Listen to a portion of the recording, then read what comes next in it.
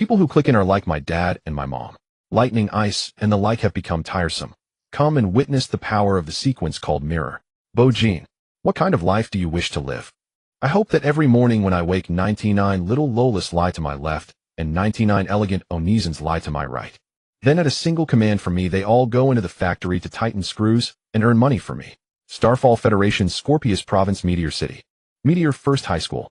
Before the sequence awakening, Yu Yacheng had just thrown a tricky question at Bo-jin. Bo-jin lifted his gaze. The girl before him was his classmate. She could be called the epitome of long black straight hair, tall and slender with a delicate face, her smooth jet black hair naturally draping over her shoulders. Yet the black sailor uniform wrapping her body, that lazy posture leaning against the wall along with the gum she chewed nonstop, all made her seem like a delinquent beauty. As she spoke, Yu Yacheng was also sizing him up. Bo-jin possessed a clean, handsome face full of youthful air, yet in his clear eyes there always seemed to linger a faint melancholy. He looked like someone with a story. At his words, the girl glanced at Bo-jin with a mix of surprise and disdain. Is that all the ambition you have? You'd use Lolas and Onizans just for that? Bo-jin shrugged. What else would I use them for? I'm broke. Otherwise, why do you think I run errands every day to buy soda for you? Yu Yacheng blew a bubble and folded her arms. Fine. So you're that short of money. Then name a number. How much would it take to buy out all your worries? As long as the price isn't utterly outrageous, I'll pay it. The price, however, is that from then on you'll belong to me. At those words, Bo-jin's eyes instantly turned strange.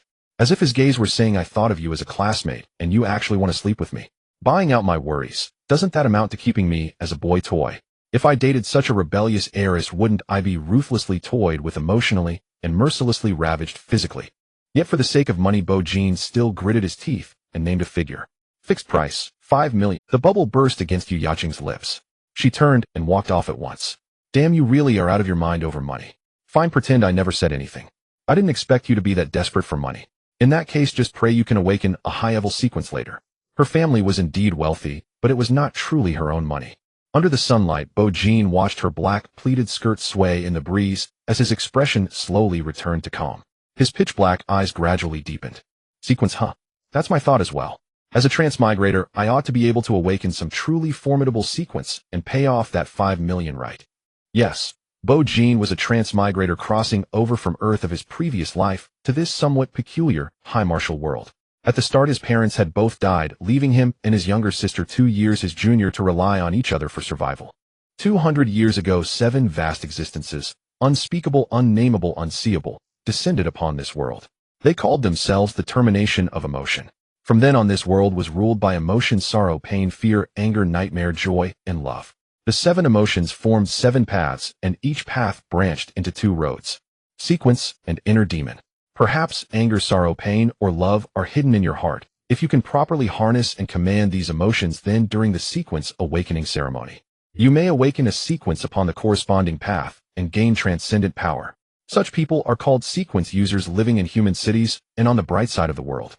Yet if you cannot master the sorrow, pain, or fear in your heart, and are instead ruled by these emotions and lose your reason, then an inner demon will be born and your body will twist into something aberrant. Such beings are called false men or fallen ones, dwelling in the wilderness beyond the cities and on the dark side of the world. Sequence and inner demon stand opposed. Sequence users and fallen ones are mortal enemies. And today is this world's one-seer sequence awakening ceremony. When catastrophe descends, it is the emotion hidden deep within your heart that becomes your first-line weapon against danger. Students, today marks the most important moment in your lives. I won't say much more.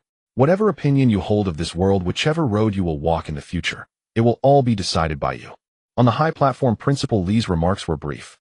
Soon the sequence awakening began. The line started to move toward the awakening stone. Bo-jin and Yu Yacheng stood in the long line. The delinquent beauty now had a pink lollipop in her mouth, her expression flat, as though nothing at all had happened just moments before. On the high platform, the director of discipline shouted into a megaphone, Chun Jiao. Awaken sequenced grade painful mask path of pain. Jiang Yent. Awaken sequence grade fire fist path of anger. Pan Jinlian. Awaken sequence grade ecstasy path of joy. To one side, Principal Lee gave an almost imperceptible shake of his head. In recent years, the student quality of Meteor City had been declining, and this year was even worse. Dozens of students had awakened in succession, yet not to mention the top-tier grade. There was not even a single A grade among them. With the upcoming city-level tournament, what could Meteor City possibly use to compete against other cities? Would they end up dragging behind like in past years? If things went on like this, Meteor City might even lose the right to participate. At that thought, Principal Lee let out terminations of emotion above. Please grant Meteor City and Scrade. If that happens, I would gladly live a few more years. Next, Yu Yaching from class 3-9. Soon the director called the delinquent girl's name. I'm up, Bo-jin. The delinquent beauty bit down on the lollipop, crushing it, and casually tossed the stick onto the ground. Then she walked toward the awakening stone. Yu Yaching. Awakened sequence, a gray blood crow path. At this, Bo-jin's gaze flickered. The awakening stone's function was to sense the emotion hidden deep within you, then commune with the corresponding termination so that it would grant you a sequence. The deeper your emotion, the higher the grade of your sequence. He looked at Yu Yaching's back with some surprise. This seemingly rebellious, rich, delinquent girl carried such profound pain in her heart. A grade. On the high platform, Principal Lee finally exhaled in relief. At last, a grade. Otherwise his face would have been utterly lost. Now if only an grade would follow. In that case, he would even be willing to serve as mayor. Next, Bo-jin from class 3-9. Bo-jin walked forward at an unhurried pace, brushing past Yu Yaching. From behind him came the girl's voice, no longer flippant. Bo-jin, good luck. Bo-jin's steps halted for a moment. He nodded slightly. Thank you. When he reached the awakening stone, the awakening officer at the side said, Student, place your hand on it. Bo-jin extended his hand and pressed his palm against the awakening stone, hard and ice cold. The awakening officer continued, whichever path sequence you believe you can awaken, silently recite in your heart the proverb of that path's termination. Only by reciting the proverb will the termination grant you power. Bo-jin slowly closed his eyes. Memories he would rather not revisit resurfaced in his mind. He murmured softly in his heart, between illusion and reality there is no boundary, in eternal night all shall sink. In the next instant, under the awakening officer's stunned gaze, blinding golden light erupted upon the awakening stone, and then soared into the heavens, dyeing the entire sky in gold. In Meteor City, anyone who lifted their head could see that dazzling, scorching, majestic radiance above the school. On the high platform, Principal Lee sprang to his feet, face alight with joy and horror. Holy, it really isn't Scrade. At the same time, a stream of information appeared within Bo-jin's mind. Between illusion and reality there is no boundary, in eternal night all shall sink. Path of Nightmare SS-rank Sequence Mirror. Awakened. The proverbs of the 7 emotional paths: sorrow, when the heart's lake dries, heaven and earth weep as one. Anger, fiery blaze scorches the heart, and all realms burn.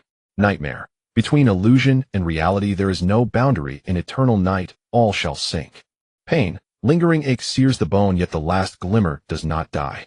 Joy, dawn of night mingling with all dust in gentle light. Love, tides of life rise and fall as the whale sinks into the sea. Fear, forever fallen into the abyss where the long night never ends. Sequence Mirror. Rank SS level unique. Path first tier Nightmare. Current Nightmare value 20. Advancement condition: use Mirror World to clear a demon domain once within the dark side. Basic weapon: Shattered Mirror Blade. Shattered Mirror Blade, after the mirror is broken it shatters into countless fragments that can be condensed into any weapon. Initial skills: Twin Mirrors, Refraction, Mirror World. Note, each advancement grants one additional skill. Twin Mirrors: the mirror reflects the body and copies a mirrored clone.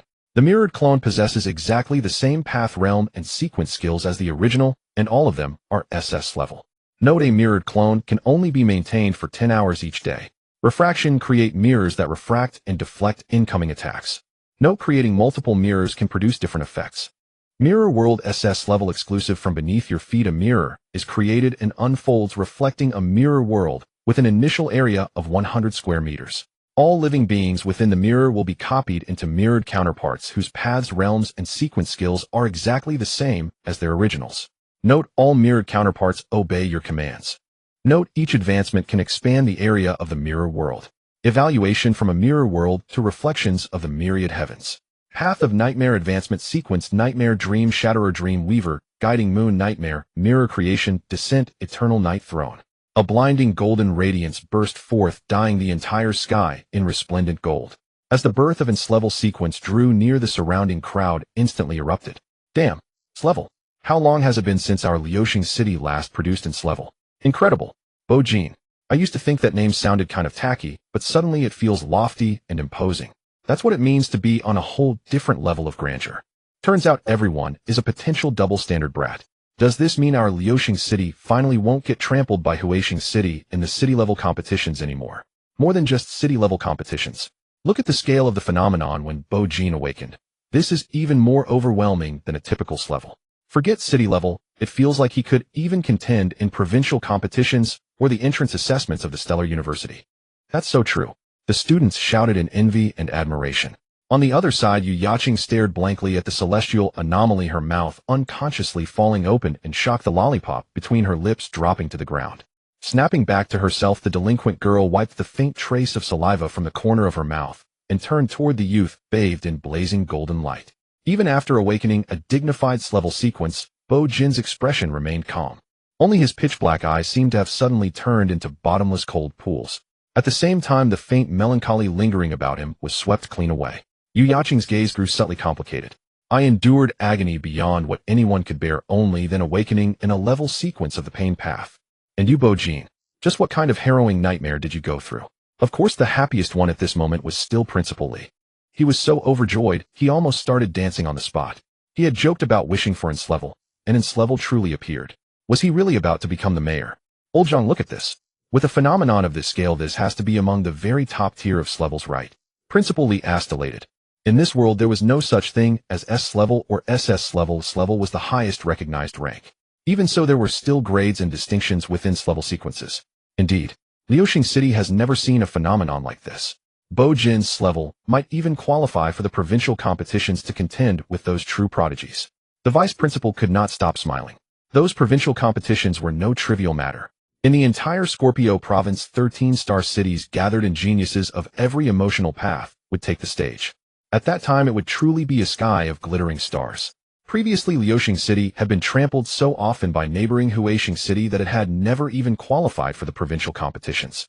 Now, with Bo Jin's emergence, there might finally be a turning point. After considering for a moment, Principal Li said, in that case, have them bring up the degenerate. Let Bo Jin give it a try. The vice principal was briefly stunned. Don't we usually let the students spar with? In previous years, after their sequences awakened, students would spar with one another to familiarize themselves with their skills and to help screen candidates for the later city-level competitions. Principal Li gave him a look. You want level to spar? Isn't that just crushing them by a whole dimension? The vice principal suddenly understood. Right, of course. I'll go notify them right away. Not bad at all, Bo Jin, your sequence rank ended up higher than mine. Now I'm getting all fluttery again. Yu Yaqing clamped a lollipop between her teeth, her voice trembling slightly, as her beautiful eyes seemed to turn into starry orbs of worship. Bo Jin, does what you just said still count? If I go back and scrape together the money, how about I just buy you outright for 5 million? Would that be alright? Seeing this delinquent beauty pretending to be a sweet little girl, Bo Jin felt extremely awkward. No, don't be like that. Drop the act.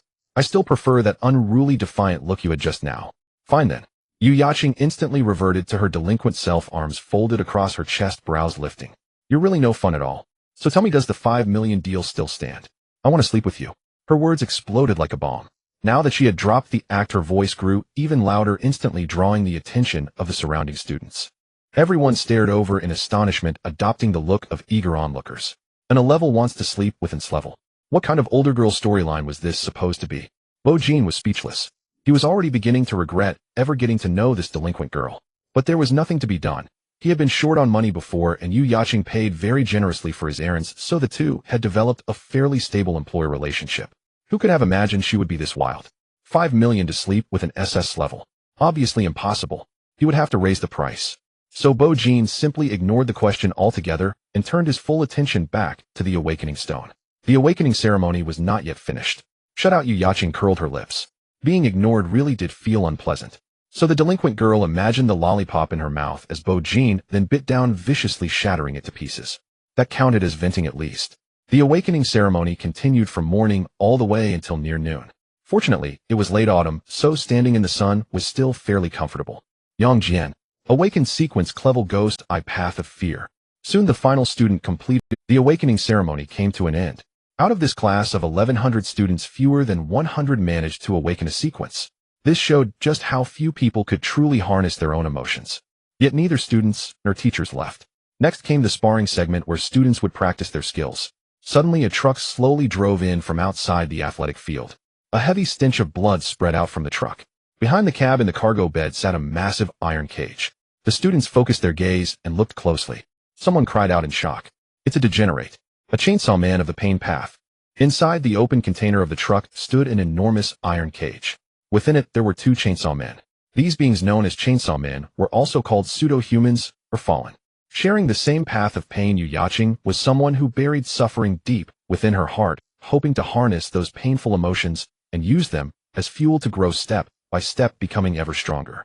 Thus Yu Yaqing awakened in a rank sequence called Blood Crow, becoming a sequencer. The fallen, however, were entirely different. After tasting pain, they simply abandoned themselves, thinking that since this world does not need them, they in turn need nothing from this world. So they simply choose to destroy everything around them, to destroy the entire world.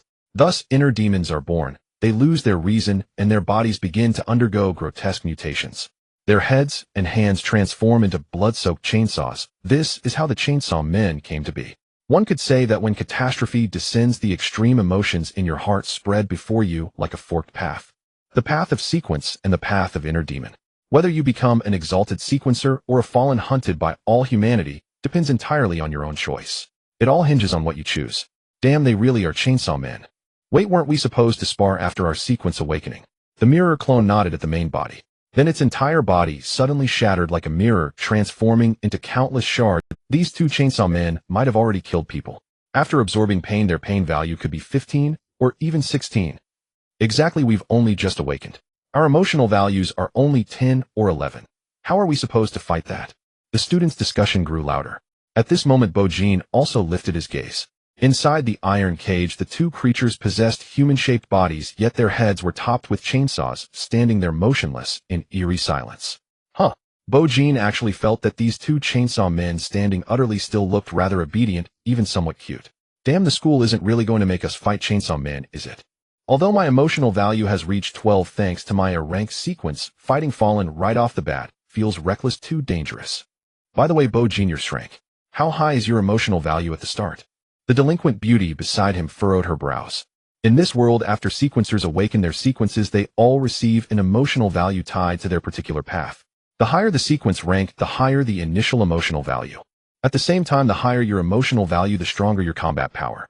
It was like a certain Blue Silvergrass novel world from his previous life, where combat levels ranged from 1 to 100. This world was similar. Combat strength was divided by emotional values from 1 to 100. After becoming a sequencer, ordinary ranks, such as F and D, began with an emotional value of 10. For C and B ranks, the initial emotional value would reach 11. For a rank like Yu Yaqing, it would reach 12. As for rank, it might start at 13, 14, or even 15 and higher. Throughout the history of the Stellar Federation, the highest recorded initial emotional value was 18. The holder of that rank sequence had already become one of the greatest powers and authorities alive. Hearing Yu Yaqing's words, Bo-jin glanced at his own sequence panel. Current nightmare value 20. Innate full soul power, huh? Impressive. No wonder he was the sole SS rank chosen by fate. Bo-jin asked earnestly, if I tell you my starting nightmare value is 20, would you believe me? Yu Yaqing was momentarily stunned. Then she turned her head away. If you don't want to say it, forget it. It's not like I care to know. Bo-jin fell silent. Clearly speaking the truth only earned disbelief. On the high platform, Principal Lee listened to the students' chatter and rose to explain, students, there is no need to worry. You will still engage in ring matches from which we will select those who will participate in the city-level competition tomorrow. As for these two fallen, they are reserved for Bo-jin, our rank. Of course, both Chainsaw Men have been sealed by Teacher Lee. If any of you wish to try playing around with them, that is also allowed. I'm in a good mood today. Do as you please, even if you break them. Everyone breathed a collective sigh of relief. As long as they wouldn't be sent up against them right away, it was fine. Then they turned their gazes toward Bo-jin, whose face remained utterly expressionless, their eyes filled with envy, jealousy, and resignation. Compared to ordinary people, they were prodigies. But when compared to a true genius like Bo-jin, they were clearly lacking. Soon after, the two Chainsaw Men were released from the iron cage by Teacher Lee and then hauled onto the ring. There were two platforms on the field. Each Chainsaw Man stood upon one. Teacher Lee, whose full name was Li Jian, was Principal Lee's nephew. His emotional value had already reached 35. He had awakened in a rank sequence on the path of fear called Warden and was at the third tier known as Watcher. He was the ace teacher of Meteor First High. Everyone, don't be afraid. These two Chainsaw Men have already been sealed by me. Any student who wishes to experience their first battle against a fallen may step up. Your first opponents in today's ring matches will be them. Li Jian shouted loudly from the platform. Only when the two Chainsaw Men stepped out from the shadow of the cage and into the sunlight did the students truly see their blood-streaked bodies tightly bound by iron chains forged from black mist. This was the power of the Sequence Warden. No wonder one Chainsaw Man had just now seemed as meek and quiet as a baby. It turned out the teacher had been suppressing him. With that, what was there to fear? I'll go. Soon a student stepped forward of his own accord. Good Jiang Yin, your courage is commendable, Li Dian said with a smile. Jiang Yin had awakened a rank sequence on the path of anger called Fire Fist. His initial emotional value was 11, and he was at the first tier berserk. He stepped forward to face the Chainsaw Man, and it was as if sparks of fury ignited within his eyes. Those who awakened sequences on the path of anger were rarely timid people. There's still one more Chainsaw Man. Who will take it? Li Jian looked around. I'll go. The voice of the delinquent beauty sounded beside Bo Jin. Yu Yaqing pulled out another cola-flavored lollipop, tore open the wrapper, and popped it into her mouth. Her words came out slightly muffled. Bo Jin, I'm going up again. I want to see which of us, both walking the same path of pain as Chainsaw Man and I, is the greater the king among jokers. Bo Jin, will you cheer for me? Having lived through a painful life, one becomes fearless of everything. Clearly Yu Yaqing was like that. Bo Jin studied the girl for a few more moments and replied earnestly, I'll be cheering for you. Yu Yaqing smiled. Just before stepping onto the platform, she suddenly turned back and asked, Hey, I heard SSS-rank usually start with 2 skills. What about you? How many skills do you have? Yu Yaqing was right. Sequencers below SSS-rank only had 1 skill at the start. SSS-rank usually possessed 2 skills. Then Bo Jin glanced at his sequence panel and said with perfect seriousness, I have 3 skills and 1 weapon. Yu Yaqing stopped smiling. She pulled another lollipop from her pocket, tossed it to Bo Jin, and turned to leave. Come on. Bragging is fine. Anyway, this one's for you. When you go up later, eat it while you fight. That'll look really cool. Paired with your face, it'll mesmerize thousands of girls. Bo Jin caught the lollipop and lowered his gaze. Pineapple flavor. It was exactly the kind he liked.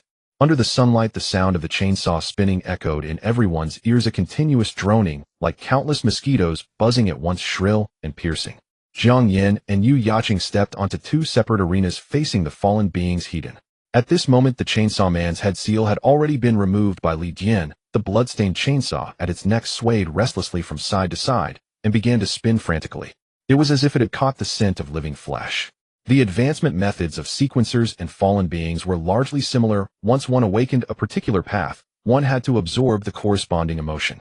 If the emotion was pain, then one had to absorb either one's own suffering or that of others, and then offer it up to Zhongyan, so that it might bestow strength in return. Sequencers usually chose to inflict pain upon themselves or others to increase their pain value step by step, ascending through the ranks. The fallen, however, were different, more deranged and more fanatical, concerned only with making others experience absolute suffering. These 2 chainsaw men, for example, had literally sawed several living people apart, slicing them into pieces, reveling in the agony of others. Thus, the instant they sensed the presence of living humans, the chainsaw men became violently agitated. It was a thick, fervent craving for pain and for advancement. The roar of their activated chainsaws reverberated in everyone's ears as the nauseating stench of blood grew ever stronger. Some students were already visibly uncomfortable, and a few ordinary students, recalling the grotesque chainsaw dismemberment scenes, actually began to vomit on the spot. Principal Li hurriedly informed the dean of students, instructing him to escort all ordinary unawakened students back to their classrooms. Soon fewer than 100 sequencers remained on the playground. Principal Li deliberately observed the SSS-rank student he valued most. Seeing that Bo Jin's expression remained utterly calm, like an ancient well untouched by wind or waves, he nodded in satisfaction. He thought worthy indeed of being the future hope of Meteor First High. If you're ready, then let's begin, he announced. The chainsaw men can only move their heads, so feel free to attack without worry. Also remember to recite the sequence incantation before activating your skills, Li Jian reminded them. In the next instant, the battle between sequencers and fallen officially erupted. Jiang Yin struck first, sparks of flame igniting in his eyes. Blazing ember burns the heart, and all under heaven turns to ash. Fire Fist. In an instant, a layer of dazzling flames enveloped his fist, and he punched forward with explosive force. The flaming fist burst forth from his knuckles, surging straight toward the chainsaw man's head. At the same time, the chainsaw man did not remain idle. The blood-soaked chainsaw at its neck spun up to high speed, spraying dense blood mist into the air. Amid the shrill roar, the chainsaw swung down directly to meet the incoming Fire Fist, under the stunned gazes of everyone present. The flame-wreathed fist was actually sawed cleanly in 2 by the chainsaw, and then dissipated into the air. Jiang Yin was dumbfounded. Teacher, there's something wrong with this chainsaw man, isn't there? Its pain value has to be at least 15. Li Dian's lips curled into a meaningful smile. Wrong. It's 16. Jiang Yin was completely stunned. Teacher, this isn't right. You're having an 11 fight a 16. To be honest, it was no different from a level 11 fighting a level 16. As a Brank, no matter how much strength he exerted, he could only end up being crushed. Li Dian said, Brat, who told you to really fight? I only let you come up to play around and try it out in advance to let you feel the strength of a fallen. In his heart, he added that his uncle had already said these chainsaw men were prepared for Bo Jin, not for Jiang Yan. Still want to fight? If not, then step down and get ready for the upcoming sparring matches between students. Fight. Of course I'll fight. Jiang Yan threw out several more fire fists in succession, but as expected, every single one was neatly sawed apart by the chainsaw and vanished into the air. Forget it, I'm done. He snorted. Once my fury value rises to 17, I'll blast it to death with a single punch. With that harsh vow, Jiang Yan stepped down from the arena. On the other side, after seeing Jiang Yan's first punch effortlessly sawed apart by the chainsaw, Yu Yaqing's smile slowly faded from her face. She bit down on her lollipop, crushing it in one bite, and the delinquent beauty lowered her gaze to her own wrist. On her pale, slender wrist, where faint blue veins could be seen beneath the skin, countless wounds and scars were etched, some so fresh they had yet to fully heal.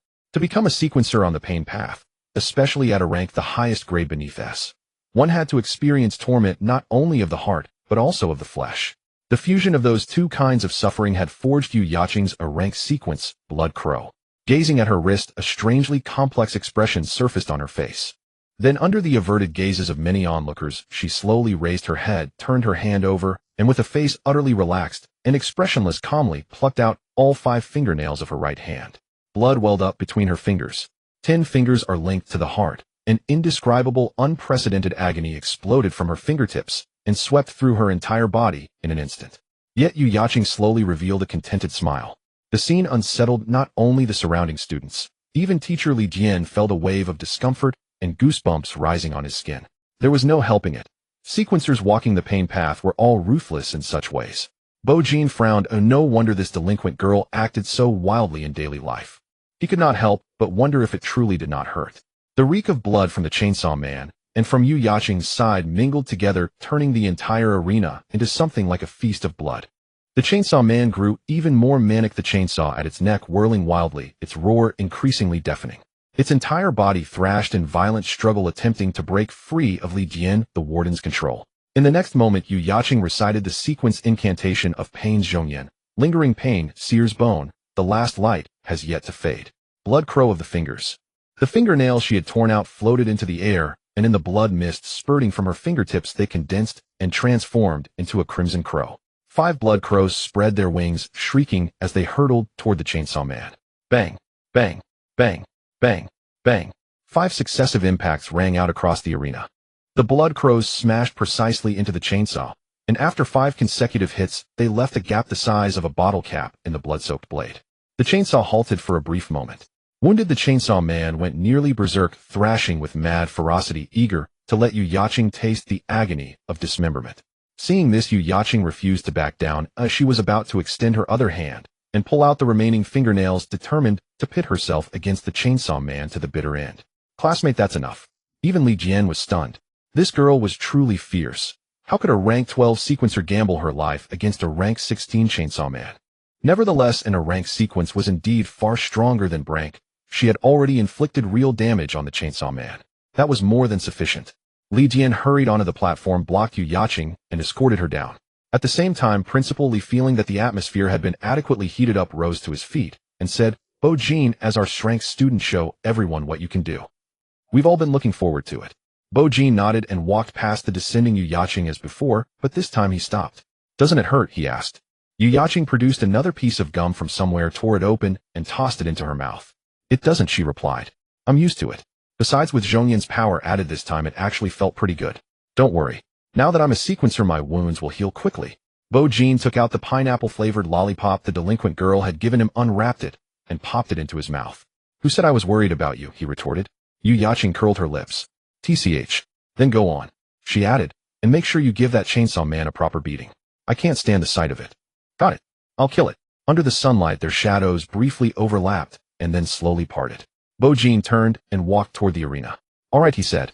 I'll beat it to death. Perhaps it was because Jiang Yan had unleashed several blazing punches, and because the stench of blood was growing ever thicker. The entire training field suddenly became oppressively hot and restless. Yet no one left. Because the true climax was about to begin, and Class Challenger something Meteor City had not seen for years, facing a chainsaw man whose pain value had reached 16. Here he comes, here he comes. The big one is coming.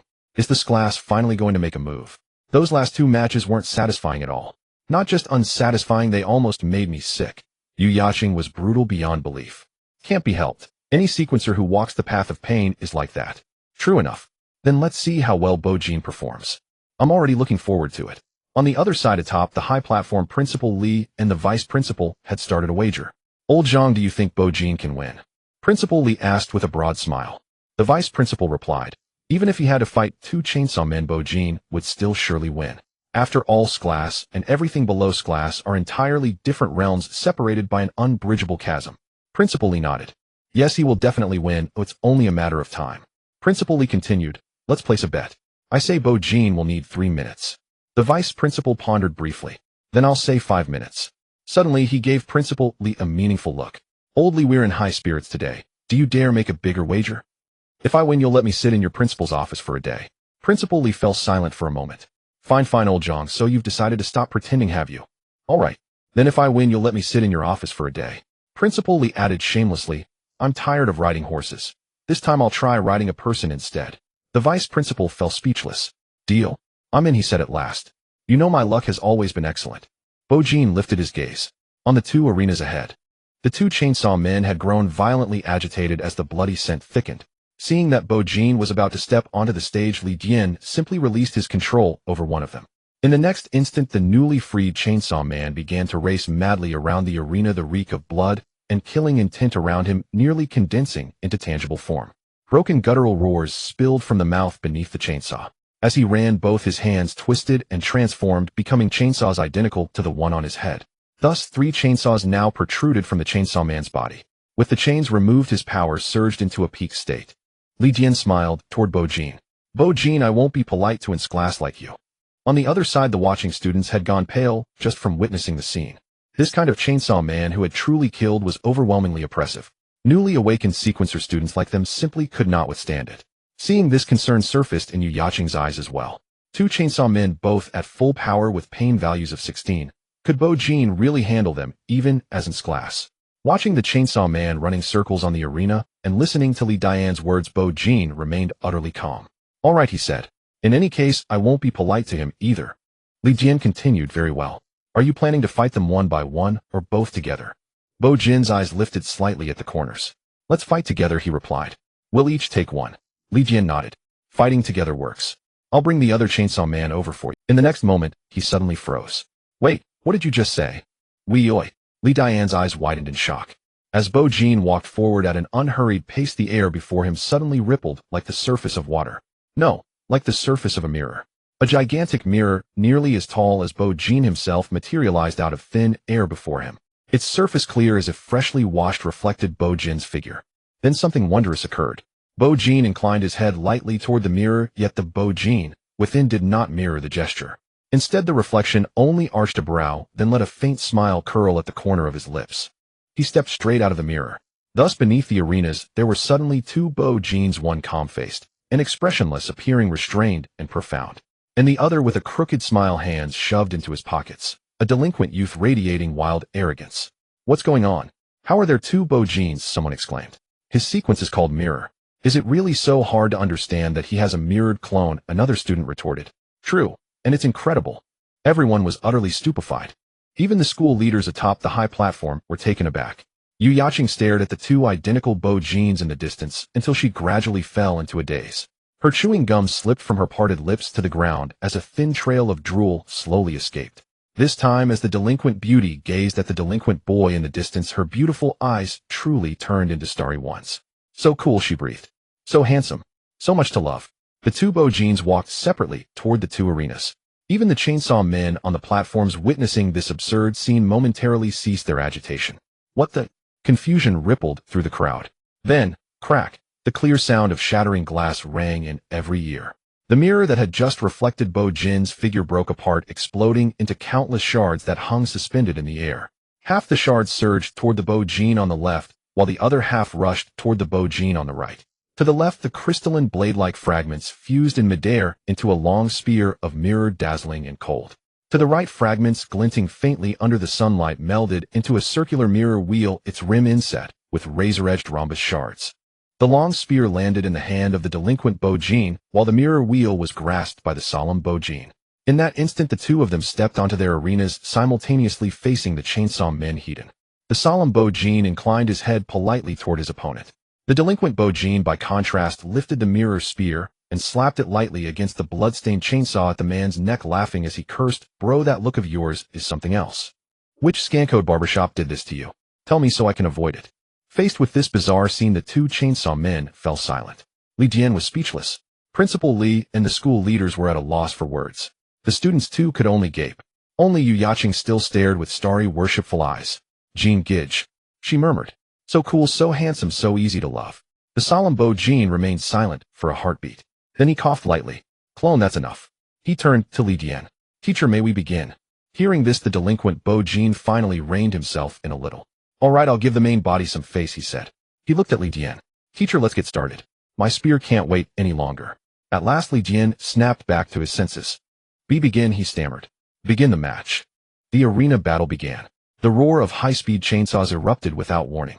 Both chainsaw men had now been fully unsealed by Li Dian. Each bore 3 chainsaws, 1 at the head and 2 at the hands, entering a state of full firepower at their absolute peak. On the right arena, amid the piercing mechanical roar, the chainsaw man charged straight toward Bo-jin's true body. All 3 chainsaws whirred madly at extreme speed, their shrill howl nearly tearing the very air apart. The chainsaw man lowered his stance, the chainsaw on his neck thrusting forward, while the 2 chainsaws on his arms spread wide to either side. 3 arcs of spinning teeth swept toward Bo-jin's body in a crushing assault. Fast, extremely fast. The chainsaw man's advantage beyond his brutal strength lay in his astonishing speed. Yet Bo-jin did not move at all. He stood there with a tranquil expression, holding the mirror wheel in hand, not even assuming the slightest defensive. Voices of doubt rose from the audience. They wondered why Bo-jin was not dodging. Yet before their exclamations had even fully fallen, the chainsaw man had already reached Bo-jin. The chainsaw at his neck struck first, its spinning teeth reeking of blood as it cleaved down toward Bo-jin's shoulder. A harsh crack resounded under the stunned gazes of the onlookers. A clear, crystalline, shattering sound rang out. A mirror surface shimmered into existence out of nowhere above Bo-jin's shoulder, glinting faintly under the sunlight. The instant the chainsaw teeth touched the mirror, the entire attack trajectory was forcibly deflected. The spinning blade howled past Bo-jin's ear, missing him by a hair's breadth and biting into empty air. Refraction. Bo-jin created a mirror that bent the attack away. The skill took effect. Immediately, the chainsaw on the left arm followed. Another crisp crack sounded as yet another mirror surfaced out of nothingness. The chainsaw's assault was once more refracted, veering off into the empty air to Bo-jin's right. Then the third chainsaw arrived in close succession. A third mirror emerged and the attack was diverted yet again. 3 all-out strikes, 3 deviations. The chainsaw man's full-force assault failed to wound Bo-jin in the slightest. From beginning to end, Bo-jin had not moved even once. He merely tilted his head slightly to avoid the blood mist raised by the redirected chainsaws, then lifted his gaze and offered the chainsaw man a courteous smile. "My apologies," he said softly. "I let all your strikes go astray." The arena fell utterly silent.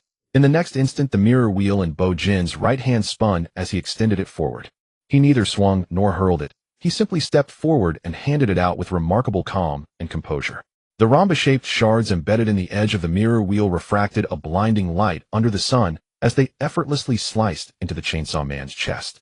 The chainsaw man's body went rigid. He lowered his head to stare at the neat cut across his chest, feeling the mirror while turning within his thoracic cavity, carving through his organs and flesh. The chainsaws that had twisted his neck and hands still spun at full speed, yet he could no longer muster any strength. With a heavy thud, his entire body crashed to the ground. Thus the battle on the right arena came to an end, so fast it bordered on the outrageous. At the same time, compared to the calm elegance of the true body, the left arena was displaying Bo-jin's frenzied side. Ha ha ha. Perfect timing. The boorish Bo-jin's arrogant laughter seemed to shake the entire school. On this side, the other chainsaw man likewise rushed in at the first opportunity, swinging down his chainsaws at Bo-jin. Yet with 3 clear rings, 3 refracting mirrors appeared together, sweeping every attack aside, without leaving a trace. The skill deployment was identical to that of his true body, but what followed was utterly different in tone. The delinquent Bo-jin burst into laughter as he raised the mirror spear and drove it straight forward. A wet, tearing sound accompanied the spear tip as it pierced into the chainsaw man's shoulder. The man stumbled back a step, his body writhing as the 3 chainsaws roared again, hacking down once more. But once again the strikes were refracted, diverted, rendered futile. The delinquent Bo-jin ripped the spear free, flinging up a great cloud of blood mist then lifted his hand for another precise thrust that pierced straight through the Chainsaw Man's chest. He pulled it out and stabbed again, over and over, even laughing in delirium as he did so. Huh. Chainsaw Man, is it? You like your cuts crooked, do you? Fancy hairstyle, is it? Won't even tell me the shop name, so I can avoid the disaster, will you? He jeered as he raised the mirror spear and rammed it mercilessly into the Chainsaw Man's body. Refraction mirrors kept flaring and shattering around him, continuously diverting every counterattack the Chainsaw Man attempted. His spear, however, never paused for even a second. Thrust followed thrust, so quickly that only afterimages remained. The Chainsaw Man's body looked as though it had been turned into a wasp nest riddled with holes as blood gushed out in torrents. Ha ha ha. Come on. Keep sawing me. He howled. Trash. Useless.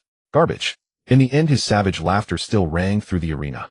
Bo-jin ripped the spear out of the Chainsaw Man's body, then leveled it at the man's throat and drove it in with brutal force, jerking it upward in a vicious lift. Blood surged out in a wild fountain. The chainsaw on the man's neck was sent flying into the sky by the sheer force, as though his head had been torn off. His headless body crashed to the ground. Thus the battle on the left arena was also concluded. The two fights had started almost simultaneously and ended almost in the same breath. Principal Lee, still stunned, tapped the timer. The time froze at 37 seconds. The entire venue fell into dead silence. Li Jian stood between the two arenas, his face ashen with shock, his lips faintly trembling. In all his years of teaching, it was the first time he had encountered someone like Bo-jin, split between personas, delivering instant kills and indulging in brutal, torturous slaughter. Bo-jin was so overwhelmingly strong that neither Chainsaw Man's blades had managed to touch him even once. Students exclaimed that a single rank was already terrifying, yet he had manifested two. They cried out that it was defiance of heaven itself, that such a person was hardly human at all, like a mortal body standing shoulder to shoulder with gods. They questioned whether he had truly only just awakened. Praise erupted, some insisting he must have cheated, others simply dazed. Bo-jin's performance compared to that of Jiang Yin and Yu Yaqing earlier was like the radiance of a full moon versus the flicker of fireflies. Yu Yaqing was so shocked that she had forgotten to stuff lollipops and chewing gum into her mouth, leaving her lips idle for once. On the high platform, several school leaders exchanged bewildered looks. Principal Lee stared at the frozen 37-second mark and muttered, "Old Zhang, which one of us won?" The vice principal was utterly dumbfounded. "I have no idea," he replied. On the arena, under the vacant stares of the crowd, the deep, composed Bo-jin retrieved his mirror wheel and walked down with quiet steps. On the other side, the delinquent Bo-jin slung the long mirror spear over his shoulder, the corner of his mouth curling into a grin like a returning dragon king. "Refreshing," he said. The two Bo-jins stepped down from the arenas at the same time. They met each other's gaze. Then the delinquent Bo-jin winked at his true body, and in the next moment his entire form shattered, dissolving into countless mirror shards that streamed back into the deep Bo-jin's body. A soft breeze brushed past. Only a single Bo-jin remained standing quietly in place. The sunlight stretched his tall, slender silhouette as the serene, handsome youth slowly walked toward the distance. It was as if that swaggering, deranged youth had never existed at all. From the high platform, Principal Lee's excited voice echoed out. "Bo-jin, please come to the office," he called. "I have something to ask of you. Know something to discuss with you. Also, Yu Yaqing will be admitted directly to the school team without further competition and will participate in the city-level match against Comet City the day after tomorrow. The remaining students will now commence arena sparring," he continued. "From these bouts, we will choose the members of the school team." 37 seconds. A newly awakened sequence user took only 37 seconds to incapacitate two chainsaw men with a pain value of 16. Lao Zhang, would you believe it if this got out? In the principal's office. Recalling the astonishing scene just witnessed, Principal Lee and Vice Principal both trembled slightly as they lit a cigarette, slowly exhaling a cloud of smoke. It helped calm their excited hearts a bit. "If I hadn't seen it just now, I definitely wouldn't believe it." The vice principal's hand trembled noticeably more, nearly dropping the cigarette. "This is too bizarre. But I witnessed it all. This damn..." Suddenly the vice principal exclaimed a curse. It was really satisfying to watch. "Me too." Principal Lee's face was lit with an uncontrollable, excited smile. "Lao Zhang, we might have an extraordinary talent at Meteor High School. A genius, a true, unparalleled genius." Based on Bo-jin's performance in battle, being rated S-class by the Awakening Stone indicates that the highest sequence level is only S-class. Moreover, his initial emotional value is likely an unexpected number for all of us. Suddenly Principal Lee asked Lao Zhang, "What about our bet? Who won?" The vice principal thought for a moment. "Today, we are both happy. Then let's call it a win-win." Knock, knock, knock. Bo-jin arrived at the principal's office door and knocked. After hearing a response from inside, he pushed the door open and walked in. There were two people in the office. One was sitting in the principal's chair while the other was looking out the window. Both were facing away from him. Thus Bo-jin politely greeted them. Principal. Principal Zhang. In the next moment both turned around simultaneously. The vice principal's face turned around from the principal's chair, while where the vice principal should be standing stood Principal Li. Haha, I didn't expect this, did you, Bo Jin? We made a bet. So today, I am the principal. The vice principal laughed heartily. Bo Jin. What a pair of lunatics, truly helpless. Forget it as long as these two old children are happy. Soon Principal Li got to the point. Bo Jin, you should know that the day after tomorrow we will have a city-level competition against Comet City next door, right? Bo Jin nodded. Then do you know why this city-level competition exists and why it starts the day after the Sequence Awakening Day? Bo Jin's eyes revealed confusion. To be honest, he really didn't know. Because Meteor City had been crushed by Comet City for 7 or 8 years, most citizens, including him, had grown indifferent to these competitions. Whatever happens, happens. Life was already quite desperate, and looking at the competition, the results were even more despairing. Not understanding is normal, it's okay, let me explain. Principal Li spoke, gently, exceptionally patient. We are located in a large area called the Star Federation, and the Federation is divided into North and South, with the North being the Northern Dipper Province, and the South being the 12 Zodiac Province.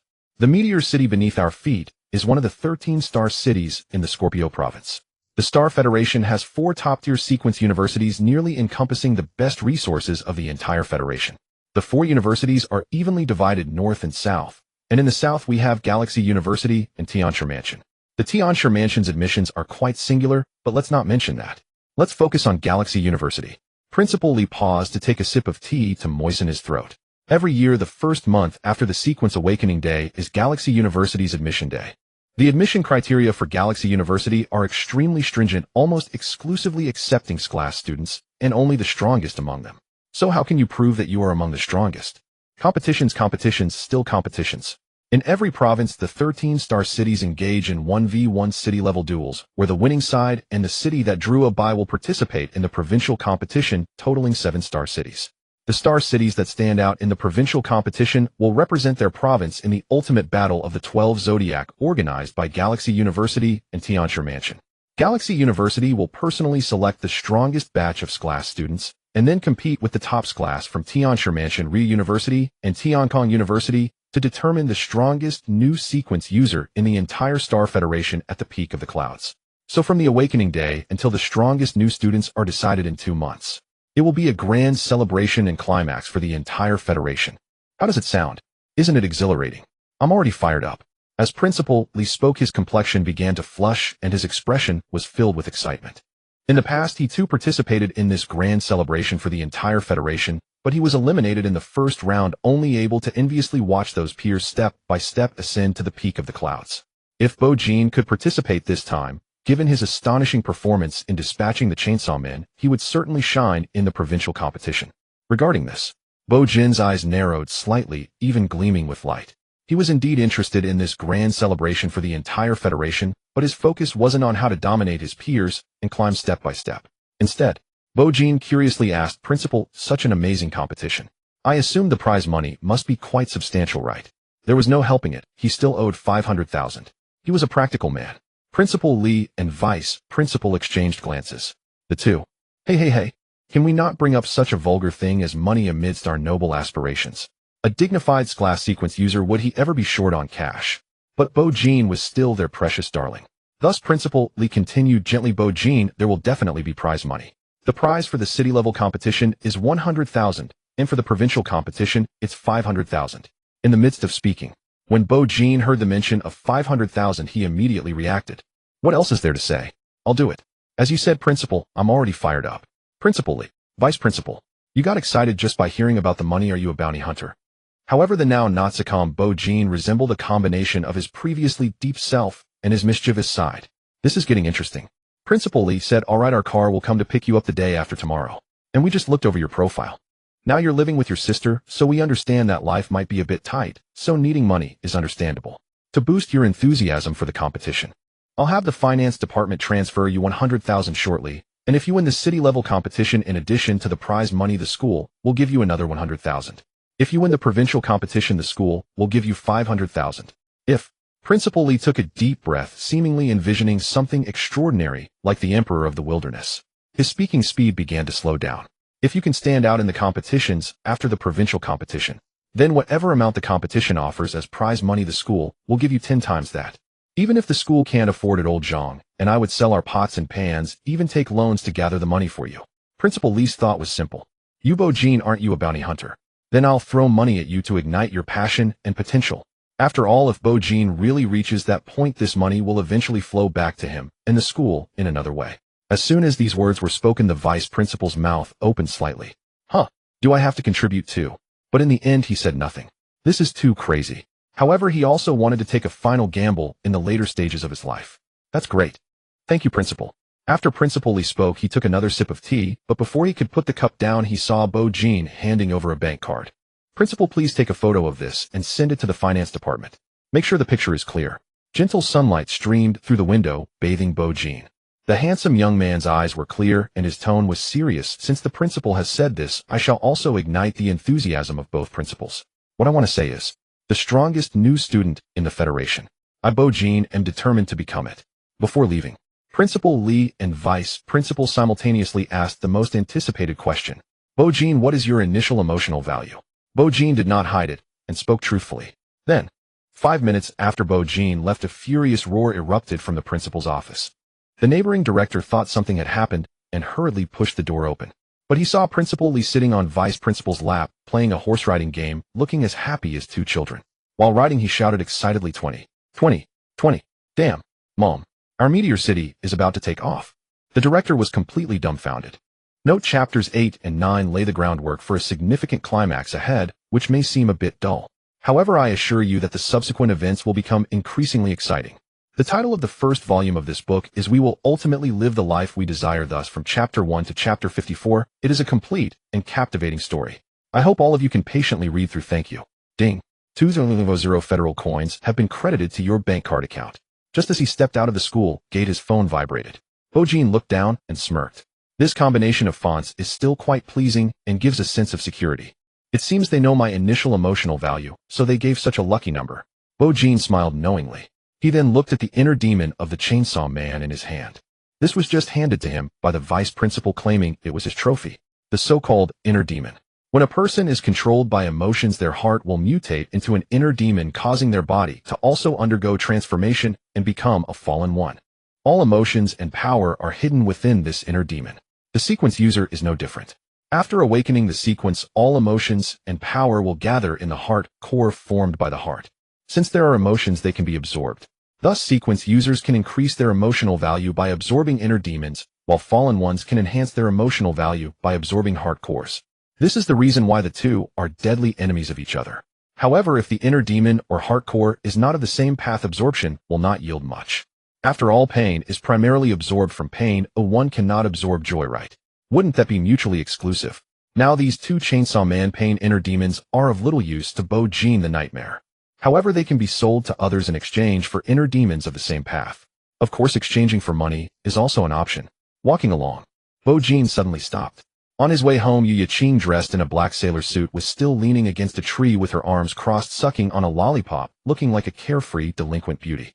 But this time the sunlight filtered through the overlapping leaves, casting golden spots of light on the girl's fair and beautiful face and delicate calves. The gentle breeze blew, lifting her smooth black hair and pleated skirt. She looked simply radiant. Suddenly Bo-jin found this benefactor quite attractive. Bo-jin thought, it's a pity she's too wild. When she fights, she might pull out nails, blood gushing. Who can withstand that? Meanwhile, upon seeing Bo-jin approach, Yu Yiqing revealed a beautiful smile, directly covering her skirt and jogging over. Hey Bo-jin, what about that avatar of yours? He was so cool and handsome, I loved him. Can you bring him out again? No, my avatar can only be used once a day. They walked in this formation for 3 minutes before Bo-jin came to. Unbeknownst to Yu Yiqing, behind him, she bumped into him. Ouch. My head. Bo-jin glanced sideways. Can a sequence user of the pain path still feel this little pain? Yu Yiqing rubbed her head and replied irritably, Big brother, I feel both pleasure and pain, not just pleasure without the pain. Why did you stop? Bo-jin said, I'll be home in 5 minutes. You don't need to walk me, thanks. Yu Yiqing asked, aren't you inviting me to your house for a visit? Bo-jin remained silent, simply looking at her calmly. After 3 seconds of eye contact, the delinquent girl Alright, I just thought since you awakened this level nightmare path sequence, there must be a deep nightmare hidden, so I want to understand you. Bo-jin retorted directly, then why don't you tell me about the pain deep in your heart? I won't talk about it. Bo-jin turned around, then forget it. Alright, let's end it here. You should head back now. See you at the competition the day after tomorrow. Under the sunlight, Bo Jean's silhouette gradually lengthened. The two drifted apart. Suddenly, Yu Yiqing shouted from behind, "Wait. He'll offer 5,000. I want to buy a day of you." Under the sunlight, the two quickly approached each other. Bo Jean smiled and opened the payment code. "Oh, why didn't you say that sooner? Let's go to the market first, then to my house, my sister, and I will cook for you." "Bo Jean, why have I never heard you mention having a sister?" On the way, Yu Yiqing asked. Bo Jean initially wanted to reply, "Doesn't my silence mean I don't have one?" But suddenly realized this was a paying benefactor and couldn't just retort. So he replied politely with a smile, "When we get to my house, you'll see my sister is 2 years younger than me, very beautiful and cute." As he spoke, Bo Jean stopped. Not far away, several delinquents with hair dyed in various colors, looking even more carefree than Yu Yiqing, stood there blocking their way. What does this mean? Yu Yiqing instinctively pressed her nails down. "It's nothing, just some debt collectors. Wait here, I'll handle it." Bo Jean appeared unfazed. "Bo Jean, how's it going today, Brother Mao?" Bo Jean approached the leading delinquent and greeted him very familiarly. Then he smiled and said, "Could you please tell Sister Fox that I've awakened? Within a month, I will repay that." Brother Mao, dressed in a floral shirt with dyed red hair, lit up with excitement upon hearing Bo Jean's words. "Really awakened? What level?" Bo Jean answered honestly, "S-level." Brother Mao, hearing the first half of the S, initially thought Bo Jean had awakened to a level and immediately exclaimed, "Good job, Bo Jean, you've made it big. A level is quite impressive. The leader of the Poison Snake Gang is just a stinky level." Suddenly Brother Mao realized, his jaw dropped in shock. "What? S-level? Little Jean, you wouldn't be lying to me, would you? That's in S-level. How could that be?" "I wouldn't dare lie to you or Sister Fox," Bo Jean said. Wow, wow, wow. "Little Jean, if you've made it big, don't forget us." "Of course. Alright, I'll go back and tell Sister Fox." "Okay, thank you, Brother Mao. Next time I'll treat the brothers and Sister Fox to a meal." Not far away, Yu Yiqing watched Bo Jean chatting enthusiastically with the delinquents, lost in thought. "Are you sure this is the relationship between a creditor and a debtor? No biological brothers would be this harmonious, right? I was just thinking of stepping in to help you." Soon Bo Jean finished chatting with the delinquents. They each returned home, seeking their respective mothers. "Bo Jean, what kind of bizarre relationship do you guys have? Debt collector and debtor?" Bo Jean replied seriously. "Actually, I don't know why, or perhaps people are just complex." Seeing the benefactor's confusion, Bo Jean took the initiative to explain. 2 years ago, I borrowed $1 million from Sister Fox and the others who lend at high interest. Now 2 years have passed, and that $1 million has ballooned to $5 million. So I've been working part-time, desperately running errands for the rich boys and girls at school to earn some tips. These people are truly ruthless." The delinquent girl immediately exclaimed in indignation, "It has multiplied several times in 2 years. Now that you're in S-level sequence user, the whole school is your backing. Just don't repay them. Let's see what they can do. Would they dare come to school to collect debts?" Bo Jean shook his head. "No, I will definitely repay." "Do you know why? First, even though Brother Mao and the others block me every day after school demanding repayment, they have never resorted to violence, even when I sometimes fail to earn money. Funny enough, sometimes they even buy me a bottle of soda. So over time we built a good relationship." Second, Bo Jean paused. At that moment, Yu Yiqing saw an expression on Bo Jean's face she had never seen before. It was like sadness, like a lament. It was also reminiscent of nightmares. Bo Jean raised his gaze towards the gradually darkening sky and slowly said, "At that time no one was willing to lend me money because I could not repay. Except for a little money gathered by neighbors, I couldn't even borrow 5,000. It was Sister Fox and the others who without hesitation lent me $1 million, helping me through that torturous night.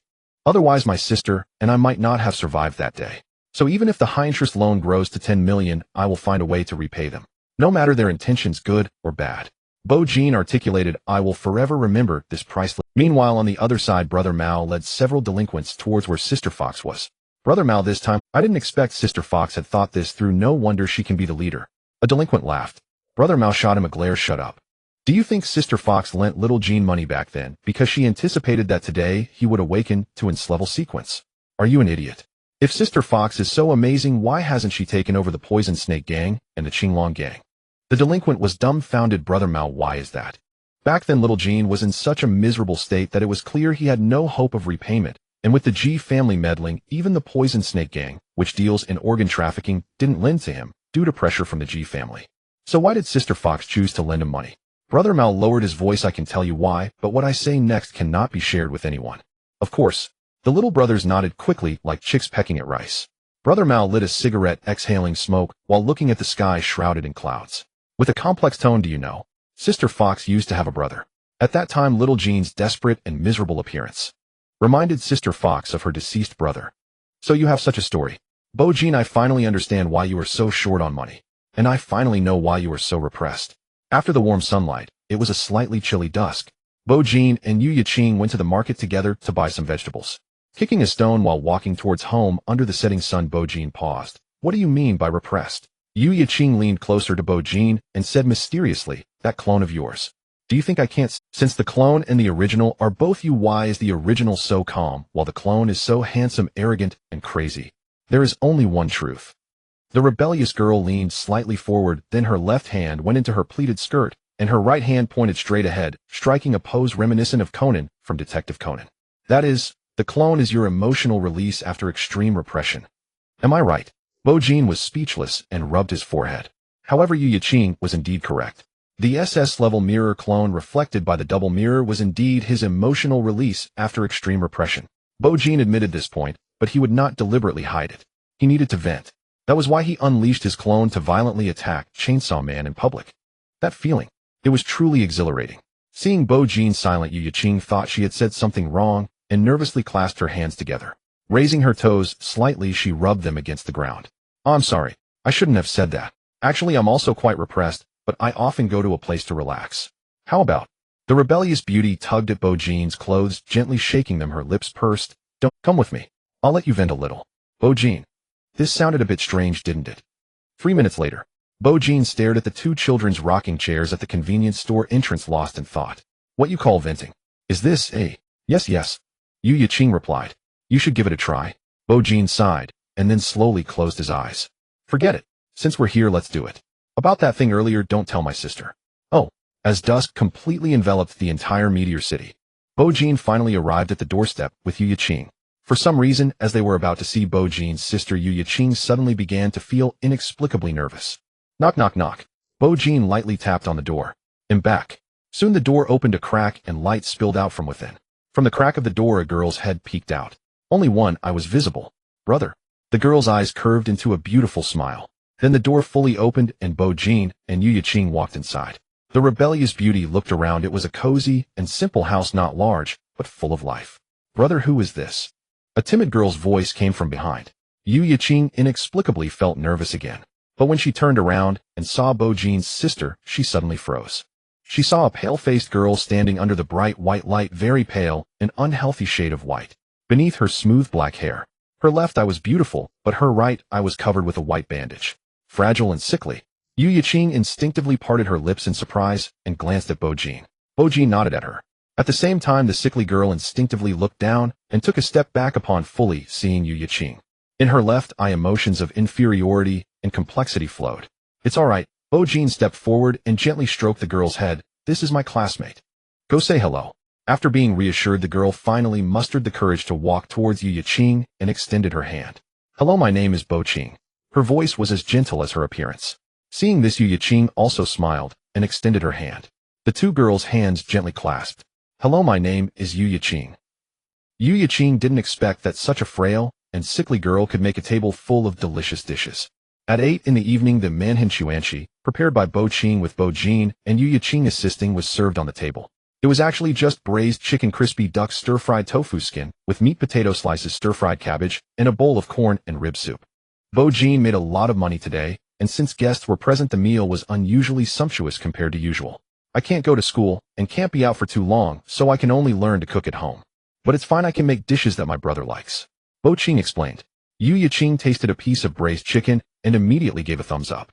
It's really delicious. I didn't expect that. Bo Jin, you not only look as cute as a character from an anime, but you also cook so well. Bo Jin smiled lightly. Thank you. But who is that character from the anime? Just an anime character, let me tell you. Yu Yiqing provided ample emotional value and was particularly good at chatting. The two girls finished this meal while chatting in a relaxed and pleasant atmosphere. So full. Thank you for the hospitality from you and Bo Jin today. But why is your sister so talkative while you seem like an abstinent god, unable to utter a word of kindness?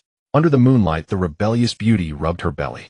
Bo Jin ignored her last sentence and looked up. The starry sky flowed like water. It was very beautiful. I should thank you. In fact, my sister is very shy and afraid of meeting strangers. But you seem to be an exception. Because of your arrival, today is the happiest day she has had in a long time. Bo Jin said. Yu Yiqing glanced at him. Is she really shy? Then why did you bring me to your home? Bo Jin thought for a moment and replied seriously. First, you gave me 5,000 yuan. Second, perhaps I think we are kindred spirits. Kindred spirits. Yu Yaqing was a bit puzzled. Yes, in a way, but I can't quite put my finger on it. So does this mean we are truly friends now? I suppose. Yu Yaqing stopped. Can you tell me why Bo Qing became like this? Upon hearing this question, Bo Jin also stopped standing in the moonlight that cast half of his figure into shadow, his handsome face becoming dim and bright. Actually, it's okay to tell you because all of this is in the past. 2 years ago, my sister had a car accident, but those two drivers not only refused to compensate, but also used their connections to wash away all responsibility. To save my sister, I was left with no choice but to borrow money from Sister Who. At this point, Bo Jin suddenly smiled, his tone flat. In the end, the result was just that those two walked away unscathed. And I got Sister Hu's loan, successfully saving my sister. You could say in a way this is a win-win situation, right? Yu Yaqing said nothing. Bo Jin's tone seemed calm, and the matter was described very briefly. But she could still detect the overwhelming hatred and killing intent through the subtle expressions in Bo Jin's description. So this is the S-level nightmare in the heart of a youth. Although Yu Yaqing didn't witness it firsthand, she could still feel how desperate the so-called no way out really was. But now Bo Jin had endured hardships and awakened to the S-level sequence. He would inevitably settle the past. If that day truly came, it would definitely be very crazy. Of course, she too. Amid their complex emotions, the two continued walking for a while. Alright, I'll leave you here. I really had a great time today, the money was well spent. But before going home, I want to ask you one last question. It's the question I asked before. Yu Yaqing looked into Bo Jin's eyes. This time you have to tell the truth. Bo Jin nodded. Sure, go ahead and ask. Yu Yaqing softly asked, Bo Jin, what kind of life do you really want to live? What kind of life do I really want to live? Bo Jin began to seriously contemplate this question. Although the previous lowly and mature women were also serious, they clearly weren't as serious. After a moment, Bo Jin slowly spoke, I want revenge. After revenge, I want to win the city and provincial competitions, as Principal Lee said, get into Galactic University, make a name in the North-South rivalry, and ultimately become the strongest freshman in the Federation. But I won't stop, I will keep moving upwards and forwards. Even if this world has no end. Yu Yaqing fell silent for a moment upon hearing this. Then in a calm tone she said, then let me share mine too. I want to find a time to completely cut ties with my filthy family, and then take a good look at this beautiful world. I always believe this world is bright, it's just that I have lived in darkness. After finishing, the two walked forward silently for another 2 steps. The two understood each other well. Bo Jin did not ask Yu Yaqing why she wanted to cut ties with her family, and Yu Yaqing did not ask Bo Jin how he planned to take revenge. Before parting, under the moonlight, the two high-fived. Then let's wish for both of us to live the lives we want. The figure of Bo Jin was no longer behind them. Yu Yaqing stretched out her palm. 2 inner demons appeared above it. The inner demon of Chainsaw Man, who took the same path of suffering as her. This was the phone that Bo Jin had placed in her hand when they high-fived, which began to vibrate. A message from Bo Jin came through. Since we're already friends, I definitely can't take your money. But it wouldn't be appropriate to return it either. I have no use for these 2 inner demons, so I'll just give them to you. Which is more precious, the 2 inner demons, or 5,000 Federation coins? It must be the inner demons. Yu Yaqing stared at the phone screen for a while. Suddenly she smiled. For the first time in her life, she had never smiled so happily. Brother, you're in S-rank sequence now. You have to dress handsomely. After resting and spending a day with his sister, Bo Jin set off for Comet City to participate in the municipal competition the following day. Before the mirror, Bo Qing helped Bo Jin assemble an outfit that perfectly matched his demeanor. He lifted it. In the mirror, the young man's eyes were as cold as stars, his features strikingly handsome, the faint melancholy between his brows replaced by an elusive sense of mystery. If Yu Yaqing was the epitome of a black-haired, long-haired beauty, then Bo Jin was the ultimate graceful young man. So handsome. Bo Qing was momentarily stunned. Brother, after awakening your sequence, you seem like a different person. People change, including you. Bo Jin said softly, don't worry. Ordinary doctors may not cure your body, but there will surely be a healing-type sequence user who can. I will find them to treat you. Everything will turn sweet after bitterness. Bo Qing nodded slightly. I know, brother. I believe in you. Then the delicate girl lowered her eyes and asked incredulously, brother, are we truly getting better? Sometimes I feel this is all just a dream. I'm afraid that when the dream shatters, we'll return to that time. The shadow of those years still loomed over Bo Qing's heart. Whenever she felt life improving, a surreal dreamlike sensation washed over her. Hearing this, a flicker of pain passed through Bo Jin's eyes. He ruffled Bo Qing's hair and comforted her, don't be afraid. Soon everything will be over. If you think this is just a dream, then I will strive to weave this dream while making this dream world eternal. Bo Qing nodded emphatically. All right, brother, you should go now. Remember to drink water, eat on time, and sleep well. He'll prepare your favorite dishes and wait for your return. He'll be back soon. Bo-jin walked out the door. Principal Lee had already sent a message that the school team's bus would arrive nearby soon. Before Bo-jin, who now commanded a SSS-rank sequence with 20 points of emotion value. The outcome of this match against Comet City was already evident. Quite dull, but there was no choice. Without participating in this match, he wouldn't receive the prize money. Only by defeating Comet City's school team could he advance to the next round of the provincial competition. Bo-jin still had to attend in person. Additionally, his nightmare value had reached 20. To continue progressing, he needed to advance in rank. To meet the advancement conditions of the SSS mirror, he had to enter the world's dark side using the mirror world to clear a demon domain once. Of course, upon advancement, his mirror clone would also advance simultaneously. Honestly, Bo-jin didn't want to give up either the municipal competition or the rank advancement. At that moment, two paths seemed to appear before Bo-jin's eyes. One led to Comet City. The other led through the world's dark side. A classic question arose when faced with two paths: which would you choose? The easy one or the difficult one? Bo-jin's answer was idiot. Easy or hard, I want both. After all, there are two of me in this world. Boundless void and reality, eternal night's descent. Bo-jin murmured the sequence mantra. The next moment, a mirror-like surface rippled into existence in the air. The mirror reflected Bo-jin's slender figure. Then the dual mirror skill activated. The delinquent Bo-jin, who could only exist for 10 hours a day, slowly stepped out from the mirror. Hey, long time no see. The delinquent youth's lips curled. Bo-jin's original body calmly looked at his mirror clone. You go attend the competition. Oh, and remember, go all out. The delinquent Bo-jin cast a meaningful glance at his original self, then turned and walked away, his lazy yet arrogant voice trailing behind. Roger that, boss. I'll vent all that pent-up frustration of yours. If I don't speak first in spring, which insect dares to chirp? Insects of this world, prepare for my wrath. Bo-jin's original body. So this is how Chinibu and arrogant I am deep down. Well, as the only SS rank in this world, if I'm not arrogant, who is? Bo-jin smiled faintly. Then he slowly walked in the opposite direction from the delinquent Bo-jin. This world has a dark side. Its direct opposite is the light side of this world. The light side refers to the cities where humans live. The dark side naturally refers to the areas where fallen ones exist. Besides the wilderness outside the cities, fallen ones often appeared within the cities as well. These fallen ones harboring inner demons would go on mad killing sprees in the cities to vent their uncontrollable emotions. Some slaughtered entire villages, others entire neighborhoods. Understand that emotions can spread like contamination. Inner demons can spawn more inner demons. Some low-rank sequence users corrupted by inner demons could no longer control their hidden emotions, causing their heart core to transform into an inner demon. Their bodies would also mutate, turning from sequence users into fallen ones. Thus, areas shrouded in blood emotions and inner demons became untouchable demon domains.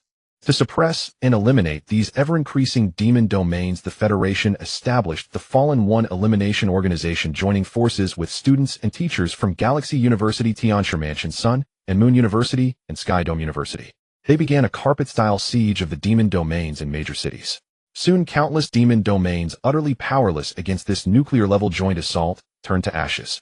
Only a few small marginal demon domains remained. At that point, a 9th-rank space-type sequence user from the organization proposed creating a vast space to contain all the remaining demon domains. This would make it convenient for young sequence users to train and slay fallen ones, gaining inner demons to boost their emotion value and achieve various rank advancements. After all, the wilderness outside the cities was still too dangerous for growing sequence users. This idea was almost universally approved by the Federation's high command at the time.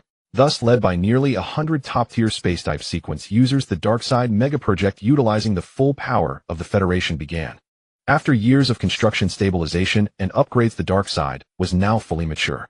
It housed thousands of demon domains of various levels, providing training and growth opportunities for sequence users across the Federation. Meteor City also had an entrance to the dark side. Soon Bo-jin arrived there. The sunlight appeared like a dividing line, separating the azure of the sky from the gloom. Bo-jin stood beneath this line, glancing back. Blue skies, flying birds, and white clouds. He then turned to look ahead again. Under the ominous sky, the trees lining the road seemed devoid of any vitality. It was merely a step away, yet it felt like two different worlds. He had already arrived near the dark side. All he needed to do was cross the straight road ahead, queue up to enter a white room, register, and choose the level of the magic realm he wished to enter. Then he could successfully enter the dark side. Scattered along the road were around 20 individuals, most of whom were students from Meteor University. Meteor University was a second-rate institution, not even comparable to the top-tier Galaxy University, and it held little prestige even within the entire Scorpius province. According to the university rankings from his past life, it could barely be considered a low-tier second-rate school. Thus, its students mostly comprised lower-tier individuals from Meteor High School 1 and 2. At that moment, the white room at the end of the road opened its doors. Two men in their 30s stepped out. The leading man shouted, "Hello everyone, my name is Chin Ran, affiliated with the logistics department of the Fallen Ones elimination organization, primarily managing the entrance to the dark side. First, I must warn you, the magic realms within the dark side truly harbor Fallen Ones. They lack reason and will use every means to torment and kill you to satisfy their inner demons and extreme emotions. Inside, people can indeed die, so you must think carefully and choose a magic realm level that matches your own capabilities. Once you've decided, form teams of 5 and line up. After registering, selecting the magic realm level will allow you to enter the dark side. Alright, you now have 10 minutes to form your teams." Immediately, Bo Jin walked towards the white room. The dark side was relatively safer compared to the mysterious vast wilderness, but it still posed considerable danger, and death was a possibility. It was somewhat akin to the secret realms and dungeons found in novels, where one could choose the difficulty of the dungeon. Simultaneously, to ensure the safety of the lower-tier individuals, teaming up in groups of 5 was mandatory. As for whether teammates would harbor murderous intentions, only heaven knew. You could choose to team up with friends or opt not to enter. "Hello, do you want to team up?" Suddenly, a gentle voice came from beside him. Bo Jin glanced over. A tall girl in a light green dress smiled at him. She was accompanied by 3 others, a muscular athlete with dyed blonde hair and a couple, the girl vibrant and youthful while the boy was sunny and handsome. "We are just one person short. Would you like to join us?" As Bo Jin was sizing them up, the girl asked again. Bo Jin politely smiled and replied, "Sure." He was just looking for someone to team up with, and they had come right to him. Soon he began chatting with the 4 of them. The girl in the dress was named Lin Wanwan, a clever sequence black feather who awakened through the fear pathway currently, with a fear value of 22, making her a second-tier whisperer. The blonde was Zhou Jun, a clever sequence blue silver hammer, who awakened through the anger pathway currently, with an anger value of 24, making him a second-tier furious one.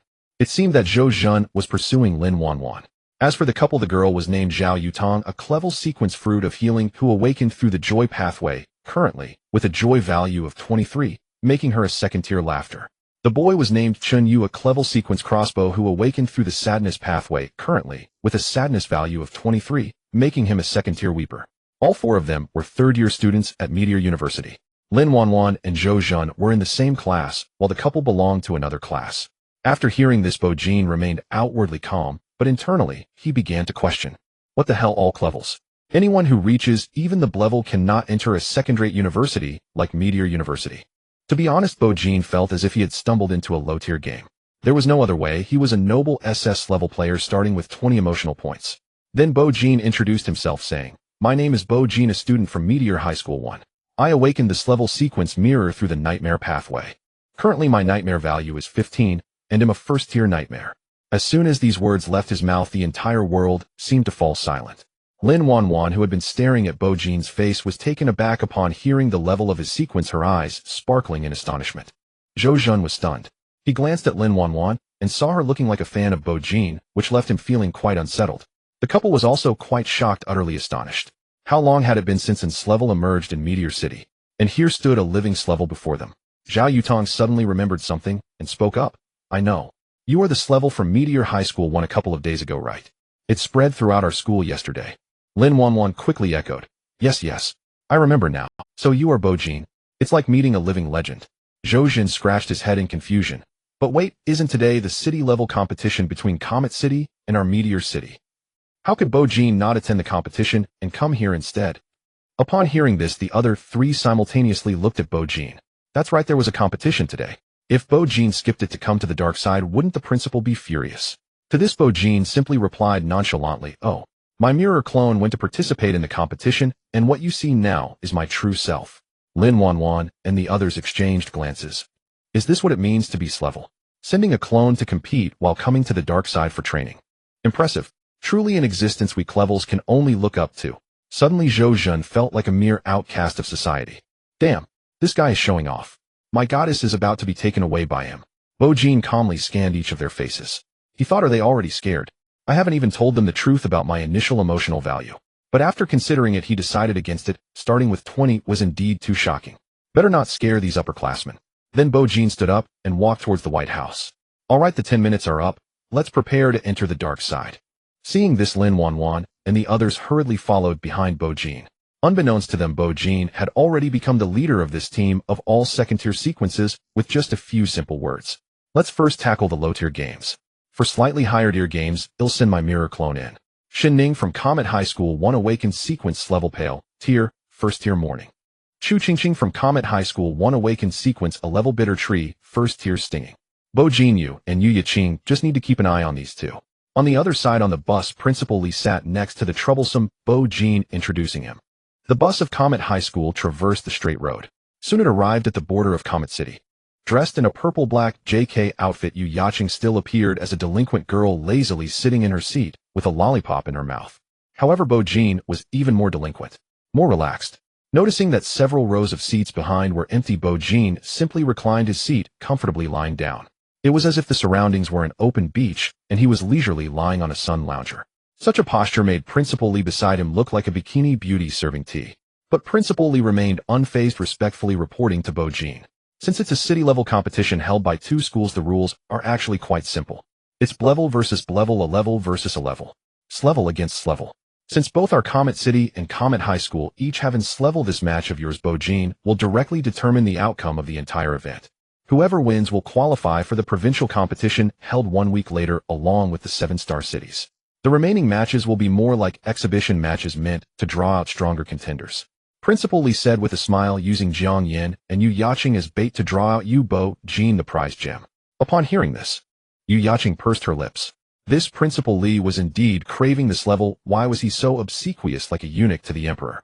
If he knew Bo-jin was your student, one might think Bo-jin was your biological son. Still, Yu Ya-ching looked over with some dissatisfaction. Principal, are you done yet? Can't you see I want to sit next to Bo-jin?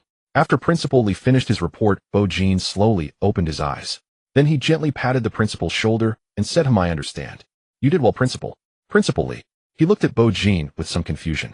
Something was off. This arrogant demeanor of Bo-jin was reminiscent of the time he went wild in the arena. Thus Principal Lee tentatively asked Bo-jin, are you now a doppelganger? Bo-jin was very calm, the corners of his mouth slightly curving up. To be precise, I am his mirror doppelganger. The main body is busy, so I'm here to meet the little rascals from Comet City. As soon as he spoke, all the members of the school team, even the driver, looked over through the rearview mirror. They were greatly shocked. What? A mirror doppelganger for such an important competition? The main body isn't even here. Can this really work? Facing the doubtful gazes of the crowd, the smile at the corner of Bo-jin's mouth gradually widened. Don't worry. Even if the main body is not present and I am just a mirror doppelganger, I, Bo-jin, am still invincible in this world. If the fools from Comet City want to challenge me, let them try. Principal Lee. School team members. Driver. Good news, we have S-level in Comet City. Bad news. He's a split personality with a severe case of delusions of grandeur. Soon the bus arrived at the sports venue of Comet High School. The competition is held here. Principal Long of Comet High School came personally to greet them. Of course, beside him was Minister Yang of the Scorpius provinces, clearing the fallen organization. This competition is crucial for the upcoming provincial competition and the admissions of Galaxy University, so he needed to be present to ensure fairness and supervision. After Principal Long warmly greeted Principal Lee and shook hands, he looked up and immediately spotted Bo-jin, who had an extraordinary aura among the school team. Though he had never seen him before, he immediately recognized Bo-jin as the S-level who had taken 7 to 8 years to give birth at Comet High School. He was also their ultimate opponent in this competition. Moreover, he was the archenemy of S-level Shin-ning. Just as Principal Long intended to approach and shake hands with him, he unexpectedly saw Bo-jin casually walking over. Extending his palm, he said, you must be Principal Long. You truly are a distinguished figure. Principal, so you anticipated my words, huh? Principal Lee, Minister Yang. After this little interlude, Bo-jin and others were led to the lounge by some junior students of Comet High School. It was large, spacious, and bright. This was Bo-jin's first impression. A huge LCD screen hung right in front of the lounge, displaying the images of the competition arena. Of course, if you wanted to watch more thrillingly, you could open the door and stand under the arena, feeling the enthusiasm of the crowd. Experience the audience's screams penetrating your eardrums. Feel the hormones bursting from your soles to your temples. Of course, besides Bo-jin and his group, there were others in the lounge. Looking up, he saw several students sitting in the seats on the left. Bo-jin quickly noticed the tallest and most graceful figure in the middle. Very tall indeed. Even sitting next to the boys behind her, she looked like a green bamboo rising from the thicket.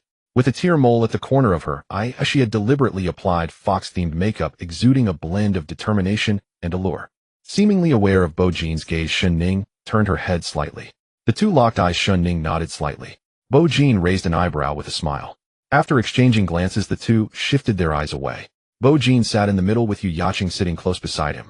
Jiang Yin, who had awakened level fire fist, leaned over and sat down on the other side.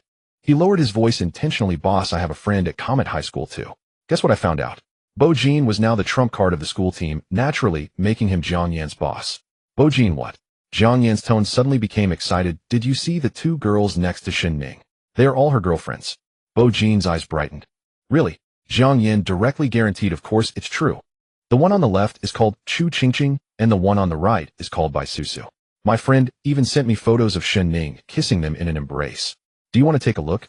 Bo Jin instinctively turned his head. He just happened to see the cute girl on Shin Ning's right. Damn, Jiang Yan, you fool. Everyone present were all sequence holders. Even if you lowered your voice, they could all hear you. What's the difference between this and speaking ill of someone in public? Whether it was the members of the school teams from Comet High School or Meteor High School, all of them were stifling their laughter at this moment. Shin Ning and Chu Qingqing were indifferent, their hands even intertwined under the seats. However, Bai Susu might have a thinner skin, and coupled with being part of the anger pathway, she couldn't hold back her temper. Hey you, say that again. How about sending me that kissing photo? Bai Susu suddenly stood up, glaring angrily. Jiang Yan then realized he was in trouble, his face filled with embarrassment. At that moment, the referee's voice echoed across the school through the loudspeakers, reaching the ears of everyone in the lounge. Comet High School versus Meteor High School. The first match, Bai Susu versus Jiang Yan, officially begins. The circular open-air stadium enclosed all the clamor within. On the martial platform, Bai Susu and Jiang Yan stood facing each other, yet their expressions were utterly different. Bai Susu's face was filled with fury, while Jiang Yan's expression was one of awkwardness. Caught red-handed speaking ill of someone, Jiang Yan knew he was in the wrong. Putting himself in her shoes, if someone had talked about posting a photo of him kissing another guy right in front of him, he would. Thus at this moment, Jiang Yan couldn't muster his usual bravado. Fate was truly whimsical. The two who had just been bickering were now about to settle their duel on the arena. What made it even more coincidental was that Bai Susu had awakened the rank sequence fire whip of the Wrath Path, with an emotional value of 11. And Jiang Yan had also awakened the rank sequence fire fist of the Wrath Path, also with an emotional value of 11. Wasn't that a coincidence? Jiang Yan is going to lose. In the rest area, Bo Jin maintained his languid posture, chewing the gum given by Yu Yaqing. Even before the match began, he had already reached a conclusion. Why? Yu Yaqing, who was beside him, looked at the ultra-clear picture on the overhead screen with some confusion. Because of wrath, Shin Ning opposite them suddenly spoke calmly. A sequencer of any path must always maintain the emotion related to their path. This is the principle: the wrathful remain forever wrathful, the sorrowful remain forever sorrowful. Jiang Yan's loose tongue caused Susu to accumulate considerable wrath before the match even started, while Jiang Yan, due to his own actions, lost the wrath he should have maintained. When the wrathful is no longer wrathful, the outcome is already clear. Bo Jin clapped with a smile. Not bad, not bad. Worthy of shrank. All answers correct. Shin Ning glanced at him and said calmly, thank you for the compliment. However, I hope you can still smile this happily when I beat you. Hearing this, Bo Jin's smile grew even more radiant, even becoming arrogant. Ha! With that said, I'm already looking forward to it. Have you ever heard? I have a blade that can cleave the universe. Shin Ning was speechless. She even was her next opponent really this Chinibyu? The match begins. As the tension in the rest area intensified, on the martial platform, it was as if firecrackers had been set off. Flames burst forth. Bai Susu made the first move, a fire whip wreathed in blazing flames appearing in her palm. Blazing inferno scorches the heart, all realms turn to ash. With a crack, the fire whip lashed straight toward Jiang Yan, bursting into sparks in the air. Seeing this, Jiang Yan also recited the sequence mantra, and crimson flames ignited on his fists. The fire fist smashed heavily against the fire whip. For a moment, both sides were evenly matched, but the subsequent development of the match was just as Shin Ning had said. When the wrathful remain forever wrathful. When the wrathful is no longer wrathful, then the one without wrath is destined to be defeated. Bai Susu fought more fiercely, her whip swinging continuously, bursting into blinding sparks, and forcing Jiang Yan to retreat step by step. Meanwhile, Jiang Yan, who couldn't get into the fight, grew increasingly weak until even the flames of wrath failed to ignite on his fists. 2 minutes later, Bai Susu whipped Jiang Yan off the platform.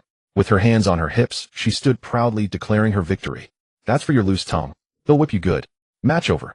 First round, Bai Susu wins. As Jiang Yan returned to the rest area with a bitter expression, the referee's voice finally rang in everyone's ears. What a relief. We took the first round directly. Meteor, no. 1 high is nothing special. Looks like even with strength, they're still going to get trampled by us. Yeah, we've been trampling them for 7 or 8 years now. Oh my, I'm a little embarrassed. Haha. In front of us, Comet no. One high, all of Meteor no. One high, better stay humble. The next moment the audience erupted in a roar like a tsunami. Most of it was mockery. There was no helping it. This was after all the opponent's home ground. But if Meteor City could win against Comet City this time, then next year's city-level competition would be held at Meteor no. One high. The overwhelming jeers pierced directly through the soundproofing of the rest area. Yu Yaqing couldn't hold her temper and crushed the lollipop in her mouth in anger. Damn. Bo Jin raised an eyebrow slightly. These people were pretty arrogant, weren't they? Meanwhile, on the high platform, Principal Li, Principal Long, and Minister Yang sat together. Taking the first round directly, Principal Long was clearly pleased. Thank you for yielding, Principal Li. Principal Li said nothing, only maintaining a faint smile. Then Principal Long suddenly spoke. Hey, why haven't I heard you mention the starting emotional value of that rank? Our Xin Ning's starting sadness value is 14. What about your Bo Jin? Principal Li remained outwardly composed, but inwardly he sneered. This was just showing off. There were differences even amongst ranks. A typical rank had a starting emotional value of 13. That Xin Ning could reach 14 meant she was among the more powerful ranks. Principal Li even suspected that on the day after the awakening, Comet no. One high had fed all the inner demons of the sorrow path to Xin Ning. So at this moment, Xin Ning's emotional value might have reached around 18 or 19. That was the reason for Principal Long's confidence. Thinking of this, Principal Li sneered inwardly. Old Long, you probably never imagined that your Xin Ning needed to be force-fed to reach an emotional value of around 18. But my Bo Jin started with an emotional value of 20. How can you compare with that? You know, in the entire history of the Federation, the highest starting emotional value was only 18. Bo Jin was unprecedented and unrepeatable, and he probably knew this match was a sure win, so he just sent a clone over. Can your Xin Ning have that kind of languid ease? Humph, just wait. Soon you will witness with your own eyes the birth of a true, peerless genius. Thus Principal Li still maintained his faint smile, keeping the suspense for the end. No rush, no rush. We'll know when the match comes. On the martial platform, the competition continued. Amid the cheers of the audience, one match after another proceeded with fervor. The Branks and ranks from both schools took turns. Soon the competition was nearing its end. The Meteor no. One high school team had 9 members in total, and now only Yu Yaqing and Bo Jin had yet to take the stage. Principal Li breathed a slight sigh of relief. Thankfully, the school team had managed to uphold Meteor City's dignity and bottom line. With 7 members having fought, they had 3 wins and 4 losses. It was a mix of wins and losses, a balanced contest. It was far better than the previous years when they had only 1 win, or even a complete loss, getting trampled and spun around like a top. Next, they would throw out a brick to lure out Bo Jin, the exquisite jade. Next match. Comet no. One high's Chu Qingqing versus Meteor no. One high's Yu Yaqing. In the rest area, the 2 girls stood up simultaneously. They exchanged a glance, their eyes filled with intense fighting spirit. Before leaving, Chu Qingqing stood on tiptoe and kissed Xin Ning on the lips. I will win, Chu Qingqing said softly. Then she raised her head and walked out of the rest area. Perhaps this was the so-called phenomenon where in front of a beloved one the desire to win is greatly stimulated. Seeing this, Yu Yaqing immediately removed the lollipop from her mouth and tried to imitate Chu Qingqing's pre-match action. But the next moment, she met Bo Jin's warning gaze. Hey, what are you trying to do? This is my first kiss. I'm not as casual as you girls. Yu Yaqing. Fine. Damn it, I'm offering my lips, and you still refuse. Fine. Just you wait. Once I win you over, I'll seduce you every day, then lock the door and not let you in. But despite thinking this, Yu Yaqing still asked with some anticipation, Bo Jin, do you want me to win? Bo Jin nodded. Of course I do. Yu Yaqing turned back with a gentle smile. Good. I'll win it for you to see. Chu Qingqing versus Yu Yaqing. The match begins. Dressed in a purple-black JK uniform, Yu Yaqing and Chu Qingqing, clad in white martial arts attire, slowly ascended to the competition stage. Standing face to face, one in black and the other in white. Is it about to start? This is the match I look forward to the most aside from this rank. Indeed, both are practitioners of the pain path sequence, and their pain levels have reached 14 due to the absorption of their inner demons, so the match is bound to be spectacular. Not just spectacular, it will be a bloodbath. Damn, I suddenly don't want to watch anymore. I'm afraid of blood. You don't watch, I will. I love this kind of thrilling spectacle. Chu Qingqing will definitely win. As the 2 girls stepped onto the competition stage, the audience erupted into excitement. As practitioners of the pain path sequence, the match between the 2 girls might not be the most visually appealing, but it would surely be the most exhilarating. After all, they often resort to pulling out their own nails and creating pain through bloodletting. It was like a graphic Western horror film. Let's begin. On the competition stage, the 2 girls wasted no time on words and immediately engaged in battle. Residual pain scorches the bones the dim light has not yet extinguished. Residual pain scorches the bones the dim light has not yet extinguished. As the two sequences uttered their mantras, a strong scent of blood seemed to pervade the stage. With an expressionless face, Yu Yaqing slowly pulled out her 5 left-hand nails, and in an instant blood sprayed from her fingertips, causing the bloody nails to float in the air, spreading their wings in the blood mist and transforming into blood crows. Awesome! Blood crows of the nails. Seeing this, Chu Qingqing refused to be outdone. She also pulled out her 5 left-hand nails, and in the next moment 5 thick, blood-colored vines extended from the flesh of her spine behind her. Pain surged through her. Although Chu Qingqing frowned, a satisfied expression appeared on her face. Hiss. Awesome! Vines of the bitter tree. This scene caused everyone present to furrow their brows, as if they were experiencing it themselves. The blood crows screeched, and suddenly burst out from the blood mist. The 5 blood crows spread their wings, and violently crashed into the vines. Bang! The blood crows slowly dissipated, but the thick vines were smashed to pieces, falling in 2 halves onto the ground. Chu Qingqing said nothing as she simply pulled out her 5 right-hand nails once more. Thus new vines of the bitter tree grew and extended from the flesh of her spine. The scent of blood grew stronger, enveloping the entire competition stage. Some audience members were already showing signs of discomfort. Suddenly, 5 thick, blood-colored vines abruptly tensed and shot towards Yu Yaqing. Yu Yaqing remained calm. This time she not only pulled out her 5 right-hand nails, but also produced a dagger from somewhere, tearing open her pleated skirt and thrusting it deep into her thigh. Stab! The sound of piercing flesh echoed. Blood gushed from her thigh. The 5 nails transformed into blood crows, while the blood spewing from her thigh formed an even larger blood crow. 6 blood crows merged within the blood mist. In the next moment, an enormous blood crow burst forth, spreading its bloody wings and wrapping around the 5 descending blood vines. The blood crow and the vines were momentarily locked in a standoff in the sky, with blood mist continuously expanding outward, threatening to spread toward the audience. Alas, these 2 girls are fighting without any restraint.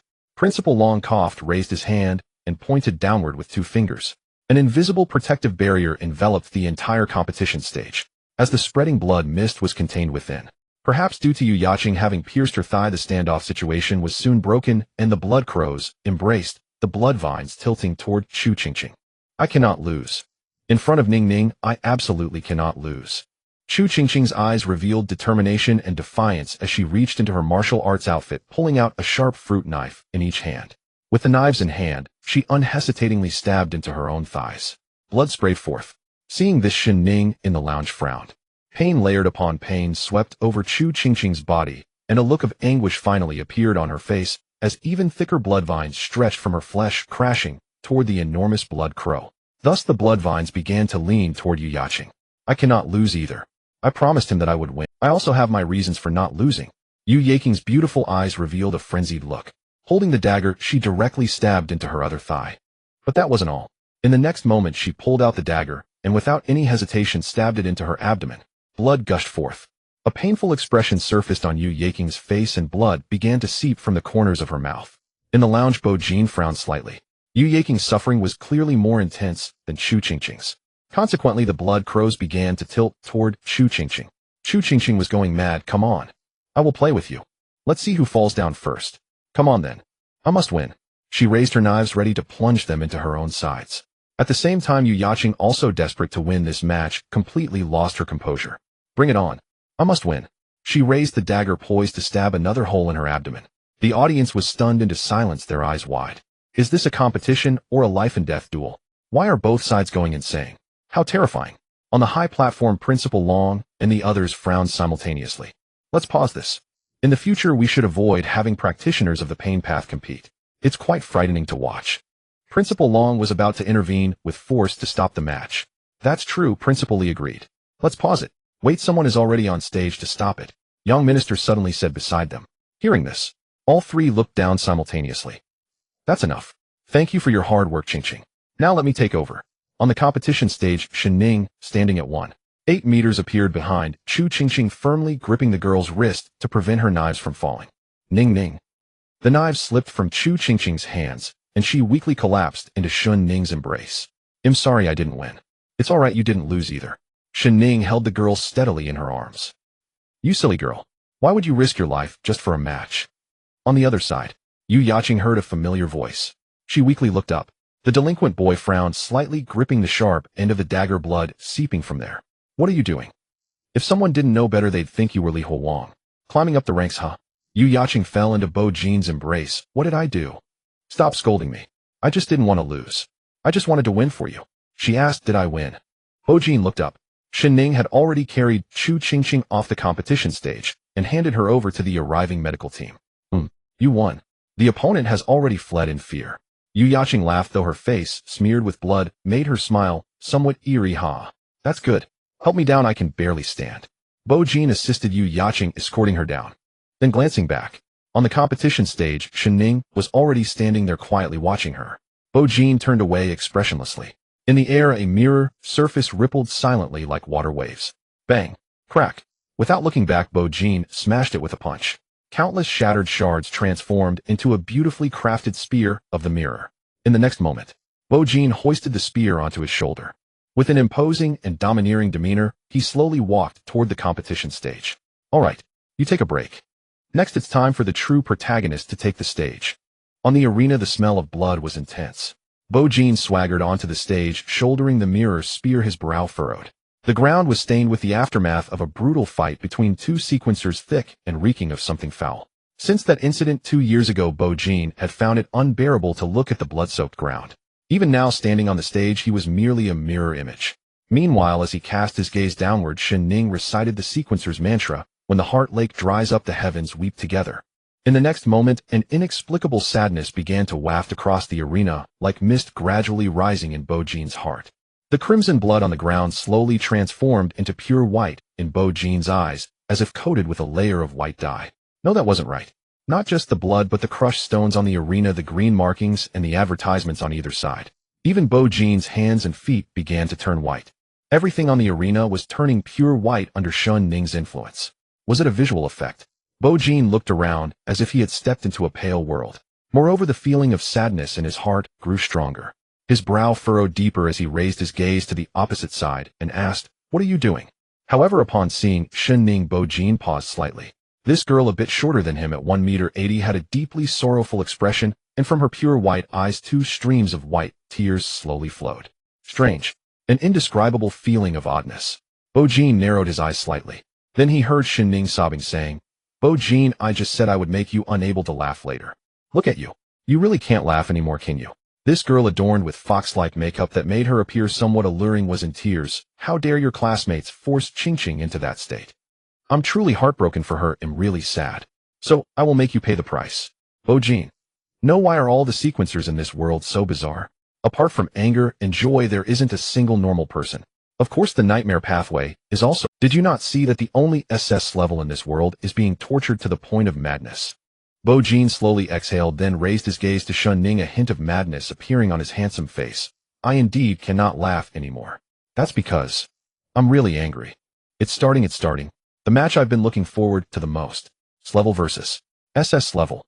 A clash of titans. This match will determine the ultimate victor between us and Meteor City. After all, in front of a true S-level, previous matches were merely exhibitions.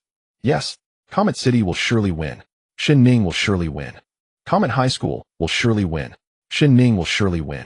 As Bo Jin and Shen Ning faced off, the audience began to chatter excitedly. But this was ultimately Comet High School's home ground, so almost everyone was supporting Shen Ning and believed. The only dissenting voice came from the lounge. Meteor High School is awesome.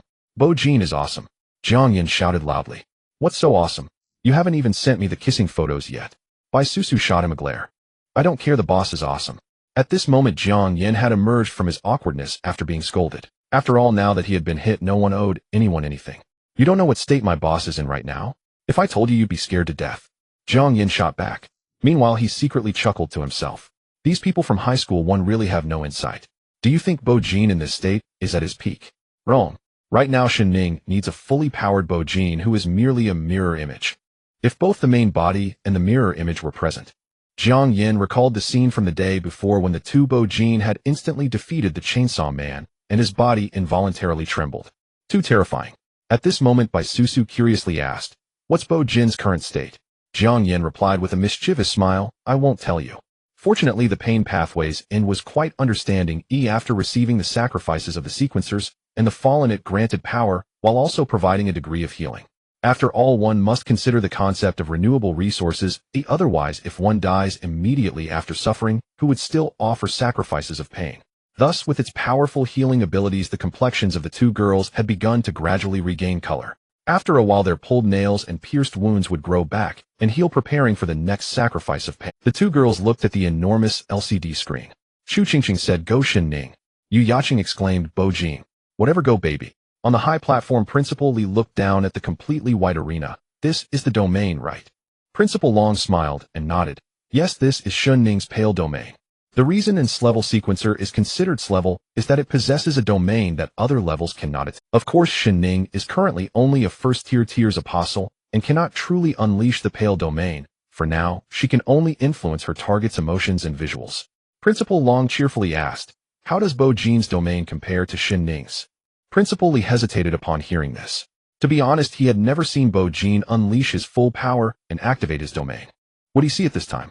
Moreover, if Bo Jin's mirror image unleashed its full power, could that be considered Bo Jin using his full strength? Principal Li felt somewhat confused. "You'll know soon enough." Principal Li continued to play coy. Principal Long snorted coldly in his heart. Not revealing the emotional value at the start was one thing, but now also withholding the domain. Still hiding. Hiding the ticket home, perhaps. I really want to know what Bo Jin is hiding. Making it all so mysterious. Could it be that Bo Jin was fed an inner demon by Meteor High School and has become second tier? Ridiculous. Awakened and took a day off, and then straight to the match. Do you think you have that opportunity and time to digest an inner demon while leveling up? Bo Jin can even split himself. It's done. I can level up now.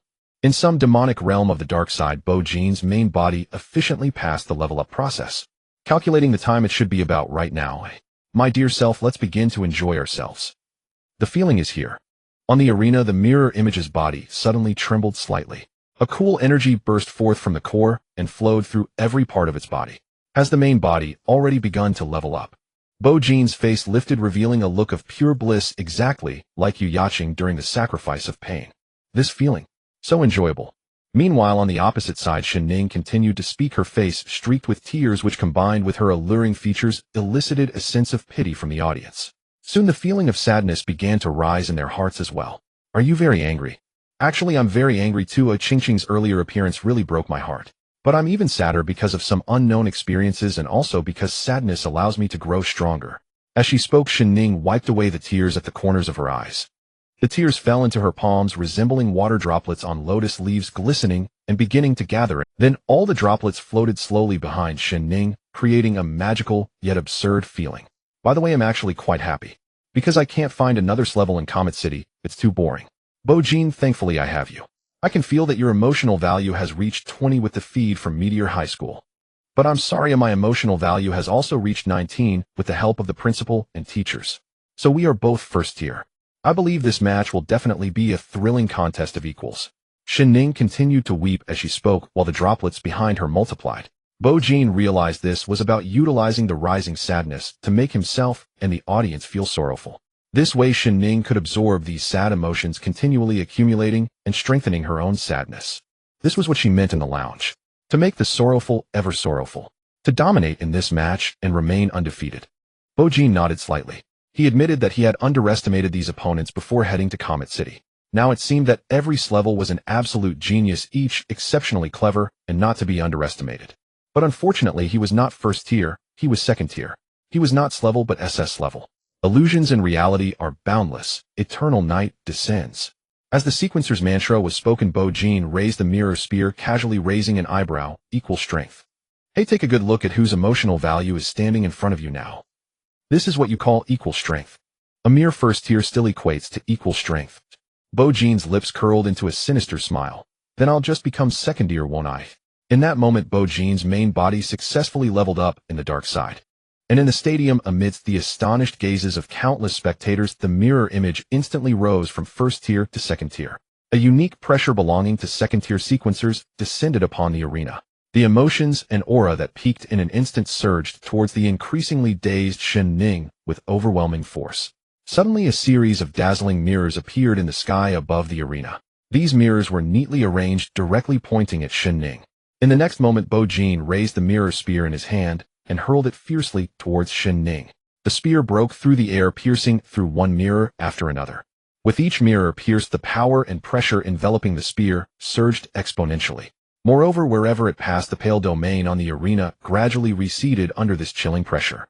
Finally, accompanied by a series of clear sounds, the mirror spear suddenly tore through the last mirror and arrived right before the dazed Shen Ning. In the midst of complete silence, it thundered through Shen Ning's body. An hour ago, in the dark side. Wanwan, are you thirsty? Huang Mao Zhouzhen smiled awkwardly as he handed a bottle of clean mineral water to Lin Wanwan from his backpack. Thank you. Lin Wanwan politely accepted the mineral water and quickly walked over to stand beside Bo Jin, a youthful smile appearing on her delicate face. Junior, would you like some water? She handed the mineral water to Bo Jin. Behind them, Huang Mao exclaimed, I'm not thirsty. Bo Jin shook his head and looked up. Before them loomed a seemingly endless overpass. Faint roars echoed from the densely packed vehicles on the bridge. After forming a team, they entered a white room, and under the introduction of Qin Ran from the Fallen Cleanup Organization, Bo Jin chose an ordinary difficulty, Demonic Realm. In this level of Demonic Realm, most of the Fallen are below the second tier, making it very suitable for college students to grow and train. Of course, it is also suitable for Bo Jin to advance.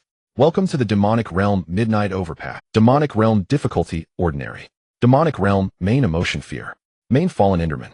Just as Bo Jin and his 4 companions approached the overpass, a mechanical female voice suddenly echoed in their ears. This is the unique introduction to the Demonic Realm in the dark side. Bo Jin began to listen.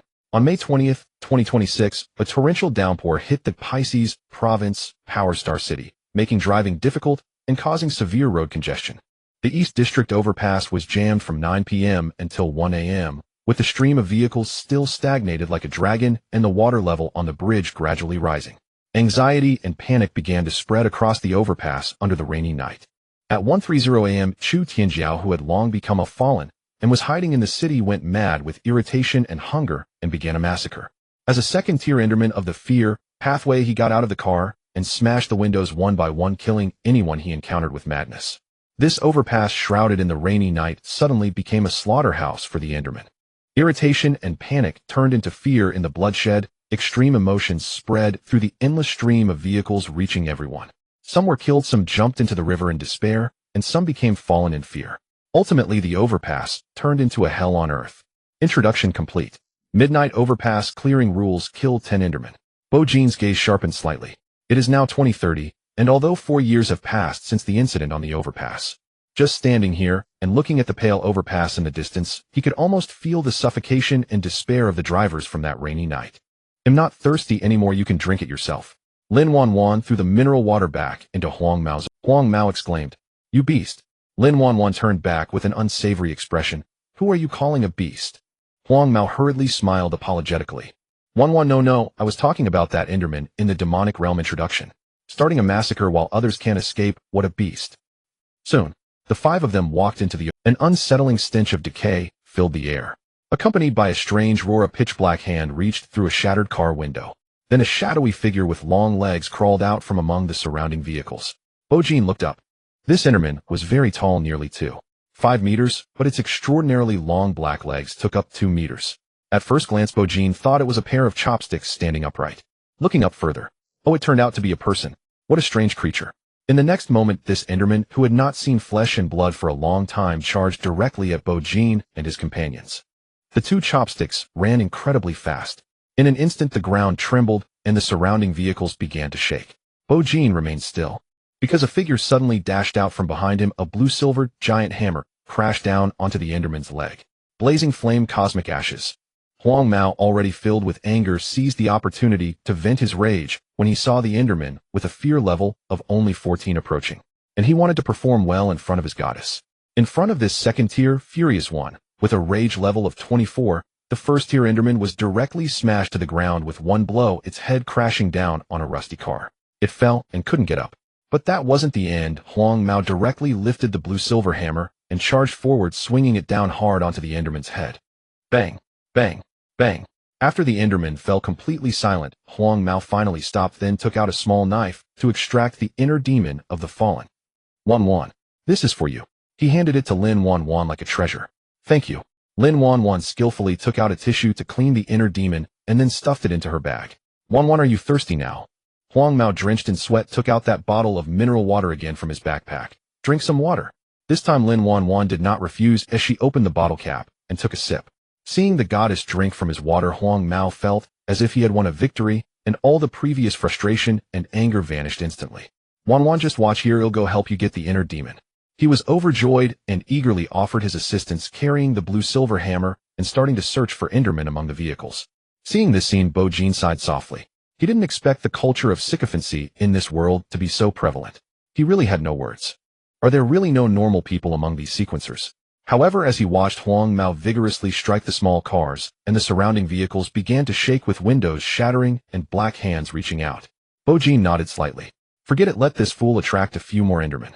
He was too lazy to search himself. Soon Huang Mao faced retribution. After he smashed another first-tier Enderman, suddenly 10 more Endermen emerged from the car windows. The Endermen let out angry roars and charged toward Huang Mao. Watching the 10 gigantic black, chopstick men crushing toward him with a visually shocking momentum, Huang Mao was stunned and turned to run. Wanwan, save me. Bo Jin, save me. Lin Wanwan shook her head. Just as she was about to take action, she suddenly saw Bo Jin walking over alone. Virtual and real eternal night's abyss. The sequence mantra was recited. Lin Wanwan's face revealed anticipation. Could she finally see Inscrate in action? It must be Earth. The other couple also perked up their eyes, shining eager to see how the illustrious Scrade would dominate ever. In the expectant gazes of the three, countless mirror blades surged behind the handsome and ethereal young man, and then merged to form a circular mirror wheel. Bo Jin held the mirror wheel facing the Enderman with a poised posture, exuding calmness, and looking as if he had become a beam of light. Lin Wanwan was mesmerized, so handsome. But she hadn't finished her sentence. In the next moment, this light was crushed into shards by the Enderman's massive chopstick legs. Bo Jin's figure shattered into countless mirror fragments, swirling in the wind. Lin Wanwan. The couple. Wait, what happened? Huang Mao was also stunned. Wasn't he here? Are you telling me this isn't Scrade? But he had no time to think too much. Looking at the Enderman continuing to chase him, he turned and fled again. But as he walked, he suddenly bumped into someone. Looking up. What the hell? Huang Mao was startled. He saw another Huang Mao, holding a blue-silver hammer, looking exactly like him, smiling at him. Hello, do you need help? What is going on here? Huang Mao looked at the identical version of himself, goosebumps rising all over his body as his voice began to tremble. This is too bizarre. It's nothing, I'm here to save you. The Huang Mao smiled politely, appearing more courteous than the real Huang Mao. Look over there. He gestured for Huang Mao to look at Lin Wanwan's position. In his fright, Huang Mao turned to look. He saw not far from Lin Wanwan 3 identical figures had appeared beside them. Huang Mao was completely dumbfounded. But when he despairingly looked up at the sky, it seemed he saw something. His pupils dilated suddenly. His face was full of disbelief. Damn, what kind of joke is this? What are you? On the other side, Lin Wanwan was also puzzled. The Lin Wanwan before her had a wicked smile. Although they looked the same, their aura was completely different from Lin Wanwan's. Why? Why would there be an identical version of oneself? Zhao Yutong, seeing her duplicate, instinctively took a few steps back, but suddenly seemed to bump into something. Her body trembled. Wasn't there air behind her? Why did it feel like hitting a wall? With some difficulty, Indeed, it was air. Behind her was a decaying road. What did she bump into? Zhao Yutong extended her hand, trying to touch it. Her expression changed. No, it wasn't a wall. That touch felt like a mirror. That's right, it's a mirror. Before applying makeup, Zhao Yutong would always clean her makeup mirror, and the sensation of the air wall behind her felt exactly like her makeup mirror. Behind her stood a huge, invisible mirror, and this mirror blocked their escape route. Lake of the Heart dried up, the heavens weep.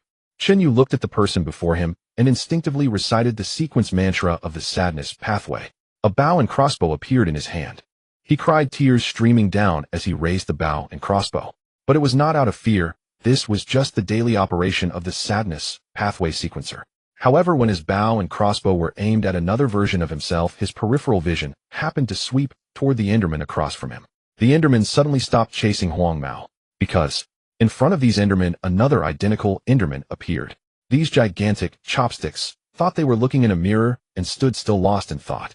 Look, everyone look. Quick, look at the sky. At this moment, Huang Mao shouted loudly. Everyone simultaneously looked up. The gloomy sky had unknowingly transformed into what seemed like an endless mirror, clear as if washed by water. Brilliant yet tranquil. This broken and decaying land had all become reflections in the mirror, and their figures were all reflected by the mirror. The shimmering mirror reflected a total of 22 faces, gradually filled with shock. I understand. Lin Wanwan's lips began to turn pale as she spoke slowly. We have entered the domain. What domain? Huang Mao was somewhat at a loss in his fear. Lin Wanwan glanced at him, her expression somewhat exasperated. The domain is a skill unique to Scrade.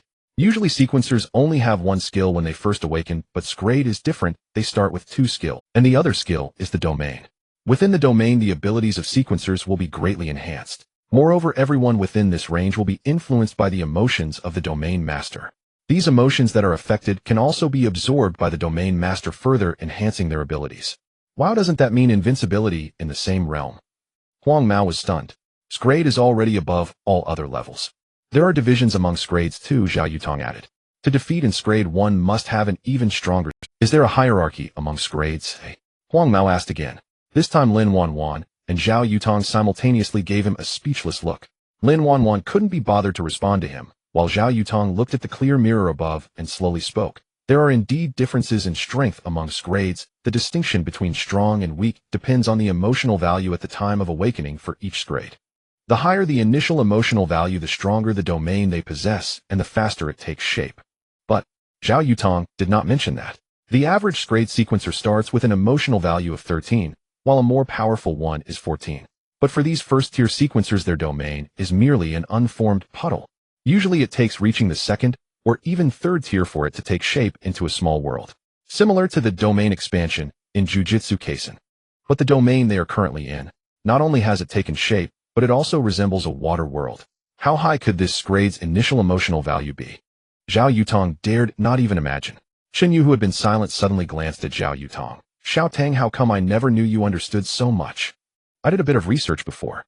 At this moment Huang Mao suddenly shouted, damn. If we are now in Scrade sequencer's domain. But who the hell is S? In the midst of his words, he suddenly froze. No, among the 5 of them, there is indeed in Scrade. Everyone instinctively looked toward the not-so-distant figure. Their countless mirror fragments surged and danced wildly in the wind. In the next moment, in their shocked gazes, the fragments suddenly began to coalesce, gradually revealing a slender figure. The young man with star-like eyes held a clear mirror smiling at them. Bo Jin pressed his palm against the mirror surface, softly uttering a few words. Then, the sky darkened suddenly. A hand that obscured the sky pressed down upon the water-like, clear mirror. Words seemed to resonate from beyond the heavens. The image of the self remains in the mirror. Welcome to my endless nightmare.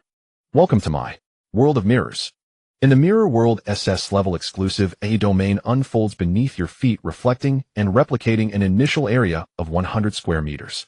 Within this domain, all living beings will be drawn into the mirror, creating mirror duplicates that are identical to their original forms.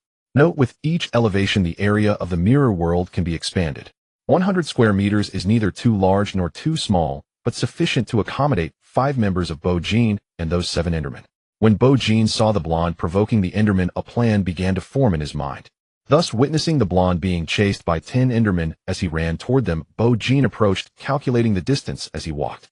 When the 100 square meter area was just enough to encompass everyone, he activated the mirror world. All objects within this area were replicated, forming a world within the mirror. All living beings reflected by the sky's mirror were also replicated into mirror duplicates, but these duplicates were not like the mirrored avatars produced by the double mirror. The duplicates in the mirror could only exist within the mirror and were composed of countless shards of the mirror. Therefore, when Bo Jin was crushed by an Enderman's foot, he revived right at that spot. At this moment, Bo Jin was merely a shard of the mirror copied from the mirror surface, while the real Bo Jin was quietly observing them from outside the mirror. In other words, the true Bo Jin was the creator of this mirror world, which was the only SS-level terror in existence. What the hell? Bo Jin, you're not dead. The blonde stared in shock at Bo Jin, who was approaching with a smile while holding a mirror.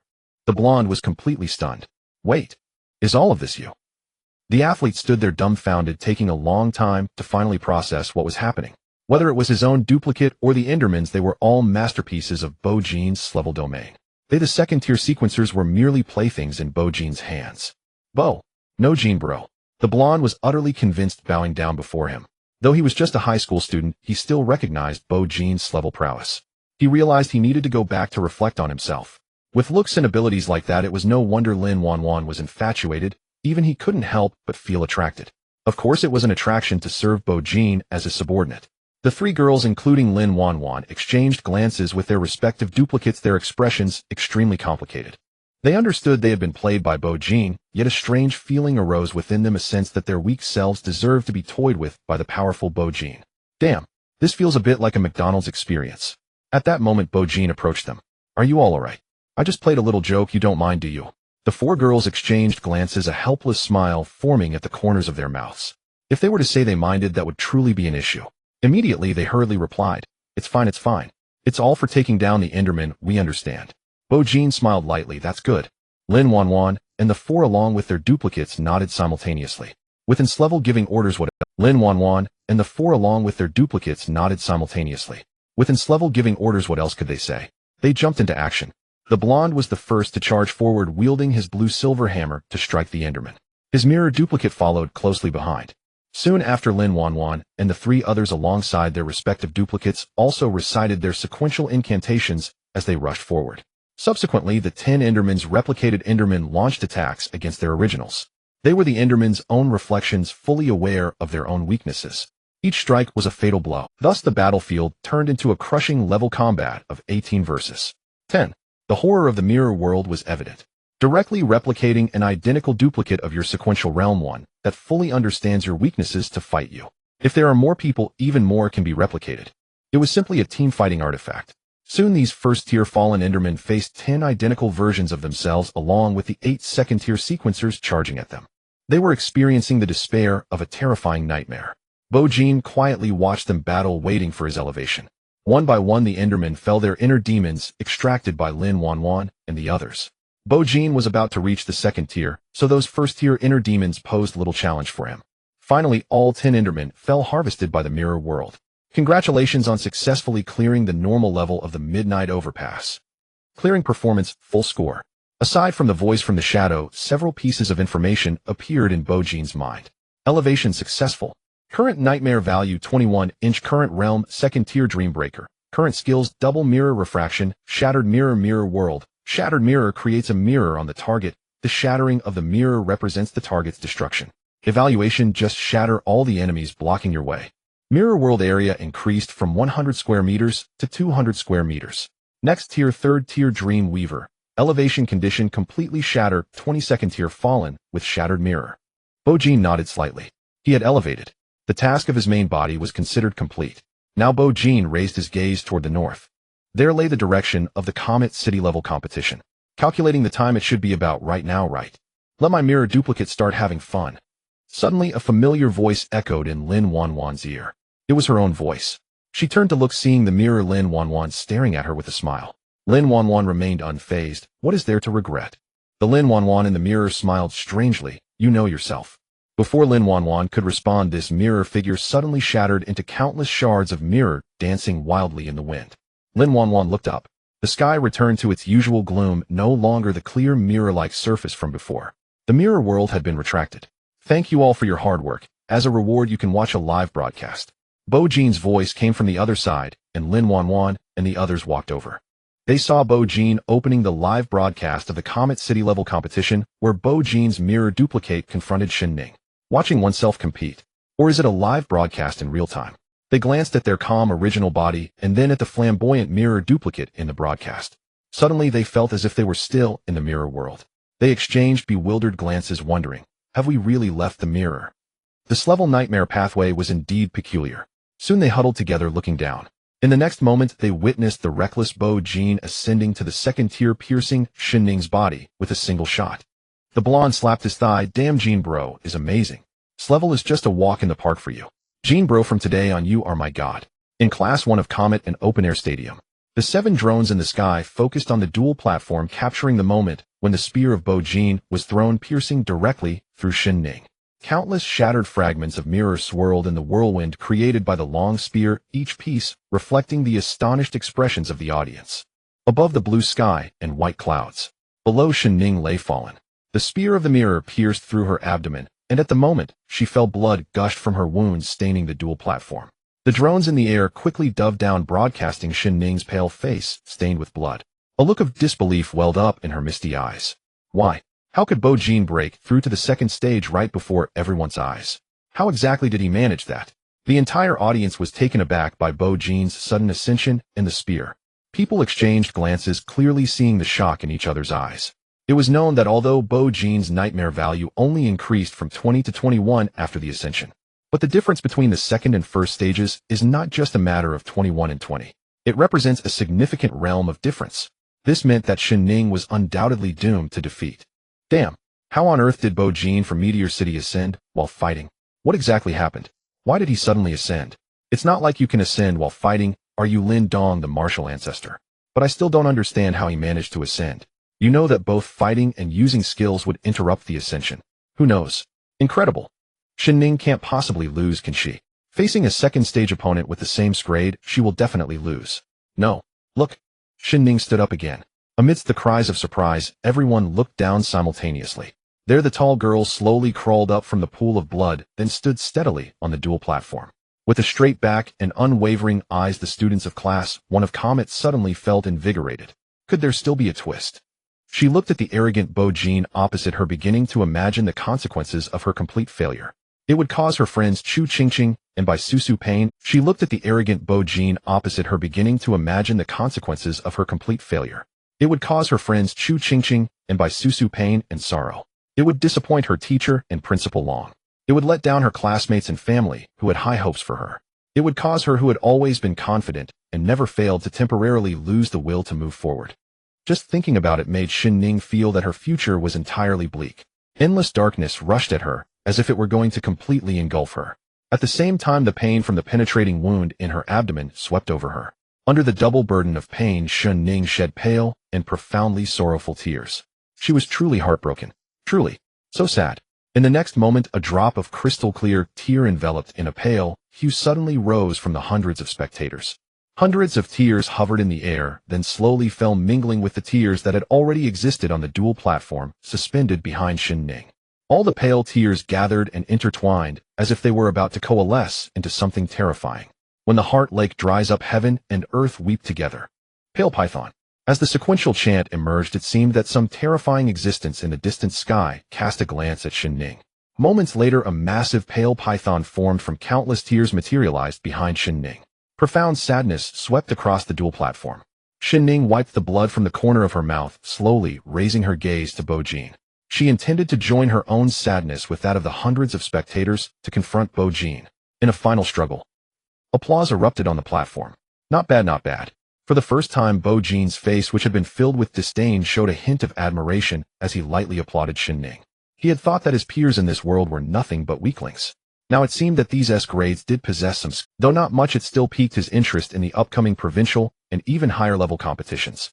With tears still flowing, Shen Ning spoke with a choked voice. Even though I don't know how you managed to ascend, I will not concede, even in the face of this vast disparity. Bo Jin nodded good. He gestured towards Shen Ning. Shen Ning, somewhat puzzled, asked, what's wrong? Not conceding. Then you should return my spear. Shen Ning glanced at the spear of the mirror embedded in her abdomen and shook her head. Do you think I'm foolish? No way. Pulling Bo Jin's spear out of her own body. Wouldn't that be giving a weapon to her opponent? Bo Jin. Fine. He looked at the sequential panel in the air. Shattered mirror creates a mirror on the target. When the mirror shatters, it signifies the target's defeat. Evaluation: just shatter all enemies standing in your way. Let's try out the new skill obtained after ascent. Shatter all that stands in his way. In the next moment, Bo Jin gathered his mind, hands in his pockets, and casually walked forward, as if taking a stroll. But even so, Shen Ning did not dare to underestimate him, instead feeling as if she were facing a great enemy. Behind her, the enormous white python coiled around her, its massive head opened wide, releasing a thick column of pale water. The water column infused with pure sorrow, and a terrifying pressure surged toward the approaching Bo Jin. Where it passed, even the air seemed to lose color. Seeing the light column shooting toward him, Bo Jin did not even flinch, merely slowly raising his palm, then widening his stance, and casually throwing a punch. When his fist connected with the water column, instead of a deafening roar, a crisp sound rang out. The rushing water was instantly shaped by a single punch, transforming into a narrow mirror suspended in the air, smooth and eerily silent. In the next moment, Bo Jin's palm suddenly exerted force, and the second punch fell heavily. Under the explosive force, the mirror formed from the water column shattered instantly, scattering fragments throughout the air. Create a mirror, then smash the mirror. It's just that fierce and unadorned. With two punches, he easily shattered the attack of the pale python. At the same time, he shattered the audience's confidence. The entire venue fell silent. The students who had just thought there could be a turnaround now stared blankly at the scene, their faces ashen. The performance of the already ascended Bo Jin was completely on a different level from Shen Ning. Seeing this, Shen Ning fell silent for a few seconds, and the next moment, she unconsciously took a few steps back. Because after shattering the water column, Bo-jin with an air of composure was slowly walking toward her. At that moment, the white python on Shun Ning's body suddenly let out a cry. Its massive pale body swept across the dual platform, and the enormous serpent tail swept toward Bo-jin with astonishing momentum. Seeing this, Bo-jin stood his ground, a contemptuous smile on his lips, even having time to throw out a quip. "You can't defeat me, do you believe it?" With a simple punch, the white python's tail shattered. And it didn't end there. The second punch, third punch, fourth punch, fifth punch. Bo-jin seized the opportunity, his left hand gripping the shattered tail of the white python like a claw, then stepped forward, and his right fist fell heavily. With each punch that landed, a mirror was created and then extinguished. On the dual platform, there was no superfluous sound, only the clear sound of fragments falling like snow, sliding off bare branches in midwinter. Principal Long on the high platform even closed his eyes, not wanting to witness this crushing match any longer. Eventually, the remaining serpent head was shattered by Bo-jin's punch. Amidst the falling snow, Bo-jin, hands in pockets, wore a wild smile as he approached the stunned Shun Ning. Without a hint of mercy, he kicked her down, then grabbed the spear's handle and swiftly pulled it out from Shun Ning's. Blood gushed from the wound. The next moment, Bo-jin raised the spear of the mirror, aiming at Shun Ning's head under the watchful eyes of countless spectators. With a forceful thrust of his right arm, he drove it down. Crack! The refracting mirror exerted force, and the spear of the mirror shifted position as it pierced through the mirror that appeared in midair, directly penetrating the ground, just 3 centimeters from the girl's head. Shun Ning closed her eyes in despair at the moment the spear came toward her. 5 seconds later, her tear-filled eyes slowly opened. She saw the young man before her had already shouldered the long spear, casually walking toward the bottom of the dual platform. A calm, lazy, and arrogant voice rang in her ears. "You trash. Sorry, fellow students from class. This match, we from Meteor City have won." Bo-jin even had to act a bit dramatic at the last moment. His arrogant voice echoed throughout the open-air stadium. "I have a spear that can pierce through heaven and an open-air stadium." Everyone stared blankly and in shock as the gun-toting youth slowly walked down the stage. "I have a gun that can pierce the heavens and the earth." So arrogant. But they are terrifyingly strong, with the capital to be arrogant. Indeed, it's like killing a chicken when facing the same class. I've never seen anything like this before. Incredible, truly the essence of crushing class opponents. It's true they treated Shun Ning like a mirror. Every snap meant Shun Ning's health decreasing, and when the mirror shattered, it represented Shun Ning's defeat. Wait, does this guy from Meteor City really treat the competition like a game? Have we been stepping on Meteor City and Meteor High for so many years only to be stepped on in return? Damn, what should I do if I feel a bit uncomfortable? I feel uncomfortable too. After a brief conversation, the entire audience fell into silence, as if they too were shattered by the reflection of Shun Ning in the mirror-like thin ashes. Many could not accept it. The Comet City, which had won for 7 or 8 years, was now losing to Meteor City. But there was nothing to be done about it. Because this is the truth. An ironclad truth. In the lounge, "Boss, I will follow you forever." Jiang Yin was the first to stand and applaud, even joyfully flipping over on the spot. Bai Susu glanced at him, but there was no anger in her eyes, only deep astonishment. Even Shun Ning, such a strong class, was defeated in an instant. How strong could this thin ash be? Chu Qingqing cried. "Well, with thin ash. How dare you hurt my Shun Ning baby like that?"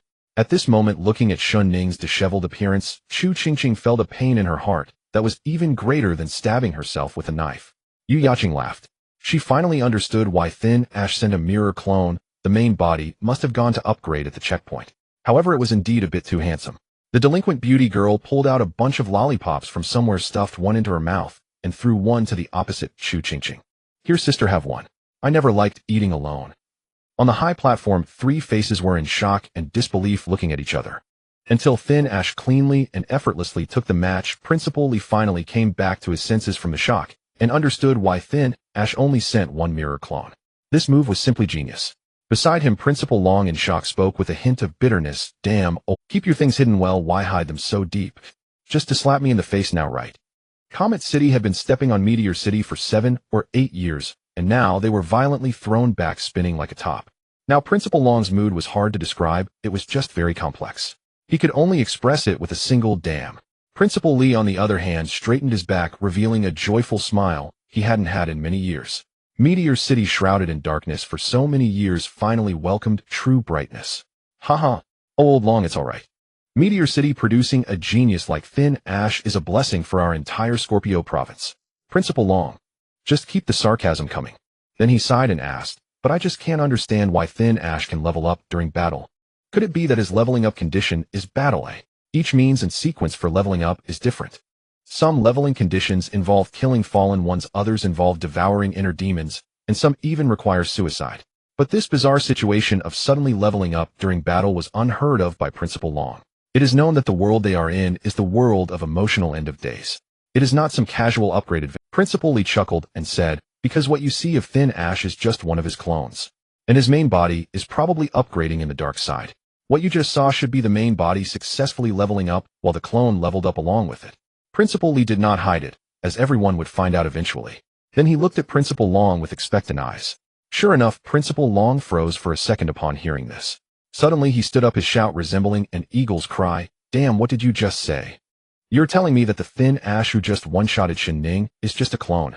Are you sure you're not joking with me? It's no wonder Principal Long was shocked. Any principal would fall into self-doubt and gradual collapse upon realizing that the first genius their school was nurturing was easily crushed by a mere clone. On the other side, the students in the audience also heard Principal Long's exclamation. A clone? This Thin Ash is just a clone. Is that for real? Damn, if this is true, this battle will go down in history. So, I understand it means this Thin Ash's clone exploded Shin Ning, while another clone went to level up. What's the difference from cheating? Damn, this is way too over the top. Shin Ning, who had been lying on the martial arts stage, also heard this news. Just as she prepared to stand up, she suddenly lay back down again. She had hoped to continue to strive, hoping that one day she could defeat Thin Ash and wash away today's humiliation. But you tell me this is just a clone. Forget it, seeing no hope, I might as well just lie down. Soon the group from Meteor City, in the posture of victors, returned to the bus under the envious and jealous gazes of everyone at Meteor High. Though the number of people coming and going was the same, they had already returned with a full load. Thin Ash still lay lazily in the back, while Yu Yaching, very understanding, unwrapped a lollipop and stuffed it into his mouth. Jean, you're so handsome. I really like you. As she spoke, the delinquent beauty girl leaned over ready to lie on Thin Ash. But Thin Ash's hand directly pressed Yu Yaching's head back down. The girl looked over in confusion. Thin Ash, what are you doing? You've lost so much blood, you must smell terrible without even taking a shower. Yu Yaching. Oh really, you find me disgusting? Just now you stood up for me, now you find me disgusting, huh? Thin Ash said slowly, I'm not doing it to protect you, I'm only thinking about the overall situation of our Meteor City. And besides, since this glass has gone up, can I stay behind? Your imagination is too rich, kid. Yu Yaching became anxious. 666666666. I don't care, you said we are good friends. Now that I'm hurt and need comfort, let me lean on you. As she spoke, her body leaned over again. But Thin Ash once again pressed her back down. He confidently stated, that was the main body Thin Ash who said that. Oh, what does it have to do with me, the mirror clone? Yu Yaching. She suddenly began to miss the deep and quiet Thin Ash. Although this clone was cool and handsome, he was simply a shameless middle schooler at heart.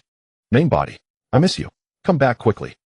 In the dark side, Thin Ash's main body suddenly sneezed. Huh? Who is thinking of me or cursing me? He then exited the live stream on his phone and said to the four stunned, the match is over. We can go out now. Give me back my lollipop.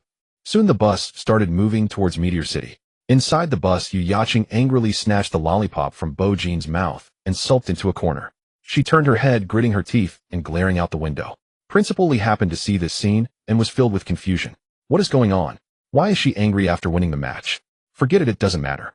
If Yu Yaching won't sit, then I will. With that, Principal Lee directly sat in the spot Yu Yaching had just occupied. Bo Jean, you truly brought honor to Meteor City this time. In previous years, when we went to Comet City for competitions, I always had a black face. Now seeing Principal Long's grim face, it makes me feel quite satisfied. Principal Lee laughed, then quickly got to the point, targeting Bo Jean's interests. Rest assured, the prize money for this competition, along with the school's reward, totals 2 million. It will be credited to you tomorrow. If it's even a day late or a penny short, it'll make it up to you. Also, I just spoke with Minister Yang from the Fallen Purge organization, and he agreed to give you the title of leader of Group 3 in the Meteor City Executive Department. Their uniforms and badges will also be delivered tomorrow. From now on, whenever there are suspected fallen individuals in Meteor City, you can take them out directly. If there are any issues, the organization will help you handle it. The Fallen Purge organization is an official organization that spans the entire Federation, typically accessible only to graduates from various universities and outstanding talents from society. It holds immense power and offers top-tier benefits.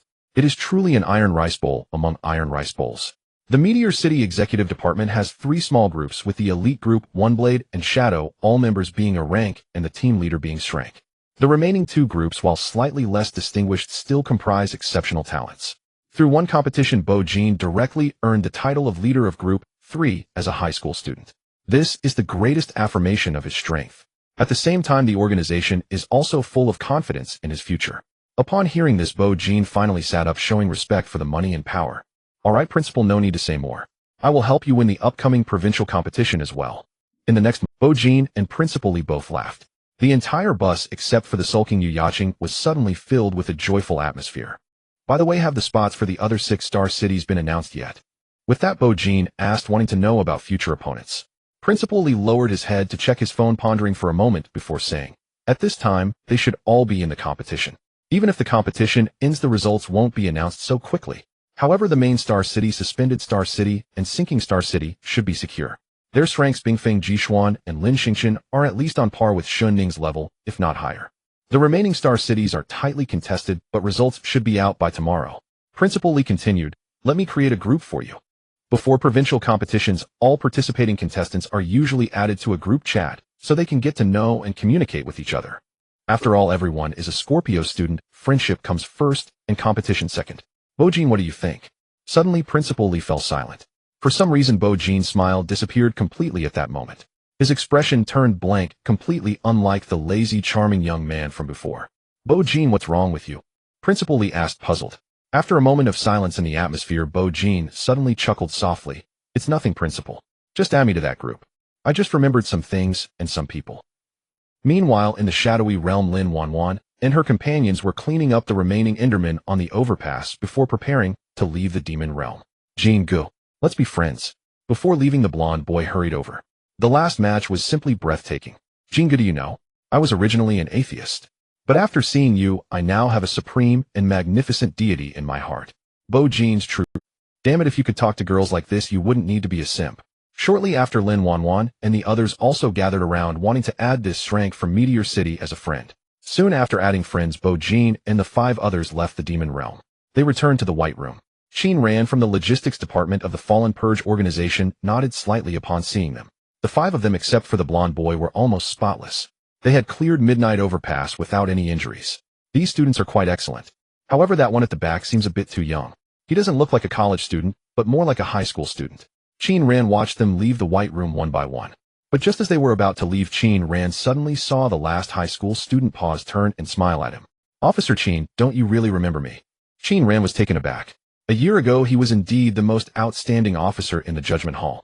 But how does this person know? He pondered left and right and couldn't find any image that matched the striking young man before him. How do you know? But Bo Jean did not answer his question, only continued to smile. People can change to the point where others can't recognize you, unable to distinguish your past from your present. Just like how Officer Qin, you changed from a policeman in the Judgment Hall to a member of the organization. I am the same. It's fine. I'm just a bit surprised that an old acquaintance would suddenly appear here. Bo Jean then turned and left. The room closed. His voice faded away. Perhaps we will meet again, but, Officer Qin, for the current matter, I still have to thank you. As evening approached, Lin Wanwan and her companions returned to near Meteor University. The blonde boy glanced at the messages on his phone, and his expression suddenly changed unpredictably. Then, after greeting Lin Wanwan, he headed towards the school alone. Wait, where are you going? Lin Wanwan called out to him. It's too late now, I'm going back to the dormitory first, the blonde boy replied. Lin Wanwan tucked a few strands of hair behind her ear and said softly, Hey, it's too late now. Are you really going to leave me all alone? The blonde boy's eyes suddenly went wide. Then where are we going? Lin Wanwan bashfully pointed to the hotel next to the school. You idiot, I already promised to go out with you. Don't you really understand my feelings? This kind of feminine posture directly mesmerized the blonde boy, who instinctively swallowed hard. But when he thought of the message he just received, he hesitated. Seeing this, Lin Wanwan stamped her foot in frustration and then followed Zhao Yutong and the couple towards the hotel. Fine. If you're not coming, then there won't be another chance next time. After saying this, the blonde boy panicked. He looked at Lin Wanwan's snow-white legs and licked his lips. Ultimately, as if he had made up his mind, he nodded vigorously and hurried to catch up. Wanwan, don't. I'm coming. Half an hour later. In a certain room of the hotel, the blonde boy and Shunyu were knocked out and tossed aside like dead dogs next to a trash can. At this time, Lin Wanwan held a knife in her right hand and a cigarette in her left, completely losing the youthful, vibrant college student demeanor from earlier. Instead, she exuded a vibe reminiscent of the underworld. She looked at the information on the blonde boy's phone and suddenly laughed. This idiot. He really thought I was desperate. Beside her, Zhao Yutong stood respectfully and asked, "Young master, who sent the message?" Lin Wanwan slowly exhaled a puff of smoke. "Bo Jin did. He said to keep this blonde boy away from us." Zhao Yutong's expression changed. He noticed it long ago. Lin Wanwan looked at her phone, where Bo Jin had sent her a message as well. Meeting his fate, spare them their lives. Looking at this message, Lin Wanwan's expression became strange, even a bit fearful, and her right hand holding the cigarette began to tremble slightly. It should be. The Bo Jin we encountered is an unfathomable strength. Before this, the blonde boy might never have dreamed of it. The white moonlight Lin Wanwan had been desperately pursuing is actually the young master of one of the 4 major underworld gangs in the northern part of Meteor City's Zhuke Gang. The 4 major gangs are Zhuke Gang, Qinglong Gang, Dusher Gang, and Baihu Gang. Zhuke Gang sells heart cores, Qinglong Gang sells inner demons, Dusher Gang sells organs, and Baihu Gang sells prostitutes. Each of the 4 major gangs has its core business. The Zhuke Gang consists entirely of women using their beauty to entice rankers, and then extracting heart cores to sell through special means to the fallen outside the city. Lin Wanwan and Zhao Yutong's goal is to lure the blonde boy and Chun Yu into the shadowy realm, then strike with a surprise attack to kill them, disguising it as being murdered by the fallen. They even initially approached Bo Jin to take him down as well, but they did not expect that Bo Jin was in rank. Under the intimidation of such a top-tier ranker, Lin Wanwan and her companion dared not act, and the group was able to coexist peacefully. As a result, Bo Jin noticed and warned the blonde boy, but he still wouldn't listen, completely controlled by his lower desires. "What should we do with these 2? Zhao Yutong pointed at the 2 dead dogs on the ground. "Let's just cut out their kidneys and livers. As for the heart cores, well, let it go and give the shrink a face." As she spoke, Lin Wanwan directly stabbed the knife into the blonde boy's skin, skillfully starting to extract organs. These 2 idiots, even if we don't deceive them, will still get deceived by others in the future. So we might as well benefit from it ourselves, selling these organs to the Dusher Gang to earn some living expenses. The heart core of a ranker is the heart. Once taken out, they die immediately. But the kidneys and livers are different. After being extracted, they can still survive for a while.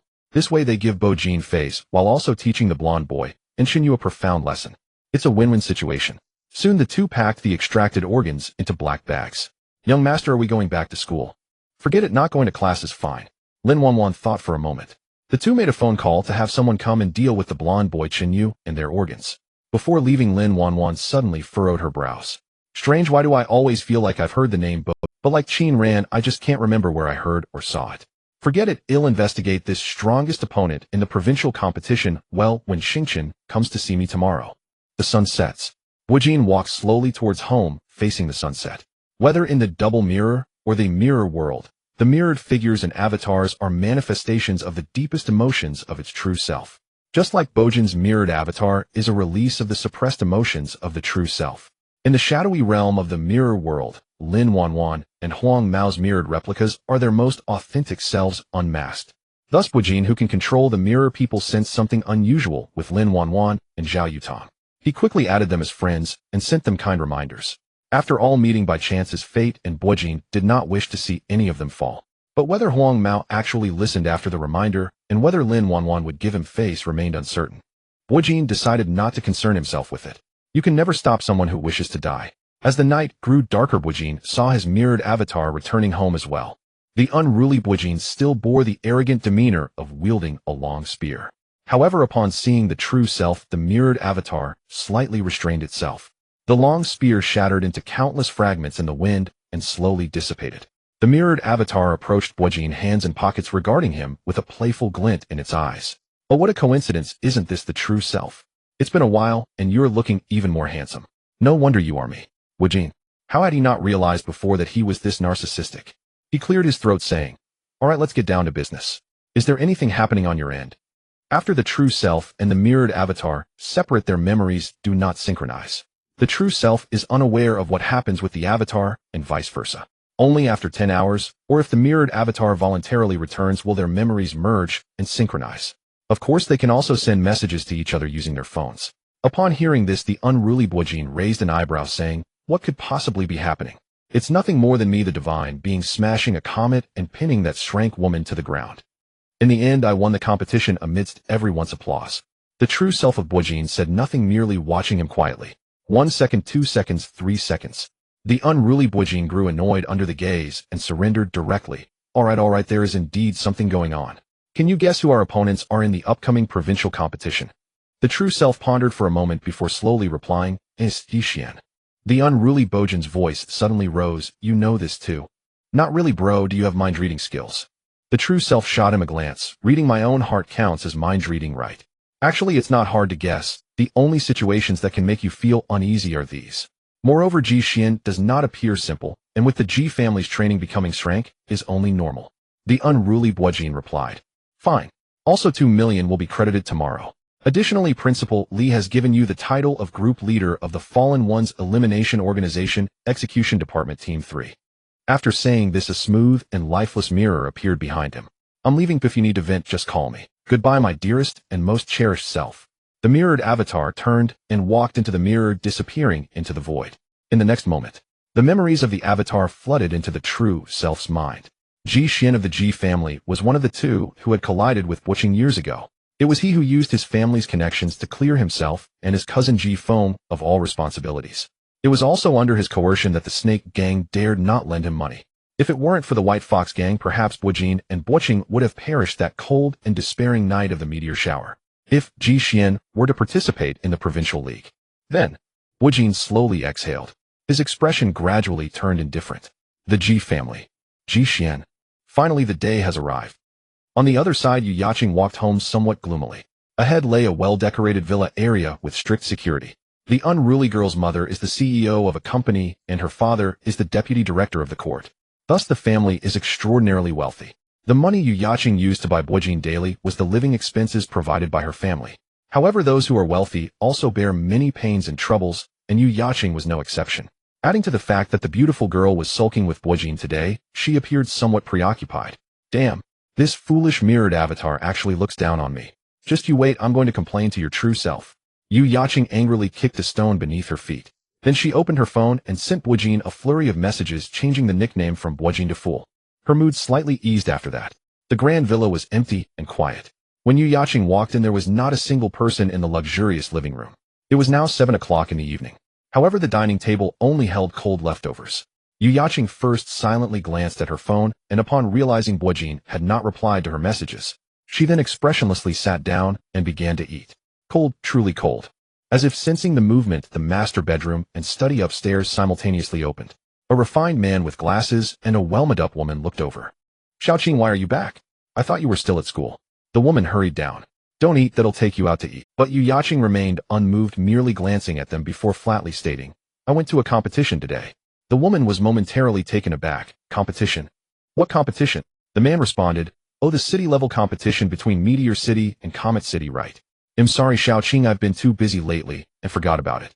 "Who won this time? Was it Comet City again?" Upon hearing this, Yu Yaqing suddenly smiled. "It's fine, you two go ahead and be busy. I'll just eat some leftovers. By the way, I should tell you, this time Meteor City won the competition." Seeing her daughter's indifferent demeanor, the woman suddenly became hysterical. "Yuhan, how could you be such a father? How could you not even know your daughter was competing? What exactly have you been busy with? You too?" The man was displeased. "What about you? Have you ever cared about Xiaoqing? You don't even know what the competition is about. What right do you have to criticize me? Is it because you are keeping a mistress outside?" The woman sneered. "How have you had fewer women outside? If you have the guts, bring one home and try it." The two completely disregarded Yu Yaqing, who was eating, and began to argue directly. And the more they argued, the redder and louder it became. Yu Yaqing said nothing, merely silently eating her leftovers.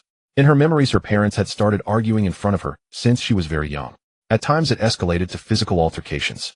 What was even more absurd was that they would each bring their own mistress home just to provoke one another.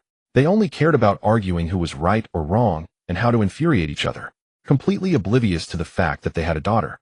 The little girl of those days cried as she watched her parents argue until she had no tears left. Since then, she never cried again. The pain in her heart was swallowed down like the cold leftovers in her mouth. She did not understand why they argued, nor why their marriage had come to this without divorce. Later on, she stopped wanting to understand. Let it be. She no longer wished to struggle, she only wanted to escape. Suddenly, her phone vibrated. Bojin had replied to her message. "My sister made a lot of delicious food. Do you want to come over?" Yu Yaqing smiled. This time it was a true heartfelt smile. The gloom in her heart dissipated instantly. "Sounds good. Wait for me."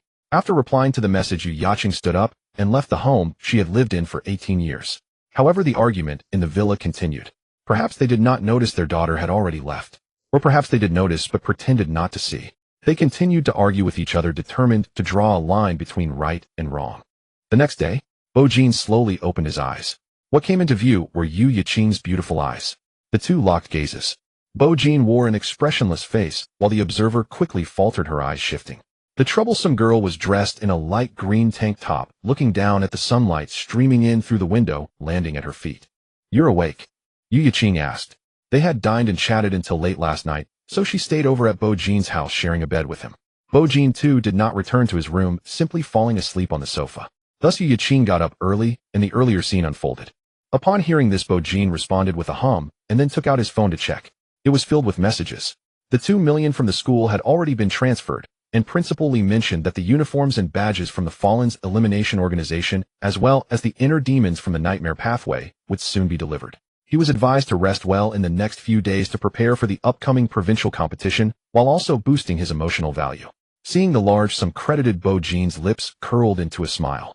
The day to repay the 5 million was drawing nearer. As he replied to the messages, Yu Yaqing sneakily observed Bo-jin from the corner of her eye, and then picked up a grape-flavored lollipop from the table, unwrapped it, and popped it into her mouth. She softly said, "Bo-jin, why do you seem completely different today compared to yesterday?" If yesterday's mirror clone was an unabashed melodramatic figure, then now Bo-jin was a quiet, mysterious young man with an air of aloofness. Hearing this, Bo-jin recalled the memories of yesterday's mirror clone. He found it somewhat amusing and explained, "You don't need to take the mirror clone to heart. You also said that he is just a release of my extreme inner repression, so his words are rather unfiltered. Don't pay him any mind, just talk to me if you have anything to say." Yu Yaqing glanced at Bo-jin, saying, "But isn't he you?" Bo-jin shook his head, saying, "Not necessarily. He is him, and I am me. My mirror clone is merely a manifestation of my deepest emotions, but think about it, is the you deep inside really the same as the you on the surface? People are complex and have dualities. So sometimes I am me, but sometimes I am not me." Yu Yaqing was left puzzled, asking, "Are you trying to teach me philosophy?" But after thinking carefully, she realized Bo-jin's words actually made sense. The self she most wanted to become deep inside, and the self she presented on the surface were indeed not the same person. Every individual is a complex entity, just like good people can do bad things, and bad people can do good things. At this moment, Bo-jin continued, "You can think of him as my loyal general. I am the commander responsible for directing the general, while the general simply needs to clear all enemies on the path I choose. As for other matters, he doesn't need to consider them. I will devise strategies myself." Yu Yaqing sighed. "All right, I understand. I didn't study properly before, and now it's my turn." Then, she suddenly leaned and staring intently into Bo-jin's eyes. "Commander, when can I see you and the general fighting side by side? I believe that day will surely be your most radiant moment. 2 identical top-tier class individuals appearing together. Who could be their match among all the new students in the Scorpio province?" By that time, Yu Yaqing believed that Bo-jin's name would surely resonate throughout the entire Star Federation. Hearing this, Bo-jin smiled. "You want to see the commander and the general fighting side by side? You can imagine after Cao Cao personally took the field and won the Battle of Guandu, what happened next." Yu Yaqing's eyes sparkled brightly. After winning the Battle of Guandu, Cao Cao secured the whole north, laying a solid foundation for the future unification of the world. "Are you saying that when your main body and clone make their appearance together, it will inevitably sweep across the entire 12 Zodiac and defeat the Big Dipper, claiming the title of the strongest new student in the Federation?" "Absolutely. Bo-jin, when you make it big, don't forget about me." Yu Yaqing was already getting excited at the thought of that spectacular moment. Bo-jin shrugged, not committing, "Maybe. But if that day truly comes, I will make sure to share this supreme glory with." Yu Yaqing bit into the lollipop, her eyes seemingly sparkling with starlight brighter than ever. "I understand what you mean. I will go home and cut ties with my parents now. Friends unfollow, parents deleted, wholeheartedly waiting for you to become king." Bo-jin responded. "This isn't right, is it?" He just kidding." Yu Yaqing got up and walked to the window, allowing the sunlight to pour down. In the dazzling glow, the girl stretched lazily, showcasing her graceful figure. "But," she said softly, "Bo-jin, thank you. Really." Yesterday, watching Bo-jin and his sister busy in the kitchen, she suddenly recalled how her parents used to be like that when she was younger. But when life improved, everything changed. Yu Yaqing truly thanked Bo-jin and his sister for making her feel the past she could never return to. However, she really did not want to struggle in this endless quagmire any longer. It was time to reach a conclusion. But before completely ending it, she had one more thing to do. Bo-jin's description of his nightmares was too brief, but she wanted to know the complete details of what happened back then. For instance, who was the one who caused the car accident? Such details Bo-jin would probably not tell her. But that was fine, Yu Yaqing could go look for it. Since she was heading towards the life she wanted to live, she would surely want to do it with the most important person, right? Bo Jin, I'm leaving. I need to take care of some things during this time. Can you cheer for me? Yu Yaqing looked at the boy before her with eager eyes. Upon hearing this, Bo Jin smiled and nodded. No problem, good luck. I believe you can emerge from the shadows. However, stay here for a couple more meals, such matters cannot be rushed. He could vaguely guess what Yu Yaqing was about to do, but such things could only be done by her. What Bo Jin could do was to ensure the girl was well fed. After all, one must be well fed to have the strength to act right. Under the sunlight, the girl turned back with a radiant smile. All right, I'll go take a shower. Good morning. The boy's smile was equally bright. Good morning. About 10 minutes later, a sealed package was personally delivered to the door. Bo Jin opened it and took out a black trench coat, a badge from the Fallen's elimination organization, and a pitch-black long knife. Finally, there was the Spider-Man inner demon that could directly raise his emotional value above 30. The so-called Spider-Man was a fallen one from the nightmare pathway. They could weave webs to create dreams and torment their targets within those dreams. The Star Federation had a list of fallen ones, and the Spider-Man was currently ranked among the top 100, reaching number 99. With only a week until the Provincial League, various prestigious high schools would certainly invest their resources to nurture their strongest class students. Thus, in previous Provincial Leagues, all class students under the strong support of their respective schools reached the 4th tier. Yes, you heard it right. In 1 week, going from the 1st tier to the 4th tier at a speed akin to flying. This is the feeling of being a holy son or daughter of a sect in a fantasy novel. As long as you are worthy, the powerful forces behind you will spare no expense to train you. Although it is a 4th tier achieved through inner demons, it is still a 4th tier.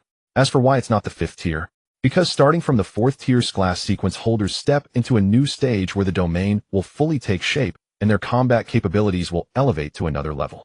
Additionally, beyond the 4th tier, absorbing inner demons does not have much effect. One can only advance through intense battles and continuous skill refinement, along with the continuous absorption of corresponding emotions within the domain to enhance emotional values and tier advancement. Thus, top-tier class sequence holders will reach the 4th tier at the fastest speed, while higher realms can only rely on their talent and comprehension. In the next moment, Bo Jin sat on the sofa covered by sunlight, directly swallowing all the inner demons of the Spider-Man. The so-called absorption is akin to consumption, similar to taking pills in novels.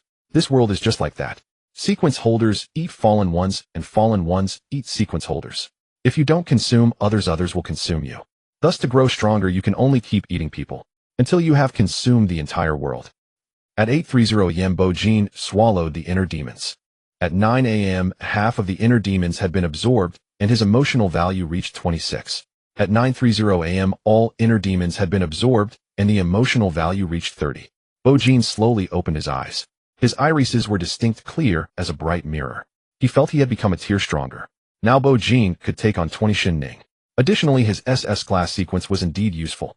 While other class individuals might take a day to absorb so many inner demons, he finished in just 1 hour, without any delays. With that, he would have time to advance in tier. After reaching the 3rd tier, he would gain a new... Thinking of this, a faint smile curved on Bo Jin's lips. He was indeed looking forward to it.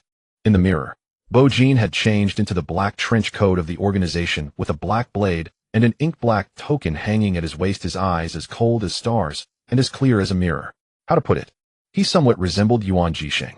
Beside him, Bo Jin smoothed out the wrinkles on his clothes. Meanwhile, Yu Yaqing, after finishing her bath, was selecting suitable attire in Bo Jin's room. Brother, I truly feel now that things are really looking up for us.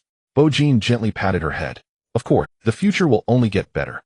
Bo Jin added, now that life is improving, shouldn't we also satisfy the spirit? She glanced at the closed door and smiled slyly. Brother, I want a sister-in-law. Bo Jin pretended not. Bo Jin tilted her little head, gazing at Bo Jin with her big watery eyes. Brother, Bo Jin. Don't rush your brother, here is all about true love. Matters of the heart must be taken slowly. Bo Jin let out an, oh. Brother, then look me in the eyes and answer this. Do you have feelings for Sister Ya? She's beautiful, sensible, and always chats with me. And I noticed that during dinner yesterday, Sister Yaqing kept stealing glances at you while eating with me. It's true love, brother. Bo Jin lightly tapped her head. Adult matters, kids shouldn't meddle. And have you ever read The Heaven Sword and Dragon Saber? Zhang Wuji's mother said the more beautiful a woman, the more she deceives. Of course, I'm not saying Yu Yaqing is a liar. I'm just telling you not to try and turn every pretty girl you see into your sister-in-law. Sincerity must be tested by time. Bo Jin nodded, half understanding. All right. Just then the phone. Bo Jin looked down at the caller ID. The caller was White Fox, the leader of the White Fox gang, also the woman who had helped Bo Jin during his toughest times. The call connected. The woman's voice on the other end seemed laden with deep exhaustion. Xiao Jin, long time no see. Can you help me? A Mao is dead. 3 minutes later. Bo Jin hung up the phone. Bo Qing asked, brother, what's wrong? Bo Jin recalled the spirited young man who used to hound him for debts by treating him to meals. His tone was complex.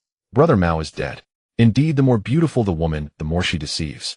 Brother Mao was set up by the Green Dragon Gang's fallen the heart thief. His heart and organs were all dug out. Amidst the turbulent emotions, Bo Jin glanced down at the black trench coat he wore and the 3 characters Tianjin star on his waist token. He had originally just wanted to try it on to see how it felt.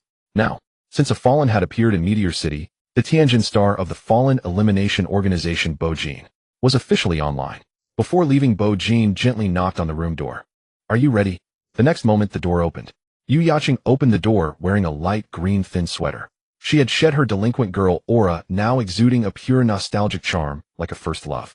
Meeting Bo Jin's gaze, the usually carefree girl was now somewhat shy. What? Her toes rubbed against the floor, her eyes revealing a hint of anticipation. How do I look in this? A glimmer of light flashed in Bo Jin's eyes. He immediately gave a thumbs up, not sparing his praise. Absolutely stunning, just like the girl next door in a novel. When you grow up, you'll definitely be the one and only heroine. As Yu Yaqing's lips curled into a smile, Bo Jin extended his hand to the girl. I know you've been a bit down these past few days, but don't be unhappy. Come, they'll take you to kill someone. The so-called Tianjin Star. Since this was the Star Federation symbolizing the radiance of stars, all official employees of the organization had a star code name. Bo Jin, as the leader of the executive department's 3rd group, had given himself the title Tianjin Star. Soon, Bo Jin brought Yu Yaqing to the Maple Forest Evening Business KTV. The 4 major gangs of Northern Meteor City. Vermilion Bird sold heart cores, Azure Dragon sold inner demons, Viper sold organs, and White Fox sold prostitutes. Hence the name Maple Forest Evening. Those in the know understood. In the last room on the top floor, amidst swirling smoke, Bo Jin met the leader of the White Fox gang, White Fox. The woman he called Sister Fox. Even as summer approached, the alluring woman still wore a white fox fur cloak. Her face was mature and delicate, and the cigarette dangling from her lips added a touch of unruliness to her demeanor. She should have been a stunningly beautiful, mature, and seductive woman. But now her face was etched with worry, and she chain-smoked without pause. Upon seeing Bo Jin arrive, White Fox finally lifted her head from the smoke, saying wearily, Xiao Jin, you're here. Sister Fox. Bo Jin nodded and walked forward. On the bed, he saw the once jovial Brother Mao. He lay motionless on the bed, his face pale, his body hollowed out from the loss of all organs. Nothing but an empty shell. White Fox spoke slowly. It happened yesterday. After investigating, we found out that A Mao had an online romance. When they met in person, he discovered she was a fallen from the Azure Dragon Gang, a heart thief of the love path. Then his heart was ripped out, and all his organs were cut out and sold to the Viper Gang. As she spoke, fierce shouts from several men came from outside the window. Hearing this, White Fox's face grew even more weary. Those are Viper Gang members. 6 months ago, we accidentally killed an organ dealer from the Viper Gang, and they've been using that to harass our turf ever since. They either slash people or smash the place up. We've lost a lot of customers, and several of our venues have shut down. Our territory has shrunk drastically. We're down to just Maple Forest Evening and a few KTVs. White Fox paused, lifting her gaze to Bo Jin. Xiao Jin, we heard about what happened yesterday. You won against Comet City and secured a spot in the provincial competition. Also, my contacts told me you're now part of the Fallen Elimination Organization. So, can you help your sister Fox? For the sake of what happened back then, can you help me? By now, Bo Jin had become the hottest rising star in Meteor City. The so-called underground gangs remained underground precisely because there were people like Bo Jin above ground. Thus, among everyone, White Fox knew only Bo Jin could help her. Bo Jin did not answer immediately. Instead, he pondered for a moment before asking, the Viper Gang harasses your turf, and the Azure Dragon Gang killed Brother Mao. Does this mean the Viper Gang and the Azure Dragon Gang have joined forces to target the White Fox Gang? As far as I know, behind both the Viper Gang and the Azure Dragon Gang is the G family, right? White Fox was stunned for a moment, then smiled bitterly. Yes. The reason the 4 major gangs in Northern Meteor City were so rampant was that each was backed by a major power. The Vermilion Bird Gang was backed by the Lin family of Sunken Star City, the Azure Dragon Gang by the G family of Suspended Star City, while the Viper Gang and White Fox Gang were originally supported by a large corporation from Meteor City. But after the incident back, then the Viper Gang defected to the G family, and under the G family's intimidation, the corporation gradually withdrew its investment from the White Fox Gang. So now the White Fox Gang stood alone. Yet it still controlled a lot of territory, making it a tempting target for everyone to take a bite out of. This was the root cause of the White Fox Gang's venue closures and Brother Mao's death. The ambitions of the Azure Dragon and Viper gangs had grown so vast that they aimed to swallow the entire White Fox Gang. Bo-jin slowly let out a breath. If the White Fox Gang hadn't helped him back, then they wouldn't have offended the G family, the corporation wouldn't have withdrawn its funds, and the current situation wouldn't have occurred. But that step had been taken. It was like the first domino falling, causing the rest to topple one after another. His 500,000 loan shark debt was nothing compared to the White Fox Gang's current losses. Looking at it this way, the White Fox Gang had shown remarkable loyalty. With this thought, Bo-jin glanced at the pale body on the bed, then walked to the window and looked down at the troublemaking Viper Gang thugs. A chill gradually crept into his eyes. The G family. They truly deserved to die. However, all of this started because of him, and so it must end with him. It was time to settle the accounts of the past. Behind him, the smooth, silent surface of the mirror rippled like water, and the delinquent Bo-jin slowly stepped out from within. The mirror clone nodded to the original and White Fox, then drew the black blade at his waist. Gazing at the Viper Gang thugs below, a ferocious grin spread across his lips. Meanwhile, the original Bo-jin turned to White Fox and spoke softly. Sister Fox, do you want to be the only gang in Northern Meteor City? If you have no one to support you, then I will support you. If you have no power behind you, then I will be the sole power behind you. No too old, change to another batch. I prefer them young. No too young, change to another batch. I like them mature. At the entrance of Finglinwen, 5 bald men with bare upper bodies held machetes, grinning cheekily. The manager of Finglinwen knew they were here to cause trouble, but he was helpless and could only keep changing the girls according to their demands. No too mature. I prefer college girls. What the hell is your White Fox Gang doing? The quality of women keeps declining. Just a bunch of worthless trash. After changing to the third batch of girls, the bald man from the Snake Gang stopped pretending and directly cursed. The snake tattoo on his body began to sway with his fat. Let me say, if your White Fox Gang can't handle it, let our Snake Gang take over. I guarantee there will be top-notch girls every day. Where's the White Fox? Bring her out to face me. The leading bald man shouted madly. They were originally here on a mission to pressure the White Fox Gang. If the other side dared to strike, that would be even better. The Snake Gang would have more reason to wipe out the White Fox Gang. Thus, several bald men were incredibly arrogant, pointing their machetes at the female manager in front of them. Hey, I give you 3 minutes to find me a satisfactory girl, otherwise. The big bald man swung the watermelon knife in his hand, laughing wildly as the snake head tattoo on his chest swayed with his fat looking ferocious. Or I'll chop you up, do you believe it? Suddenly he fell silent. A black knife descended from the sky and plunged straight into his mouth, brutally tearing apart his oral cavity. Accompanying this was an overwhelming and insane declaration. When I return with my blade in hand, all traitors shall perish. Whoa. The match had limitations, it wasn't satisfying enough, but now I can finally enjoy it. Crack. The window on the top floor shattered in response. Ethereal embers and countless shards of glass fell from the sky as a black trench coat billowed in the wind like dragonfly wings. Who do you want to kill? The embers violently pulled the black knife from the bald man's mouth and mercilessly drove it into his chest, blood splattering across his handsome face. He looked somewhat enchanting yet ferocious. The black knife was withdrawn again, and beside him fragments in the wind turned into a mirror-like long sword. Holding the mirror sword in his left hand and the black knife in his right, the young delinquent stood ready. The king descended from the heavens, furious and fierce. Big brother. Seeing the big bald man lying limp on the ground, the remaining 4 members of the Snake Gang were left dumbfounded. What the hell, who are you? Just wait, I'm going to call for help. Upon seeing the young delinquent's appearance, the bald men realized that a sequence holder had arrived. They couldn't handle this figure and threw their machetes towards the young delinquent. They turned to flee. They dared to. The Snake Gang also had a sequence holder, and once they called for help, the young delinquent and the White Fox Gang would be doomed. But how could the young delinquent let them leave so easily? Seeing 4 gleaming machetes flying towards him, the young delinquent remained calm, merely holding his knife and sword as he slowly advanced. Just as the 4 blades were about to touch his body, mirrors of refraction suddenly materialized. Each knife, upon contacting the mirror surface, sharply changed direction and flew off to the other side. Following that, 4 more mirrors of refraction appeared out of thin air, again deflecting the direction of the watermelon knife. Mirror appeared deflected. Mirror appeared deflected. In a moment, dozens of mirrors of refraction emerged in the air, forming a narrow space that blocked the escape route of the 3 bald men. The young delinquent grinned maniacally as he casually discarded the mirror sword. Then he raised the black knife in his right hand and hurled it at the bald man who was fleeing the fastest. The next moment, within the area sealed by the mirrors of refraction, the smooth mirror reflected the bewildered and desperate faces of the 3 bald men. The four machetes and the mirror longsword were continuously deflected in the narrow refraction domain, and the logic of the mirror became clear yet cruel at this moment. Each mirror served as both an exit and an entrance, and the refraction had no discernible pattern. Knives and swords entered from one angle, but could exit from another. The entire refraction domain resembled a formation of blades and swords ruthlessly slaughtering the bald men who were frantically trying to escape, but couldn't get out.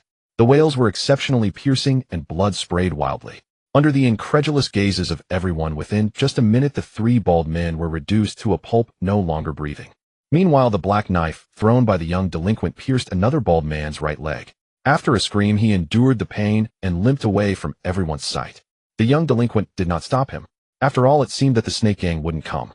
Finally, looking at the scattered limbs on the ground, a hint of satisfaction appeared on the young delinquent's face. That felt good, but it wasn't enough.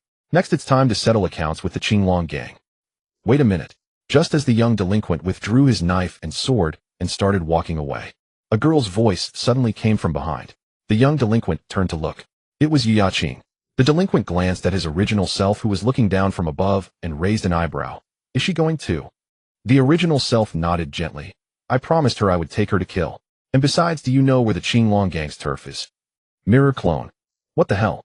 Right. In the next moment, the young delinquent hung the knife and sword back on his black trench coat, then gave Yu Yaqing a wink before turning to leave. Got it, boss. Then let's go, little girl. We'll take you to wipe them out. We'll make sure no one dares to claim supremacy in this world. Sister White Fox said that the fallen one, the heart thief, is named Su Xintian. They investigated and found her at an underground boxing arena. The address has already been sent to me. We'll take you there. Yu Yaqing held the car keys and found a black SUV following the ring of the key. Then tossing the keys to the young delinquent, she directly got into the back seat. The young delinquent looked at the keys in his hand, lost in thought. You're letting a protagonist drive. Is that okay? Every time Yu Yaqing thought of what the mirror clone had said last time, she felt a bit irritated. What do you mean by what the original self said? Oh, what does it have to do with his clone? You think you're Lu's son. So she simply turned her head and casually said, I can't drive. The young delinquent replied, all right, you're a relation brought in by the original self. Capital, you win. He then sped off towards the address given by Yu Yaqing. I can't afford to provoke Capital, but can I afford to provoke the Qinglong gang? The mirror clone planned to hold all the frustration of this incident against the Qinglong gang. Soon the black SUV arrived at the outskirts of Meteor City in the north. In the distance, a decrepit warehouse came into view. Two little brothers from the Qinglong gang were guarding the entrance. The next moment, the roar of the car engine suddenly erupted. The young delinquent slammed the accelerator, pushing the SUV to its peak speed, directly charging towards those two little brothers and the warehouse door. Little minions of the Qinglong gang, prepare to welcome your king. The vast arena was filled with a cacophony of voices. The fighter ranked 156 in the Federation list, known as the Ant-Man, was engaged in a fierce battle against the Rat-Man, ranked 157, on the stage, surrounded by an iron cage. Below, a sea of heads crowded together, the mingled scents of sweat, blood, and alcohol clashing in a sharp and pungent aroma, igniting the deepest instincts for combat within people's hearts. On the stage, the muscular Ant-Man was overpowering the small, hunched Rat-Man, who had a rat-like tail, landing blow after blow. With each heavy strike, thick blood spurted forth simultaneously, fueling the excitement of the gamblers below. The thunderous shouts soared into the sky, only to be blocked and absorbed by the soundproof materials lavishly crafted within the arena. In a private box above, Long Yuan, the young master of the Qinglong gang, and a group of his friends were watching the match on a liquid crystal display. They were drinking and placing wild bets. On the sofa, the fallen one, ranked 111, the heart thief, also known as Su Xintian, was nestled against a fresh-faced male university student. As a highly ranked and second-tier fallen one with an emotional value of 29, she naturally did not need to fight like the Ant-Man and Rat-Man, who had just reached the second tier. At this moment, Long Yuan raised his glass and looked at Su Xintian, saying, Xintian, the White Fox gang handled that matter quite well.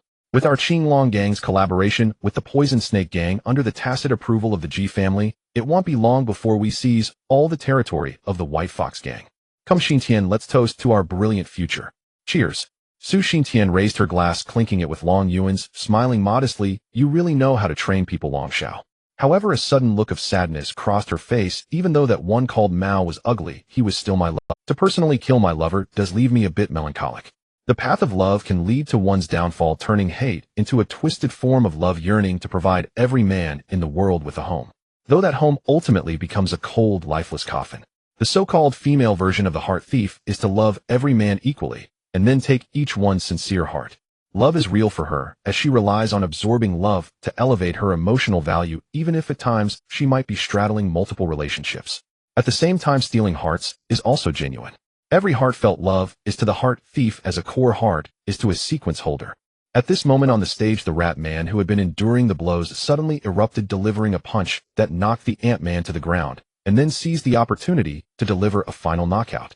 The unexpected turnaround caused the entire arena to erupt in deafening cheers. In the box, Long Yuan and his companions also displayed smiles, as they had already placed bets on the Rat Man, knowing the inside story. Let's drink to celebrate our victory. These friends and second-generation heirs all stood up and downed their drinks. Cheers. Bang. What the hell is happening? A sudden loud crash and the roar of a car engine interrupted their smiles. Long Yuan and his group rushed out of the box, looking down. They saw the arena's alloy gate had been smashed into countless pieces by a black SUV. The shards of metal glimmered under the spotlight, fluttering like snow in the wind. Amidst the chaos, the vehicle charged into the crowd like a black tiger, knocking several people aside before finally coming to a halt. The car door opened. A figure in a black trench coat known as Bo Jin stepped out, his ink-black blade drawn, and holding a mirror sword in his left hand, his indifferent gaze scanning the crowd. In the back seat, Yu Yiqing lazily exited the vehicle. Although dressed in a fresh light green sweater, she resumed her rebellious demeanor upon facing these hopeless gamblers. Pulling out 2 lollipops from her pocket, she unwrapped one and ate it, tossing the other to a delinquent boy. The 2 delinquents chewed on their lollipops, casting scornful glances at everyone around. Who the hell are these kids? Jia Hao and Jia Xian are killing me. Have they gone crazy from watching too many movies, thinking they are part of a crime syndicate? What the hell, they are so arrogant. Dare to crash the Qinglong gang's territory. Shouldn't Long Shao eliminate them? Wait, I've seen that outfit somewhere before. The gamblers were abuzz with chatter, their demeanor one of smug detachment. But the next moment their smiles vanished. Bo Jin let out a light laugh. It was as if time had paused. The snowstorm behind him suddenly stopped falling. In an instant, countless shattered sharp mirror shards converged in the air, forming various mirror weapons. Knives, guns, swords, staffs, bows, spears, axes, hammers, whips, halberds, daggers, rings, hooks, claws, needles, spikes. Various mirror weapons appeared out of thin air, their cold surfaces aimed at everyone present. Bo Jin glanced at the still present Ant-Man and Rat Man on the stage, a cold smile curling at the corners of his mouth as he flashed his execution department badge. This is interesting. Could you explain why there are fallen ones here? I give you 3 seconds to identify all the fallen ones around you. Otherwise, he grinned, he'll just kill you all. A hint of madness and anticipation flickered in Bo Jin's indifferent gaze. He was the manifestation of the suppressed emotions deep within Bo Jin's true self, yearning to vent. Those before him were either mobsters or gamblers, truly a gathering of villains. Thus he did not intend to explain much to these evildoers. Violence requires even more extreme violence for cleansing, hence the existence of the organization for eliminating fallen ones and the execution department. Moreover, he was an even more violent SS grade. On the other side, the dozens of mirror weapons reflected the increasingly stiff expressions of all the gamblers, including Long Yuan and others on the second floor. As Bo Jin unleashed his full power, they naturally sensed the emotional value emanating from him. Although he had not yet reached the 3rd tier, his emotional value had already hit 30. At such a young age with such an emotional value, only that newly emerged grade could match his status in the entire Meteor City. Although no one had watched the match, they had all heard of it by now. The crowd exchanged glances, no one daring to utter a word. All mockery vanished the moment they recognized Bo Jin. This wasn't Jia Howie, this was a god. For the entire Meteor City, this grade they had to revere was akin to them being mere ants. Yet just as the silence fell, a gambler knocked down by the car stood up, furiously storming towards Bo Jin with an aggressive stance. You like to show off, huh? Ill. This gambler, feeling humiliated and under the influence of alcohol, lost his rationality and drew a dagger, lunging at Bo Jin with malice.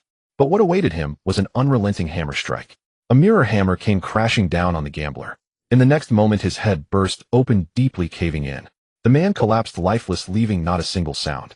The sudden scene shocked everyone in the arena. The silence intensified to the point that even a pin drop could be heard. However, Bo Jin did not spare a glance at the fallen gambler, his indifferent gaze merely sweeping contemptuously over the crowd before him. His voice was calm, yet deafening. There are some things I do not wish to repeat. 3, 2. All the gamblers finally realized that Bo Jin's words were not mere threats. If they did not identify the fallen ones, they could truly be killed. These were 2 ruthless criminals. Even if they banded together with all the second-tier fallen ones in this arena, they might not be able to withstand this untouchable scrade.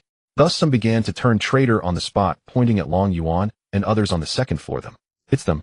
Except for Long Yuan, they are all fallen ones. 1. Too late.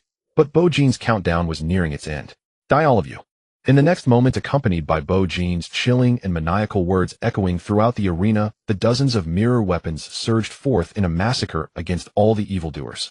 Watching one gambler after another fall prey to the ruthless harvest of the mirror weapons, Long Yuan and his companions on the second floor were filled with both fear and anger. As the young master of the Qinglong gang, he naturally recognized Bo Jin's attire and badge. The Organization for Eliminating Fallen Ones, the Execution Department. The most ruthless and merciless violent faction in the whole Meteor City. Moreover, Bo Jin was the hot topic's great. Long Yuan, despite having 100 guts, dared not provoke this grim reaper before him. However, the mirror weapons approaching them mercilessly filled him with both fear and rage. It was no longer a matter of whether they should provoke Bo Jin. This madman truly intended to kill them all. He could no longer hold back. Either explode in silence or perish in silence. Thus the desire to survive outweighed the fear of this violent organization. Long Yuan erupted. He was a second-tier wrathful one of the rage pathway, his deafening roar echoing throughout the entire arena. If you don't want us to live, then well, ensure your deaths. Brothers, kill him. In the next moment, Long Yuan along with Su Xintian and his friends all leaped down. In midair, each person's body instantly transformed from ordinary human to fallen one. Adding the Ant-Man and Rat-Man on the stage, as well as the security rushing to the rescue, over 20 second-tier fallen ones forcefully descended surrounding Bo Jin. Not even a mosquito could escape. Their fierce visages revealed themselves twisted with rage. Upon witnessing this scene, Bo Jin smiled. A very happy smile. Ha ha ha. Finally forced out. The world becomes bait, and I shall wield the rod. Ha ha. Indeed, the world is but bait, and I am the one who holds the rod. Under the blazing lights of the boxing ring, Bo Jin was surrounded by more than 20 fallen ones. Yet he suddenly burst into laughter. His head tilted slightly, a wild grin curling at the corners of his mouth. What defines a protagonist? This is a protagonist. Having just reached an emotional value of 30, he had been wondering where to find 22nd-tier fallen ones to advance. Little did he expect that casually sweeping through a Qinglong gang venue would yield over 20 of them. The Qinglong gang indeed ran deep. But fortunately, what Bo Jin held in his hand was the divine pillar capable of stirring the boundless sea. The delinquent youth, gripping a blade, lifted his gaze and surveyed his surroundings. Under the slaughter of the realm-breaking blade, the gamblers around him were either dead, wounded, or had already fled. Yet Bo Jin paid them no mind. His original intention was to use the deaths of these scum to force the Qinglong gang into the open. Now the fish had taken the bait. The fallen ones bared their ferocious expressions. There was the Ant-Man with clicking mandibles, the diminutive Rat-Man with a rat-like tail, the Spike-Man covered in barbs, the Slime-Man coated in mucus, and even the old acquaintance Enderman. And then, Bo Jin heard a heartbeat. His own heartbeat. A girl slowly approached from the front. A girl of unparalleled beauty. Before her, everything in this world seemed to pale in comparison. Su Xintian, a heart thief of the love path. Yet in Long Yuan's eyes, Su Xintian was merely a skeleton with a pink heart demon embedded in her chest. What was called a beautiful heart thief was nothing but a rosy skeleton. In truth, the Qinglong gang did not originally have so many fallen ones, but thanks to Long Yuan's acquaintance with these brainless and idle second-generation heirs, he merely deceived them, packaging becoming a fallen one as the latest trend in the nouveau riche circle. Thus, these second-generation heirs followed the trend without a second thought, and with the help of the Qinglong gang, they awakened their inner demons and became fallen ones. It was almost laughable to think about. Then, Long Yuan gazed at Bo Jin, now trapped in the encirclement, a shadow of gloom creeping across his face. The execution department specialized in eliminating fallen ones. Now that over 20 of them had appeared as fallen ones, they had openly clashed with the execution department. Thus they had no choice but to go all out against Bo Jin. Damn it. Come on. Let me see what SSS-rank is all about. You, a sequence bearer who hasn't even reached tier 3, can't possibly slaughter all 20 plus of us fallen ones, can you? Lives tide whales fall to the ocean depths. Within the encirclement, a soft voice echoed in everyone's ears. This was the sequence proverb of the love path. Hearing this voice, Bo Jin suddenly froze. The girl was so beautiful. Just gazing at her exquisite face, he felt as if he might irredeemably fall in love with her. He sensed his heart had already been stolen. This was the sequence proverb of the love path. Hearing this voice, Bo Jin suddenly froze. The girl was so beautiful, at her lip. Indeed, except for those who already knew her identity.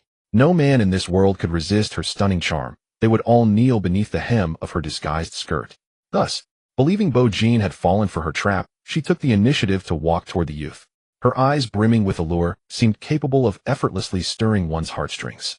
Su Xintian approached Bo Jin and confidently crooked her finger. Do you love me? The next moment, Bo Jin curled his lips in a contemptuous smile. The mirror blade in his hand suddenly swung, and the surrounding crowd only saw a flash of sword light. Meanwhile, Yu Yaqing, unable to hold back any longer, directly pulled out her 5 fingernails, condensing them into a blood crow amidst the mist of blood, which blasted towards Su Xintian's lower body. Under the dual assault of the mixed-gender tag team, Su Xintian's head split in two like a sliced watermelon. Her lower body was directly blasted into bones. Her entire body shattered, scattering to the ground. Yet her pink heart still beat, signifying she was not dead. Bo Jin's eyes were clear as a mirror, and he said flatly, "Love you my ass, you idiot. Women only slowed down my sword speed." Yu Yaqing spat on the ground. Bitch, who are you trying to seduce? This scene stunned all the fallen ones present. Long Yuan gritted his teeth and shouted, "Damn, he's here for us. No matter who he is, let's all gang up and kill him. We won't tolerate such a badass figure in Meteor City. Either don't act or go all the way. Charge, kill him." Over 20 fallen ones roared simultaneously. But at that moment, a sudden change occurred. From the blank area shattered by Bo Jin's car came a thunderous sound of footsteps shaking the entire venue. It was the sound of nearly 100 people lifting and planting their feet in unison. Bo Jin turned to look, his eyes lighting up. Wait, there were more experts. There stood the black-clad army of the Poison Snake Gang. Nearly 100 men, all in black suits, gripping cleavers with stern expressions. The leader was a man with a crew cut, appearing about 25 or 26 with a fierce look. This was the young gang leader of the Poison Snake Gang, Zhang Jiao. "Master Zhang, it's him. He's the one who just crippled 4 of our brothers." The bald man, deliberately let go by Bo Jin, pointed at him and shouted loudly. Zhang Jiao's fierce gaze fell on Bo Jin, a playful smile curling at his lips. Interesting. On the other side, Long Yuan, seeing this, suddenly grew excited. He hadn't expected Bo Jin to have provoked the Poison Snake Gang while engaging the Qinglong Gang. Now the second-tier fallen ones of the Qinglong Gang, plus the second-tier sequence bearers of the Poison Snake Gang, numbered nearly 40. Moreover, both gangs were backed by the Ji family. As they say, the law cannot punish the majority. Even if we all kill Bo Jin now, would the Ji family really discard all of us as pawns? Young gang leader Zhang, let's attack together. Long Yuan shouted. Fine. Zhang Jiao had come to teach Bo Jin a lesson anyway, and without hesitation, he said, kill him. The next moment, the nearly 100 men of the Poison Snake Gang closed in on Bo Jin, while the fallen ones of the Qinglong Gang voluntarily gave up half of the encirclement to let the Poison Snake Gang fill in. Thus, Bo Jin single-handedly achieved the feat of being besieged by over 100 men from 2 gangs. Yet the protagonist at the storm's center seemed unfazed, merely calmly scanning the entire underground boxing ring. While the Qinglong Gang had 21 fallen ones, all at Tier 2, with the highest emotional value at 20. The Poison Snake Gang, though without fallen ones, had 17 sequence bearers, also all at Tier 2, with the highest emotional value at 28. Though together they totaled 38 Tier 2 fighters for Bo Jin, who had awakened an SS-rank sequence. He was invincible among his peers. A contemptuous and wild grin curled on Bo Jin's lips, his scanning gaze finally landing on the suspended iron cage arena in the air. Yu Yaqing, seeing the scene, pulled out 2 daggers from somewhere, ready to plunge them into her abdomen at any moment, prepared to fight to the death. But the delinquent youth beside her, with an indifferent expression, dispelled all his mirror weapons, then stepped forward. He stood in front of Yu Yaqing. His figure was tall and straight as a spear. Don't be afraid, I'm here. This time let me show you my mirror world. Meanwhile, at the entrance of Maple Evening, Bo Jin's true body looked down through the window. Even though Zhang Jiao had taken a batch of Poison Snake Gang members to deal with the mirror clone, several dozen men still remained here. They were shouting wildly. That's the deputy gang leader of the Poison Snake Gang, Jiang Hong, also the wife of gang leader Jiang Tianming. Bai, who walked over looking down at the domineering woman at the front. Bo Jin nodded. Since the deputy gang leader had come, the Poison Snake Gang was surely intent on making a big issue out of this. What do we do, Xiao Jin? A flicker of worry crossed Bai Hu's eyes. The White Fox Gang was already the smallest among the 4 major gangs, and their days were growing worse by the day. If the Poison Snake Gang took the opportunity to sweep Maple Evening, they would never be able to turn things around. Bo Jin didn't answer Bai Hu. Instead, he dialed a number. If the Poison Snake Gang could leverage the situation, after all, he was the hottest rank in all of Meteor City. The next moment, the call connected. Bo Jin said directly, Principal, I've run into some trouble. It might affect the upcoming Provincial League. In the arena. Kill him. No more unnecessary words. Zhang Jiao and Long Yuan exchanged a glance before directly issuing the order to pursue. In the next moment, the members of the Poison Snake Gang brandished their machetes, while over 20 fallen members of the Azure Dragon Gang gripped various weapons, roaring as they charged towards Bo Jin. The cries of slaughter echoed like thunder. Yet even in such a moment, Bo Jin remained unafraid, softly uttering a phrase. Others might not hear it, but Yu Yiqing, who stood nearby, heard it exceptionally clearly. Bo Jin said, "There is no boundary between reality and illusion. Eternal night descends."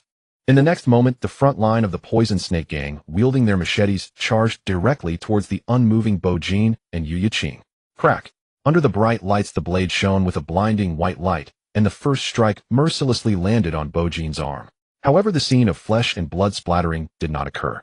Instead, a clear sound rang out, and Bo Jin's arm had somehow transformed into glass, shattering under the blow. The gangster holding the knife was stunned. Several sharp shards of glass were hanging from the tip of his blade. Immediately, the second strike followed, viciously striking the side of Bo Jin's neck. Once again, the sound of shattering glass echoed.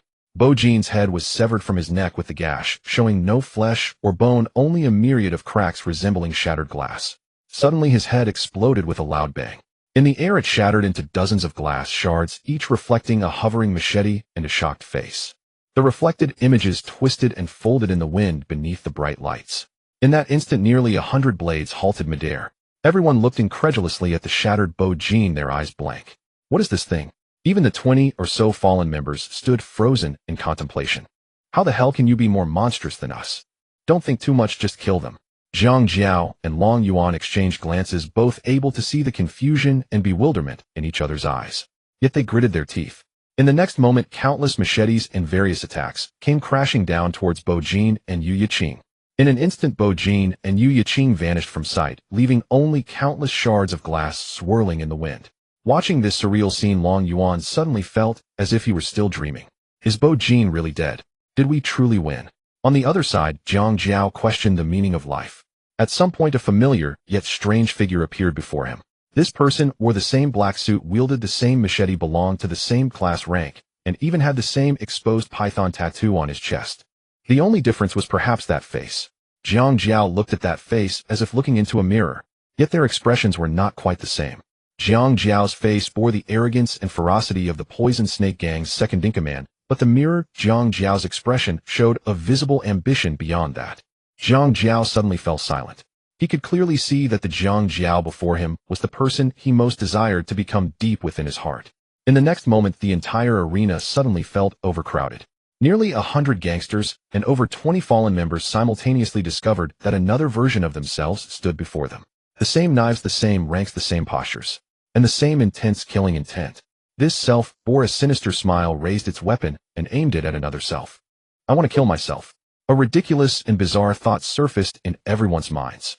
A maniacal laughter crashed down from above, suddenly resonating throughout the arena. Under the incredulous gazes of everyone, those countless tiny shards of glass flew through the air, colliding in the wind, ultimately swirling like a tornado towards the iron cage arena, suspended above everyone.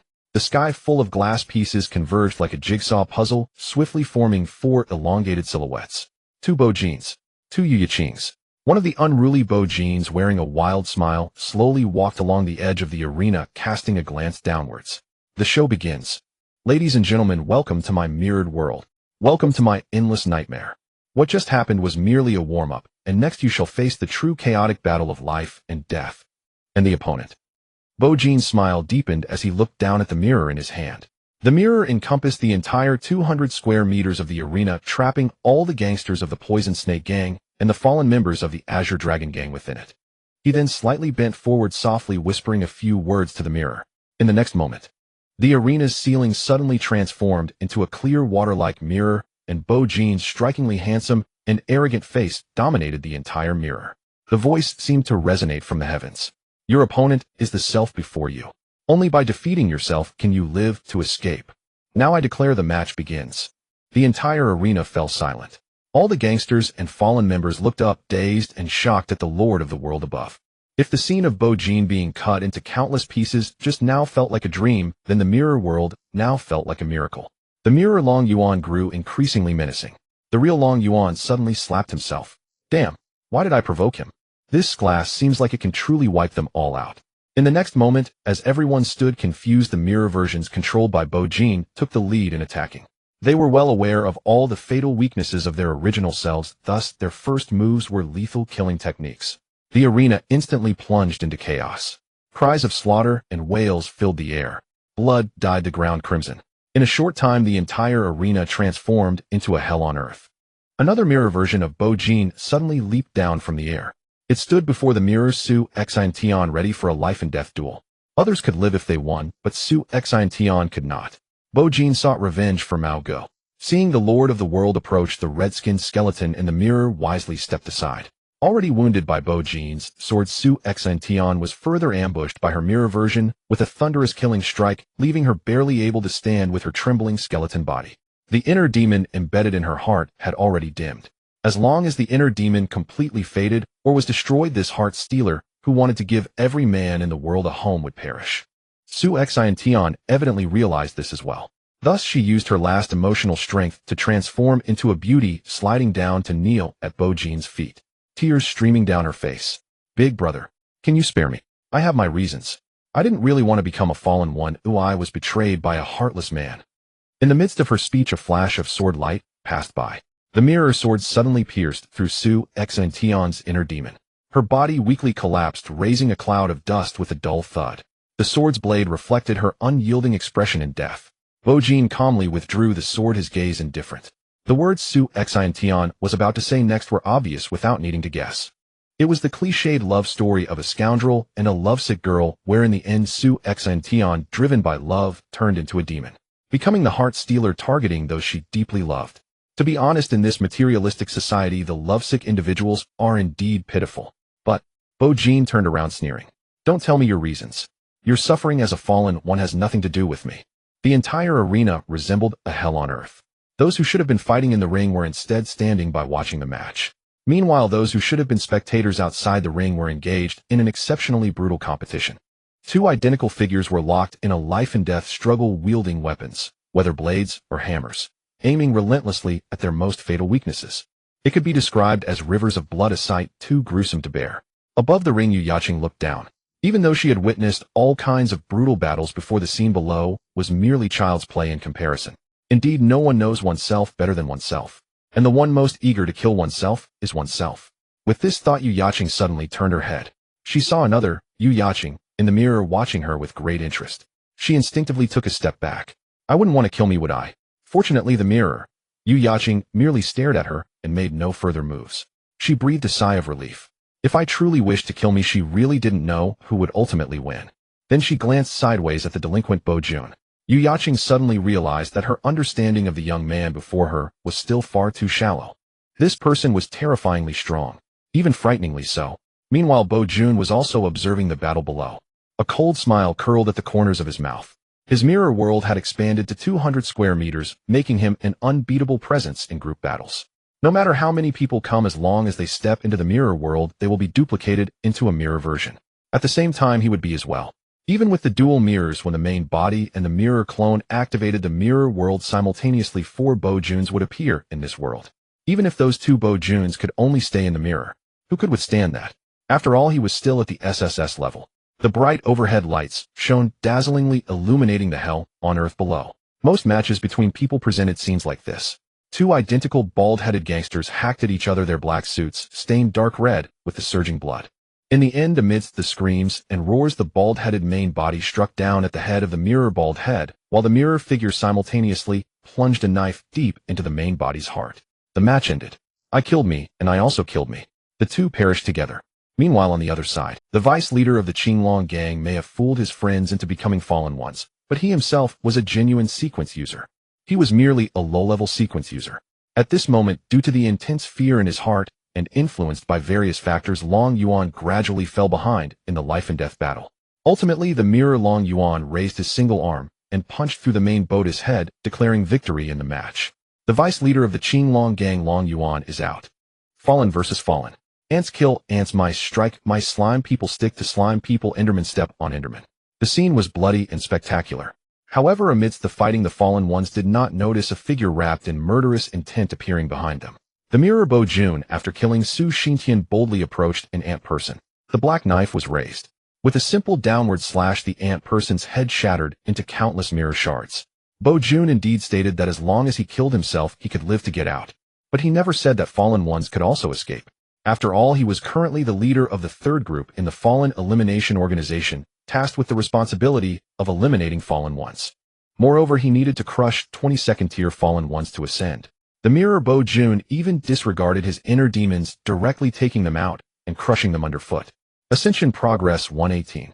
Just as the mirror Bo-jun was crushing the fallen ones one by one with the shattered mirror, the delinquent Bo-jun on the arena suddenly brightened. In this numerous, evenly matched life and death struggle, it was the first time he saw the main body overpowering the mirror figure. Looking down, he saw the vice leader of the Poison Snake Gang, Zhang Jiao, guiding the match's direction in a brutal and curious way. Though he was also a sequence user, and even a level 1. He, along with the mirror Zhang Jiao, very tacitly abandoned their sequence abilities, instead using all their strength to engage in a life and death struggle with fists and feet. No one knows oneself better than oneself. With each attack, Zhang Jiao predicted the movements of his other self, trading injuries to deliver fatal strikes.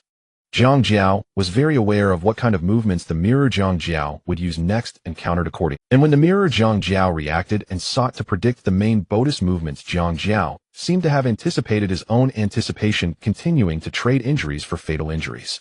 Throughout the battle, Zhang Jiao remained remarkably calm. Although the wounds on his body multiplied, his opponent gradually faced death. Bo-jun watched this scene, nodding slightly. There were indeed talents among the underworld. If this continued, although Zhang Jiao would be severely injured, he would undoubtedly achieve final victory. Interesting. This could be considered a way for him to find a breakthrough. Does this count as him outsmarting himself? 3 minutes later, the mirror Bo-jun successfully crushed all the fallen ones. Ascension successful. Congratulations. You have fulfilled the ascension conditions and successfully advanced to the 3rd tier Dreamweaver. Current nightmare value 31. Congratulations. You have unlocked the skill Absorbing Mirror. Absorbing Mirror creates a mirror that can absorb and store energy and attacks, then release them. Current skills: Dual Mirrors, Refraction, Mirror World, Shattered Mirror. Absorbing Mirror. Mirror World area expanded from 200 square meters to 400 square meters. Next tier, 4th tier, Guiding Moon Ascension Condition. Use 4th tier, Fallen Ones, to condense into a moon, guiding lost souls in the dark. Feeling the increasingly surging and powerful aura within him, as well as the deepening nightmare in his heart, Bo-jun nodded slightly. Then, gazing at the ascension conditions on the panel, his expression turned serious. To be honest, at first glance it was a bit hard to understand. How many fallen ones must he kill, and what does it mean to condense into a moon? But after a moment of thought, combining it with the SS level skill Mirror, he understood. Simultaneously, a mad plan gradually took shape in his mind. This plan concerned the Ji family and his quest for revenge. At the same time, it was also about whether he could embrace the life he wished to live. At the moment when the nefarious Bo-jun was ascending in the boxing arena, his true self, resting in Fenglinwen, was also rising in tandem. He watched the increasingly rampant members of the Poisonous Snake Gang, below, a smirk curling at the corners of his mouth. My favorite general has successfully completed the mission. So next it's time for the remaining lords to make their entrance. It seemed as if his words were being validated. In the next moment, a group of bald men from the Poisonous Snake Gang, led by the vice leader, Zhang Hong, suddenly ceased their clamor. Because the execution unit of the Fallen Cleansing Organization was activated. Soft footsteps echoed. At the end of the road, a young man in a trench coat and sunglasses slowly approached. A black knife hung at his waist, radiating a cold, yet dashing demeanor. Following closely behind was a striking figure, a girl clad in a black trench coat, gliding on a pair of blue roller skates. She raced down the road, her fragrant hair billowing in the wind. Meanwhile, above the roller skating girl, a winged being with white wings soared past. Upon closer inspection, the winged figure turned out to be just a chubby little boy. He held an enormous bow, drawing it back in a crescent shape, aiming at the nearby members of the Poisonous Snake Gang. Zhang Hong, still possessing her allure, suddenly regretted having come here to provoke. Her body trembled slightly. She couldn't understand how her trivial matters in the underworld could disturb the execution unit. Normally, the execution unit only handled the cleansing of the fallen and didn't concern itself with skirmishes between gangs.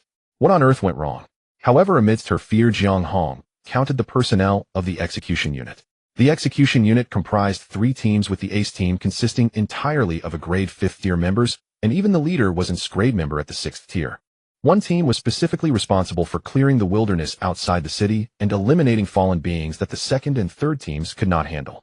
They were the stabilizing force of Meteor City. Though the 2nd and 3rd teams were slightly weaker, they were all grade 4th tier members, with the leader being a grade 5th tier member. They were the cornerstone of a peaceful and prosperous Meteor City. The first team was fully equipped with 7 members. The second team was fully manned with 5 members. The third team, currently lacking a leader, had only 4 members. Zhang Hong immediately recognized that the casually approaching young man in sunglasses was Li Machuan, the leader of the second team.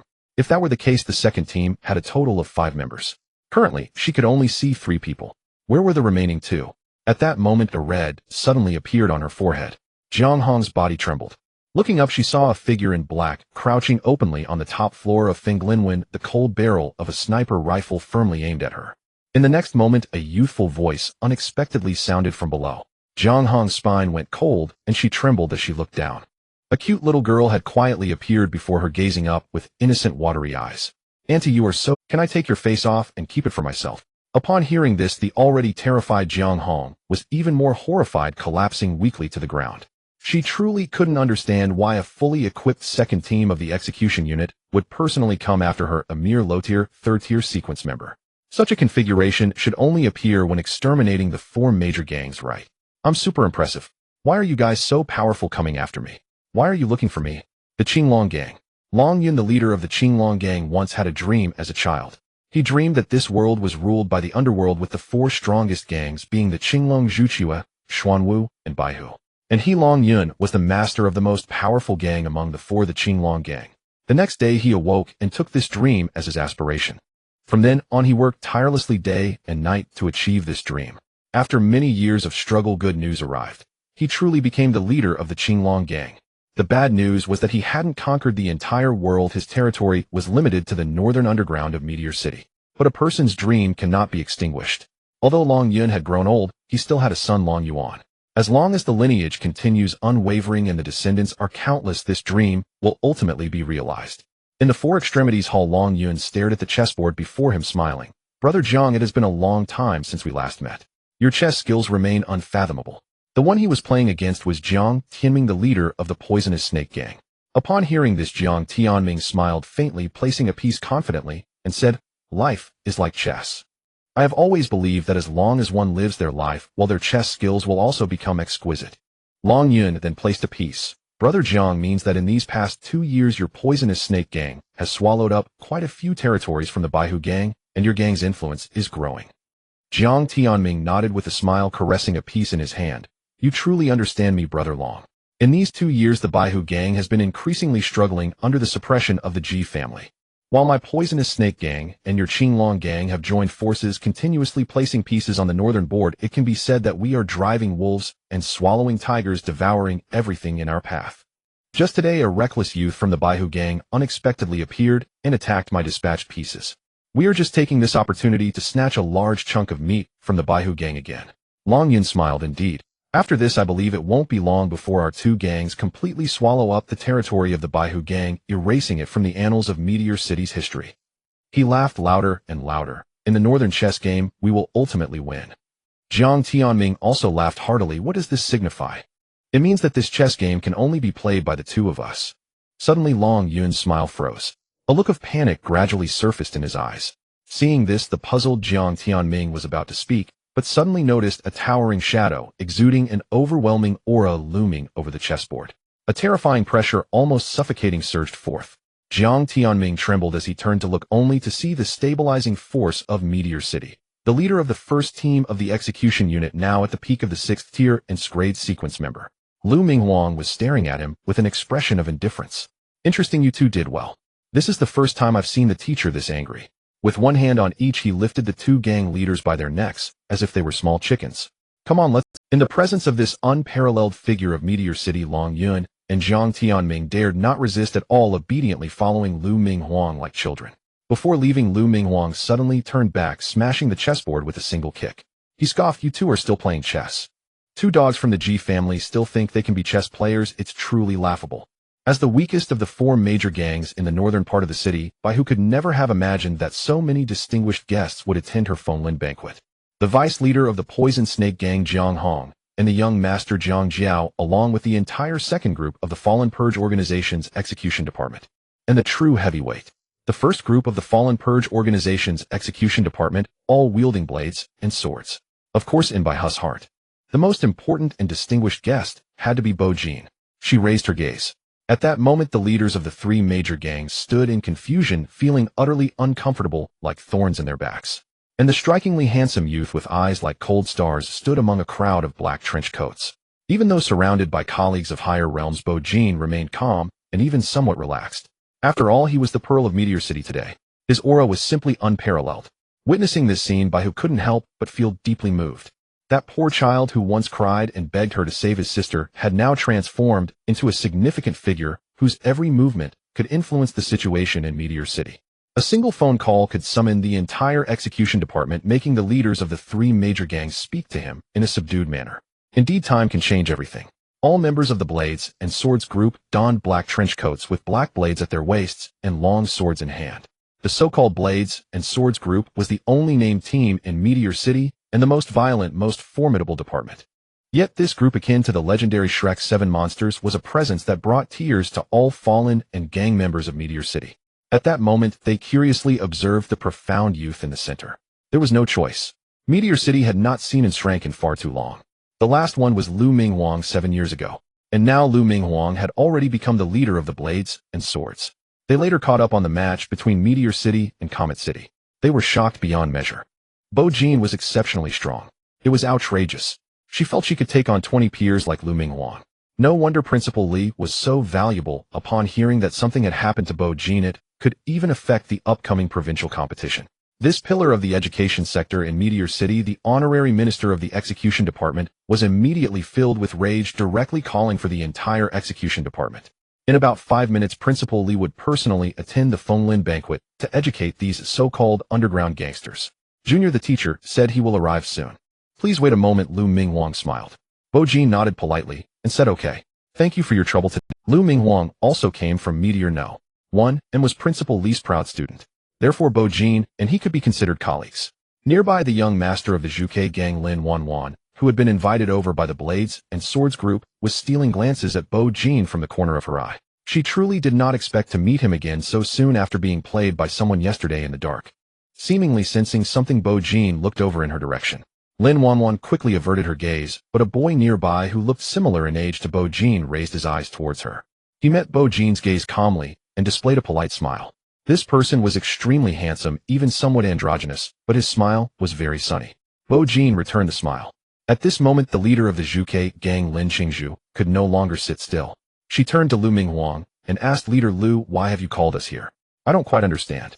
Just moments ago, she was receiving distinguished guests in her gang, and the next second the Blades and Swords group had come knocking, bringing her here. She had not intervened in the matters of the Qinglong gang and Poison Snake gang, so she felt somewhat perplexed.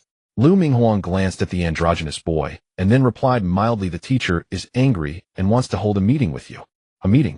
Perhaps due to the presence of the androgynous boy next to her, Lin Qingzhu appeared unusually confident as she pressed further, what exactly is going on? Could you tell us, Leader Lu, so we have some idea? However, Lu Minghuang merely smiled and did not respond. Seeing Lin Qingzhu wanting to ask more, the androgynous boy suddenly spoke with a smile. All right, Andy. It's fine. A meeting is just a meeting. Since we are doing business in Meteor City, we naturally have to abide by the rules of Meteor City. Just be patient for a moment. Don't worry, Auntie, I'm here all along. Hearing him speak, Lin Qingzhu finally closed. She merely cast a glance at Jiang Tianming and Long Yun beside her.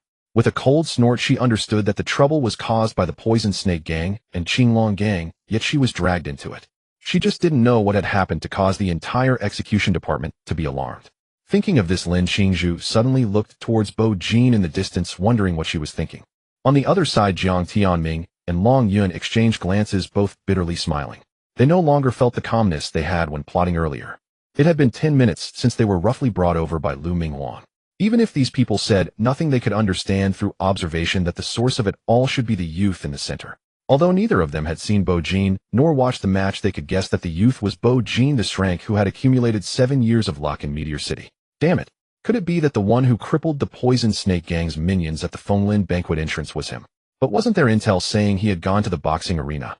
The members of the Qinglong gang and Poison Snake gang had already rushed over to encircle him. What the hell? Damn, we stirred up a super big shot, and now we have to clean up after you, right? But since it has come to this, I heard that the honorary minister of the execution department, Principal Li from Meteor No. 1, is a cultured scholar. He probably won't do anything too harsh to them, right? The two gang leaders pondered. Just then a sudden synchronized sound echoed from outside. It was the sound of nearly 100 bicycles rolling over the road simultaneously. Everyone looked up to see students from Meteor No. 1 dressed in blue and white uniforms riding bicycles towards them. Sequencers, all sequencers. These students were all sequencers awakened on the awakening day of Meteor No. 1 this year. Nearly 100 sequencers rode their bicycles in silence. The sound of chains spinning and the friction of tires against the road merged into an unstoppable torrent of silence, as if they intended to flatten the Phonlin banquet before them. Pedestrians on the road were astonished at this scene. They thought the students from Meteor No. 1 had grouped together to cause trouble at Phonlin banquet. How could they be so oppressive at such a young age? Finally, 10 meters from the entrance of Phonlin banquet, all the students simultaneously squeezed their brakes, and nearly 100 bicycles came to a neat stop. At the back, Principal Lee, wearing gold-rimmed glasses and impeccably combed hair, slowly rode in on an old bicycle. "Good day, Principal." Upon his arrival, all the students shouted in unison a deafening chorus. At the same time, Lu Minghuang and several members stood up to call him teacher, while Bo Jin called out Principal. Principal Lee smiled at Bo Jin, then nodded to the others. Amidst the thunderous shouts, he dismounted calmly, pushing his bicycle to face the 3 gang leaders. Under everyone's gaze, this seemingly refined principal unexpectedly took out a sharp, long sword from somewhere and drew it. Holding the sword in his left hand, he even pinched a cigarette with his right. He calmly asked, "Who are Jiang Tianming and Long Yun?" The 2 gang leaders smiled and raised their hands while Long Yun tactfully pulled out a lighter ready to light a cigarette for Principal Lee. But in the next moment, Principal Lee suddenly lifted the nearby bicycle and expressionlessly smashed it onto Jiang Tianming's head. Then he abruptly raised the long sword and directly plunged it into Long Yun's chest. In an instant, blood splattered and wails erupted. Principal Lee took a drag from the cigarette and stirred the long sword within Long Yun's body. As he exerted force, he roared, "I'll be damned. Bullying my students, huh? Am I giving you too much face? Do you want to compete with me on who is the true underworld gang?" The sudden turn of events stunned everyone present. It was a sight to behold as Principal Lee, seemingly cultured, plunged his sword into the body of Long Yun and viciously twisted it. With his left hand, he lifted an old bicycle and smashed it down fiercely towards Jiang Tianming on the ground, cursing under his breath as he exerted force with both hands. "Damn you. I really gave you all face. You are only able to survive in Meteor City because we provided you with a meal. If I stop feeding you, you'll starve to death." Caught in this situation, Lin Qingzhu, the leader of the Zhuke gang, stumbled back in shock. Lin Wanwan lowered her head, too afraid to speak, while the handsome and effeminate boy looked on with great interest after his initial surprise. Jiang Hong, the deputy leader of the Dusher gang, was already pale and trembling. Lu Minghuang was unfazed, turning his head away alongside the members of the Fallen Ones clearing organization, pretending not to see. Nearly 100 students riding bicycles gathered around, understandingly blocking the view of the onlookers. To prevent any damaging rumors about Principal Lee from spreading, a look of surprise appeared in Bo Jin's eyes. Never did he expect this usually kind and amiable principal to show such brutality. "I mean, I didn't even use the mirror world to create a mirror image for you to vent your emotions. This principal really knows how to give face." On the other side, Principal Lee continued to hammer the 2 gang leaders.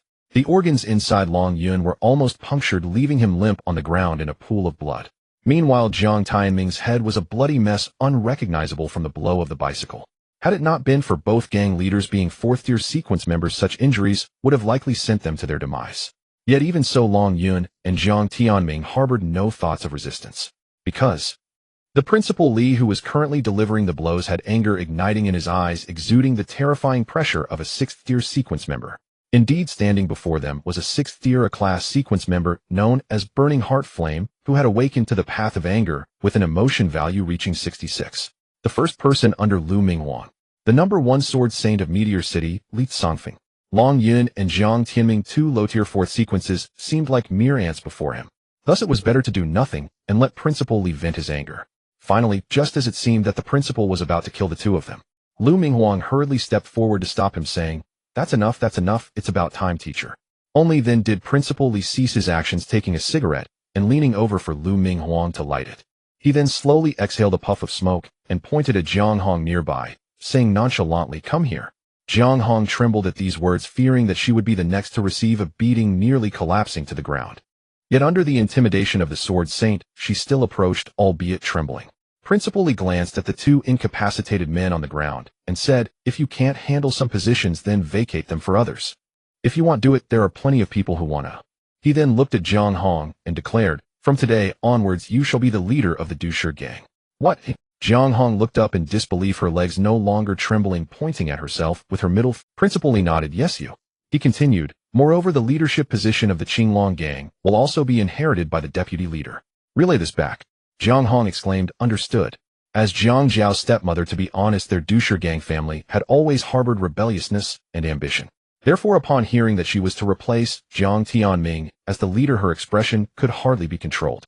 Principal Li nodded and continued, "You must always understand that the North is not the territory of your gang. This is the territory of the organization. It belongs to all the citizens of Meteor City." Principal Li smoking scanned his surroundings, his gaze lingering momentarily on Lin Qingzhu and the effeminate boy, his tone laced with anger. "You all are truly audacious. Previously, I turned a blind eye to your contributions to Meteor City, and out of respect for the forces behind you, I let things slide. But I never expected that such leniency would only embolden you daring to lay hands on its class character now. Well, if you don't want to mix in any more, then I'll satisfy you." This time, Principal Li was genuinely angry. Meteor no. One had finally produced a top-tier class who was set to represent Meteor City in the Provincial League with a great chance of achieving the highest honor and subsequently being recruited by Galaxy University, all under the watchful eyes of the public. Yet at this crucial juncture, you're telling me that this precious class is being bullied by two measly gangs. Damn it, who can tolerate this? Thus, with a phone call, Principal Li summoned the entire execution department, determined that these so-called gangsters experience the methods of the Sword Saint of Meteor City. From today onwards, the so-called four major gangs in the North will officially be taken over by the Fallen Ones Clearing Organization. What you can and cannot do, I believe you should be clear about. I give you 10 days to either transform and cleanse yourselves or roll out of Meteor City. As he spoke, nearly 100 student sequence members and execution department members stepped forward, positioning themselves behind Principal Li. Like guards, they surrounded him. Under such circumstances, Principal Li's tone suddenly rose, the sword in his hand trembling slightly, making the air resonate with the sound of clashing swords. "If any forces behind you are dissatisfied, let them come find me," Li Tsongfeng at no. "One high. I want to see what kind of storm you insignificant pieces can stir up. Do you have any objections?" Jiang Hong was the first to speak. "No objections." Then Bai Hu followed up with, "I have no objections either." Next, the gravely injured Long Yun trembled as he said, I have no objections." At this moment, the two gang leaders were feeling somewhat wronged in their despair, on the verge of tears. In recent years, Meteor City had been constantly overshadowed by Comet City, so they had stopped paying attention to this match that seemed destined for defeat. But who would have thought that Meteor City would produce such a prodigy as Bo Jin? They didn't know Bo Jin, nor did their underlings. Therefore, this was just a small misunderstanding. However, neither he nor Jiang Tianming could have imagined that due to such a minor misunderstanding, their four major gangs, which had dominated the northern part of Meteor City for decades, would vanish. Finally, Principal Li's gaze fell upon Lin Qingzhu, who had remained silent. "What about you, Lin Gangzhu?" At that moment, the effeminate handsome boy stepped forward, standing in front of Lin Qingzhu and her daughter. He smiled and said, "Principal Li, since Meteor City has said this, our Lin family has no objections. Rest assured, within 10 days the Zhuke gang will withdraw completely to Qinxing City." Seeing this, Principal Li scrutinized him for a few more moments. "All right, you are Lin Xingchen, right? I know you. A Principal Chen mentioned you to me before."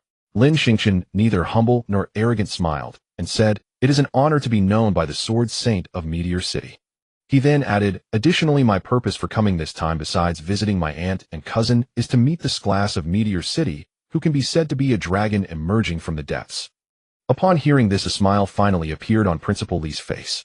No wonder he came from a prestigious family, he was so well-mannered. He then beckoned Bo Jin over, smiling. "Come here, Bo Jin. This is your future opponent in the Provincial League this class, from Qinxing City, Lin Xingchen. You two should have a good chat. Young people should communicate more with each other." Meanwhile, on the other side, Lu Minghuang and the others looked at the amiable Principal Li, utterly unable to connect him with the brutal machine they had just witnessed. Li Machuan, the leader of the second group and a nephew of Principal Li, watched this scene unfold and suddenly began to sound a bit sour. "Tisk tisk tisk, my uncle has never treated me this well as his own nephew. He really has a soft spot for classes." Upon hearing this, Lu Minghuang suddenly burst into laughter. How could such a statement sound so funny coming from Li Machuan's mouth?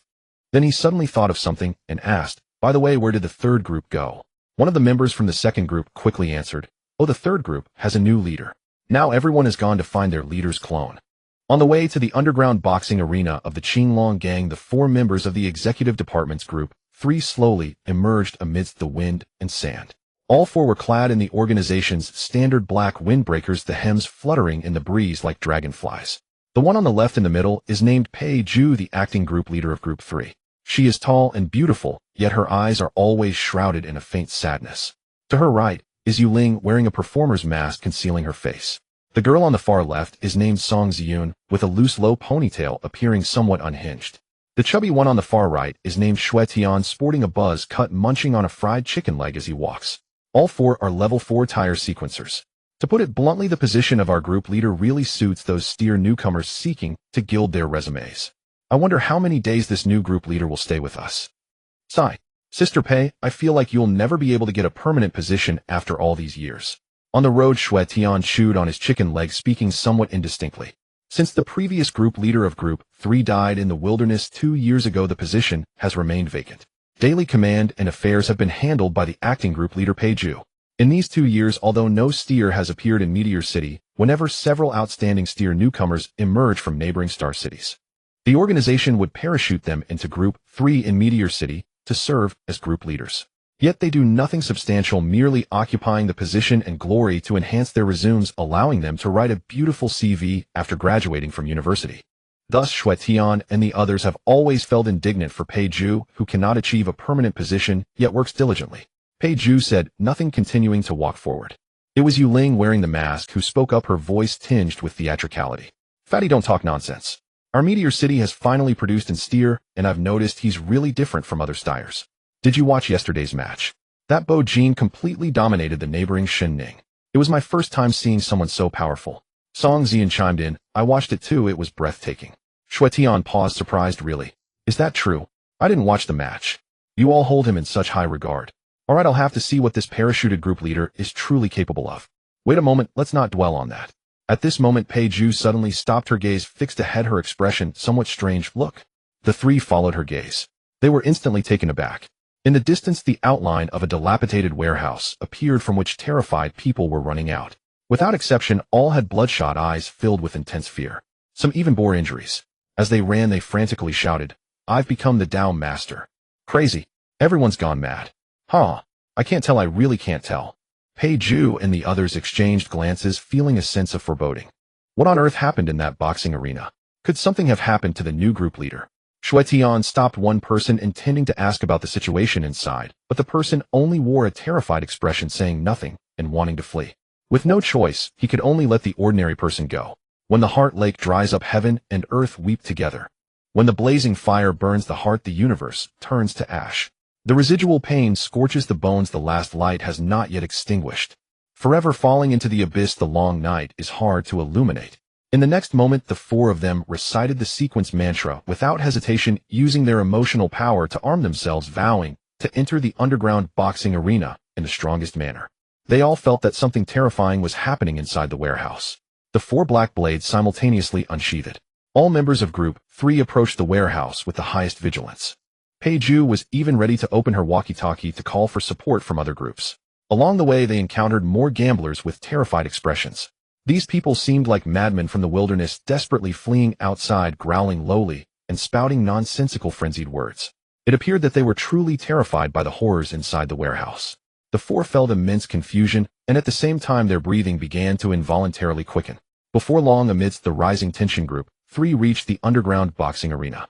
But what they saw next would likely be etched in their memories for a lifetime. A cold wind carrying the scent of dust from the outskirts blew in, yet it couldn't dispel the overwhelming stench of blood that pervaded the entire boxing arena. The four felt as if they had entered hell. What met their eyes was a vivid crimson and severed limbs.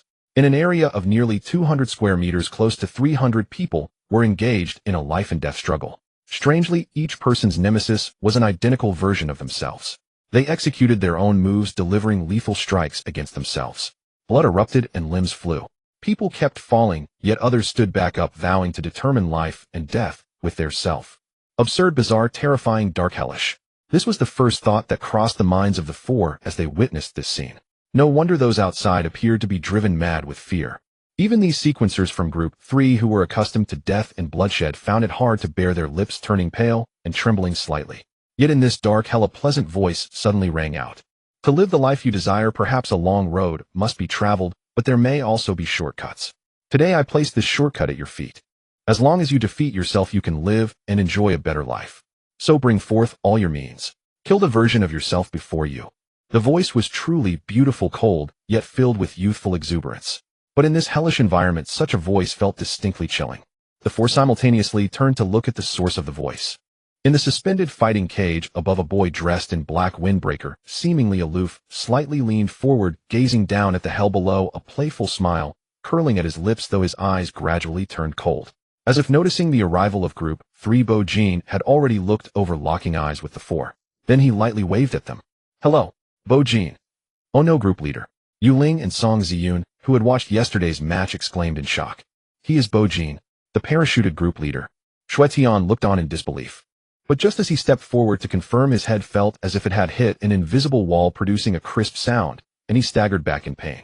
Seeing this, Pei Ju reached forward with a serious expression and indeed felt an invisible wall. However, this wall felt like a massive mirror. Soon Pei Ju understood. The acting Group Leader of Group 3 looked at Bo-jin in the cage with some disbelief. This is a domain unique to Steer. In other words, our parachuted Group Leader has created a complete world using his Steer domain, and has replicated identical mirrors of everyone inside, both sequencers and fallen ones, making them engage in life and death battles. Until death do they part. It seemed that he could hear the voices of 4 people conversing, finding them quite loud. Bo-jin glanced at his 3 group members, pressing his index finger to his lips and gently shaking his head. Pei Ju and the others understood immediately and closed their mouths in a timely manner. Following their group leader, they quietly watched the bloody and thrilling kill me competition in this mirror world. Time slowly passed amidst the increasingly intense bloodiness. In the mirror, the competition was nearing its end. To conquer oneself is indeed a very difficult task. The enemy you face is a self who knows you inside out. Moreover, in this life and death battle as the mirror person, he is even more ruthless than you. Thus nearly everyone who fell never got back up. A true mountain of corpses and sea of blood formed. And beneath this spectacular blood curtain, suddenly one person broke the norm and shakily stood atop the mountain of corpses. Zhang Jiao had no good flesh left on his body, and an astonishing amount of blood had dyed him a deep crimson. Yet on his cracked lips a smile of survival slowly emerged. He had won. By predicting his own prediction, he successfully killed himself. At the cost of serious injury, he won this life and death battle. Applause came from the iron cage above. Bo-jin snapped his fingers. In the next moment, the mirror world shattered. The mirror people, whether fallen or standing, also shattered into countless shards, cascading down like snow in the wind. Zhang Jiao felt a shadow flicker before his eyes. A plain voice fell into his ears. Congratulations, you have become the sole victor of this kill me game. You can walk out alive. Zhang Jiao struggled to lift his exhausted, bloodshot eyes. Bo-jin looked at him with an ambiguous smile. The Zhang Jiao before him, after defeating the ambitious self deep within, now had ambition written all over his face. To be honest, Bo-jin appreciated such a person. But the next moment, Zhang Jiao lowered his head and avoided eye contact with Bo-jin. The terrifying sequential ability of this execution department member exceeded even his imagination. The two seemed to be products of different worlds. He could only conceal his ambition and focus on surviving this hell. Young Master Jiang, do you really not recognize me? Suddenly Bo-jin asked, seemingly out of nowhere. Zhang Jiao trembled slightly, raised his head, and scrutinized Bo-jin again. But there was no figure in his memory that matched this arrogant youth. He shook his head in confusion. Who are you? Seeing this, Bo-jin was not surprised. The car accident from 2 years ago was indeed a matter of life and death for him, but to those lofty figures, it was merely an ordinary affair. Moreover, the weak self from back then had long since died on a silent night. He was now completely different from who he once was. Therefore, it's normal not to remember. Bo-jin tried to awaken Zhang Jiao's memories. Young Master Jiang, on the night of the meteor shower 2 years ago, you saw me. And it was after that day that you got involved with the Ji family. Upon hearing this, Zhang Jiao thought carefully. His pupils dilated in disbelief as he looked up at Bo-jin. It's you. He remembered. That day was indeed the night of the rare meteor shower, when a frail young man came to the Poison Snake Gang, crying and pleading to sell his organs to save his sister. Zhang Jiao did not refuse. After all, the Poison Snake Gang was in the organ business. But later the Ji family suddenly intervened, forbidding him from doing business with Bo-jin, which led him to have the boy forcibly removed. At that time, Zhang Jiao only learned that this boy had been completely banned for offending the Ji family. Yet Zhang Jiao could never have imagined that the once kneeling boy who begged him had now become a being he could not look directly at, only gaze up at. Remembering Bo-jin's terrifying sequential ability, just now Zhang Jiao suddenly laughed maniacally. So it turns out, it was you. The boy from back then did not die under the pressure. Instead, he gained a new life. Therefore, what he was about to do next was self-evident. Don't worry, I don't blame you. Bowing to power is a very normal thing. Bo-jin's tone was very calm. Zhang Jiao, I admire everyone who can conquer themselves. So can you answer me a question?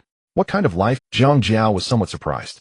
After thinking for a moment, the ambition in his eyes no longer concealed, it emerged completely. I don't want to be a dog for the G family or anyone else. I want that old man to roll down from that position. If he can't understand the position of the gang leader, then let me take it. I want to make the Poison Snake gang strong and prosperous again. I want to kill all those who treat me like a dog. Good. Bo Jean nodded, saying calmly, I will give you a chance. Don't worry, you and I are just using each other. There is no master and dog relationship.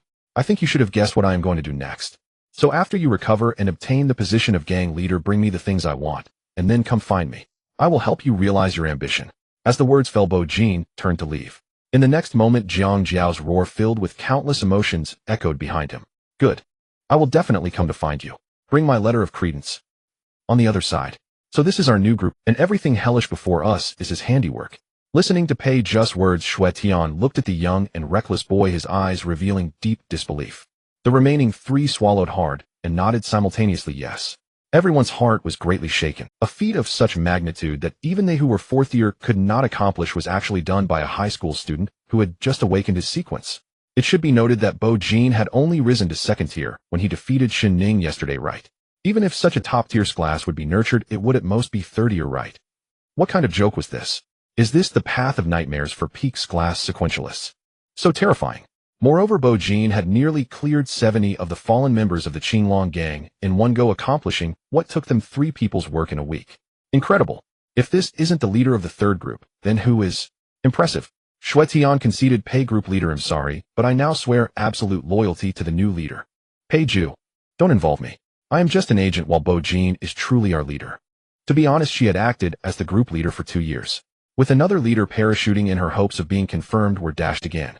It was indeed a bit uncomfortable to admit. But seeing this scene now, all her discontent had vanished.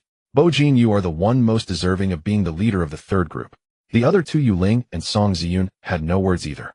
Given Bo Jean's extraordinary performance, the position of third group leader seemed almost beneath him. Other class individuals parachuting in merely borrowed the honor of this position to embellish themselves. Perhaps one day in the future the position of the third group leader of the execution department would shine because of Bo Jean's presence as in class. At this moment, Bo Jean brought Yu Yiqing to his team member's side. Looking at this promising and spirited group leader, Pei Zhu and the others showed anticipation, thinking Bo Jean was about to assign them tasks. At this moment, Bo Jean brought Yu Yiqing to his team member's side. Looking at this promising and spirited group leader, Pei Zhu and the others showed with such an impressive group leader they would definitely complete the task. However, in the next moment, Bo Jean merely smiled and said, help me handle this, thank you. Pei Zhu and the others looked at the mountain of corpses and sea of blood. In the evening of the Maple Forest, Principal Li kindly comforted the only rank student of his school before turning around and leading nearly 100 students along with the entire executive department away from this place, leaving the stage to the young ones.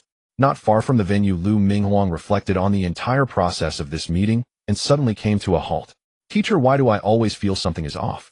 Principal Li glanced at him and continued walking forward. I know what you are thinking. You think that the minions of the Poisonous Snake gang and the Qinglong gang can't possibly harm someone of rank like Bo Jean.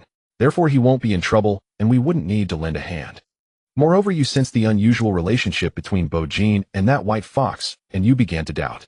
Is Bo Jean deliberately using us to suppress the other 3 major gangs, allowing the White Fox gang to dominate? Lu Minghuang was taken aback upon hearing this. He instinctively turned his head to look. In the distance, Bo Jean seemed to sense his gaze and waved slightly in this direction, making a goodbye gesture. On his handsome face, there was a harmless smile, unique to his sunny youth. Teacher, how do you know everything? Then why? Principal Li paused. Every time he thought of Bo Jean, his eyes would shine with a bright light of hope and a sincere smile. Because I willingly allow him to use me. Lu Minghuang looked at Principal Li, who seemed to be in heat. No, teacher, you. But Principal Li interrupted his next words. He looked at Lu Minghuang and shook his head helplessly. I too wanted to be used before, but no rank has ever used me, has he? Minghuang, you have already surpassed me to become the #1 in Meteor City. Why can't you think straight? Such an obvious thing, why did it take you so long to realize? In fact, this isn't called being used, this is mutual accomplishment between me and Bo Jean.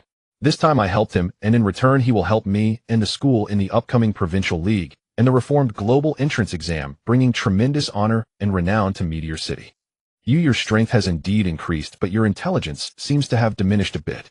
No wonder others say that the great anchor of Meteor City is merely my personal enforcer. But you must know this: without brains, an enforcer can only remain an enforcer for life, never able to sit at the table. Yet the tall and mighty Lu Minghuang only smiled foolishly under the teacher's guidance. All right.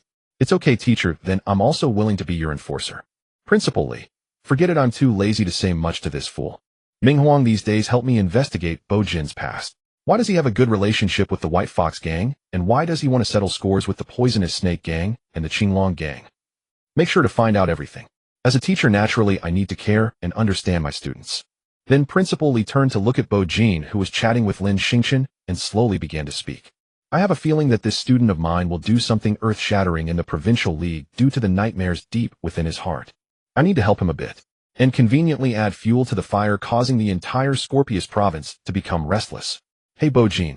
On the other side, Lin Xingchen, very familiar, greeted Bo Jin and extended his palm. Looking at this somewhat feminine man before him, Bo Jin felt a bit surprised, but on the surface he smiled and shook hands with him. Hello. Then Lin Xingchen didn't hesitate and directly asked, do you know that the Zodiac League after the Provincial League has been cancelled? It has now been changed to the Global Entrance Exam. Upon hearing this, Bo Jin said nothing, only opening his phone and looking down. Previously, Principal Li had added him to a group chat filled with students participating in the Provincial League. The name of the group chat was Scorpio League Chat Group 79. Since the city-level competition ended the day before yesterday, this group chat has expanded to 79 members. The group owner was Lu Chen, the admissions teacher responsible for the Scorpio province at Galaxy University. Opening the chat interface, he immediately saw a pinned message from the group owner. Dear students, due to special circumstances this year, the Zodiac League after the Provincial League has been temporarily. After the competition, all rank will be directly promoted to take the exam, with the top 37 fallen ones from the wilderness determining the strongest in the world. Since this is a supreme examination jointly organized by the Federation and the Wilderness, as well as the sequences and fallen ones. This examination has also been named Global Entrance Exam.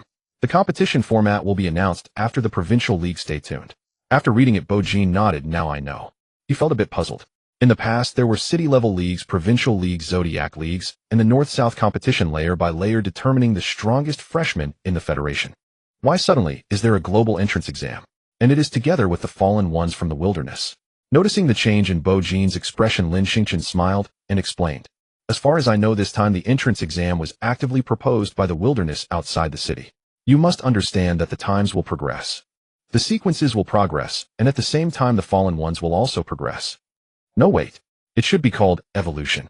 Those fallen ones have survived in the extremely bloody environment of the wilderness for nearly 200 years and must have undergone some unexpected evolution.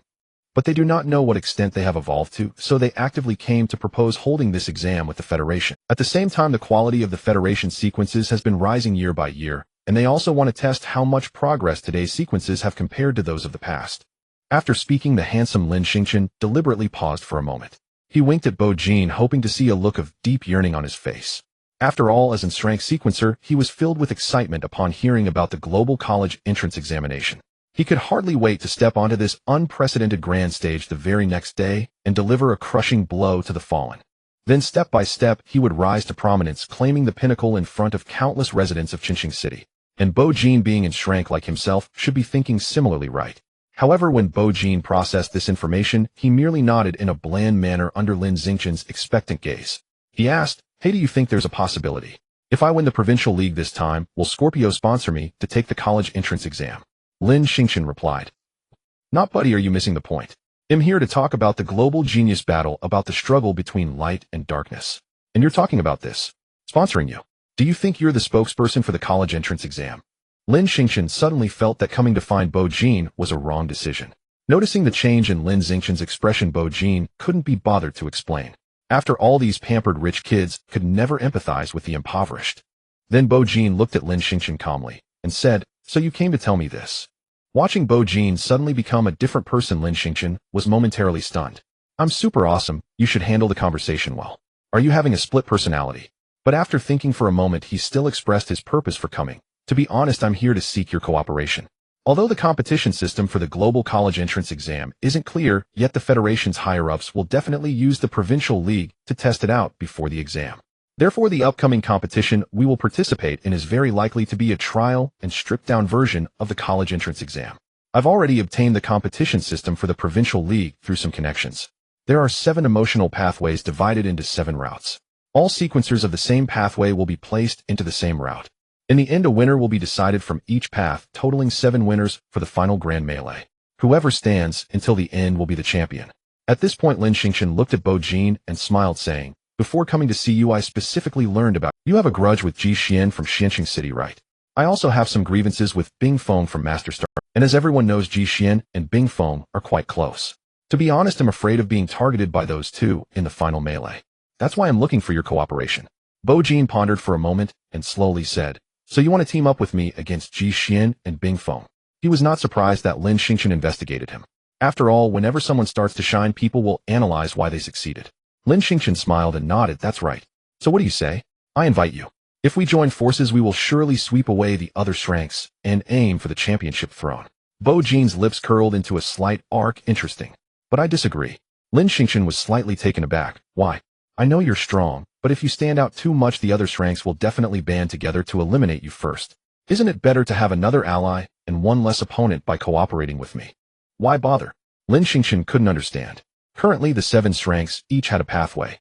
This meant that the only ones who could reach the end would be these 7. Fighting alone in the melee would certainly hold no chance of victory, and one might even be eliminated first by the other ranks who had already formed alliances. It was completely unnecessary. No matter how strong you are, can you really take on 6 opponents? But Bo Jin merely shook his head and turned to leave. His calm voice drifted gently with the breeze. "If you've investigated me, you should know how long I've waited. Cooperation would only make me mediocre. It is through climbing alone to the highest stage that my name can pierce through the universe." After rejecting Lin Xingqian, Bo Jin walked forward. As he passed, Lin Wan and the two exchanged a brief glance. Bo Jin lightly nodded, saying nothing more. Lin Wan, however, avoided his gaze slightly. Once he had walked far away, she dared to lift her head and gaze at Bo Jin's back, her eyes filled with complexity. Although Lin Xingqian is her cousin, that is all there is to it. Their good relationship does not mean her status in the Lin family is high. Otherwise, she wouldn't have been sent to Meteor City to do some dirty work. For the entire Meteor City, which fully supports the ranks, only a day has passed. Lin Wan realized that an insurmountable barrier now existed between her and Bo Jin. Everyone left one after another. The lively phone Lin Wan had suddenly turned quiet. "Thanks this time, Xiao Jin." Bai Hu, with a face full of exhaustion, finally broke into a rare smile. "The execution department has issued a strict order. The 4 major gangs must either transform or be expelled from Meteor City. However, the relatively singular structure of the Bai Hu gang doesn't require them to consider so much." She knew that the favorable situation now was all due to this young man's efforts. "It's okay, but it's what I should do," Bo Jin smiled. "Sister Hu, there's no need to be polite with me. If it weren't for your help back then, I would have been dead long ago. So everything now is what you deserve." Bo Jin paused and added, "Sister Hu, concerning Mao, go find a good day to bury him. It is indeed a pity." "Okay, I will arrange it," Bai Hu replied, her gaze revealing a hint of sadness. Zhang Mao had followed Bai Hu since childhood and had already been regarded as her brother. But this brother had died before dawn. With this thought, Bai Hu suddenly remembered her other brother and looked at Bo Jin with a complex expression. Her tone was somewhat sorrowful. "Xiao Jin, regarding the loan matter, please don't blame Sister Hu. Actually, I have my own little thoughts. Knowing that you probably wouldn't be able to pay back $1 million, I intentionally raised it to $5 million. The purpose was to have you grow up and sell yourself to me to be with me for a lifetime. Because you really look too much like a Long." Bo Jin was not surprised by this. He had suspected something similar. The next moment, he curiously asked, "Sister Hu, what exactly happened to your brother Bai Long?"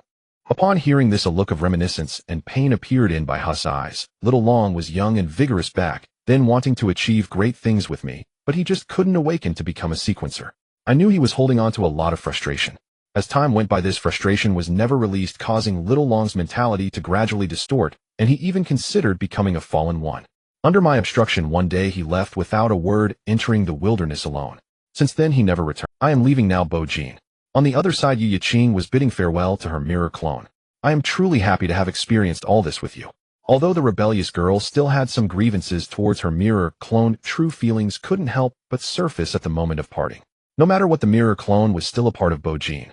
After the farewell, Yu Yiqing was to handle her own matters. At the same time, she sought to learn more about Bo Jin's past.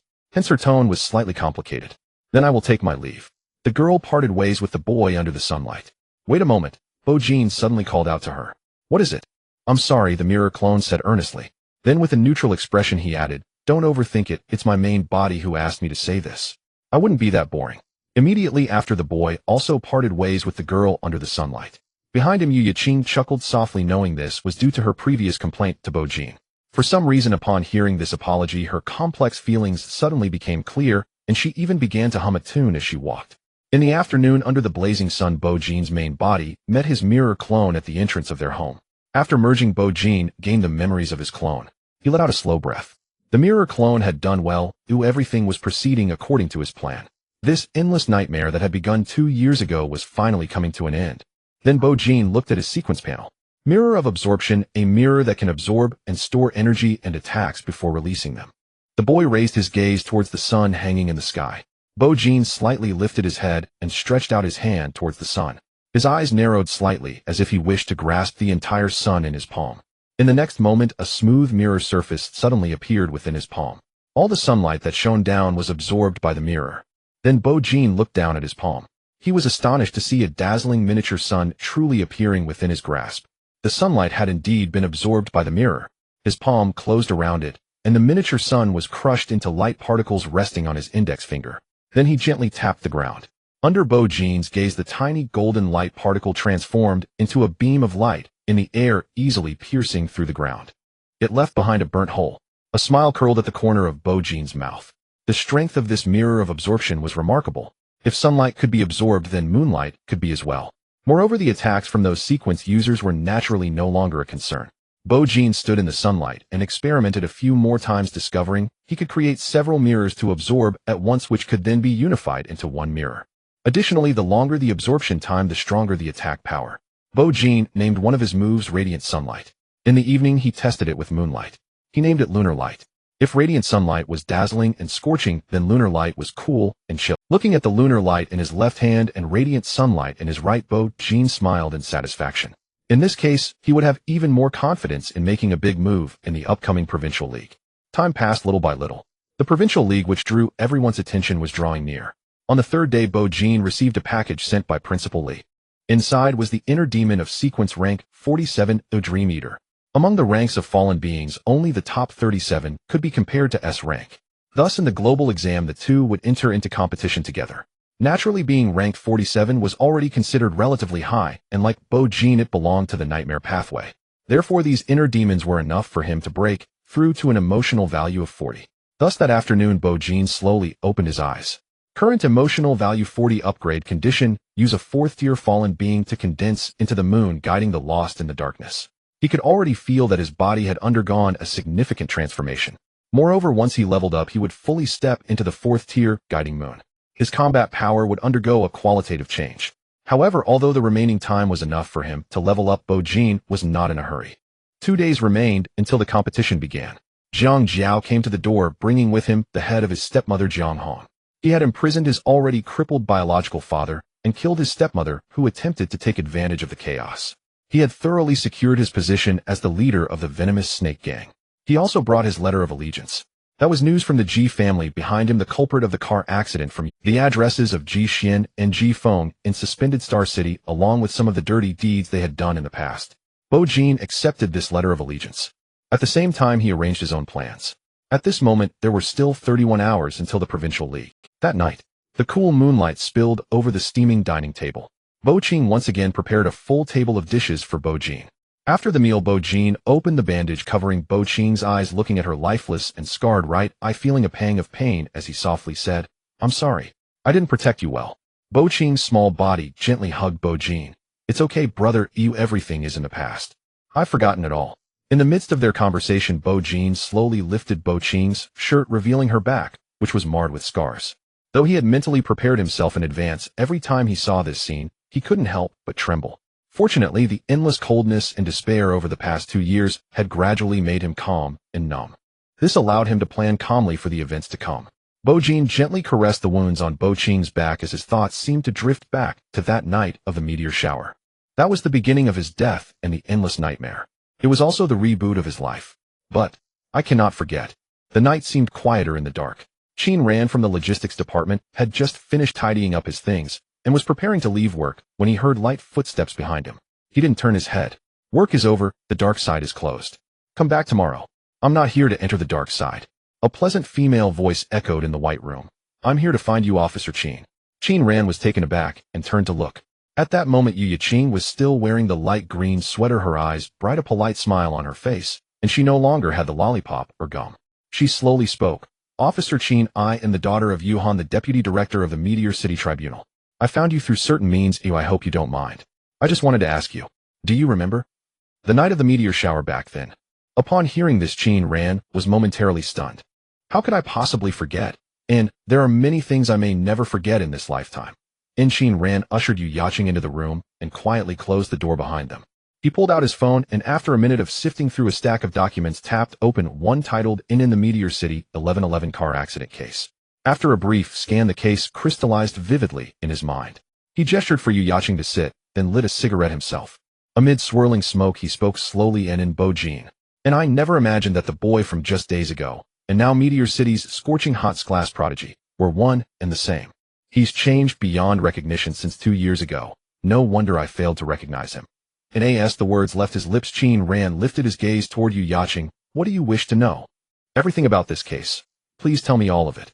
Qin Ran nodded, exhaling a plume of smoke. After the incident occurred, I re-examined every detail, cross-referencing it with Meteor City's political landscape at the time, until the full truth emerged piece by painstaking piece. His tone grew heavier as he began to recount in Meteor City's northern district 4 major underworld syndicates held sway, and among them the Azure Dragon Syndicate operated under the shadow of the Ji family of Xuanqing City. It was precisely because of this connection that Ji Xian and his cousin Ji Feng, both still minors at the time, drove an unlicensed sports car into Meteor City. After inspecting the Azure Dragon Syndicate, Ji Feng took the wheel, racing wildly through Meteor City streets with his elder cousin Ji Xian beside him. Then, they struck Bo-jin, Bo-jin's younger sister. And though her injuries were grave, they were not immediate, yet she believed death was imminent, and longed only to see her brother one last time. In trembling she rose from the pool of blood, each staggering step leaving behind a crimson imprint as she dragged herself forward. She wanted to go home. But when Ji Feng witnessed this, he committed an act of unspeakable madness. And at this point Qin Ran's voice began to tremble faintly. 16, a reckless formative age, holds within it either absolute benevolence or absolute malevolence. Ji Feng unfortunately embodied the latter. Do you know what a killing permit is? This world sequence users stand above ordinary people. This is an indisputable hierarchy. They wield rights inaccessible to commoners, especially members of elite families. To secure their allegiance, the Federation secretly grants certain invisible privileges. One such privilege is the killing permit. The Ji family is a true aristocratic dynasty, the Xuanqing City branch being merely a cadet line. The main lineage spans the entire Pisces province, standing unchallenged as a sovereign house. Thus nearly every Ji scion possesses a killing permit, a license to kill within city limits backed by official immunity afterward. Ji Feng held such a permit. Akin to heavy truck insurance, if you maim someone you bear lifelong medical liability, but if you kill them outright the policy speaks for you. Qin Ran finished his first cigarette and lit a second without pause. Even this veteran detective, who had resolved countless cases, now burned with palpable fury, and so, when Ji Feng saw Bo-jin rise from the bloodstained malice, surged unchecked, and he accelerated directly toward her in broad daylight. He struck her a second time, then deliberately ran her over, intent on extinguishing Bo-jin's life entirely. This impact shattered her eye against a jagged stone, plunging her into a deep, irreversible coma. And finally the Ji cousins sped away in their sports car. By the time Bo-jin arrived at the scene, the tragedy had already settled into silence. Qin Ran paused, then smoked the second cigarette to its bitter end. He lit a third. And fortunately fate spared her. Through intensive hospital care, Bo-jin regained. Yet healing is no act of charity. Regaining consciousness does not guarantee safety.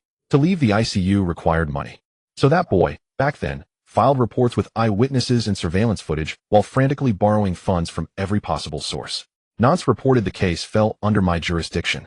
Using surveillance footage, I identified the Ji cousins and instructed Bo-jin on legal avenues to safeguard his rights. Perhaps our relentless pursuit provoked them. Ji Xian, the direct heir of the Xuanqing Ji family, finally intervened, breaking his silence. As a Coreline Ji, he issued a blacklisting edict through the Azure Dragon Syndicate, commanding the other 3 syndicates to deny Bo-jin any financial aid, under penalty of annihilation. His aim was clear: suffocate Bo-jin in the ICU, and activate Ji Feng's killing permit. Yet fortune still leaves cracks. In despair at Bo-jin's most desolate hour, the White Fox Syndicate defied the Ji family's pressure and lent him the funds. Qin Ran lit his 4th cigarette, his voice thick with irony. In what followed was the classic cinematic denouement.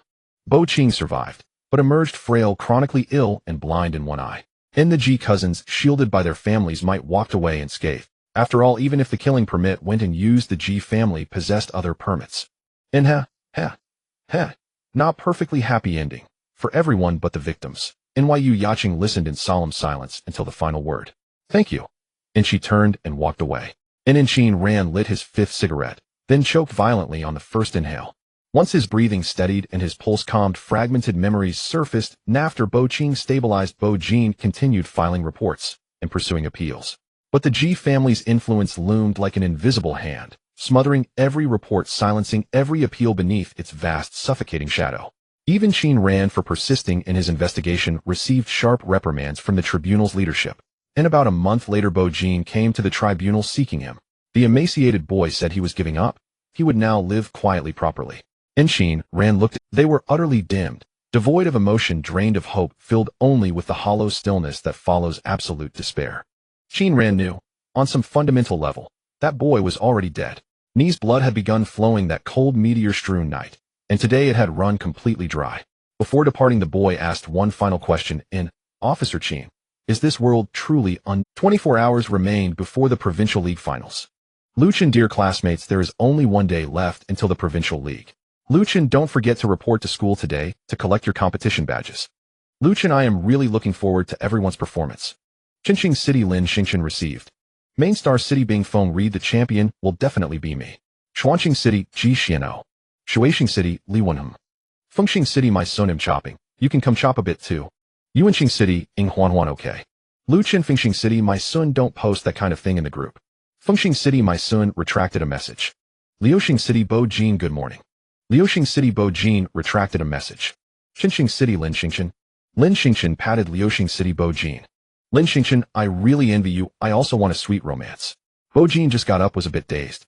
He vaguely saw Yu Yaqing send him a good morning message, and he replied back. Unexpectedly, it was sent in the league group. Damn. Luckily, I was quick to retract it. But what the hell is Lin Xingchen? Not cooperating with you? Are you going to take revenge on me? Tomorrow is the Provincial League. As per tradition, all participating students must collect their competition badges and make final preparations a day before the league. Perhaps even the heavens want to witness this highly anticipated match, which is why the weather in Scorpio has been exceptionally fine these past few days. With blue skies and white clouds, the air is fresh. The orange-yellow sunlight gently caresses the earth. Qinqing City. After sending the message, Lin Xingchen raised his gaze. In the mirror, he saw himself in a flowing red traditional dress complemented by his beautiful and delicate features resembling an ancient beauty coming to life from a mural. Lin Xingchen gazed at this inner self, his eyes filled with complexity. After a moment, he let out a soft sigh. 10 minutes later, Lin Xingchen, now dressed in male attire, boarded the vehicle arranged by the Lin family, heading towards the school. Lin Xingchen's rank sequence Black Star. Fearful, traversing the 4th tier, invisible shadow. Initial emotional value 16. Shuaixing City. When I see your silver fullness, I cannot distinguish the change of seasons. Only then can I say, I am immersed. Li Wen, wearing headphones, listened to Shuaixing records, silently skating towards the school, her long white hair flying in the wind. Li Wen's rank sequence Violet Garden. Sadness, traversing the 4th tier, Melancholy Lily. Initial emotional value 16. The clear mirror reflects the magnificent sight of the galaxy overhead, while simultaneously capturing the cool moonlight within its depths. Bo Jin arrives at the top floor.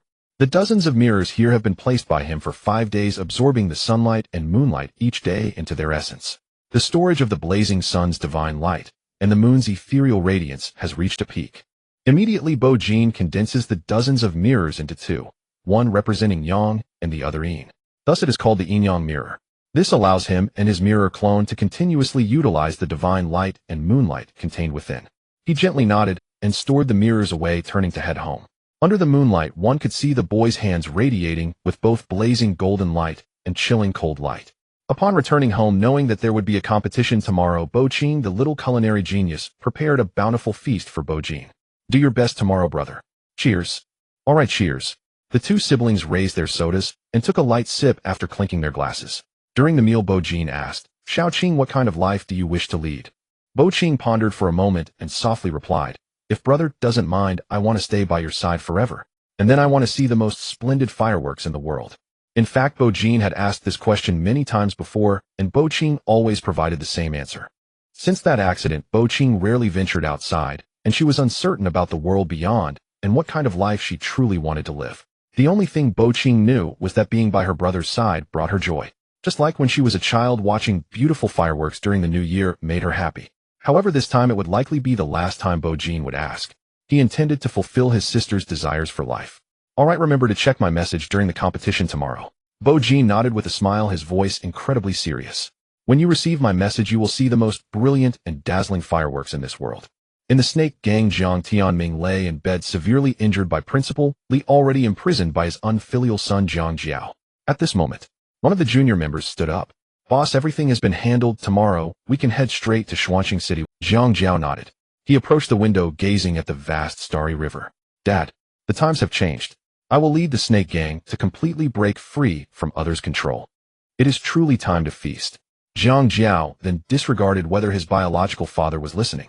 He turned to the junior member saying, by the way, remember to buy 5 million worth of fireworks.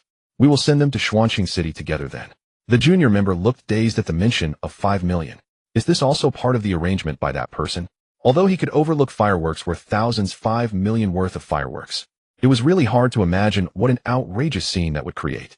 Jiang Jiao replied. He said 5 million is a special number. He wants to use this special number to set off a spectacular and grand fireworks display. In the Fallen Ones Elimination Organization, the Execution Department, Lu Minghuang gathered all members from 3 teams for a meeting. The teacher assigned us a task. We need to go to Xuanqing City tomorrow. Therefore, Team 2 will be responsible for the routine cleanup of Fallen Ones tomorrow. Team leader Li Machuan instantly objected. Wait a moment, why not Team 3? Lu Minghuang glanced at him. It's an order from your uncle. Besides, this trip is to assist their team leader from Team 3. Li Machuan sighed. Fine. Li Zongfeng, you will have to make it up to your nephew. In the dark side, in a white room, Qin Ran was preparing to end his shift. Ever since Yu Yaqing visited him yesterday, the accident from years ago and the dim gaze of the boy have been lingering in his mind. And it has become increasingly clear, as if he were present at the scene. After the boy died, Qin Ran had been muddling through a year in the courthouse. Perhaps after so many years as a police officer, many unjust cases linger in Qin Ran's mind like nightmares. In the end, he unexpectedly awakened the sequence of the nightmare pathway. Although it was only a crank, he still used his excellent record to leave the courthouse and enter the logistics department of the Fallen Ones Elimination Organization. In the past 2 days, he had heard about the situation in the neighboring execution department. The 4 major gangs had all been taken over, and teams 1 and 3 were to go to Xuanqing City tomorrow. Additionally, there was the seasonal competition in the provincial league. This easily led Qin Ran to form a guess. The boy from back then, after being reborn, might be set to undertake an earth-shattering event. With this in mind, Qin Ran took out his phone and made a call. Hello, Minister. Yes, it's me, Qin Ran. Tomorrow I would like to take a leave. Yes, to go to Xuanqing City. After hanging up, the night deepened. Why did Qin Ran back then dare to offend the Ji family to help Bo Jin? Because before that he had already been pressured into helping those so-called authorities doing many things he shouldn't have. But he was a police officer. He needed to have a conscience. Qin Ran closed the door and walked into the night of Meteor City without looking back. In the past, he was a bad person. But tomorrow he wanted to be a good person. A truly good person. The pitch-black night enveloped the entire Meteor City. In the villa, the only light flickered on. Yu Yaqing was busy in the kitchen, while at the dining table her mother Su Jing and father Yuhan exchanged confused glances. Soon the delicious dishes were all served up by Yu Yaqing. Dad, Mom, let's eat. Su Jing and Yuhan looked at each other, snorted coldly, and then turned their heads away. Then the 3 sat quietly at the dining table. Seeing this situation, Yu Yaqing suddenly smiled happily. She felt as if she had returned to the warm moments of her childhood, waiting patiently while her parents cooked. Although everything would change, memories would not. Even if these memories brought her pain. A few days after returning from Bo Jin's house, she had already envisioned this day. She wanted to try to return to her childhood and say goodbye to that happy and joyful self. On this tranquil night, the 3 completed this last supper. During the meal, sensing what was about to happen next, Su Jing and Yuhan did not argue, but instead fell unusually silent. Dad, Mom, thank you for accompanying me for this meal. I am really happy. I'm going to participate in the competition. Good night. Finally, Yu Yaqing casually found a reason and left the home she had stayed in for so long. Su Jing and Yuhan silently watched as the girl's shadow receded. They were not foolish and could naturally tell this was a long-planned farewell. However, the 2 raised their hands seemingly to retain her, but ultimately let them fall weakly. Knowing they owed their daughter too much, they found no reason to retain her.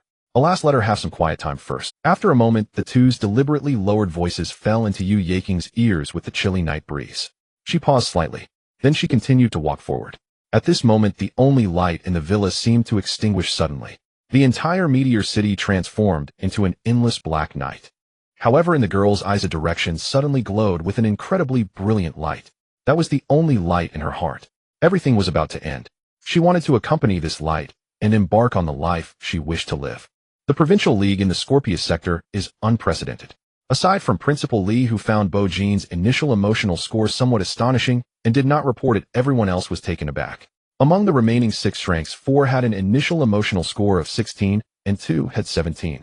This is notably remarkable. Prior to this, the highest initial emotional score in the entire Federation's history was merely 18. This signifies that this Scorpius League is a top-tier competition overshadowing the other constellation. At the same time, it has attracted countless spectators. Even the media from the northern Beidou Qixing province traveled a great distance to host a live broadcast. It is truly a spectacle. Under this immense anticipation, the buses from the 7 major star cities are slicing through the morning light of the competition day, heading towards their respective region's dark side. Last night, Lu Chun from Galaxy University had already released the rules for the upcoming Global College Entrance Examination in this Provincial League.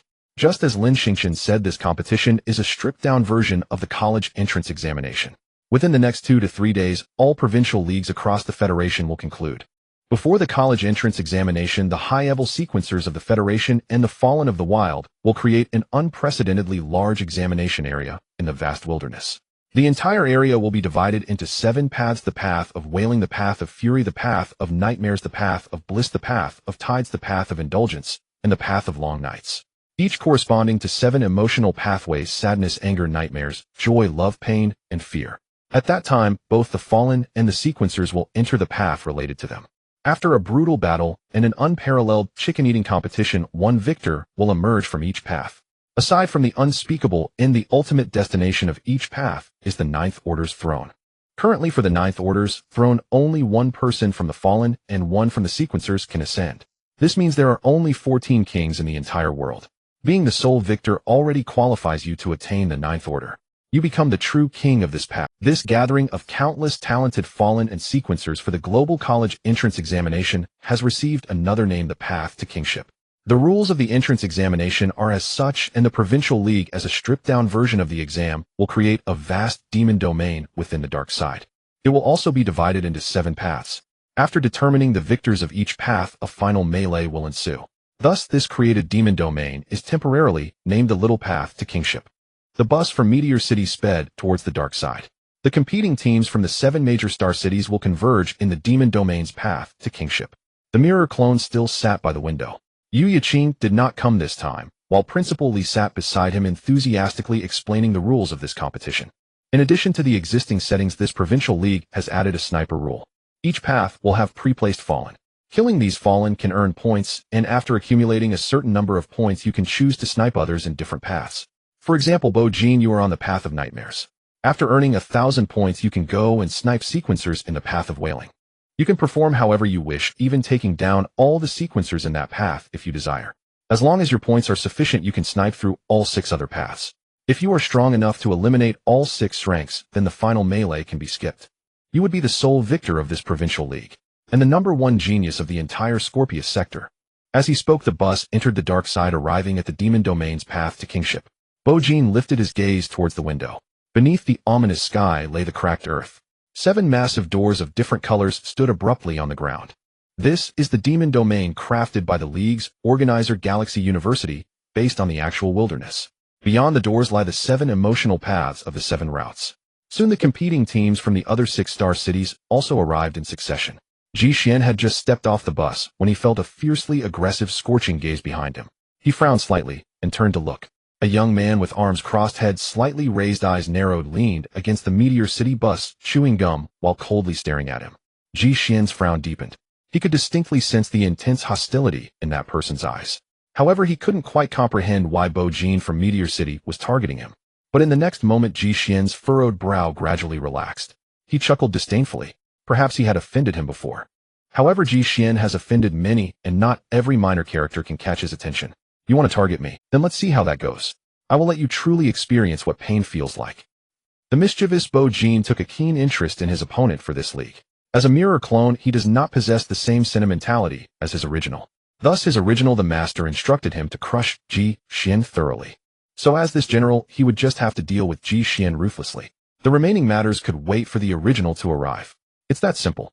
Then Bo Jin's gaze shifted from Ji Xian to the remaining ranks. Ying Huan from Yinying City. Where did that magical girl cosplay come from? Dressed all in red, isn't she afraid of being hit by a bull? Li Wen from Mercury City. Wow, she's skating and wearing headphones during the competition, clearly looking quite melancholic. My son from Fengxing City. Alright, a cheerful boy indeed. Bing Feng from Zhuxing City. Not a buddy. Are you some blue little Neza? Suddenly Bo Jin's eyes lit up, because that little Neza and Lin Xingqian had already begun to confront each other from a distance. He had heard Lin Xingqian mention that the two had some past issues. However, the league rules have stated clearly that before entering their respective paths, fighting is strictly prohibited. Therefore, it is unlikely that the two would put on a spectacular opening show. In front of so many people, Bing Feng and Lin Xingqian merely exchanged indifferent glances, their lips moving slightly, as if they were saying something. From their mouth shapes, Bo Jin could decipher. The blue little Neza said, "You fake girl." Lin Xingqian, blushing, instantly replied, "I will kill you all at once." Looking at the handsome and delicate Lin Xingqian, Bo Jin suddenly thought of something and chuckled softly. It seems this provincial league is going to be even more interesting than he had anticipated. A white bird soared across the dim yellow sky, capturing the cracked earth within its gaze. In the next moment, a pair of avian eyes suddenly appeared amidst the murky air. The pupils gradually enlarged, resembling a curtain of light, through which the cracked earth and the scene of the demonic realm path to kingship emerged. Lu Chen gently nodded. Then, with a slight flick of his wrist, white feathers scattered like flowers from a heavenly maiden, drifting in the air with the wind. All the feathers then transformed with a bang into white birds. The birds gathered and swept majestically across the sky. Subsequently, each bird arrived before the respective contestants. In their amber eyes, each person's face was clearly reflected. Meanwhile, dozens of light screens displaying the contestants also appeared before Lu Chen. As a recruitment teacher for Galaxy University in the Scorpius constellation, Lu Chen's current emotional value reached 65, with an awakening sequence of sprayed pure white feather through the sadness path. It was a 6th-tier wailing. This white bird, capable of tracking contestants and reflecting the scenes on-site, was merely one of his sequence's skills. "Teacher Pei, esteemed principals, we are almost ready," Lu Chen said, turning back with a smile. Behind him sat the principals of the 7 major star cities, including Principal Li from Meteor City, Principal Chun from Deep Star City, and Principal Yu from Suspended Star City. However, at this moment, the 7 principals all turned their gaze towards the person in the center. He was a man with deep brow bones and a handsome profile, his dark eyes carrying a gentle smile. Though he appeared very friendly, the 7 principals did not dare to underestimate him. They instinctively took a small step back, yielding the front position. This was the vice principal of Galaxy University, responsible for the Scorpius constellation, and also the vice commander of the organization for clearing out the fallen in the entire Scorpius region. Pei Chenmo. Current emotional value 80, awakening grade sequence Ink City through the fear path. He was a peak 7th-tier sequencer, just one step away from the 8th-tier void. Except for Principal Li, the other 6 principals looked at Commander Pei with some surprise. Although this year's Provincial League was indeed unprecedented, it did not warrant a high-ranking sequencer of his status to be present. Could it be? Was there an unexpected situation in this competition? Or was a historically significant scene about to appear? Just as the principals were puzzled, Principal Li's gaze gradually swept over the astonished faces of the other principals, then turned forward. On one of the light screens, the figure of Bo Jin suddenly emerged. Gazing at this youth who had exhausted the fortunes of Meteor City for 7 or 8 years to produce a dazzling gold, Principal Li's lips curled into a faint smile. At this time it was approaching noon. Outside the dark side, the sun rose high, bathing the area in sunlight, while inside the dark side fierce winds howled, resembling the end of days. The sequencers who had awakened related paths stood quietly before the 7 doors of emotion, each with different expressions. Pei Chenmo looked down, his expression solemn. The annual Provincial League was about to commence, and the youth talents of the entire Scorpius province had gathered here. The frozen main star city, the suspended star cities Ji Xian, the deep star cities Lin Xingqian, and more. Bo Jin from Meteor City. As he thought of this, Pei Chenmo's gaze fell upon the black-eyed youth standing before the Nightmare Gate. Recalling the phone call from Principal Li a few days ago, even he, a sequencer, just one step away from advancing to the 8th tier, couldn't help but feel a surge of excitement. He originally thought that the little Celestial Master from the Celestial Master's office, starting with an emotional value of 18, would be the limit to match the history of the Federation. Unexpectedly, there were more experts. If what Principal Lee said was true, then Scorpius truly was about to see a peerless genius that would shock the entire Federation and even the world. Even in the global college entrance examination 10 days later, Scorpius would. Forget it, don't dream too big just yet. Focus on the present. In the next moment, Pei Chenma nodded at Lu Chun. Lu Chun understood immediately, and then called out loudly, "Dear students, I am Lu Chun, a recruitment teacher from Galaxy University. Welcome to the demonic realm path to kingship. I won't elaborate on the specific rules, but what I want to say is open the door before you and step into the path that is destined for you. The distance you can go indicates the height of your future achievements. Moreover, the champion of this provincial league will receive full support from both Scorpius and Galaxy University to participate in the global entrance exam in 10 days.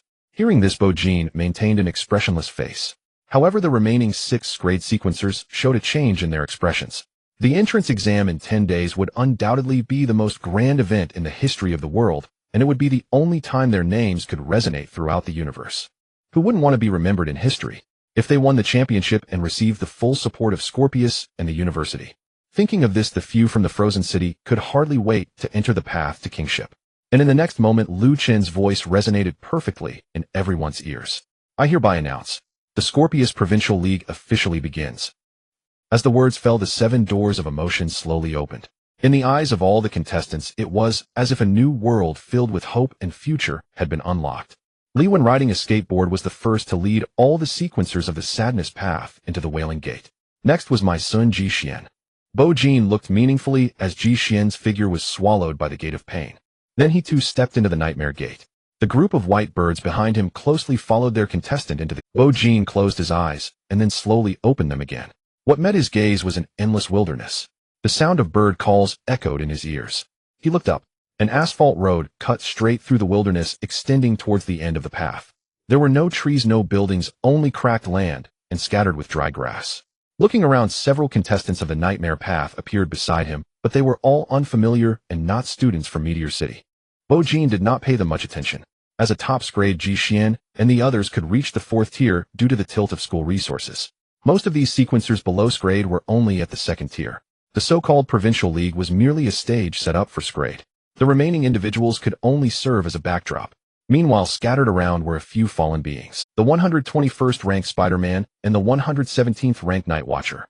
One was weaving a web on the ground while the other had a grim visage holding an oil lamp. They were also of the Nightmare Path. Bo Jin glanced at them casually and shook his head. The further one walked down the Nightmare Path, the greater the resistance and the stronger the fallen beings that obstructed the way. These Spider-Man and Night Watcher distributed at the starting point were only 1st tier and newly entered 2nd tier fallen beings, not enough to be a challenge for him. Forget it, let these diligent and persevering students handle them. Bo Jin began to walk towards the end of the road. The sequencers behind him looked at his upright figure, their eyes filled with envy. After all, being in grade, he was effortlessly relaxed no matter where he went. Meanwhile, these low-tier sequencers scared on the Nightmare Path could only settle for the leftovers of this grade. Sometimes comparing oneself to others can really be infuriating. The sequence user Bo Jin, whose emotional value reached 40, seemed like an ultimate boss on the Nightmare Path. Regardless of whether they were sequence users or fallen ones, anyone who encountered him on the road could feel his presence. It felt like an insurmountable mountain was crushing toward him. It was terrifying. Therefore, it was best to avoid him whenever possible. Along the way, Bo Jin strolled forward as if taking a leisurely walk. But not long after, he encountered a naive young man. The path ahead was covered with dense spider webs, and a noticeably larger creature, a Spider-Man whose limbs had all transformed into spider legs, lay bare in the middle of the web. Sensing its aura, it was a 2nd-tier peak Spider-Man with an emotional value of 30, but it had yet to advance. Bo Jin stopped, taking a keen interest in the fallen one before him. Although it was bare, it was fortunate that it was male, and its lower body was covered in spider silk, so there was nothing inappropriate to see. Meeting Bo Jin's gaze, the Spider-Man straightened up and looked back at him, then revealed a smile. The corners of the young man's mouth lifted slightly. Then Bo Jin quietly observed it, while the Spider-Man's smile grew somewhat eerie. Bo Jin's gaze gradually turned cold. The Spider-Man continued to smile, albeit unnervingly. Bo Jin quietly watched it, his expression indifferent as he raised his palm, revealing a smooth mirror emerging from his palm, which glimmered with dazzling golden light. Immediately, the golden light gathered into points from his palm and hovered over his index finger, aimed at the Spider-Man. The Spider-Man's smile faltered. What the hell? Before it could finish its words, it saw the light point on Bo Jin's index finger shooting toward it. Then the golden light transformed into a brilliant beam in midair, mercilessly obliterating its head. The severed neck even emitted wisps of scorched white smoke. This second-tier peak Spider-Man was instantly killed by Bo Jean's blazing divine light. It paid the price for its ignorance. It would never smile again. The smile that vanished from its face shifted to Bo Jean's. What are you laughing at? He strode up to the web, blocking his path, unafraid of getting entangled, and stomped down. In the next moment, the soft spider silk transformed into hard mirror shards crushed to pieces under Bo Jean's foot. You have successfully killed the second-tier peak Fallen 1 Spider-Man. Congratulations, you have earned 50 points. A clear voice echoed in his ear. Bo Jean turned around to see the white bird that had been following him suddenly expanding in size. Its pupils transformed into screens, one displaying his current status, and the other showing his name, and Bo Jean was not surprised by the bird speaking, as he had already known about it. After all, it was normal for a rank sequence user of the 6th tier to possess such abilities. He pondered the meaning of the 50 points. Was a second-tier peak Fallen 1 only worth 50 points? How long would it take to gather the 1,000 points needed for a sniper? Forget it, why overthink it? Anyway, his blazing divine light could take down one after another, so he would just charge ahead. Next, Bo Jean walked on the nightmare path, embarking on a simple yet thrilling hunting spree. Blazing divine light. Blazing divine light. Blazing divine light. Congratulations, you have earned 25 points. Congratulations, you have earned 30 points. Congratulations, you have earned. As Bo Jean frantically collected points on the long night path, a massive black spherical object rampaged along, crushing everything in its path. Wherever there were fallen ones, this black ball would be there. Lin Xingqian stood atop the ball, expressionless, watching one fallen after another being crushed by his black star.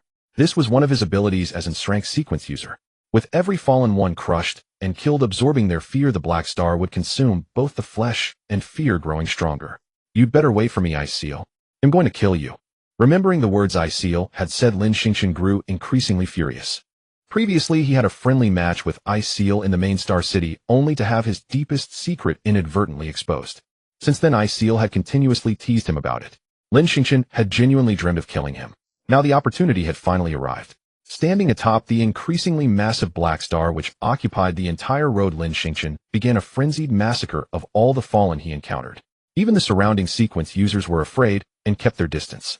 But Lin Xingqian paid no mind to them. His mind was focused on only one thing. Once the points were sufficient, he would snipe I Seal. Meanwhile, the other ranks were rapidly collecting points, drawing closer to the ends of their respective emotional paths. As time gradually passed, the already gloomy weather in the demon realm grew even darker. On the time, my son suddenly stopped. Because ahead on the necessary path, a figure suddenly appeared. He was on a skateboard, wearing headphones, silently gazing over. A head of smooth long hair fluttered in the wind. It was Li Wen from Mercury City. Although he was being targeted, my son still wore a joyful smile. Hello. Just don't hold a grudge after we finish. On the burning fury path, the enormous black star blocked I Seal's line of sight and his path. But the blue little Neza merely smiled indifferently at Lin Xingqian above him. Do you know? I've been waiting for you here for a long time. On the path of indulgence. Recalling Bo Jean's hostile gaze from before, Ji Xian furrowed his brow. He couldn't quite remember it earlier, but now he suddenly recalled. In some past memory, there had also been a boy who looked at him like that, with dark eyes like Bo Jean's just now, filled with coldness and hostility. Meteor City. Meteor Shower. Yes. On that night of the meteor shower 2 years ago, he and Ji Feng indeed had been to Meteor City. Then Ji Feng had run over a girl with his car, and was even afraid she wasn't dead, so he directly ran over her again, crushing her. Afterwards, the girl's brother came to find them, saying they had to pay the price. At that time, Ji Xian had merely laughed. He was a direct descendant of the Ji family. Killing a person was nothing. What price could he possibly pay? Wasn't that a joke? Wasn't it ridiculous that a prestigious family had no privileges? He then mocked the girl's brother, calling him a foolish, ignorant man, saying the girl deserved to be hit. She deserved it. After that, he received the icy and silent gaze from the girl's brother. That gaze. If there hadn't been bodyguards present at that time, Ji Xian had no doubt that Bo Jean would have rushed up and torn him apart. Lost in thought, Ji Xian suddenly stopped before the end of the path of indulgence. Because at the end stood a handsome young man, quietly gazing with indifferent eyes. His cold eyes overlapped with the gaze of the girl's brother from that year. They were identical. Ji Xian's expression shifted from confusion to shock, then from shock to relief. Finally, it gradually returned to calm. He slowly exhaled. So it was you. The ominous sky was pierced only by the fleeting shadows of birds, leaving a trace of white above the dim earth. News reporters from the Scorpius province and the north turned their cameras towards the dozens of light screens in the sky. This unprecedented provincial league with everything that transpires will be broadcasted live. Citizens across the Federation can click into the official channel to watch. As the 7th rank competitors began to frantically gather points, the various principals outside started to engage in conversation. Principal Chen from Chunxiang High glanced at Principal Li from Liuxing High and smiled. Songfeng, I am genuinely curious, what is the emotional value of the beginning for your Lingsing City's Buojin? Moreover, I also watched your match against Comet City. I heard that this Buojin has a clone identical to its original. If I am not mistaken, the reason Buojin has not advanced to the 4th rank is that it aims to replicate the scenes from the previous matches, achieving a sudden elevation during the final chaos to astonish everyone, right? At these words, the other principals displayed expressions of surprise.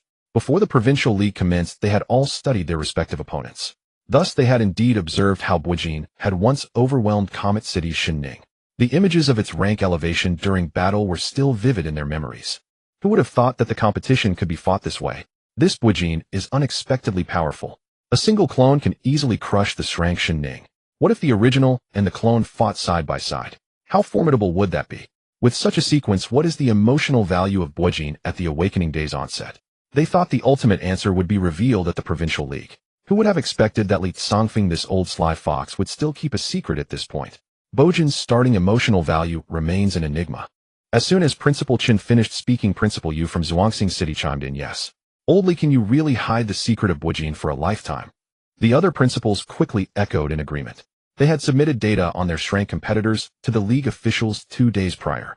Yet the information regarding Buojin appeared to have large gaps due to Principal Li's concealment. Is it really necessary to hide so much? Could it be that Buojin's starting emotional value matches that of the little Celestial Master from the Celestial Master's Manor at 18, tying the federal record? Or even surpassed the federal record? Isn't that dreaming? How could there be such a monstrous genius? In response, Principal Li remained indifferent, even harboring a hint of amusement. Afterward, he surveyed the surroundings, a trace of excitement flickering in his eyes. It had been a long time since they had come to this provincial league in Liuxing City. The last time was when Lu Minghuang appeared. Although it had only been 7 to 8 years, it felt as if a whole era had been missed in Principal Li's heart. Thus, returning to this familiar ground truly felt like a dream. This time it was all thanks to Buojin. Therefore, Principal Li was genuinely grateful to this student. Consequently, Principal Li decided to lend a helping hand to this child. In the next moment, he watched as Buojin's points gradually reached 1,000. Principal Li restrained his emotions and pondered for a moment before speaking. It is not that I have hidden deeply, but rather there are some matters I find hard to bear. Upon hearing this, all the principals looked at him in confusion. What was happening? Principal Li glanced at Pei Chenma in the center, saw him nodding, and continued. Regarding Buojin's starting emotional value and the whereabouts of his clone, no, it should be the original body. I will reveal it shortly. But before that, I want to share a story with everyone. This is a story about a boy's journey from death to rebirth. At this moment, Buojin's points finally reached 1,000, allowing him to choose to target the remaining shranks. Seeing this situation, Principal Li, who had already guessed what he was about to do, revealed a faint smile and continued. As everyone knows, the Ji family of Zhuangxing City is a family that commits all kinds of evil, bullying the weak at will under the privileges granted by the Federation. Upon hearing this, Principal Yu from Zhuangxing City was somewhat displeased. Old Li, you need to be responsible for. Go ask around outside. Who doesn't know that the industries under the Ji family have brought a lot of tax revenue to our Zhuangxing City? Who doesn't know that the Ji family has nurtured many talented sequencers for our Chunxing High? Is it really appropriate to baselessly slander a family that contributes to the Federation?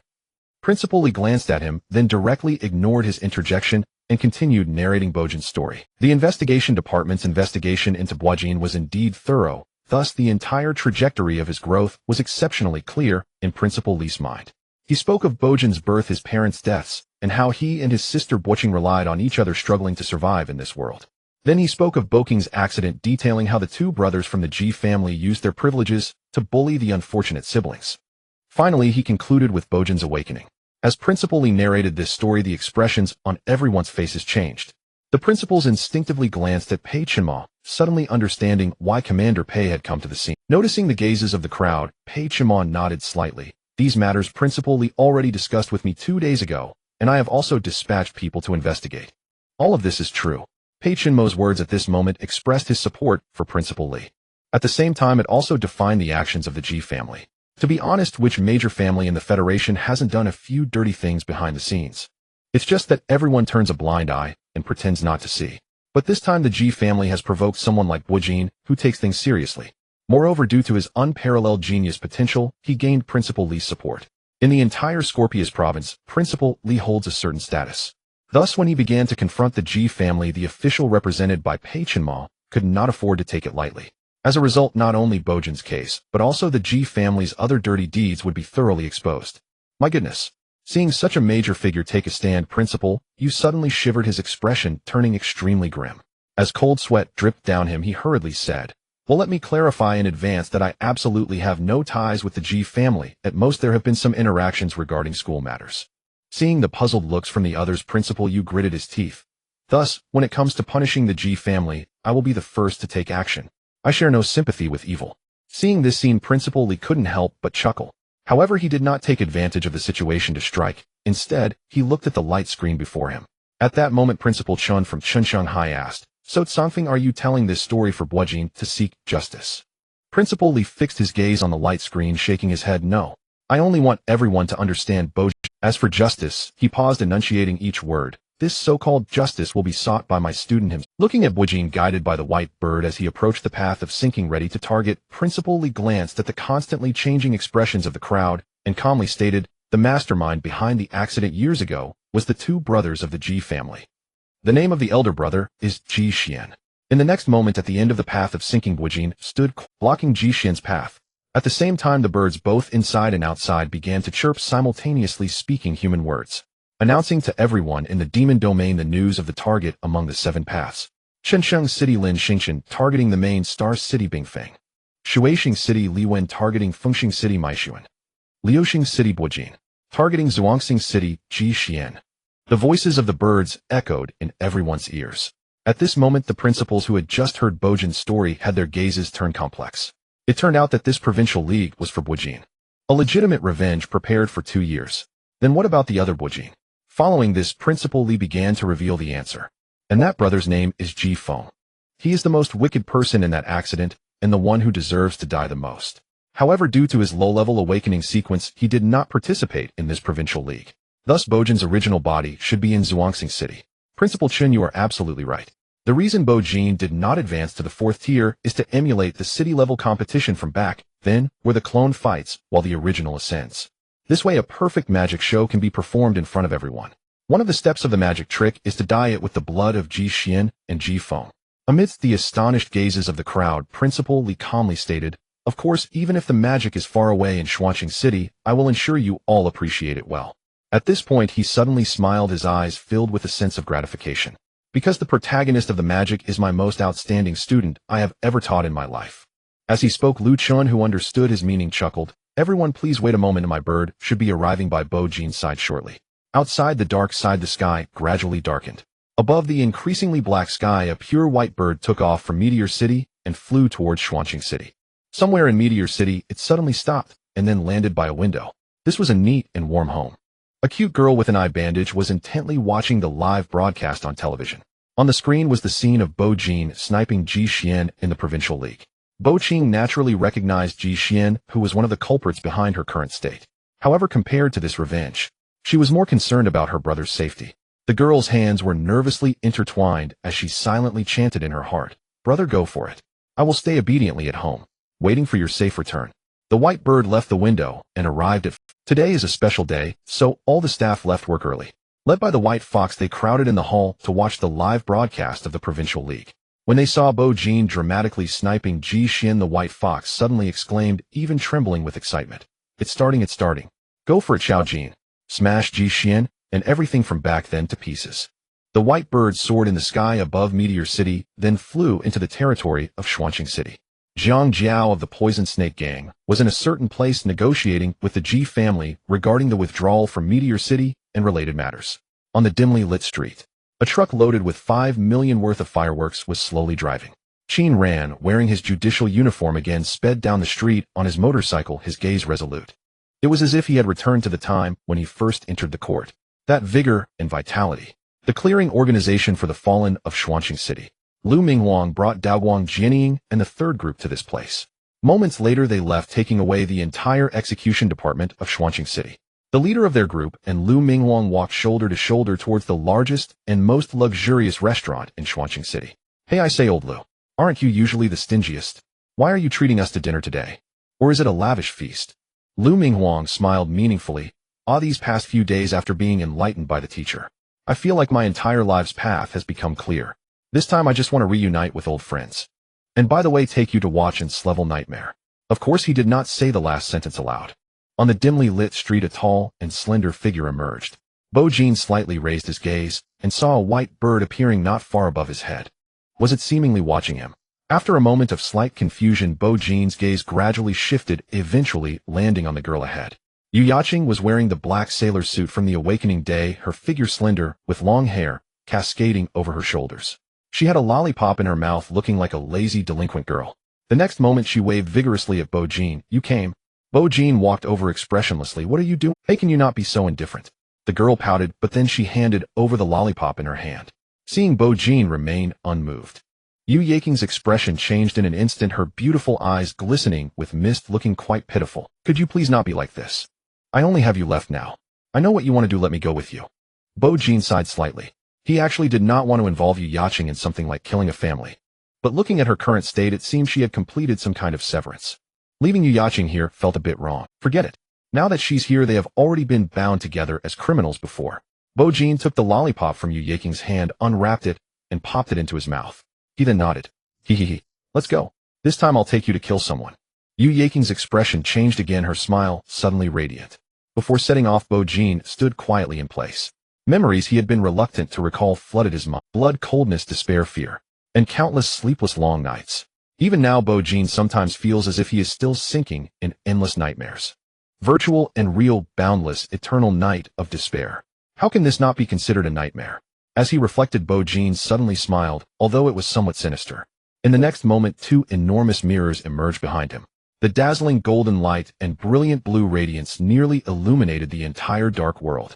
Let's go. With the mirror in my hand, let us blast a path of eternal light for this eternally dark world. The white bird flew across the dim sky of Xuanqing City, simultaneously relaying all the sights it beheld in real time to the esteemed principals and Lu Chun of the Galaxy University, as well as Commander Pei Chenma. In the two different light screens, the mirror clone of Bo-jin confronted Ji Xian at the end of the Path of Indulgence, while the original Bo-jin and Yu Yaqing were illuminated by the divine light of the blazing sun and the moonlight of the Yin.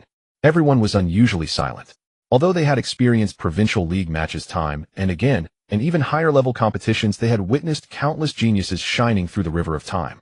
Yet Bo-jin was unique, with both the mirror clone and the original establishing two separate battlefields, then broadcasting live to prepare for a righteous execution and public punishment of his enemy. All could only say they had never seen anything like it. It was simply breathtaking. In the silence, everyone exchanged glances, understanding that if Bo-jin's revenge could succeed perfectly this time, then from this day forth the name Bo-jin of Meteor City would resound throughout the entire Federation. Ha ha ha. In that moment of silence, Principal Li suddenly burst into laughter, genuinely happy. This student of his had truly brought him and Meteor City great honor. No doubt he was the light of Meteor City. He then turned to the light screen where the mirror clone faced Ji Xian, chuckling. Aren't you all curious about my student's initial emotional value? After watching this round of sniping, the answer will reveal itself. Upon hearing this, everyone finally emerged from their shock and simultaneously looked towards the light screen before them. Indeed, Bo-jin's current emotional value was 40, but had not leveled up, remaining at the peak of the third tier as a dream weaver with an awakening sequence of the Scrade Nightmare. Meanwhile, Ji Xian's emotional value stood at 41 and had leveled up, being at the fourth tier of the Frostbitten Wings with an awakening sequence of the Scrade Reversal of Tribulation. Both being Scrade, a third tier facing a fourth tier. One must understand that Ji Xian was not an ordinary Scrade, but one whose initial emotional value reached 17. He was a genius among geniuses. If Bo-jin could defeat him despite the tier difference, then his initial emotional value would surely surpass the highest in Federation history, a number no one dared to imagine. Thinking of this, even Pei Chenma, who already knew that number, showed signs of anticipation for this duel that was destined to be recorded in history. Let's get started quickly. Path of Indulgence. Ji Xian's thoughts returned to that night of meteor showers years ago, and the frail boy. He then raised his gaze toward Bo-jin opposite him. So it was you. His tone was complex, filled with confusion and shock intertwined with regret and relief. Never did he expect that the boy he had nearly killed with a casual slap back then would return so forcefully in this manner. To be honest, Ji Xian felt a hint of regret. Regret for being too arrogant back then, not directly eliminating Bo-jin and his sister, thus giving them a chance to breathe and rise from the depths. Hence, this lowly person was now on equal footing with him in the Provincial League. He also understood why Bo-jin had always harbored hostility toward him. Then Ji Xian glanced sideways. The white bird in the sky was staring straight at him, recording the entire confrontation. He slowly exhaled, his face inexplicably becoming somewhat grim. His loss of composure was likely witnessed by the principals and higher-ups from Galaxy University outside. You are Bo Jin, right? Are you seeking death? Ji Xian quickly realized he had been set. From the moment his family-supported organizations, the Venomous Snake Gang and the Azure Dragon Gang, were expelled from Meteor City, the boy across had likely already planned the current sniping and confrontation. In Bo Jin's plan, he intended to take revenge and publicly punish Ji Xian during this live broadcast. Truly meticulous. Did he really think of himself as a soft persimmon and stepping stone? The next moment, Ji Xian concealed his chaotic emotions, and his face suddenly turned cold and ominous. So what if it's you? You waste that came from a stinking ditch. If I had the chance to start over, I wouldn't just choose to let G-Phone crash into your sister, I would ensure both of you are dead.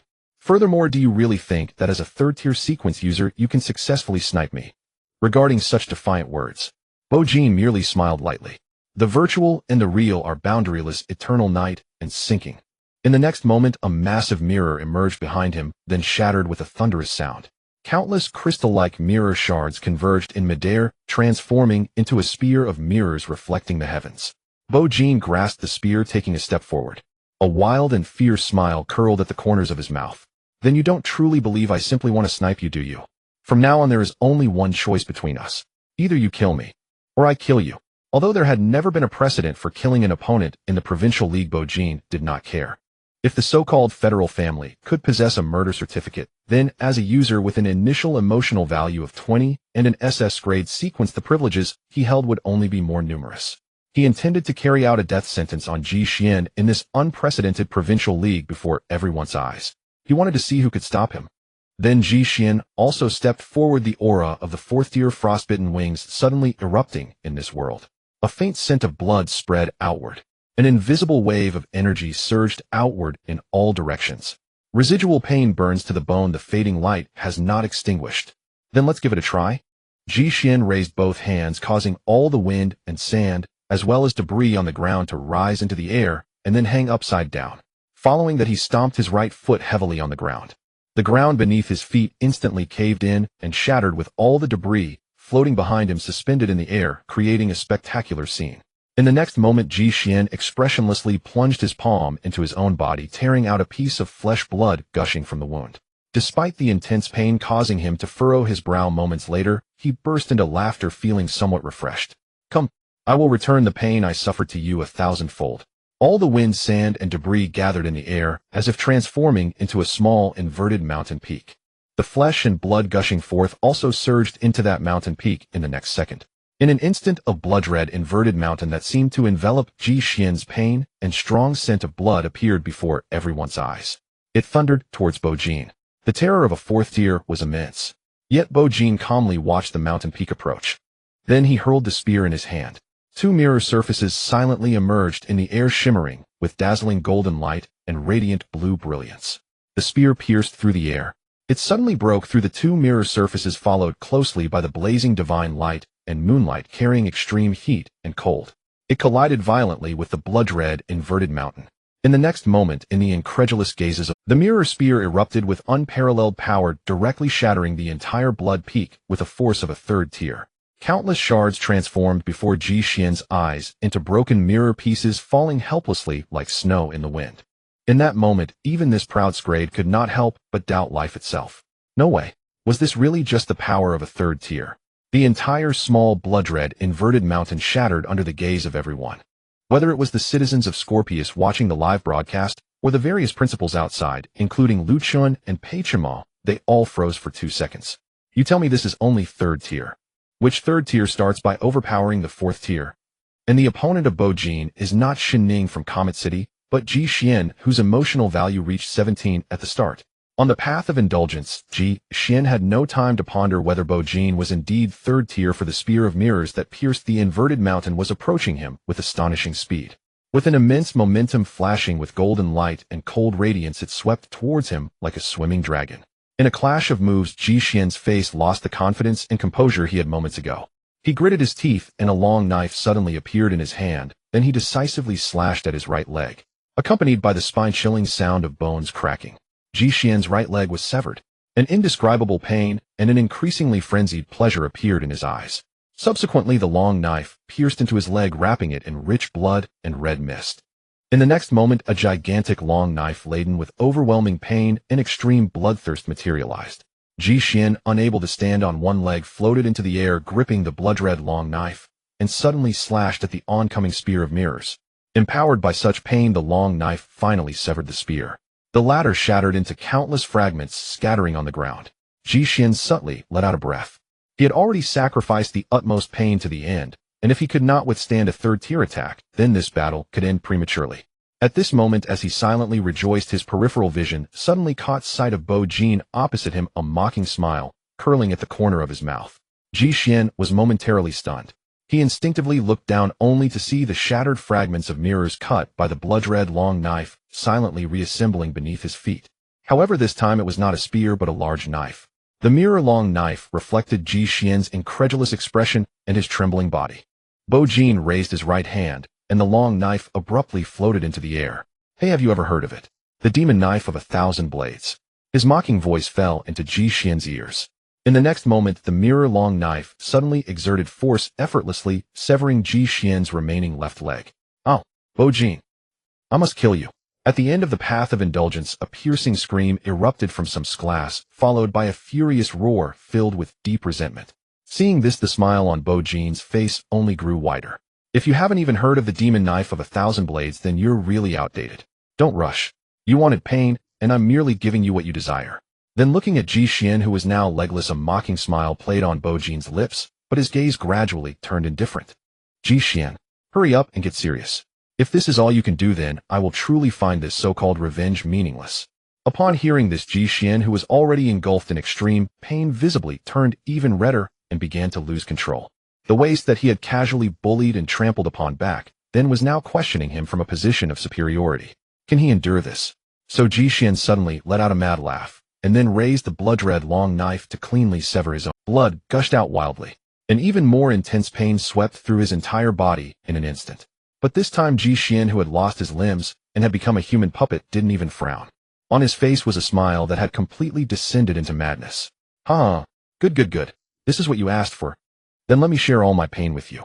As he spoke, Ji Xian raised his fingers and directly plunged them in. In the next moment, he plucked out both eyeballs and flung them into the sky. Eyes, limbs. Various kinds of pain overlapped, causing Ji Xian's body to begin to tremble. He lifted his blood-red hollow, eyes eerily fixating on Bo Jin across from him. Residual pain sears to the bone. The dim light has not yet extinguished. Fallen limbs dismissed wisdom.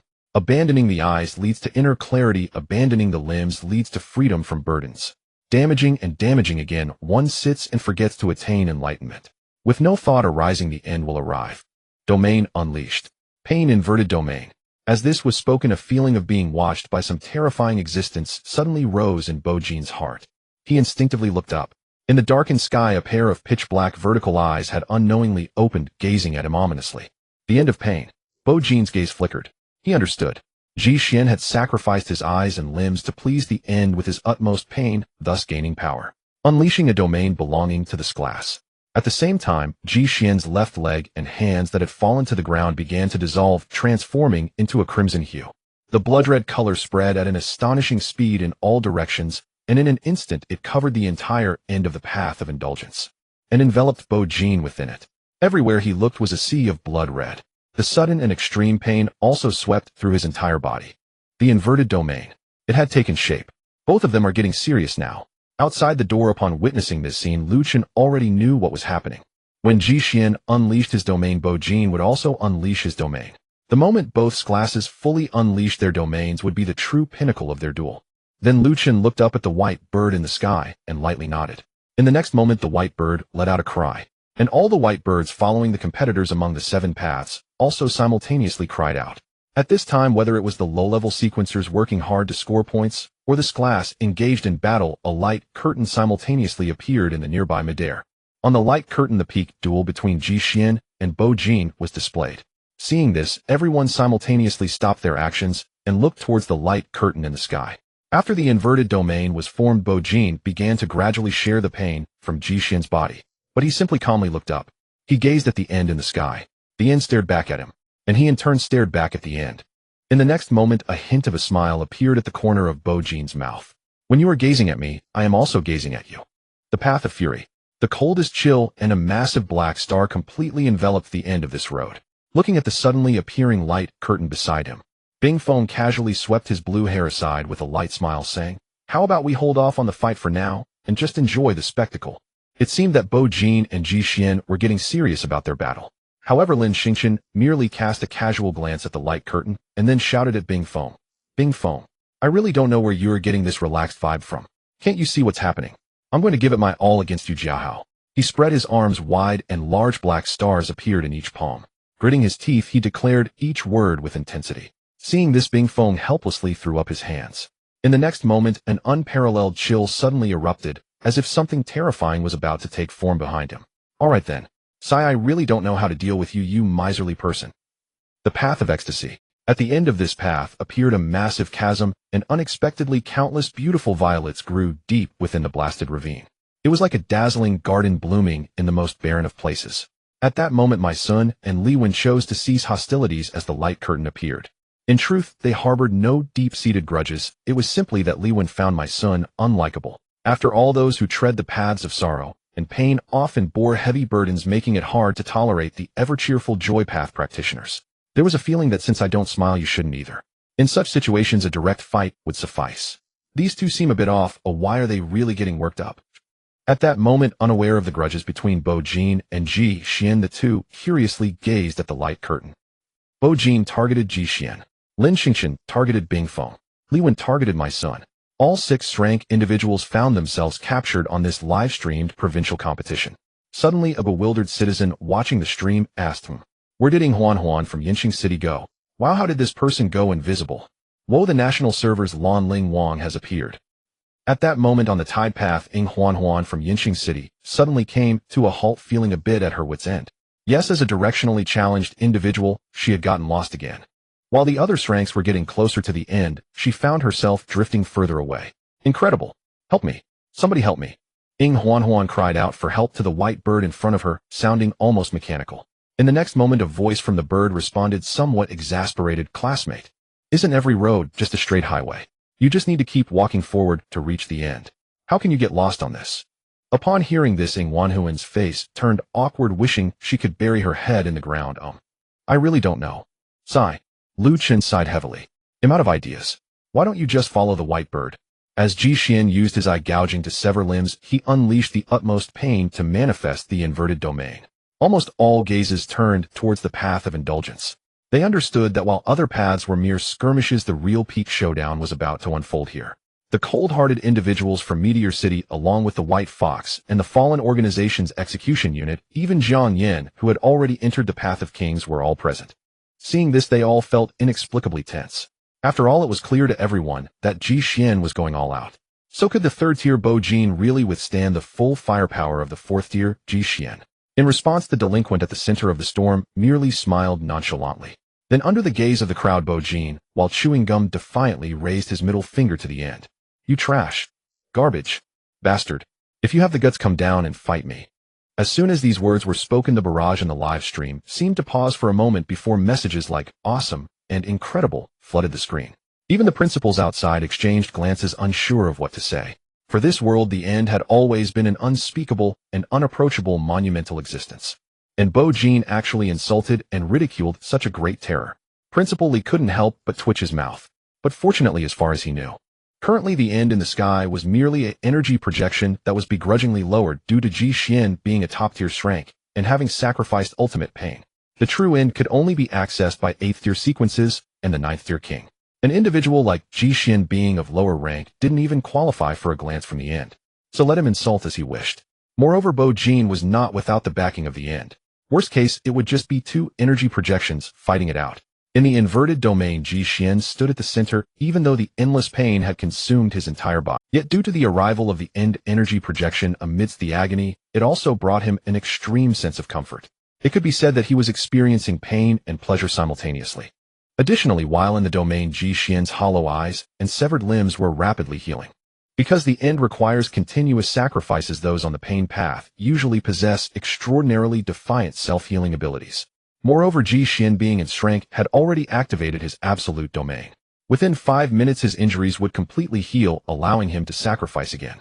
Listening to Bo Jin's furious insults directed at his end, Ji Xian's body erupted with an overwhelming killing intent. The next moment, the blood-red ground covered by the inverted domain suddenly collapsed, with countless massive boulders rising upside down, then gathering in the air to form a giant dragon shape.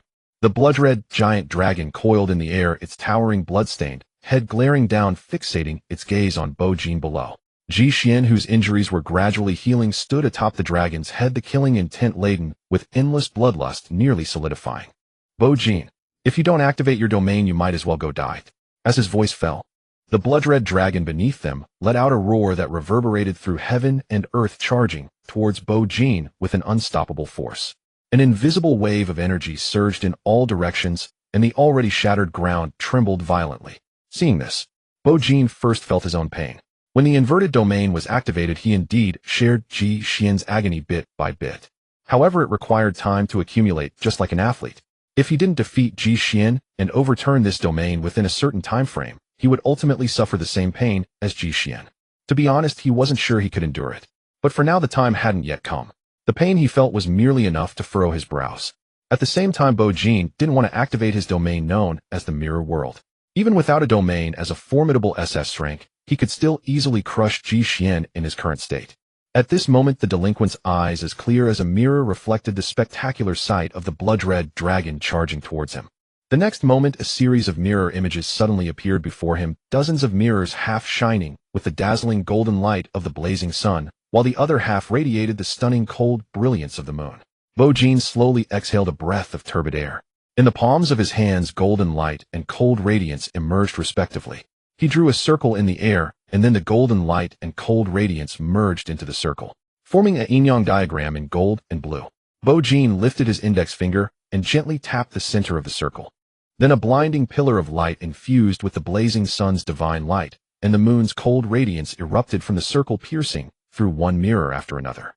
With each mirror it passed, the golden blue light pillars swelled rapidly. In the end, it formed a massive beam capable of contending with the blood-red dragon.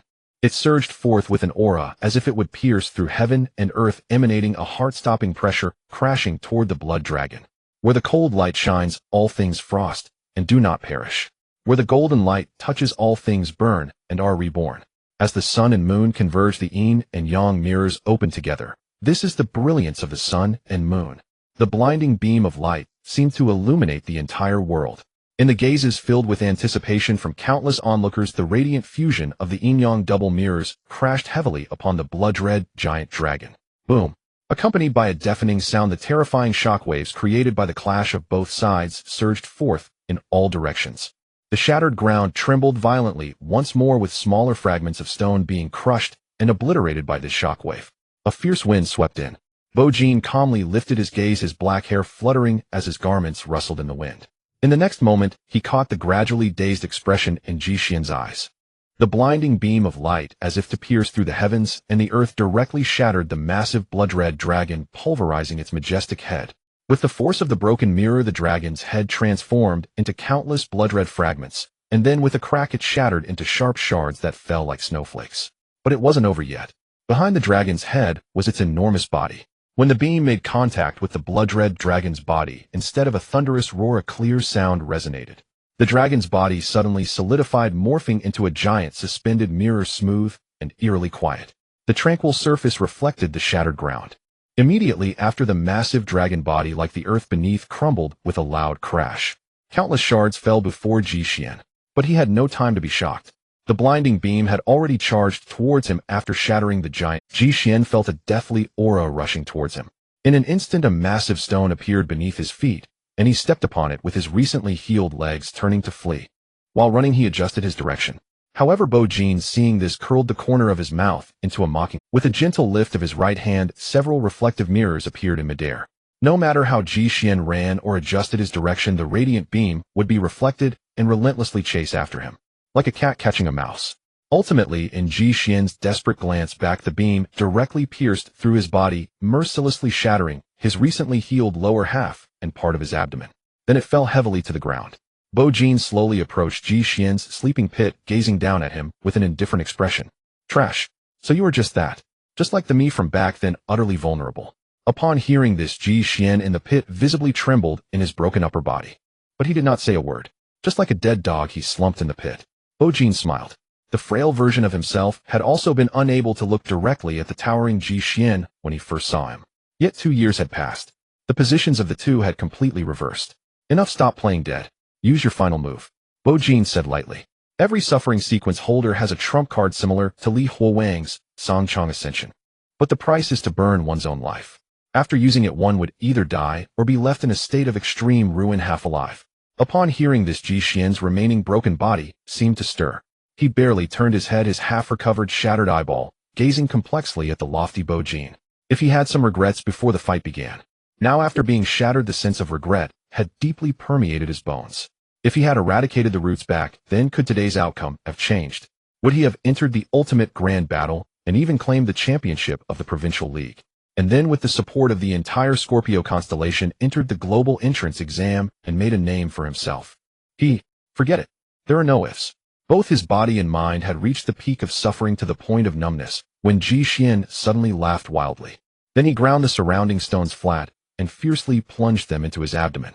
After opening a wound, he forcibly pulled out various organs from within.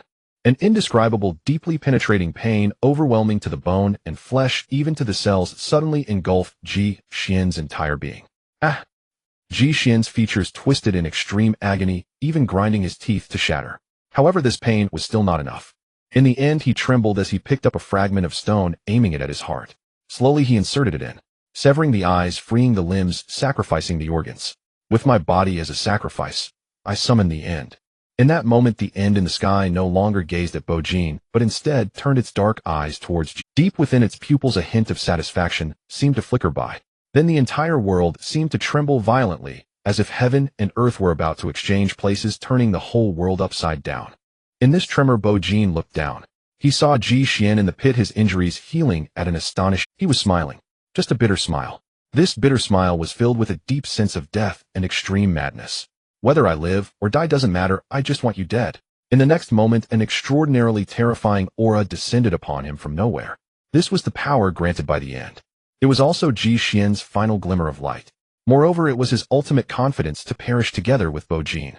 Yet at this moment, Ji Xian's laughter suddenly faltered, because he suddenly felt the absence of his end, and thus his sacrificial ritual was interrupted. It was as if a stronger, more terrifying power had forcefully revoked and erased it. Ji Xian instinctively looked up at the sky. That pair of pitch-black vertical eyes had vanished. The pain of the end was nowhere to be found. How could this be? Why was the sacrificial ritual interrupted? Why had the end disappeared? Could it be? Ji Xian incredulously looked up at the boy, who remained calm, even as heaven and earth turned upside down. At that moment, Bo Jin was also looking down at him, a smile of unyielding arrogance curling at the corner of his mouth. He said, "Virtual and real have no boundaries. Eternal night descends. Domain expands. Nightmare, mirror world. What is that? How is this possible?" At this moment, all the principals, and even Pei Chenma, who had reached the pinnacle of the 7th stage, stood up, simultaneously looking up in horror. They beheld a pair of colossal eyes slowly unfolding in the vast sky. Just a trace of the aura that seeped from them was enough to annihilate the entire demon realm. This was not merely the insignificant energy projection that Ji Xian had summoned, but rather it was the true end of the nightmare. All high-level sequence users upon ascending can faintly see a long staircase to divinity seemingly suspended in the clouds. At the pinnacle of the staircase there is a throne, and upon that throne sits the true king. Each pathway has its own king for both sequence users and fallen ones. Thus there are a total of 14 kings in the world.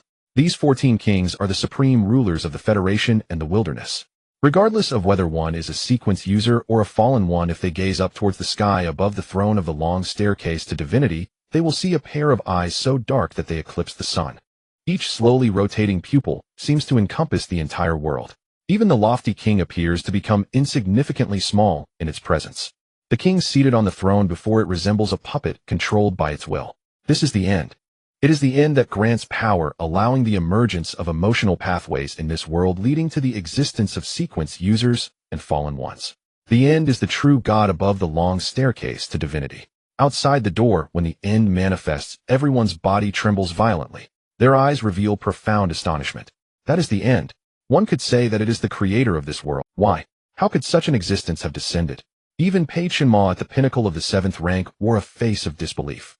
Such an existence typically appears only when a 7th rank sequence user of their respective pathway is about to ascend to the 8th rank. And also when the battle for the throne concludes, when the true king drives away the defeated king and fully ascends. After all, upon ascending to the 8th rank, one qualifies to participate in the battle for the throne. Meanwhile, the king is hailed as the agent of the end in this world. Therefore, at the moment the true king ascends, the end will take notice of its agent. There is no other circumstance that could draw the attention of the end. But why? Why is the end personally visiting this small demon domain? Why pay attention to a mere 3rd rank sequence user? Pei Chenma could not comprehend. As the end descended upon the path of kings in the demon domain, 14 beings instantly turned their gaze in this direction. Those were the 14 kings. As agents of the end, their perception of it is particularly strong. Thus, all the kings looked over simultaneously, eager to know who had caught the attention of the end. But when their eyes from a distance fell upon the ashes on the path of indulgence, they fell silent. What? This is a 3rd rank. Interesting. One of the kings chuckled lightly before vanishing instantly. Just as the principals and Pei Chenma were in shock, a figure suddenly appeared in the surrounding air. Its skin was pale, and its features were exquisitely, almost otherworldly. A cascade of silver hair fell freely, resembling flowing water. Its long, narrow eyes with icy blue irises added a touch of coldness and aggression to its perfect visage. It stood quietly, impassively, observing the ashes and the light screen. A golden key was being manipulated in its bone-perfect hands, emitting a crisp sound. Upon the arrival of this person, the principals had little reaction. However, Pei Chenma was startled, instinctively bending his previously straight back. King. The figure raised its right hand, directly stopping Pei Chenma's actions and words. No need for that.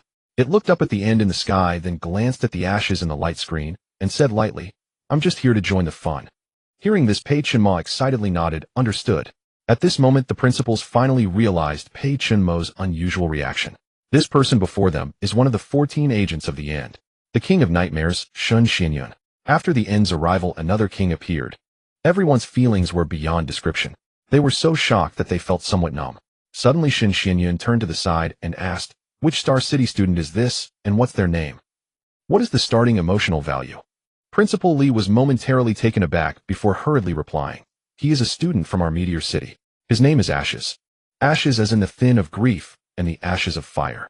Starting emotional value. Principal Li paused slightly here. The earlier tension gradually dissipated, replaced by immense pride. This child's starting emotional value is 20. As long as the ascending conditions are met, he can advance to the 2nd rank. Upon hearing this, the principals were even more astonished. The highest historical record in the entire Federation had a starting emotional value of only 18. How could Ashes be 20? But then they thought, since even the end came because of him, what else could be impossible? Forget it, we'll just take it easy. If Ashes is impressive, then that's enough. The championship of this provincial league is directly awarded to you. Hearing this, Shun Xianyun nodded. Then even this king couldn't help but exclaim as he looked at Ashes, a starting emotional value of 20. It's no wonder the end personally intervenes to support its talented sequence user when they are bullied by others. For some reason, when Principal Li heard this, he discerned a hint of jealousy and envy within it. He smiled and looked at his most outstanding student. Ashes, in this short time you have given me too many surprises and shocks. Meteor City is truly grateful. On the path of indulgence, Ashes had no idea what was happening outside. He only felt that when he unfolded the mirror world, the energy projection of pain in the sky seemed to be instantly erased by a terrifying being. Immediately after, that sensation of being watched also vanished. He looked up to see the dim sky occupied by a smooth mirror surface where another pair of eyes that eclipsed the sun was directly gazing at him. Just by feeling it, he knew that the owner of those eyes was billions of times stronger than the previous energy projection. However, there was no feeling of being watched nor any hostility. Surprisingly, Ashes even felt a sense of familiarity. In his heart, Ashes had already guessed what kind of existence the owner of those eyes was. Thus he smiled and looked towards his end. The end also calmly looked over. After 3 seconds of mutual, thus he smiled and looked towards his end. The end also calmly looked over. Ji Xian lay in the pit, utterly despairing. When his final sacrifice was easily interrupted by the mirror world, he realized he could no longer perish together with Bo Jin. Soon after, when he saw the end of nightmares descend, he understood that not only was he doomed, but even the Ji family of Xianying City behind him was likely to perish. At that moment, a mirror image of Ji Xian appeared beside him. Like him, it was a lifeless cripple. This was because the mirror world could only replicate the state of everyone when the domain was activated. Simultaneously, 2 Bo Jin appeared before Ji Xian, both mocking him. Feeling the identical aura emanating from the 2 Ji Xian, could only smile bitterly. So this was his domain. Why hadn't Bo Jin unleashed it before? Because once it was activated, Ji Xian would be instantly killed. Then there would be no sense of revenge. Nearing death, Ji Xian suddenly found himself overwhelmed with countless thoughts, yet in the end, he merely lay in the cold pit, feeling himself gradually submerged by the spreading pool of blood. He then asked a question he had long wanted to pose: what is your initial emotional value? Even in death, as a fourth year, why was he being oppressed by a third year? Even if both activated their domains simultaneously, he would be directly killed. In response, Bo Jin casually replied 20. This single statement shattered Ji Xian's already crumbling mental defenses. At that moment, he felt more pain than when he had sacrificed himself. Because the Bo Jin who could summon the end of nightmares was indeed a monster nurtured by him and Ji Feng. Truly, he had brought this upon himself. In the end, watching the two Bo Jin coldly approach him, Ji Xian's expression became extremely complex, his lips trembling, as if he wanted to say something. Dying together and being ruthlessly slaughtered were worlds apart. However, the Bo Jin on the left mercilessly stepped down directly onto his head. The Bo Jin on the right, wielding the mirror spear, brutally pierced through his already hollow abdomen. Together, they interrupted Ji Xian's next words. Hey, don't bother begging for mercy anymore. The expressions of the two Bo Jin gradually turned cold, because I hate apologies after the fact. In the next moment, the left Bo Jin's leg and the right Bo Jin's spear simultaneously exerted force. One leg lifted high, then came crashing down. As the spear violently pierced and stirred, it suddenly swiped upwards. This once arrogant genius of the Ji family who looked down on everyone was thus crushed and dismembered by Bo Jin. Ji Xian out. It's fine. At this point, your cousin Ji Feng must be here to accompany you. Hee. In the end, accompanied by Bo Jin's light laugh, the grievances between him and Ji Xian disappeared with the gentle breeze that began to blow. Beneath the dim sky, the two Bo Jin merged into one as they walked further away. Then amidst the shattered earth and ravines, they slowly made their way toward the final destination of the provincial competition. Regarding the situation of a genius ranked 17 being brutally slaughtered by Bo Jin, those outside said not a word. Moreover, no one stepped in to stop it. After all, a peerless prodigy capable of attracting the attention of the end of nightmares, and a genius easily crushed by that prodigy. Everyone could clearly discern which was more significant. As for the branch family of Xianying City and the Ji family of Pisces, at this moment all eyes were on Shen Xuanyun, who looked at Bo Jin with immense admiration. Want to settle scores and seek revenge? You might as well first surpass the towering mountain of the King of Nightmares. As Bo Jin publicly executed Ji Xian, the news of an initial emotional value reaching an astonishing unprecedented 20 spread through the live stream.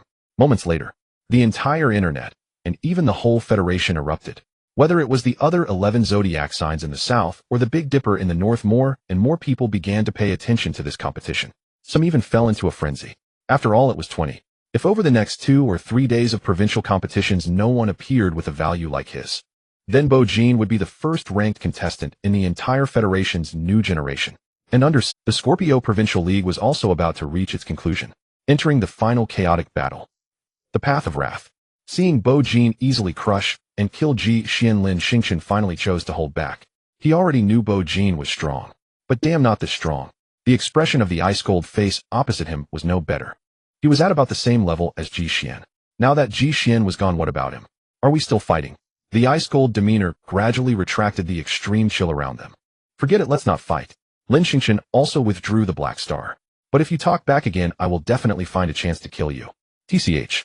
The ice-cold face retorted. Then the two walked together toward the final destination. The path of ultimate bliss. When my son and Li Wen saw Bo Jin execute Ji Xian, they tacitly chose silence. However, the footsteps toward the final destination quickened. The path of tides. Under the guidance of the white bird, the magical girl, Ying Huan, finally stopped getting lost. However, her adorable face rarely grew serious. Bo Jin slowly walked past the end of the path of indulgence, looking up. Under the cold moonlight was an immeasurably vast flat ground, clearly suitable for the ultimate chaotic battle. Then, he focused his gaze on the 5 people ahead. Bing Feng, Lin Xingchen, my son, Li Wen, Ying Huan. The 5 strengths slowly approached him, forming a very tacit encirclement around him. Bo Jin was well aware of what would happen next. Yet the youth still smiled and asked, what do you mean? Lin Xingchen's expression was somewhat complex. Sorry, Bo Jin. You're too strong. So we want to jointly experience your initial emotional value reaching 20 in this rank mirror. Bo Jin smiled. If they wanted to gang up, let them, it would be interesting. A gentle breeze blew under the moonlight, causing the young man's clothes to flutter. The corner of the bad Bo Jean's mouth curled into a lazy and arrogant smile. Hey, you don't really think you'll just beat me, do you? The next moment, he seemed to sense something. Then under everyone's gaze, he shouted loudly into the dark sky, do it. I'm about to be blasted. Main body, have you come or not? As soon as he spoke, the faces of the five changed simultaneously. Then they suddenly heard the crisp sound of mirrors shattering one after another. It was as if something was crossing the mirror, breaking through space, rushing towards them at an incredibly terrifying speed. Moments later, just as the mirror clone aimed to strike at Ji Xian and prepared to ruthlessly kill him, the main body arrived at Xianying City to meet Yu Yaqing, ready to unleash a massacre. Since the Poison Snake Gang and the Qinglong Gang, supported by the Ji family, were ordered by the Execution Department to withdraw entirely from Meteor City, the two strongholds in Xianying City that took over their business suddenly became lively. One of the strongholds responsible for the Qinglong Gang's sale of inner demons was managed by the Ji Feng family. Ji Fu, Ji Mu, and the two strongest fighters were all class sequence users of the 4th rank, in addition to over a dozen 3rd-rank bodyguards. The entire stronghold was as solid as a fortress. Moreover, they had the invisible influence of the Ji family behind them. Thus, this family acted without fear, boldly engaging in their activities. Although Ji Feng was 2 months younger than his cousin Ji Xian, he had only awakened as a class waste sequence on Awakening Day, making him completely unqualified to participate in the Provincial League. Even so, Ji Feng was quite happy these days. The withdrawal from Meteor City would affect the overall interests of the Ji family, but why should he care about the division of the family? On the contrary, after taking over the Qinglong Gang's business, the Ji Feng family had made several times the money through the trade of inner demons. It felt great. They were feasting on kickbacks and profits. Thinking of this, a mischievous smile spread across Ji Feng's face as he lit a cigarette and swaggered into the basement. It was pitch black inside. Only the flickering flame of an oil lamp illuminated a gruesome area.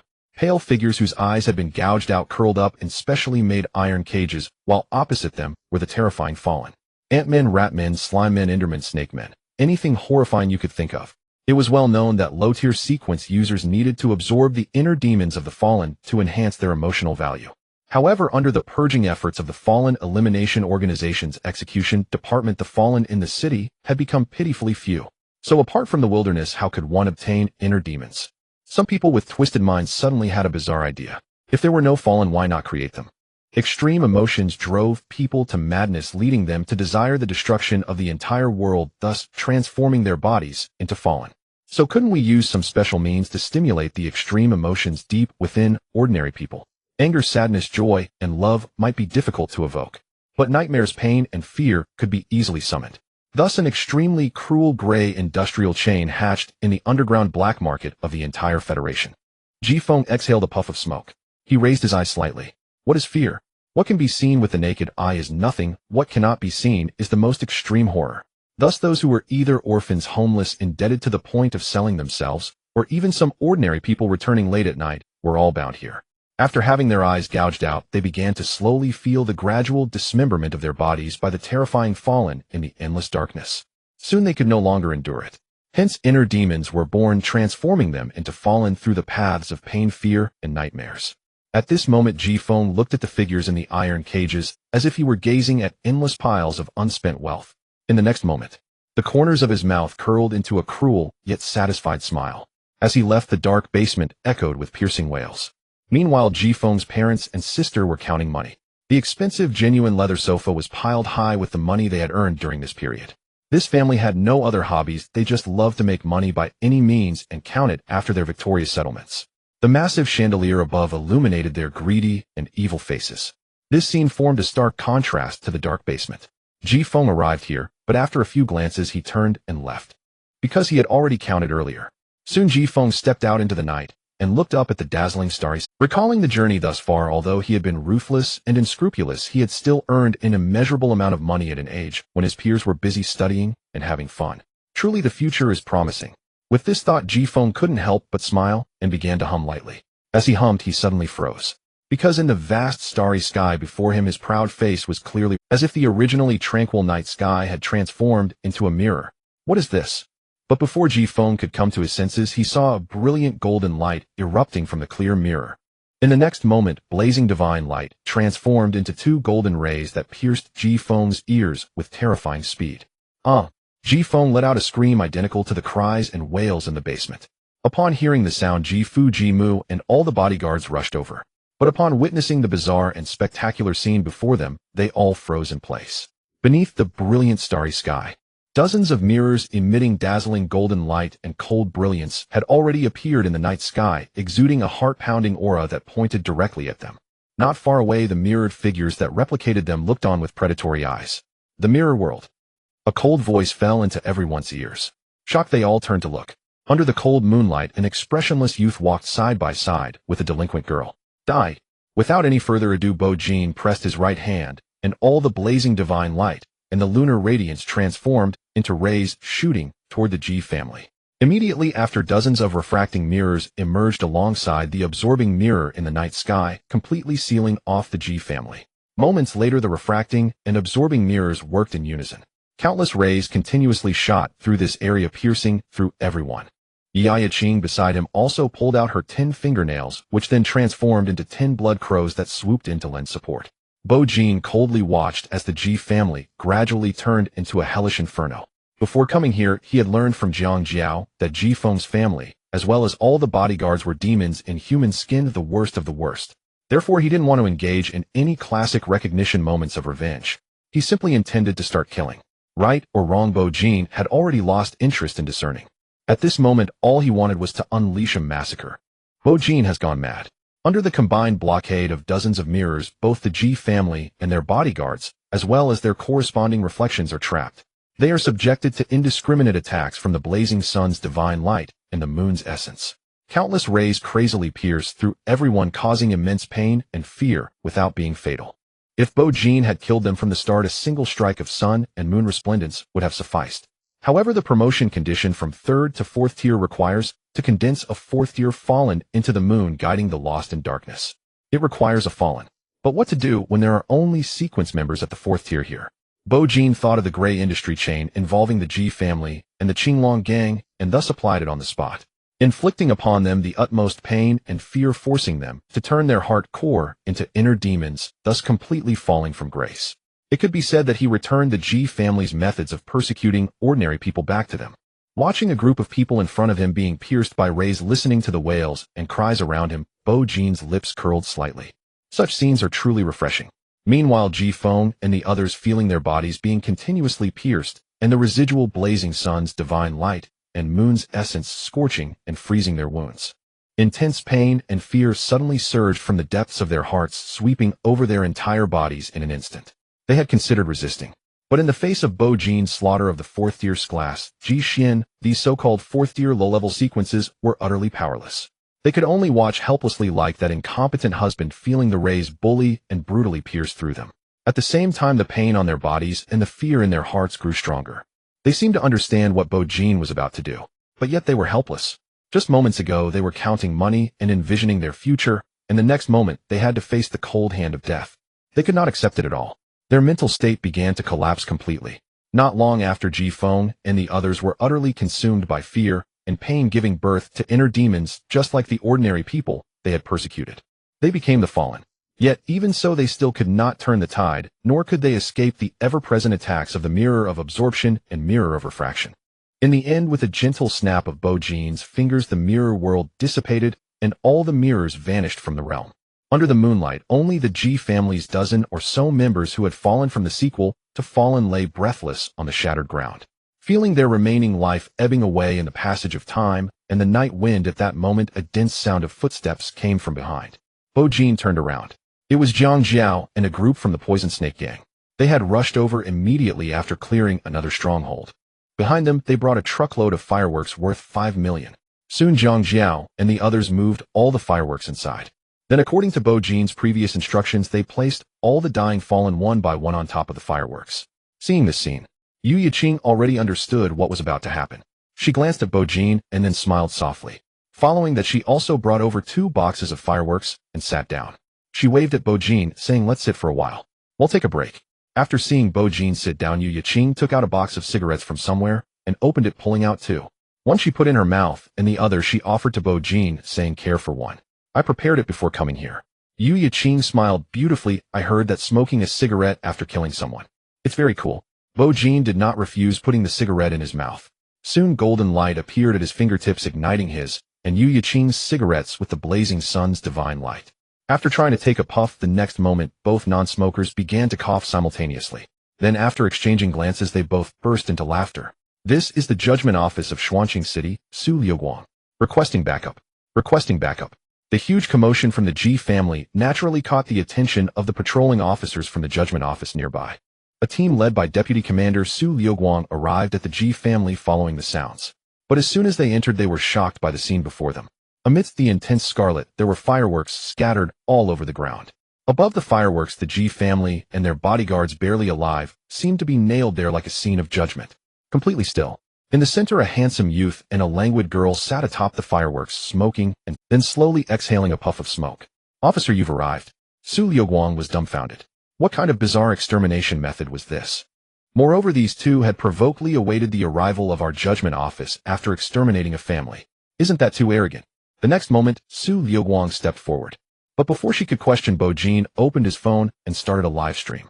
Soon he gently shook it in front of him. Take a good look. Your judgment office at this level is not qualified to investigate me. Upon hearing this, Su Liuguang looked at the live stream with some confusion. And in the live stream, it was the provincial league where another Bo Jin was slaughtering Ji Xian and revealing that his starting emotional value had reached 20. Su Liuguang's expression changed instantly. She looked incredulously at the youth before her, her lips trimmed. One was participating in a competition, while the other was exterminating a family here. Even achieving an emotional value of 20, the person before her was such an extraordinary prodigy. Such a genius, their judgment office indeed had no qualification to investigate. However, she still needed to consult the opinion of the organization that had the authority to investigate. After all, Bo Jin had directly exterminated the Ji family here. Moreover, the influence of the main family still persisted. Soon Su Liuguang called the group leader of the execution department in Xuanqing City, Chu Yuan. But on the other end, there was no answer. In a luxurious restaurant, Chu Yuan glanced at Su Liuguang's call and then at the person in front of him, Lu Minghuang. His mood became particularly complicated. He finally understood why this stingy old friend had invited him to dinner today. It turned out he was waiting for him here. Then, watching the live stream where Ji Xian was killed by Bo Jin without anyone stopping it, Chu Yuan sighed. He bit his lip hard, downing the drink in front of him. Then, pretending to be drunk, he lay on the table, mumbling, Nothing happened. The next moment, Lu Minghuang, smiling, nodded yes. We saw nothing, and nothing happened. The call could not be connected. At this time, Su Liuguang roughly understood the meaning of the execution department. Thus, she silently stepped aside. Seeing this, Bo Jin smiled lightly. It's all right, officer. I see you are quite diligent. So next I will invite you to a grand fireworks show. Then Bo Jin made a call to his sister Bo Qing. The other side quickly picked up brother. Bo Jin gently said, go to the balcony now and look in the direction of Xuanqing City, then close your eyes. Open your eyes only when I tell you to. Got it, brother. Bo Qing answered quickly. She has always been obedient, doing whatever Bo Jin says. The girl obediently went to the balcony, then looked towards Xuanqing City next door and closed her eyes. Bo Jin glanced at Yu Yiqing. The girl understood, took the cigarette from her mouth, and went next to the fireworks. It was only when she saw Bo Jin about to ignite the fireworks beneath him that Ji Feng finally remembered that the youth before him was the boy from Meteor City. In his fading consciousness, he seemed to want to say something. But the next moment, Bo Jin had already ignited the fireworks with the cigarette end. With a series of deep explosions, firework after firework erupted directly from Ji Feng's already shattered chest, then roared into the night sky. And Ji Feng's last words were completely blocked at the end of his life. Bo Jin did not stop igniting all the remaining fireworks together with Yu Yiqing. With the sound of explosions, the last bits of life left in everyone from the Ji family were utterly shattered. It was as if using their life flames to ignite the brilliance of the fireworks. After finishing the ignition, Bo Jin quietly watched it all, slowly exhaling a breath of turbid air. Everything finally came to an end. At the same time, it was time for the promotion. The next moment, the broken mirror took effect, and the dozen or so broken bodies of the Ji family shattered simultaneously, transforming into countless shards drifting in the wind. Then the endless shattered shards coalesced in midair into a circular mirror. Bo Jin poured all the remaining moon's essence from the mirror of absorption into this circular mirror. In the end, the circular mirror rose slowly in the night sky like a bright moon. Guiding moon. It took shape. Then Zhang Jiao and others emerged from the basement with the victims who had their eyes gouged out. They were startled by the sounds of explosions around them. Soon they stood in place at a loss. However, just then, a bright moon suddenly appeared in their dark vision. This guiding moon, composed of the shards of the Ji family, illuminated the path beneath their feet and guided them back home. Thus, all the lost ones looked at the bright moon in their eyes, shedding tears of blood as they slowly walked in the direction of home. To condense, a fourth tear fallen into the moon, guiding the lost in darkness. Congratulations on your successful promotion. Current Nightmare value 41, current realm 4th tier, Guiding Moon. Congratulations on successfully unlocking the skill Mirror of Space. Listening to the voices around him, feeling his promotion, Bo Jin smiled and softly said to the phone, "Alright, you can open your eyes now." Meteor City. Bo Jin obediently opened her eyes. The next moment, fireworks worth 5 million exploded against the deep black sky, and it seemed to illuminate the clouds in a radius of several kilometers. Various colored fireworks intertwined and wove through the high sky, as if creating a flowing satin on the sky. Soon it seemed to pull out countless arcs and pour down, brilliant and grand. The only gaze of Bo Jin reflected this dreamlike scene. On her cute face a hint of brilliance bloomed like the fireworks. She silently thought in her heart, "Thank you, brother, for letting me see the most beautiful and splendid fireworks in Xuanqing City." Even Zhang Jiao and Su Liuguang, upon witnessing this grand fireworks display, could not help but be mesmerized. Bo Jin went to the villa to bring out 2 chairs, one for himself and one for Yu Yiqing. The youth supported his head with both hands and lay down directly. Somewhat comfortably, he quietly watched this grand fireworks show. He knew this was the funeral he had prepared for the Ji family for 2 years. It was also the best gift he had meticulously prepared for that lovely girl. It feels like it could be written better, but I really did my best at my level. This brilliant fireworks display is dedicated to my dear readers. Please follow, please support, please leave good reviews. The next 2 days will be the final climax. Thank you all for your support. A grand and dazzling firework display erupted in the night sky of Xuanqing City. Any citizen from the surrounding star cities could simply look up to admire this gift from Bo Jin. The best gift. At the same time, a white bird soared beneath the fireworks. Lu Qin's pure white feathers synchronized the scene seen by the white bird into the light screen outside the path to kingship in the demon realm. Countless cameras aimed at the light screen, broadcasting everything live. Thus, this could also be considered a firework performance from Bo Jin for the entire Federation. Numerous people looked up in a dazed envy or distraction, their hearts filled with nothing but immense shock. Everyone understood clearly in their hearts. After this day, Bo Jin's name would echo in every corner of the Federation. Current Nightmare value 41. Congratulations on unlocking the skill Space Mirror. Space Mirror create mirrors that can ignore space for instant teleportation and attacks. Current skills: Double Mirror Refraction, Mirror World, Shattered Mirror, Absorbing Mirror, Space Mirror. Mirror World area extends from 400 square meters to 1,000 square meters. Next stage: 5th stage, Nightmare Mirror. Upgrade requirement: unfold a mirror that reflects heaven and earth, seal and strength, Forbidden Zone, and use all skills to make all fallen in the Forbidden Zone experience the ultimate nightmare. In Xuanqing City, a clear mirror surface appeared before Bo Jin. He unleashed a punch, shattering the mirror.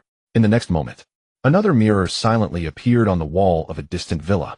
Immediately, Bo Jin's fist appeared with it, shattered the entire wall. Bo Jin glanced at the mirror before him and then at the distant one. A slight smile curled at the corners of his mouth. The space mirror can ignore space. This is quite interesting. He could catch others off guard. Then golden light gathered at Bo Jin's fingertips, the blazing divine light shooting forth into the mirror before him.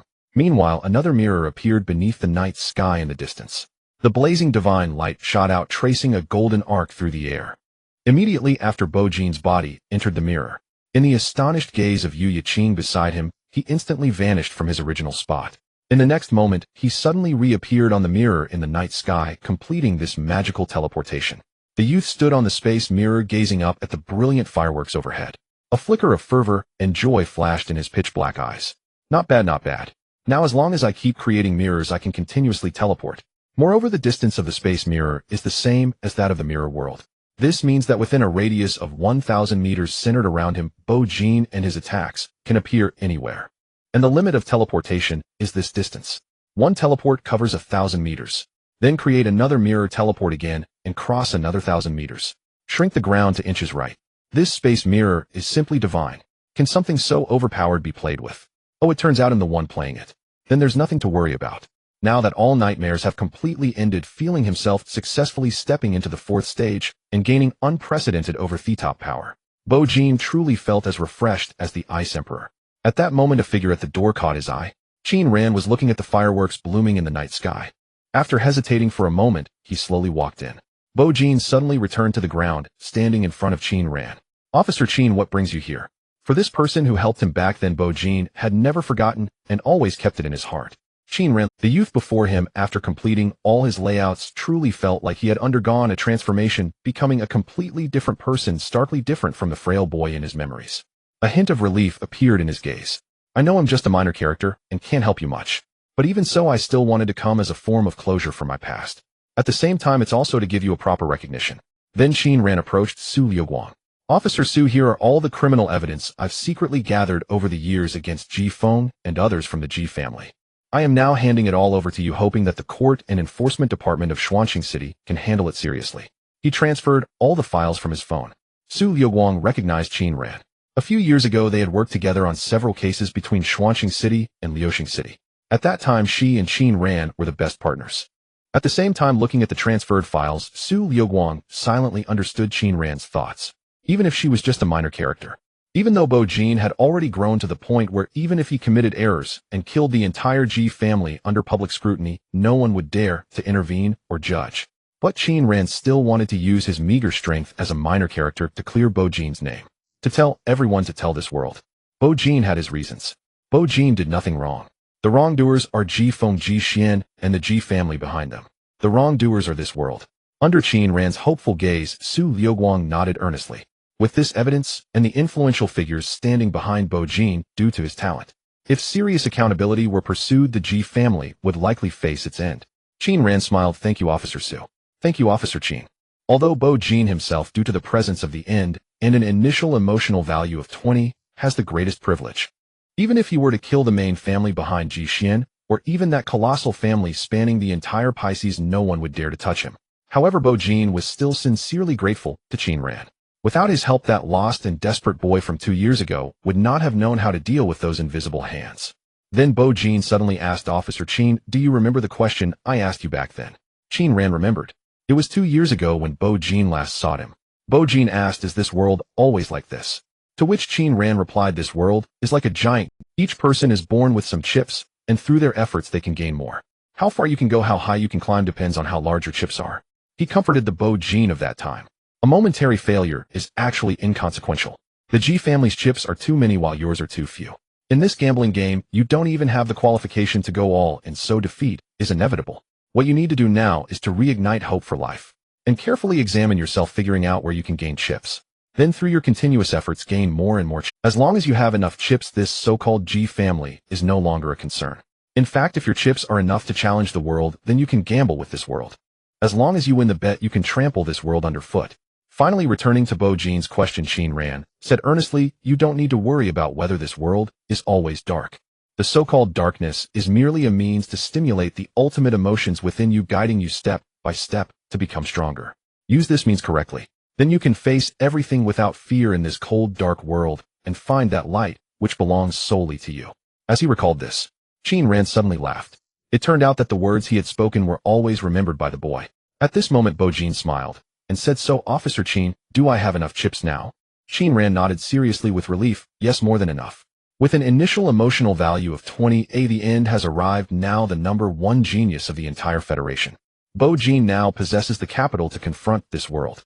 Then Bo Jin asked again, have I found that light? Qin Ran nodded. Of course you found it. When disaster strikes, the emotions hidden deep within you are the first-tier weapon against danger.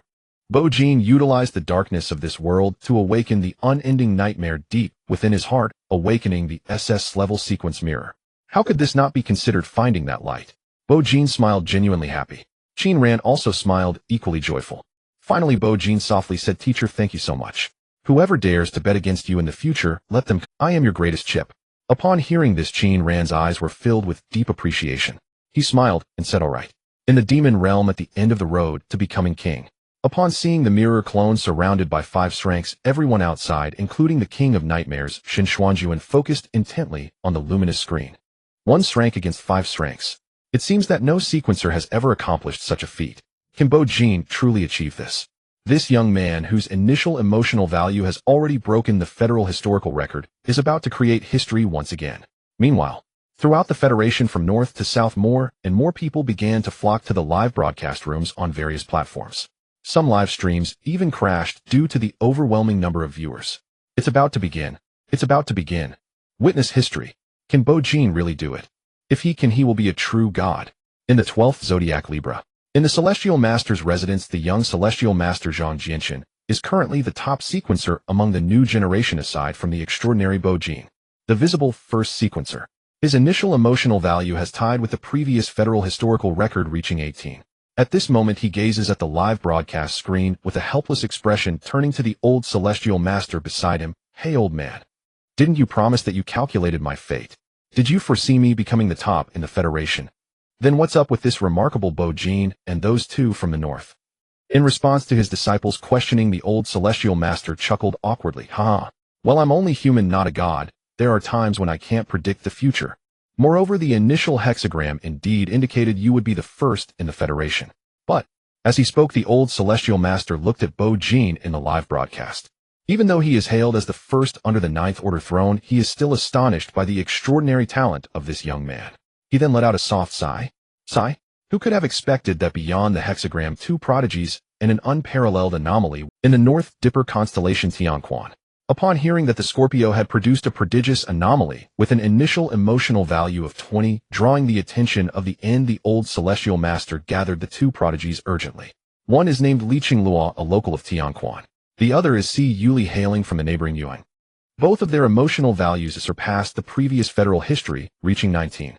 They had been well hidden by the North Dipper and were prepared to surprise the South and the entire world in the global examination.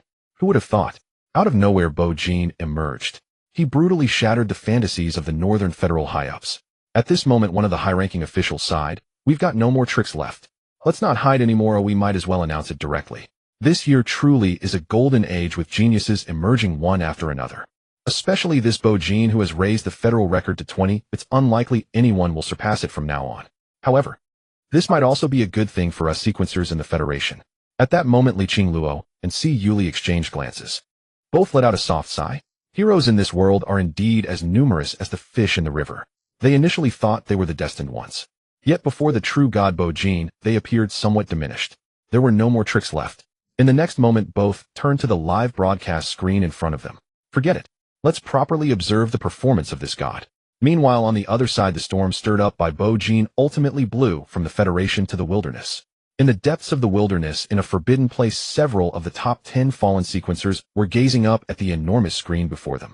Ranked 5th, the living dead stared at Bo-Jin intently, then suddenly licked his lips in a rather twisted manner. An initial emotional value of 20. That's quite frightening. I really want to snipe him in the global examination, then ruthlessly ravage and tear apart his body. Next to him, the 7th-ranked demon chimed in. Indeed. This person's body and flesh look incredibly tender. Exactly. In the next moment, several fallen laughed recklessly. Amidst the attention of countless eyes in Xuanqing City, Bo-Jin called out, main body. Did you come or not? In the midst of the mysterious, Bo-Jin seemed to hear the call of the mirror clone. At the same time, he also sensed countless pairs of eyes filled with hostility, envy, or jealousy, staring at him from the darkness. But, facing this overwhelming gaze that seemed ready to engulf him, Bo-Jin's face mirrored that of the mirror clone, sporting a wild smile. In fact, Yu Yiqing had always remembered. After dinner that day, the two youths expressed their aspirations for the future.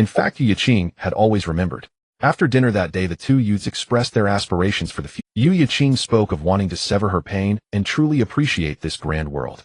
Bo-Jin mentioned revenge, and after avenging himself, he aimed to win city and provincial competitions, conquering the North-South struggle. To achieve great renown. To ascend to the pinnacle of the world. To ensure his name resonates throughout the universe. Bo-Jin nodded slightly, the corners of his mouth curling up, since all the nightmares have completely ended. Since the cards in my hand are sufficient. The young man turned slowly under the brilliant fireworks, his tall figure casting a slender shadow in the moonlight. The aura of his fourth-order nightmare guiding moon erupted violently in the night, spilling out in all directions. Then let's go. In the next moment, Bo-Jin suddenly pulled Yu Yiqing and vanished from the spot. Then, before the astonished gazes of Su Liuguang and others, numerous spatial mirrors emerged in the night sky, resembling a brilliant white rainbow beneath the starry sky and fireworks, accompanied by the clear sound of mirrors shattering. Bo-Jin and Yu Yiqing traversed through the white rainbow formed by the mirrors, breaking through space at a terrifying speed towards the dark side of Xuanqing City, rushing madly towards the demon realm's road to kingship. In the wind, their voices seemed to echo. Yu Yiqing, where are we going? Bo-Jin, to fight alongside my generals. To let this world feel the nightmares I once experienced. Let's go. To live the life we desire. In the night sky of Xuanqing City, grand fireworks continued to illuminate the scene. Beneath the brilliance, a white rainbow streaked across the horizon at a terrifying speed, capturing the gaze of passers-by. So fast, Too fast. It's like a shooting star carving a white line across the sky like an arrow. Dude, are you writing an essay for the college entrance exam? Sorry, I'm a writer for tomato novel. It's a habit. 6. With the enhancement of the mirror of space at extreme speed, the white bird, which originally followed Bo-Jin, found itself unable to keep up with the pace of the two. It came to a halt. It then dazedly flapped its wings twice. In a luxurious restaurant, the execution team of Xuanqing City, known as Blade Light and Sword Shadow, along with the execution department, only needed to slightly raise their gaze. They could see the dazzling white rainbow. Everyone understood that this was the main body of Bo-Jin merging with its mirror clone to commence the final battle. Witnessing this scene, even the peak 6th tier Lu Minghuang had a hint of fervor in his eyes. Teacher, the expectation you've held on to for so long is finally about to become a reality today. In the dark side, prior to this, the third group of the Meteor City execution team had arrived here. Through live streaming, they had already predicted what Bo-Jin was about to do. Therefore, they were there to escort their leader. In the next moment, Pei Zhu and the others looked up. The white meteor was already approaching at light speed. Then the four opened the door to the dark side and set the program for entering the demon realm. They excitedly watched their leader charge into path to kingship like a divine being descending. Go for it, leader. You must blow them up. Here it comes. Outside the path to kingship, feeling the terrifying aura rapidly approaching, the expressions of the headmasters sharpened. They then saw that the gate to Nightmare Road was tightly closed. Principal Li was about to instruct someone to open the door to let Bo-Jin in. But at that moment, the white rainbow that split the sky had already reached before them. Seeing the gate closed, Bo-Jin, holding Yu Yiqing, did not slow down in the slightest. Instead, to everyone's astonishment, he raised his leg and kicked out. Crack! Along with a clear sound, the enormous nightmare gate was shattered by his kick, crashing into countless shards that slowly fell in the wind. Meanwhile, the figures of Bo-Jin and his companion rushed through the snowstorm of fragments. They charged into the Nightmare Road, racing towards the ultimate end. Principal Li chuckled. This kid really knows how to show off. But, damn, that's really cool. At the same time that Bo-Jin's main body was approaching in the path to, at the end, the mirror clone had surrounded 5 ranks. Accompanied by the main body in Xuanqing City, they crushed the corpses of the Ji family, which then condensed into guiding moons, successfully leveling up. At that moment, the Bo-Jin also completed his upgrade, unlocking the mirror of space. Feeling the tremendous changes occurring within him, he realized that the main body was about to arrive. He shouted towards the dark sky. Not long after, he received a response from the main body. It's here. Hearing that familiar voice, the Bo-Jin grinned, aiming the mirror-long gun at Lin Xingchen and the others. Sorry about this. We're going to surround you. Upon hearing this, the 5 ranks fell silent. Even a 3rd-tier Bo-Jin could brutally slaughter a 4th-tier Ji-Xian. So what about now, with 2 4th-tier Bo-Jins merging? Damn, how did this previously lackluster Meteor City spawn such an exceptional prodigy? But after exchanging glances, the 5 gritted their teeth. They unleashed their 4th-tier aura without reservation. Anger, sorrow, fear, joy, and love. The 5 powers of emotion surged across the vast ground. Seal was the first to speak. Don't hesitate, just do it. Bo-Jin's main body still needs time to arrive. Before that, it's still 5 of us beating him up. What are we? His domain may be outrageous, but ours is no less. Seal was actually right. Once Bo-Jin's mirror world is deployed, it truly becomes an insurmountable existence. However, every time it unfolds, it must rely on either the opponent lacking a domain or not being intentionally cautious like Ji-Xian. They needed to use their domain to resist his. Currently, the 5 of them were fixated on Bo-Jin, all being strengths with established domains. They genuinely did not believe it. Could the 5 of us unleash our domains and not resist your mirror world? Even if we couldn't resist, could we not stall for a bit, and then use that delay to beat you up and send you off? As soon as Seals, the other 4 also simultaneously came to this realization. In the next moment, all 5 unleashed their domains, sweeping and crushing towards the rogue Bo-Jin. An extreme chill and intense anger erupted from Seal. An instantly visible frost covered the ground beneath him, turning it into a land of eternal frost, sweeping towards Bo-Jin. Sequence Ice Age. Domain deployed. Anger frozen river. At the same time, dense sorrow emanated from Li Wan and tears streamed uncontrollably from the beautiful girl's eyes. Countless violet flowers instantly blossomed beneath her feet, forming a resplendent garden. This garden seemed to extend endlessly, wrapping countless petals as it approached Bo-Jin. Sequence Violet Garden. Domain deployed. Sorrow endless sea of flowers. On the other side, beneath Lin Xingchen's feet, appeared one black star after another. They were spread across the ground like stars in the sky, silently standing like tombstones, carrying extreme fear, darkness, and void, swallowing towards Bo-Jin. Sequence Black Stars. Domain deployed. Fear Dark Star Tomb. Meanwhile, a pink magic wand appeared in Ingwanhuan's hand. As she gently pointed in the air, a massive magic array inscribed with countless hearts erupted with endless light, accompanied by a melodious song radiating pure love and magic towards Bojin. Sequence magical girl. Domain deployed. Love purification waltz. Finally, a carefree smile that resembled Luffy appeared on my son's face. He suddenly bit his thumb, then took a deep breath. In the next moment, his entire body began to swell wildly, as if transforming into a gigantic balloon. The air around my son seemed to be sucked into the balloon, creating a vacuum domain. This vacuum domain also surged along with the other 4 domains, swallowing towards Bojin. Sequence century explosion. Domain deployed. Joy absolute vacuum. Under the gaze of frozen river, endless sea of flowers, purification waltz, dark star tomb, and absolute vacuum. The 5 domains of the 5 strengths surged towards the mirror clone. Frozen river, endless sea of flowers, purification waltz, dark star tomb, and absolute vacuum. The 5 domains of the 5 strengths surged towards the extensions of the 5 domains suddenly became stagnant. And at that moment, the entire world seemed to have been pressed the pause button. Lin Xingqian and the others lifted their gaze. At the moment when Bojin unfolded the mirror world, the night sky above him quietly transformed into a clear and bright mirror. They felt as though this world had been split in two. One half was the mirror reflecting the heavens and the earth created by Bojin, while the other half was the domain of the 5 level individuals. Bojin's single domain was indeed capable of resisting the combined domains of the 5 of them. After all, he was an extraordinary anomaly, with an initial emotional value reaching 20. However, looking at their domains standing firm against Bojin's, all 5 of them simultaneously breathed a sigh of relief. Thankfully, everything was within their predictions, barely withstanding the overwhelming mirror world that annihilated all in its path. Next, the 5 of them could simultaneously unleash their ranged attack skills, working together to eliminate Bojin from outside the mirror. But the ideal was lush while reality was stark. Before they could relax for a moment under the moonlight, the mischievous Bojin raised an eyebrow, a slight smirk forming at the corner of his mouth. In the next moment, the mirror world suddenly surged with power. The previously stagnant situation was instantaneously shattered before the astonished eyes of Lin Xingqian and the others. The mirror reflecting the heavens and the earth began to erode and engulf their level domain, rapidly sweeping towards them. They could not resist at all. At this rate, within a minute, they would be completely engulfed by the mirror world. By that time, it would truly be over. At this moment, facing such a terrifying Bojin, a feeling of helplessness rose within the hearts of the 5. Damn, is it really unsolvable? The good news is that they managed to hold on. The bad news is they can only resist for a minute. After 1 minute, they would be finished. What can they do? Stay calm. There's still a chance. But Enslevel is still Enslevel.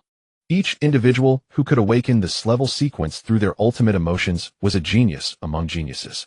Therefore, just a moment later, Lin Xingqian and the others emerged from their helplessness, immediately lifting their determined gazes towards Bojin. Forget it.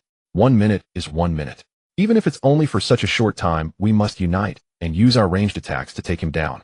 It was still the one with the highest emotional value among the 5 Bingfeng, who spoke up, and the remaining 4 echoed in unison. In the next moment, an ice dragon coalesced behind Bingfeng amidst the extreme chill. Around Li Wen, a dazzling sea of flowers floated up into the air, weaving a gigantic purple silk ribbon. Lin Xingqian's eyes were resolute, and in the next moment, all the black stars began to gather, gradually forming a void resembling a black hole. Ing Huan raised her magic wand, and amidst the melodious singing, a gigantic heart materialized behind her. Mai Xuan still wore a carefree smile on his face. He blew a breath into the air. Instantly, a massive bubble seemingly containing a terrifying aura appeared. The 5 ultimate emotional range skills surged towards Bojin in the mirror. The overwhelming assault seemed poised to completely drown the diminutive boy. The mischievous Bojin's clear eyes reflected the dazzling spectacle of the incoming attack. Yet he remained motionless. He simply looked up calmly at the bright mirror above and the pitch-black night sky outside the mirror. He asked, "Is it here?" "Yes. This time it's really here." At this moment, Lin Xingqian and the others also heard that voice. A smirk tugged at their lips. They even trembled slightly. They tilted their heads slightly, but did not dare to turn completely. It seemed they could not accept what was about to happen. However, from the corner of their eyes, they could not help but glance back, accompanied by the sound of the mirror shattering seemingly close at hand. A tall figure appeared, crashing down like a meteor, shattering the ground beneath him. As the dust and debris settled, the boy with eyes like cold stars stood in the chasm, first lowering Yu Yaqing. He then slightly raised his gaze, looking over with an indifferent expression. He and his mirror image stood together, one in front and one behind, surrounding the 5 level individuals. Seeing this situation, Lin Xingqian and the others let out a heavy sigh, a hint of despair appearing on their faces. Mirror world. Without further ado, the main body directly activated the mirror world. In the next moment, at the end of the path to King's two mirror worlds appeared the mirror image in the main body. The two extraordinary anomalies fused together. This time, without any pause, the expanded mirror world, stretching 1,000 meters, swiftly enveloped and swept away all 5 levels and their domains. Everything had become a foregone conclusion. This Bojin's domain is truly unsolvable. Moreover, it's one thing to be unsolvable. This person with both the main body and the clone can actually unleash 2 unsolvable mirror worlds. How are we supposed to fight this? Outside the door, the discussions of the principals echoed. Inside, in the despairing gazes of Lin Xingqian and the others, 5 identical figures appeared beside the mirror image. The 5 mirror images of this level individuals unleashed identical ice, dragons, flowers, seas, voids, hearts, and bubbles. They shielded the mirror image, blocking all the skills coming from their own main bodies. At the same time, Lin Xingqian and the others trembled and turned their gazes. They saw one person multiplied into 2, then 10 identical figures, all wearing smirks as they looked over mockingly. This was because 2 mirror worlds had overlapped, and there was a sequence to this overlap. Thus, when the first mirror world covered, it replicated the first mirror image of Lin Xingqian and the others. It was these mirror images that helped the mischievous Bojin block his own main Bodis attacks. Then, as the second mirror world began to overlap, the main bodies of Lin Xingqian and the others and their mirror images were replicated once more. Thus, the entire mirror world appeared with 20 levels, including the 5 main bodies and their mirror images. Along with 4 Bojins at the end of the path to King's 24 prodigies stood tall. In the next moment, under the gaze of countless onlookers. In the midst of the millions of eyes, the 4 Bojins, accompanied by 15 mirror images, truly surrounded Lin Xingqian and the others, preparing for the final encirclement. This is the unsolvable dual mirrors and mirror world. The road to kingship. At its end, as Lin Xingqian and his 4 companions watched the 4 figures of Bojin approach, accompanied by 15 mirror images identical to themselves, they formed a circle of encirclement. These geniuses, undefeated in their respective star cities, also sensed what true despair felt like. They understood what it meant to exert all their efforts and yet remain powerless. What's the point of fighting? One mirror world is already invincible, and now there's another one. Are you treating us as the meat in a hamburger, with your main body and mirror clone attacking us from both sides? The number 1 gourmet of Meteor City. Fine. You win. The championship is yours. We concede. This was when the 5 SSS-rank members raised their hands in surrender, signaling a white flag. However, the 4 Bojin, accompanied by the 15 mirror figures, continued to press forward, their lips curling into mocking smiles, and their eyes gradually turning cold. The meaning was very clear. You want to fight, you fight. You want to retreat, you retreat. Impossible. There was no choice. The 5 could only look up at the white bird in the sky for help. They hoped that the headmasters outside, along with the leaders of Galaxy University, could intercede on their behalf and persuade Bojin to accept their surrender. Fighting against this over-the-top monster. What's the difference from seeking punishment? We're not McDonald's. Outside the door, except for Principal Li and Principal Yu from Xuanqing City, the remaining 5 headmasters all looked toward the organizers of this competition, Lu Chun and Pei Chenma from Galaxy University. Facing their gazes, Pei Chenma first glanced at the Nightmare King Xin Xuanyun, who had been idly observing. Upon realizing he was admiring Bojin, Pei pondered for a moment. He then spoke. Well, it seems there has never been a precedent for surrender in the provincial competitions of the entire Federation, right? Pei Chenma was correct. Every student who could compete in the 12 Zodiac and Big Dipper provincial leagues was an exceptionally thus every SSS-rank would fight with all their might for their own and their star city's honor. Until the moment they were completely burned out, until they could no longer stand. They would never give up. Therefore, in the entire history of the Federation, there has never been a precedent for SSS-rank surrender. Moreover, this time, it would be 5 SSS-ranks raising the white flag together. But on the flip side, even if these 5 SSS-ranks did surrender and set a precedent, Pei Chenma believed that no one would, because their opponents were Bojin. Faced with such a no-for creatures that seemed to embody the Tao mech, facing 3 mirror images that matched their realm sequence exactly, who wouldn't lose their composure? Who wouldn't raise a white flag? Let alone Lin Xingqian and his companions. Even Pei Chenma himself would instantly lose the will to resist in such a situation. Surrendering is the right choice, but not surrendering is also a valid choice. How to choose? Just then, as Pei Chenma hesitated. Surrender? You want to apologize later, right? Sorry, I just want to kill. Seeing Lin Xingqian and his companions' expressions resembling constipation as they raised their hands in surrender, the mirror clone immediately became displeased. What do you mean? You wanted to beat me out, and now that we're turning the tables you suddenly don't like it. What a beautiful— You're just a bunch of double-standard hypocrites. In the next moment, the unruly Bojin exchanged glances with his main body. Instantly, the four Bojin and all the mirror figures charged toward Lin Xingqian and his companions. A torrent of skills completely overwhelmed the 5 SSS-ranks. Since the fight has started, let's just watch. After all, I believe that Bojin is sensible. Seeing the situation, Pei Chenma coughed and said Bojin and Lin Xingqian don't have a deep-seated hatred like Ji Xian. They probably won't go too hard on them. Besides, Ji Xian didn't surrender, why should you? Since you've provoked them, you must be prepared to bear the consequences. Once these words were spoken, the 5 headmasters were at a loss for how to refute them. They could only silently watch as their SSS-ranks were subjected to a one-sided thrashing by Bojin. In stark contrast, Principal Li watched this scene with a proud and contented smile. Truly, it was a thrilling sight. Before long, the 5 SSS-ranks were completely defeated in this overwhelming assault. When the 2 mirror worlds of the main body and mirror clone completely retreated, under the cold moonlight, the once vast ground had turned into a scene of devastation. The blue little Nez's frozen head was thrust into the earth's ravine, his entire body encased by his own skill. The cheerful Maisun could no longer smile. A giant bubble appeared in midair, trapping him inside. In the next moment, accompanied by a loud bang, the bubble exploded with a bang, and the Maisun, who had peacefully fallen asleep in the explosion, helplessly plummeted to the ground, kicking up a cloud of dust.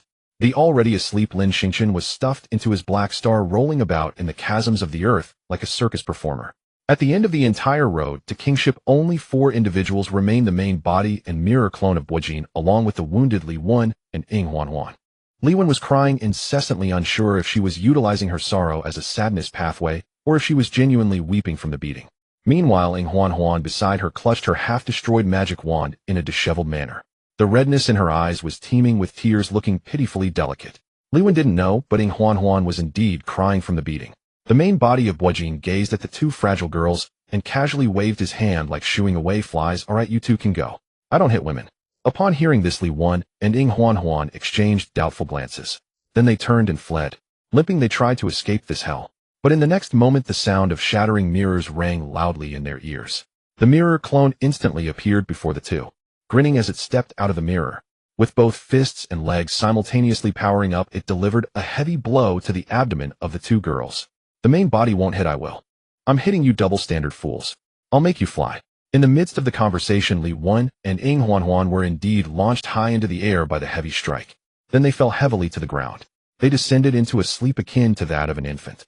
Thus all 6 SSS-ranks, including Ji Xian, were utterly defeated by Bojin alone. I've taken care of everything you entrusted to me. Good night, my dearest self. The mirror clone nodded at the main body.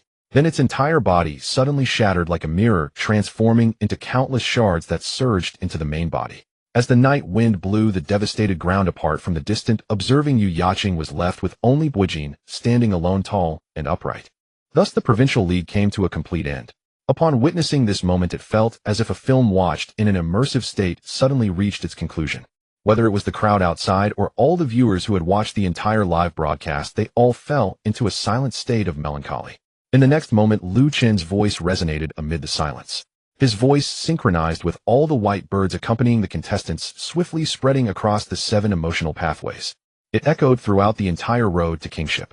It spread across all live streams. It seemed to resonate throughout the entire federation. The Scorpio Provincial League concludes here. Next, I announce the champion of this league is Meteor City Bojin. To be honest, Lu Chen himself did not expect this. Due to the sudden emergence of Bojin as an admissions officer of the Galaxy University, he was able to capture the attention of the entire federation. At the moment he announced Bojin from Meteor City as the champion, an unparalleled sensation erupted after a brief silence. The screen flooded with comments like as if a deity and witnessing history in various live streaming rooms. Dozens of live streams even crashed at that moment. After this battle, everyone clearly knew that the Federation's Provincial League of Sequence users against Sequence users would come to an end in the next few days. What awaited them next was a life-and-death struggle between Sequence users and fallen ones, attracting the world's attention during the global college entrance examination. In the current tense situation where the fallen ones were rapidly evolving in the wilderness, while the Federation's Sequence users seemed stagnant, Bojin the boy emerging from Meteor City would become the greatest hope for the entire Star Federation against the wilderness. Furthermore, he would be the ultimate trump card.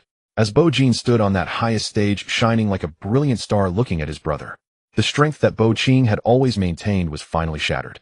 She cried loudly until this very moment. At that moment, the girl truly felt that she and her brother had finally stepped out of the nightmarish darkness of 2 years ago, escaping from that cold and despairing meteor shower night.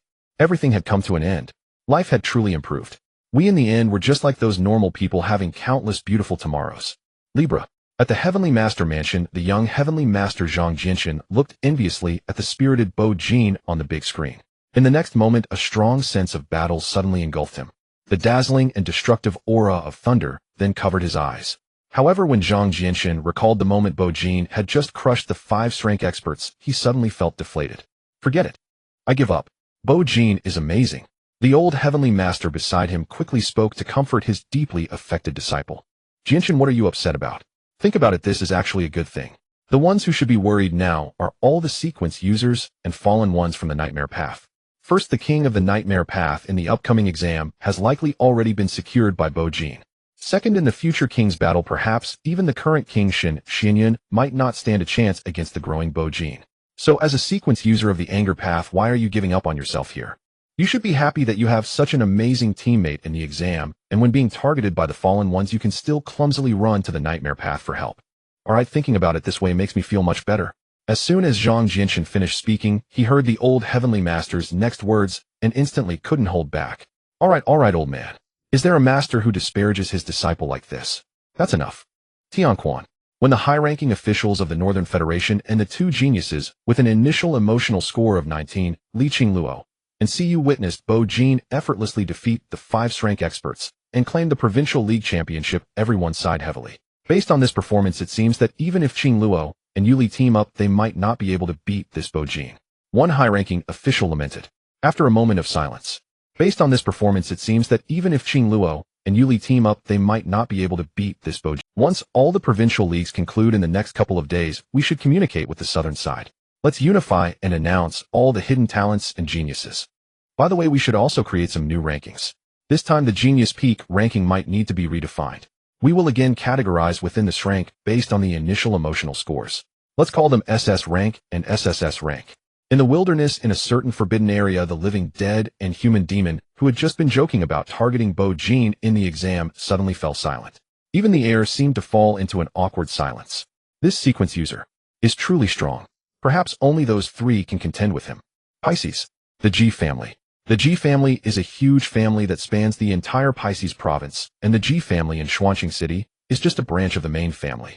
Before this, when the head of the G family, the 8th-tier sequence user Ji Changkong, learned that Ji Xian was brutally killed by Bo Jin, he urgently notified the Fallen One's extermination organization in Pisces. Upon seeing that the commander of the organization, also an 8th tier, had personally arrived, Ji Changkong solemnly ordered depart for Scorpio. Outside the door, Bo Jin had already left the path to kingship, and under everyone's gaze arrived beside Principal Li. Looking at his most outstanding and promising student, Principal Li was in tears. But just then the king of nightmares, Shun Xinyun, suddenly raised his gaze to the endless starry sky. In the next moment, waves of terrifying auras exploded in the night sky. The organization of Pisces and one powerful expert after another from the G family descended here like shooting stars. Seeing this, Pei Chenma furrowed his brows tightly. He immediately ordered the closure of all live streams and stood together with the powerful experts from Scorpio to confront the people from Pisces. What does this mean? After seeing Ji Xian dead, they came to seek revenge. Damn. If anything happens to Bo Jin, I will fight you all. However, in the next moment, Pei Chenma saw two figures slowly walking out from the crowd of the Ji family. One man and one woman, both 6th-tier sequence users. Though they appeared elegant and noble, their faces were filled with gloom and despair. Seeing this, Pei Chenma suddenly understood something. He let the two walk towards Bo Jin. Under the starry sky, Bo Jin calmly raised his gaze. In the next moment, after the man and woman arrived in front of Bo Jin, they unsheathed their blades without hesitation and cut off their right arms. Blood gushed forth.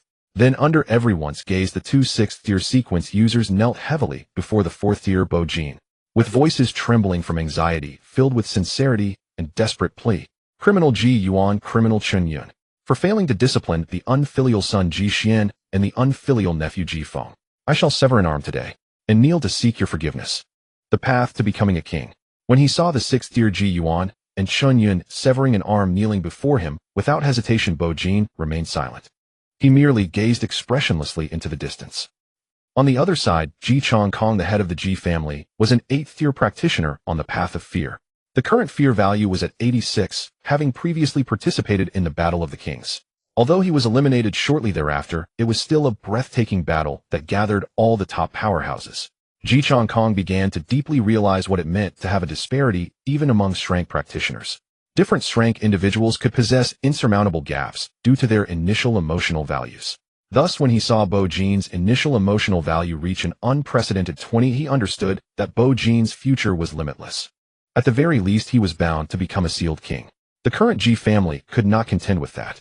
Therefore, when he realized that Bo Jin might harbor animosity towards the main house of the Pisces family due to the actions of the branch families in Xuanqing City, he began to think about how to apologize. Soon after the Provincial League of the Scorpio ended, he brought a group of people to the path to becoming a king. The reason for bringing so many people was not to exert pressure or confront the Scorpio, but Ji Chong Kong felt that having more people would convey sincerity. Moreover, the Creator End and the 9th tier Nightmare King had come to visit Bo Jin personally. Wasn't it normal for these so-called powerhouses ranked 2 or 3 tiers lower to show up? At this moment, Ji Chong Kong first looked towards Shun Xianyun in the distance.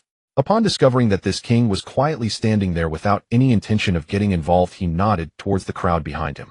At that moment, a youth stepped out from the crowd, slowly walking towards Bo Jin. His face resembled a jade crown, his eyes were icy cold, and a thin crack appeared on his forehead, resembling a vertical pupil. His name was Ji Lin, a prodigy hidden by the Ji family, prepared to compete with the little celestial master of the Celestial Master Mansion for the title of the first among the 12 zodiac signs. His initial emotional value matched that of Zhang Jian Chun, reaching 18. However, due to Bo Jin's sudden emergence, these so-called prodigies could only emerge from the shadows and see the light like those two from the north. Before arriving in front of Bo Jin, Ji Lin first reigned in the piercing light in the depths of his eyes, then revealed a gentle smile. Hello, Bo Jin. I am Ji Lin from the Ji family. We are truly sorry about what happened to you. They say that in a vast forest, everything exists, and even a large family like ours cannot avoid having a few. Of course, I am not trying to wash my hands of it. We will definitely take responsibility for our mistakes. I just feel that we shouldn't let these fools ruin our friendship.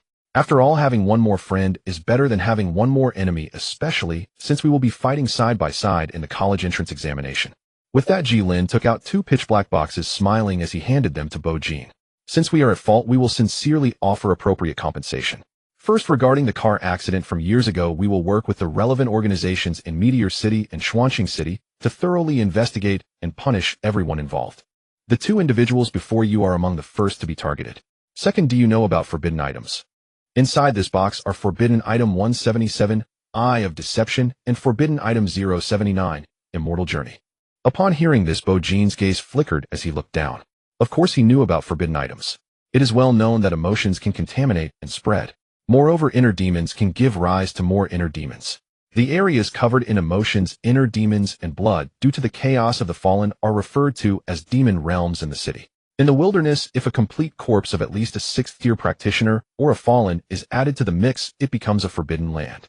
Even the most powerful practitioners and fallen upon death will have all their sequential abilities gradually dissolve in blood. Thus, when the blood, tainted with immense power and extreme emotion, seeps into the earth and contaminates insects like ants and scorpions, or even the plants growing there, this land is then referred to as Forbidden Land. And at the center of the Forbidden Land, the inner demon or heart core within the corpse undergoes a decade, or even several decades of anti-contamination. It eventually evolves into a forbidden item.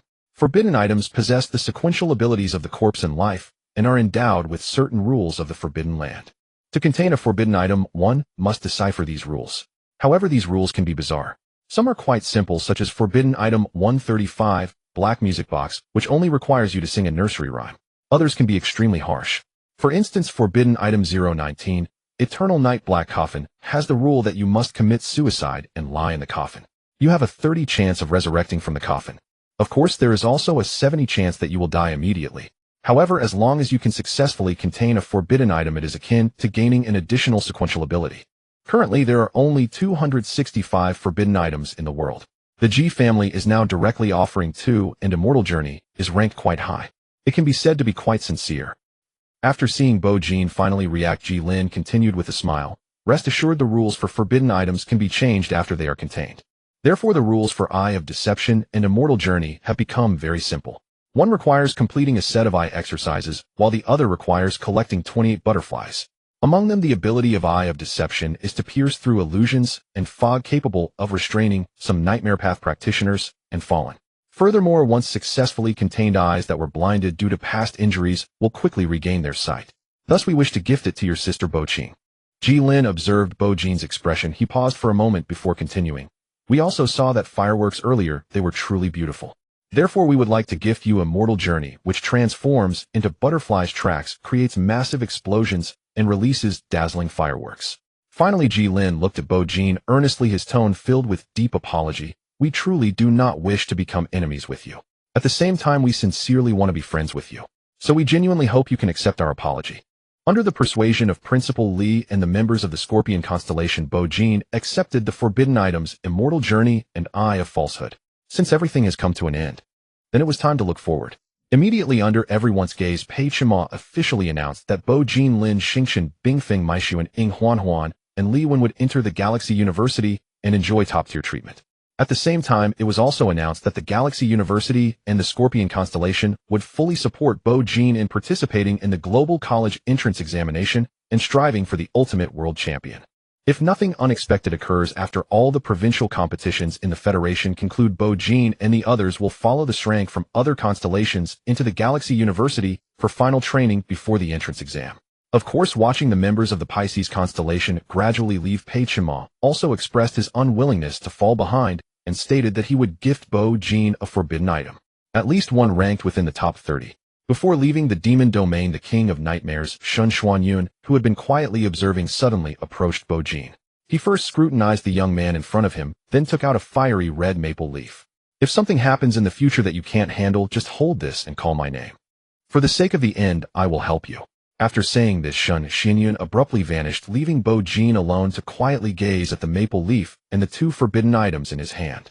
The corners of his mouth curled slightly. This provincial league truly brought abundant rewards. However, it was all something I deserved. Meanwhile, in the wilderness, in a forbidden place, a handsome young man in white slowly emerged from the surrounding mist. Upon seeing him arrive, the previously noisy fallen ones present fell into silence. Fear was clearly displayed on their faces at the sight of this young man in white. Even the fourth-ranked living dead was no exception, as if facing a great enemy. While other fallen ones showed their true forms in the wilderness, terrifying and grotesque, this white-clad fallen one moved about, as if truly human, casually strolling in the forbidden area. With a hint of a smile at the corner of his mouth, he exuded an otherworldly aura. Don't be nervous, the white-clad youth inquired. What were you just saying about Star City? The living dead hesitated for a moment before answering, Meteor City, Bo-Jin. Upon hearing this, the young man in white paused slightly, then slowly walked toward the mist beyond. His murmured words gradually faded into the wind. Meteor City. It's time to head back. Meanwhile, the highly ranked fallen ones slowly exhaled in relief after witnessing the white-clad youth's figure completely disappear into the mist. A look of survival after a calamity appeared on their fierce faces. The next day in Meteor City, watching Bo-Jin effortlessly claim victory in the Provincial League amidst the crowd's attention, the White Fox was overjoyed as if she had won the championship herself. So today she planned to treat the entire White Fox team to a meal and would personally cook. The sun bathed the earth and the streets of Meteor City were bustling with people. On her way to buy ingredients, the White Fox brushed past a young man. Although he was a completely unfamiliar face, for some reason, she felt an inexplicable sense of familiarity. So after taking a few steps, she glanced back. Coincidentally, the young man also stopped and turned to look back at her, their eyes meeting. Looking at the White Fox before him, the young man's eyes revealed a hint of complexity, yet his lips curled slightly, offering her a charming smile. Immediately, the White Fox returned a polite smile. Then their gazes passed each other, and they turned to leave. However, after taking 2 more steps, she inexplicably looked back again. But this time the young man had already vanished from her sight, lost in the surging crowd. I wonder if you have ever felt when you pass by a stranger on the road and turn to look back, but hesitate, unable to move forward until that person disappears into the sea of people. It felt as if you were bidding a final farewell to someone you once knew intimately. At this moment, the White Fox experienced such a feeling, a wave of profound loss, and even heartache suddenly surged in her heart. It seemed she thought of something, and in the next moment her face turned extremely pale, her entire being becoming lost and disheartened. Bai Long, is that you? 2 days later, as all provincial leagues concluded, talents and prodigies emerged from both the North and South. The high-ranking officials of the North-South Federation also announced they would soon re-establish various rankings, and the Genius Peak list would record all S ranks according to the initial emotional values. Above rank S, there would be classifications for SS and SSS. Additionally, with the Global College Entrance Examination approaching, the Wilderness also announced it would create a ranking list. This list would rearrange all the updated fallen ones. As soon as the news broke, people around the world began to look forward to it. They wanted to witness the peak showdown between the fallen ones and the sequence talents. The next day, the two lists arrived as promised. In Meteor City, ever since the Provincial League ended, Yu Yaqing had been living at Bo Jin's house, sleeping alongside Bo Qing. At the same time, Bo Jin successfully collected 28 butterflies and contained the forbidden item, Immortal Journey. Inside were also 28 colorful butterflies capable of tracking and causing large-scale explosions. Moreover, they would release dazzling fireworks. Even though one less is one less, it was already quite good. Meanwhile, Bo Qing also successfully completed her eye exercises and contained the Eye of Falsehood. Now her right eye finally regained its brightness, and once she used this forbidden item, it would burst forth with a brilliant golden light, resembling golden eyes. So incredibly handsome, almost like a mixed blood version of Hui Li. Watching the light green butterfly gracefully settle on Bo Qing's shoulder, Bo Jin saw the girl finally able to distance herself from her insecurities and reveal a confident smile. In the next moment, the young man also gently smiled. I have finally found the ability to reverse time and return to the past, seeing the girl's charming smile again. And her laughing eyes. The Genius Peak list is finally out. Immediately, Yu Yaqing pulled Bo Qing to open the list published by the Federation. The first thing that came into view was Bo Jin's name. Genius Peak list, rank 1, Bo Jin. Initial emotional value 20, awakening the nightmare path, the world's only SSS-rank mirror. On the other side, the White Fox, who had been feeling disheartened these past 2 days, also saw the announcement of the list. She originally wanted to see the Genius Peak list where Bo Jin was listed. But upon seeing the other list published by the Wilderness regarding the fallen ones, she inexplicably clicked on it instead. There it was. Sequence 001, Immortal Fallen 1 by Yujing. The Federal Genius Peak Rankings. First place, Bo Jin from Galaxy University. Starting emotional value of 20, awakening the nightmare pathway, the world's only SS-level mirror. Second place, Siyu Li from Tianxiong University. Starting emotional value of 19, awakening the fear pathway, S-level feather of the void. Third place, Li Qing Luo from Sun and Moon University. Starting emotional value of 19, awakening the pain pathway, S-level reversal of heaven and earth. Fourth place, Zhang Jianxun from the Heavenly Master House.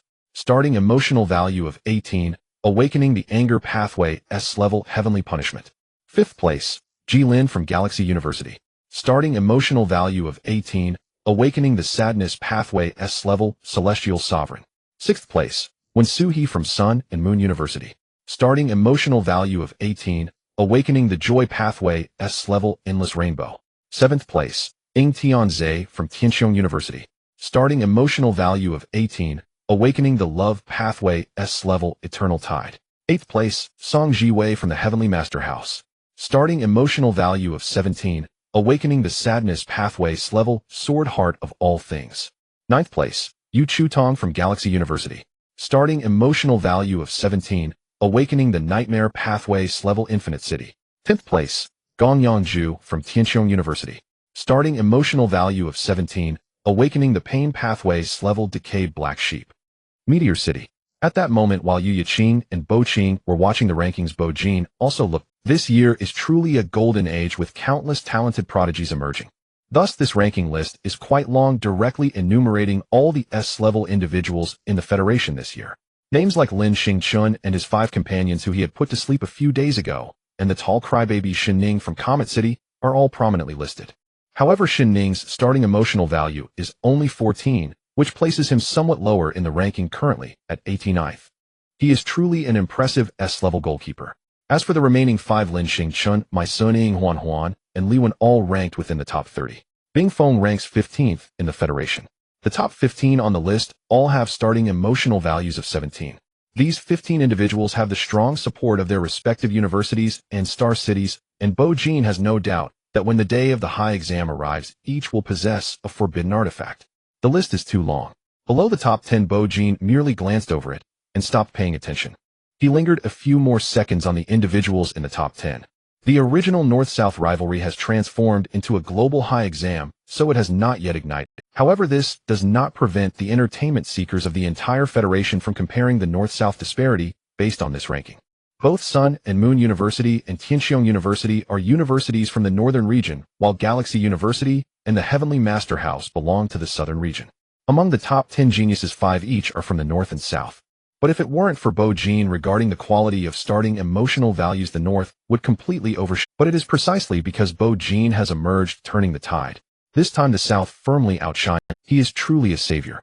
Additionally, just from looking at the names in the top 10 sequence, such as Feather of the Void, Reversal of Heaven and Earth, and Heavenly Punishment, it all feels exceptionally prestigious. However, at this moment, Bo Jin's lips curled up slightly. It is precisely because of your elevated prestige that it further highlights my position as first and the unique value of being the world's only SS level. What was that saying again? Only hybrids need golden eyes to prove their lineage, while the true king needs only to sit on the throne. Besides the Genius Peak rankings, the Federation also released another list. This cannot be called a ranking as the Federation does not have the qualifications to rank them. So let's take a look at the true king. The one who truly sits on the throne. Bo Jin looked down. The supreme 7 kings of the Federation. Rankings below are not in order. King of Nightmares, Shun Xianyun.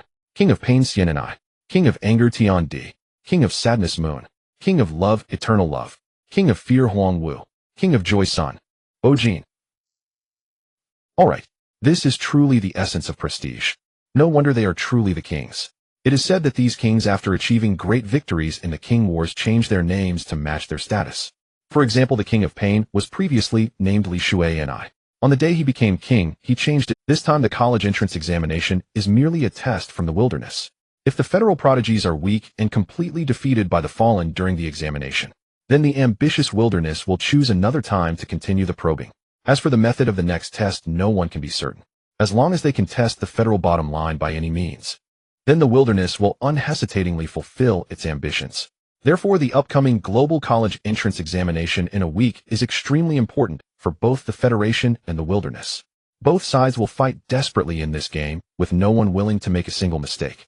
And precisely, the prodigies from the wilderness and the Federation will showcase their abilities and give their all in the college entrance examination in a week.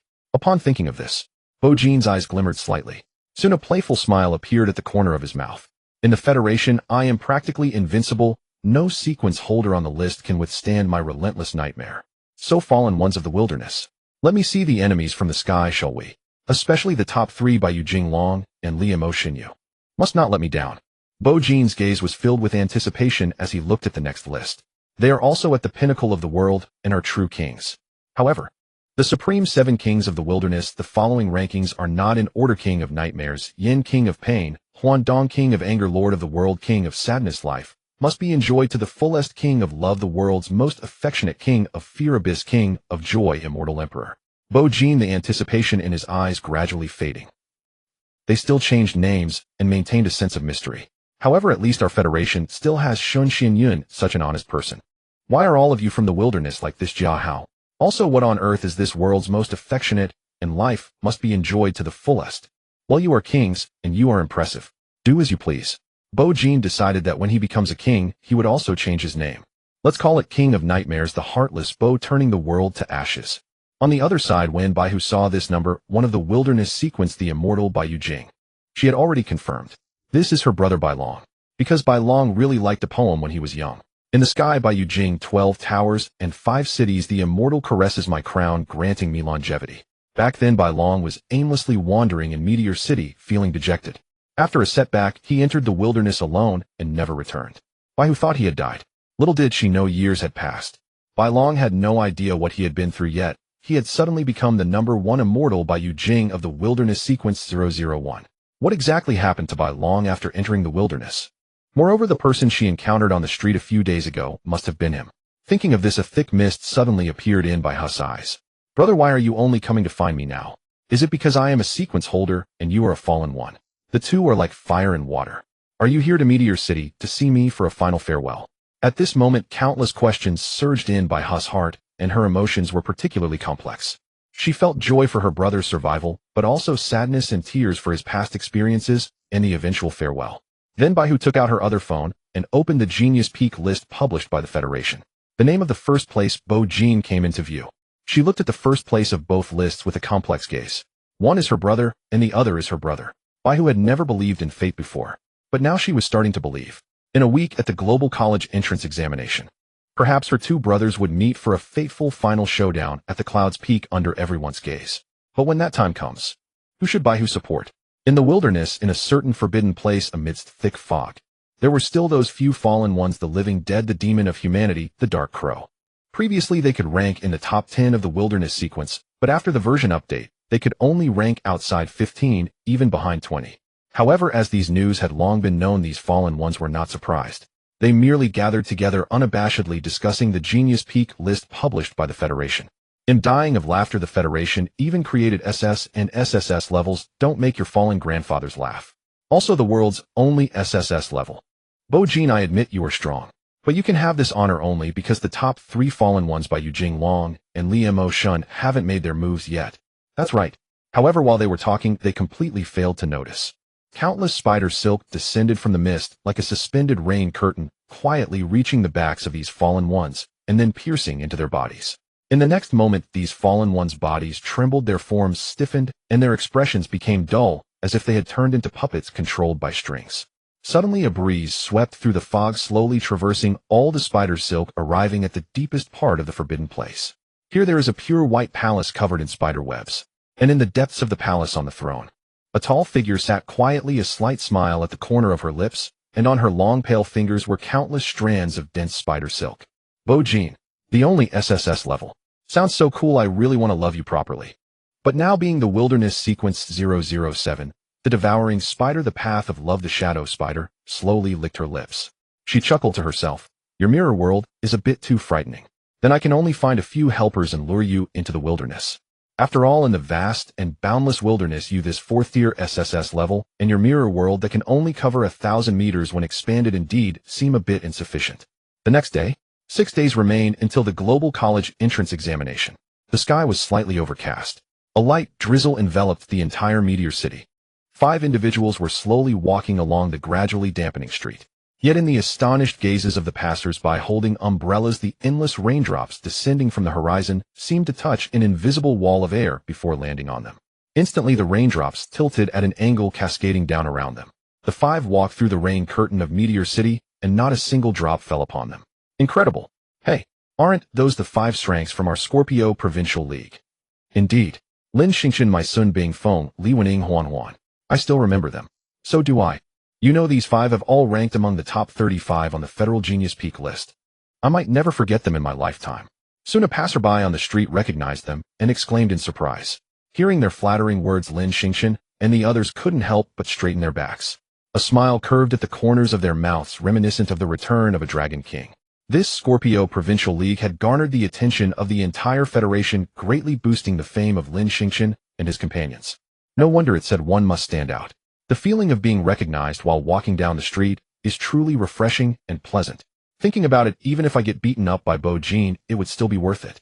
However, the next moment the crowd suddenly changed their tone. I will never forget their falling asleep in such a disheveled manner, thanks to them for becoming the stepping stones for our Meteor City's Bo-Jin. Without their siege and contrast, how could we highlight the current SS level's value in the Federation?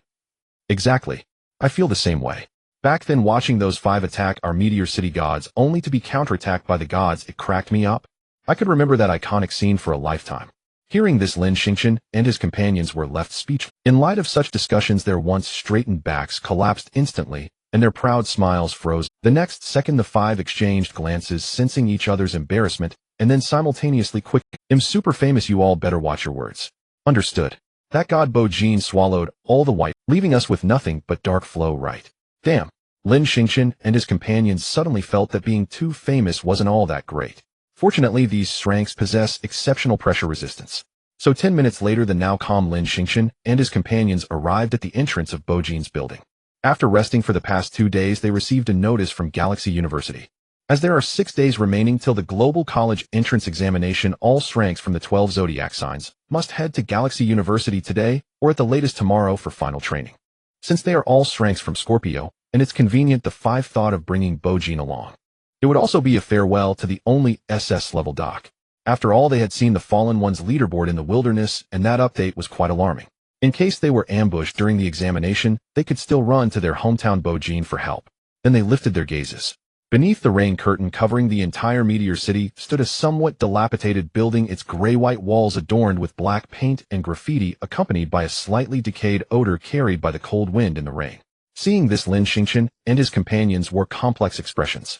They were all proud geniuses nurtured through extreme means by prominent families, hence they couldn't imagine the life Bo Jin led before awakening. What kind of life had he lived? Little Blue Neza, Bing Feng, fell silent for a moment, then suddenly sighed. I respect him. A true great sage has emerged from Little West Heaven. As one butterfly after another fluttered above Lin Xingqian and his companions, adding a splash of color to the pale rain curtain. Moments later, the divine immortal journey broke through the increasingly torrential rain and returned to Bo Jin's shoulder. The youth softly addressed the two girls before him. I'm leaving. During these days you can either stay in Meteor City or travel to various cities to see the world. However, before we set off you need to communicate with Principal Li in advance. Now, as the number one in the Federation, Bo Jin has countless privileges and wealth. However, even so, he still does not want to move out of this place where his dream began. Because this is the path he took to arrive here. It also holds countless memories of him and Bo Qing. Once the examination is over, he plans to renovate the entire building. He intends to live here permanently. Additionally, Yu Yiqing has always wanted to see the world, and since Bo Qing's eyes have just regained their brightness, it is the perfect opportunity for them to experience this brilliant world. So while preparing for the examination, he will let them enjoy the romance and freedom of the world together. At that time, Bo Jin will release two butterflies, allowing the divine immortal journey to track and lead Bo Qing and the others to their heart's desire. Simultaneously, he will inform the Scorpio team and Principal Li to discreetly send someone for protection. Bye, enjoy yourselves. Okay, bye brother. Bye. We'll return early and wait for you to come home. Once everything was ready, Bo Jin bid farewell to Bo Qing and Yu Yiqing. Each had their own tasks to attend to. After everything was settled, he too should step forward towards the goals he had set for himself. Upon seeing Bo Jin coming downstairs, the five ranks subconsciously took a step back. After all, the scene of being beaten up was still fresh in their memories. Seeing this, Bo Jin slightly raised the corners of his eyes, and then tossed the black umbrella in his hand towards them. Don't be nervous, I'm not going to hit you now. They'll give you a good beating during training. Lin Xingqian and the others. Alright, just kidding. Bo Jin opened the umbrella, walking in the rain of Meteor City. Let's go. By the way, everyone, open up your umbrellas. It feels a bit strange not to open an umbrella on a rainy day. However, after just a few steps, Bo Jin suddenly came to a halt. It was as if he sensed something, raising his gaze towards a certain direction in Meteor City, his eyes narrowing slightly. The next moment, the receiver he received when he became the leader of the third group in Meteor City suddenly vibrated on him. It was his team members urgently contacting him as they faced an unexpected situation. Bo Jin lifted the receiver to his ear. Inside came Pei, just trembling voice. Captain, I'm here. I'm sorry, it seems we've been set up surrounded by a group of fallen ones. Bo Jin nodded lightly. Then he slowly exhaled a breath of turbid air, his face gradually turning expressionless. It's alright. Count down 7 seconds. If you haven't died in 7 seconds, then they will be the ones to die. P.S. Bo Qing and Yu Yiqing will be enhanced. After all, Bo Qing's name is something you all understand. An hour ago, the Fallen Cleanup Organization received a report claiming that a Fallen had appeared in the North District of Meteor City, prompting the Execution Department to verify. The North District has always been under the jurisdiction of Group 3 of the Execution Department. Therefore, Pei Zhu brought her team members Yu Lingsong, Ziyun, and Xue Tian to handle the situation. As the former acting group leader, Pei Zhu currently had an emotional value of 47, awakening the grade sequence of the sadness path Tears of Rain. The rain only heightened her combat prowess. Although the remaining 3 were slightly weaker, they all held the rank of grade at the 4th level. It could be said that as long as they did not encounter any special circumstances, and considering their identities as members of the Execution Department, they could walk with confidence in Meteor City. Soon Pei Zhu and her team arrived at the destination. The reporter appeared to be a 17-year-old high school girl, looking delicate and pitiful. She said her father often drank and gambled, and whenever he came home, he would hit her and her mother without warning. This had happened 2 hours ago. After a night of gambling, her father returned home as if he had transformed. Not only did he cook dinner himself, but he also became gentle and considerate. Something was off, it was truly unsettling. Seeing this, the mother and daughter became even more frightened. They were aware that this was a bizarre world governed by emotions. A person cannot undergo drastic changes in such a short time. If someone claimed they had changed, there were only 2 possibilities. One possibility was that the person was akin to Jiahao and Jessen, having immersed themselves in their own dreamlike world, oblivious to the outside. The second was that the person had turned into a fallen or a sequence user. The mother and daughter understood that the man was too incompetent to awaken as a sequence user. Thus, he could only be a fallen. And indeed, after dinner less than an hour later, the man picked up a kitchen knife and began to carve himself. With each slash of the knife, blood splattered everywhere. The scene was truly horrifying. The mother and daughter were terrified. Hence, the daughter, the high school girl, hurriedly reported to the execution department. That's how it happened. Sister, please go in and arrest my father. We really can't take it anymore. As she spoke, the girl broke down in tears. Affected by her emotions, her mother, who had come out from the room, also embraced her and began to weep. Immediately, Peju and her team hurried to comfort the pair of unfortunate mother and daughter before entering the dimly lit inner room. From the description, this should be a fallen of the pain path. However, if it truly has just awakened, it shouldn't pose much of a threat to us, Peju said. The remaining three nodded in agreement, and the atmosphere began to lighten. After all, 4 4th-level sequence users capturing a first-level fallen was like a walk in the park. Soon they found the fallen in the kitchen. Indeed, it was somewhat horrifying, with its entire body, even its head, covered in bloody scars. Wait! Just as Xue Tian was about to strike it down, Peju suddenly called out. Because the fallen before them revealed a mocking smile reminiscent of a cat playing with a mouse. In the next moment, amidst the incredulous gazes of the fallen's emotional power erupted violently, surging rapidly and instantly reaching its peak. Simultaneously, its entire body began to undergo a rapid transformation. Its purple-gray body became shriveled and lifeless, with pale, chilling eyeballs that were terrifying to behold. A dense aura of blood and slaughter suddenly enveloped the entire building, feeling the terrifying presence emanating from it. A primal shiver spread from the spines of Peju and her team.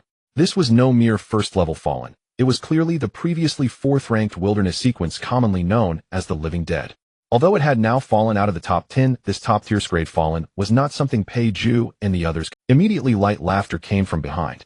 The mother and daughter also revealed their fallen forms, blocking. At the same time, 7 other fallen emerged from the surrounding rooms, gazing at Peju and her team with bloodthirsty, frenzied eyes. Living Dead Man, Demon, Hallucinogenic, Mushroom, Desire, Witch, Cunning, Monkey. All were previously ranked within the top 20. In just a moment, a total of 10 grade 4th-level fallen had sealed off all escape routes for Peju and her team, seemingly cutting off their lifeline entirely. Upon seeing the appearance of the Living Dead, Peju's heart sank. She realized she had fallen into a trap set by these fallen. Shaking with fear, she immediately contacted her group leader. Currently, Group 1 Sword and Shadow had entered the wilderness, while Group 2 seemed unable to contend with these 10 fallen. Thus, Peju could only place her hopes on her group leader, the only SS grade in this world. Soon, a reassuring voice from Bojin came through the receiver. He said he would count down from 7. After 7 seconds, he would descend like a divine weapon and eliminate these fallen. In the entire Federation, he was number 1. Peju chose to trust him. In the next moment, Peju began to count down. 7. As she spoke, the Living Dead exchanged glances with the mother and daughter at the door. It heard Peju calling for help, but this was exactly what the devouring spider behind it wanted to see. She wanted these fallen to wipe out all of Group 3 of the execution department, thereby enraging group leader Bojin, drawing him out of the wilderness. Therefore, the Living Dead did not intervene. 6.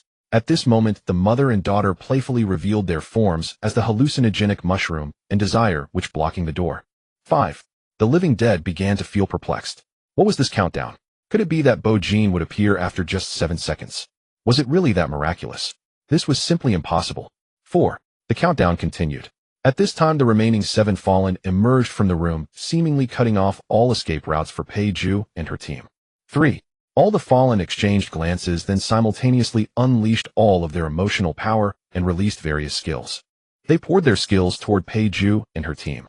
The entire group 3 stared in despair as the skills came crashing down, preparing for their final resistance. 2. At that moment, Peju seemed to hear something, her eyes lighting up with joy. Meanwhile, the fallen across from her also seemed to have heard something, displaying expressions of disbelief. In the next moment, before Peju could utter her final countdown, the sound of shattering glass resounded explosively in everyone's ears. In the astonished gazes of the 10 fallen, 10 shattered mirrors suddenly appeared before Peju and her team. Immediately afterward, from the mirrors burst forth 10 thick ice pillars, charging toward the skills unleashed by the fallen. Although the ice pillars could not completely freeze their skills, they could effectively slow them down. At that moment, 4 hands suddenly reached out from the broken mirrors, pulling Peju and her team into the mirror. In the blink of an eye, they vanished within. The next second, the delayed skills wildly slammed into the vacant space where the 4 had originally stood. How is this possible? The 10 fallen were dumbfounded. Was it truly this miraculous? Had Bojin really saved 4 people from an almost inescapable deadlock in just 7 seconds? No, not right. The last second hadn't been counted yet. It was still 6 seconds. What kind of monster was Bo Jean? Suddenly, the 10 Fallen instinctively stepped out of the room and into the corridor. Following the railing down, they saw beneath the pale curtain of rain. A huge mirror floated in the air, shielding Pei Ju and her team from the rain. Beside the mirror were 6 shadowy figures holding umbrellas. At that moment, they all looked up coldly, gazing in this direction. And beneath the black umbrella at the center stood the target of the Fallen, this time Bo Jean. At this moment, the only SS grade in the world. The undisputed number 1 on the Federation's Genius Peak ranking looked over expressionlessly, and within his indifferent gaze a hint of ferocity gradually emerged. Beneath the bleak white curtain of rain stood 6 figures holding umbrellas. The 10 Fallen, including the one known as the Living Dead, fixed their gazes upon the central silhouette. Upon their twisted, terrifying faces emerged expressions of panic. After the earth-shattering battle of the Scorpio Provincial League and the release of the rankings yesterday, now this world's sole SS-rank Bo Jean was known to all. Everyone understood just how overpowered the god of Meteor City was, including these Fallen. At this moment, they exchanged glances, their terrified eyes all flickering with the intent to retreat. He had arrived at the scene in 6 seconds, saving Pei Ju and the other 3 from a deadly predicament with a magically bizarre ease. This single move made these Fallen realize the vast chasm between themselves and Bo Jean, an SS rank, truly terrifying beyond measure. They couldn't fight him, not at all. Once the infamous mirror world unfolded and enveloped them, they would surely be annihilated without a trace. But just as they were about to retreat, the countless transparent spider threads controlling them from behind suddenly snapped taut in that instant. The next moment, a peerlessly enchanting, seductive figure appeared in the minds of these 10 Fallen. A fawning admiration, like that of love-struck sycophants, gradually crept onto their faces. Simultaneously, their gazes towards Bo Jean and his companions turned cold and resolute. For the one they loved in their hearts, what did death matter? Before this, countless transparent spider threads pierced through the rain of Meteor City, extending all the way to the wilderness beyond. The scene there was starkly different from the city. There was no heavy rain or dampness, only visible cracks and desiccation. The entire world seemed to consist solely of a murky, earthy yellow, the only color. For 1,000 meters from the high walls of Meteor City, at the boundary of yellow and dust, a giant, as vast as a mountain, stood silently. Upon its shoulder, a seductive woman lay languidly half-reclined. One hand propped up her head, while the fingers of her other hand held countless dense spider threads. Sequence 007, the life-devouring spider Inju. Sequence 008, the Twilight Giant Loki. Yesterday, Inju had mentioned finding an ally to lure out the Genius List's top-ranked Bo Jean for some fun. Today, she put it into action. The 10 Fallen, controlled by the life-devouring spider threads, would become her most loyal sycophants. They would go where she pointed, even giving their lives for her. This was the power of so-called love. Her memories of becoming a Fallen were too distant. She couldn't recall them, nor did she wish to. Now Inju only wished to use her love spider threads to transmit her intense affection to everyone, giving each person a warm home, regardless of gender. She was omnivorous now. At the same time, she had made ample preparations for this. Inju had carefully studied Bo Jean through the previous Provincial League. After discovering that his most invincible skill, Mirror World, could only cover 1,000 meters, she had sought the help of the Twilight Giant Loki. Despite being a giant, Loki's burst speed was no less than Bo Jean's when empowered by the Space Mirror. Thus, even if Bo Jean charged into the wilderness and deployed his Mirror World, Inju could have Loki carry her away in an instant. She had even calculated that even if Bo Jean used his main body and clone to deploy Mirror World simultaneously, the combined range of the two domains would be at most 2,000 meters. Having started at a distance of 4,000 meters from Meteor City, she had preserved a 2,000-meter safety margin, coupled with Loki's speed. Thinking this, a triumphant smile graced Inju's enchanting face. What could your invincible Mirror World do to me? I will toy with you, the so-called SS rank, right here in the wilderness. The next moment, the spider threads in her hand trembled slightly. Inju closed her eyes, seeing through the life-devouring spider threads the scenes before the 10 Fallen. They had already surrounded Executive Unit 3. They were about to execute them, provoking Bo Jean into using his life to lure him out into the wilderness. Watching Pei Ju notify Bo Jean, Inju revealed a mocking expression identical to those Fallen. 7 seconds. If you, Bo Jean, could save Pei Ju and the other 3 from this deadly trap, within a mere 7 seconds, I would eat the Twilight Giant beneath me. However, 7 seconds, no. It was a damn 6 seconds. Bo Jean descended like a god, perfectly using the space mirror to rescue Unit 3 like magic. Then, along with Lin Xingqian and the others, he surrounded the 10 Fallen. Inju was stunned. For the past 2 days, she had been studying Bo Jean's Mirror World, thinking of ways to counter it. But she never expected that his other skills were equally heaven-defying. Not only was his speed incredible, but he could truly ignore any space constraints and unleash his powers at will. Yet watching Bo-Jin use merely the absorption mirror to synthesize the skills of 5 ranks and brutally beat the 10 fallen, Inju suddenly understood. The unsolvable thing wasn't the mirror world, but Bo-Jin himself. It was all his skills. Had she bitten off more than she could chew? At this moment, Inju's voice began to tremble. Loki, maybe we should just have them hold off Bo-Jin for... And we run. Meteor City. The rain continued to fall. The 10 fallen under Inju's control decided to sacrifice their lives for love.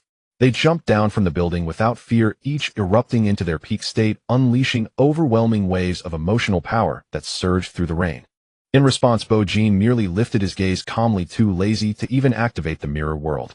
The next moment, dozens of absorption mirrors materialized beneath the curtain of rain. Throw your strongest skills into them. They had seen the invincible mirror world. Today he would show these fallen what the absorption mirror could do. Lin Xingqian and the other 4 understood tacitly. Instantly, Bing Feng's Ice Dragon, Mai Sun's Explosive Bubbles, Li Wen's Violet Flower, Lin Xingqian's Black Star, and Ing Wanhuan's Magic all merged with the rainwater surging into the mirrors. Bo-Jin nodded slightly.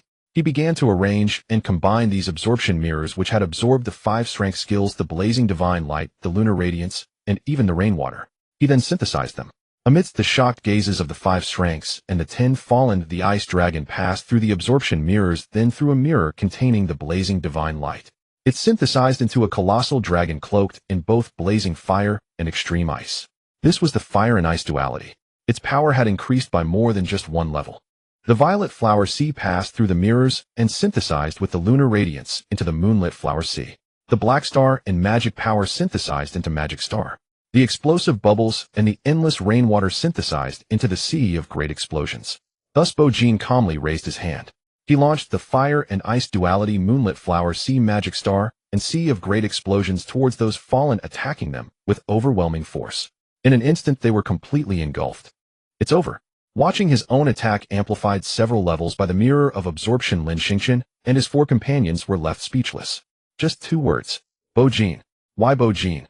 Because Bo-Jin is 2 syllables, just like overpowered. Therefore, Bo-Jin equals overpowered.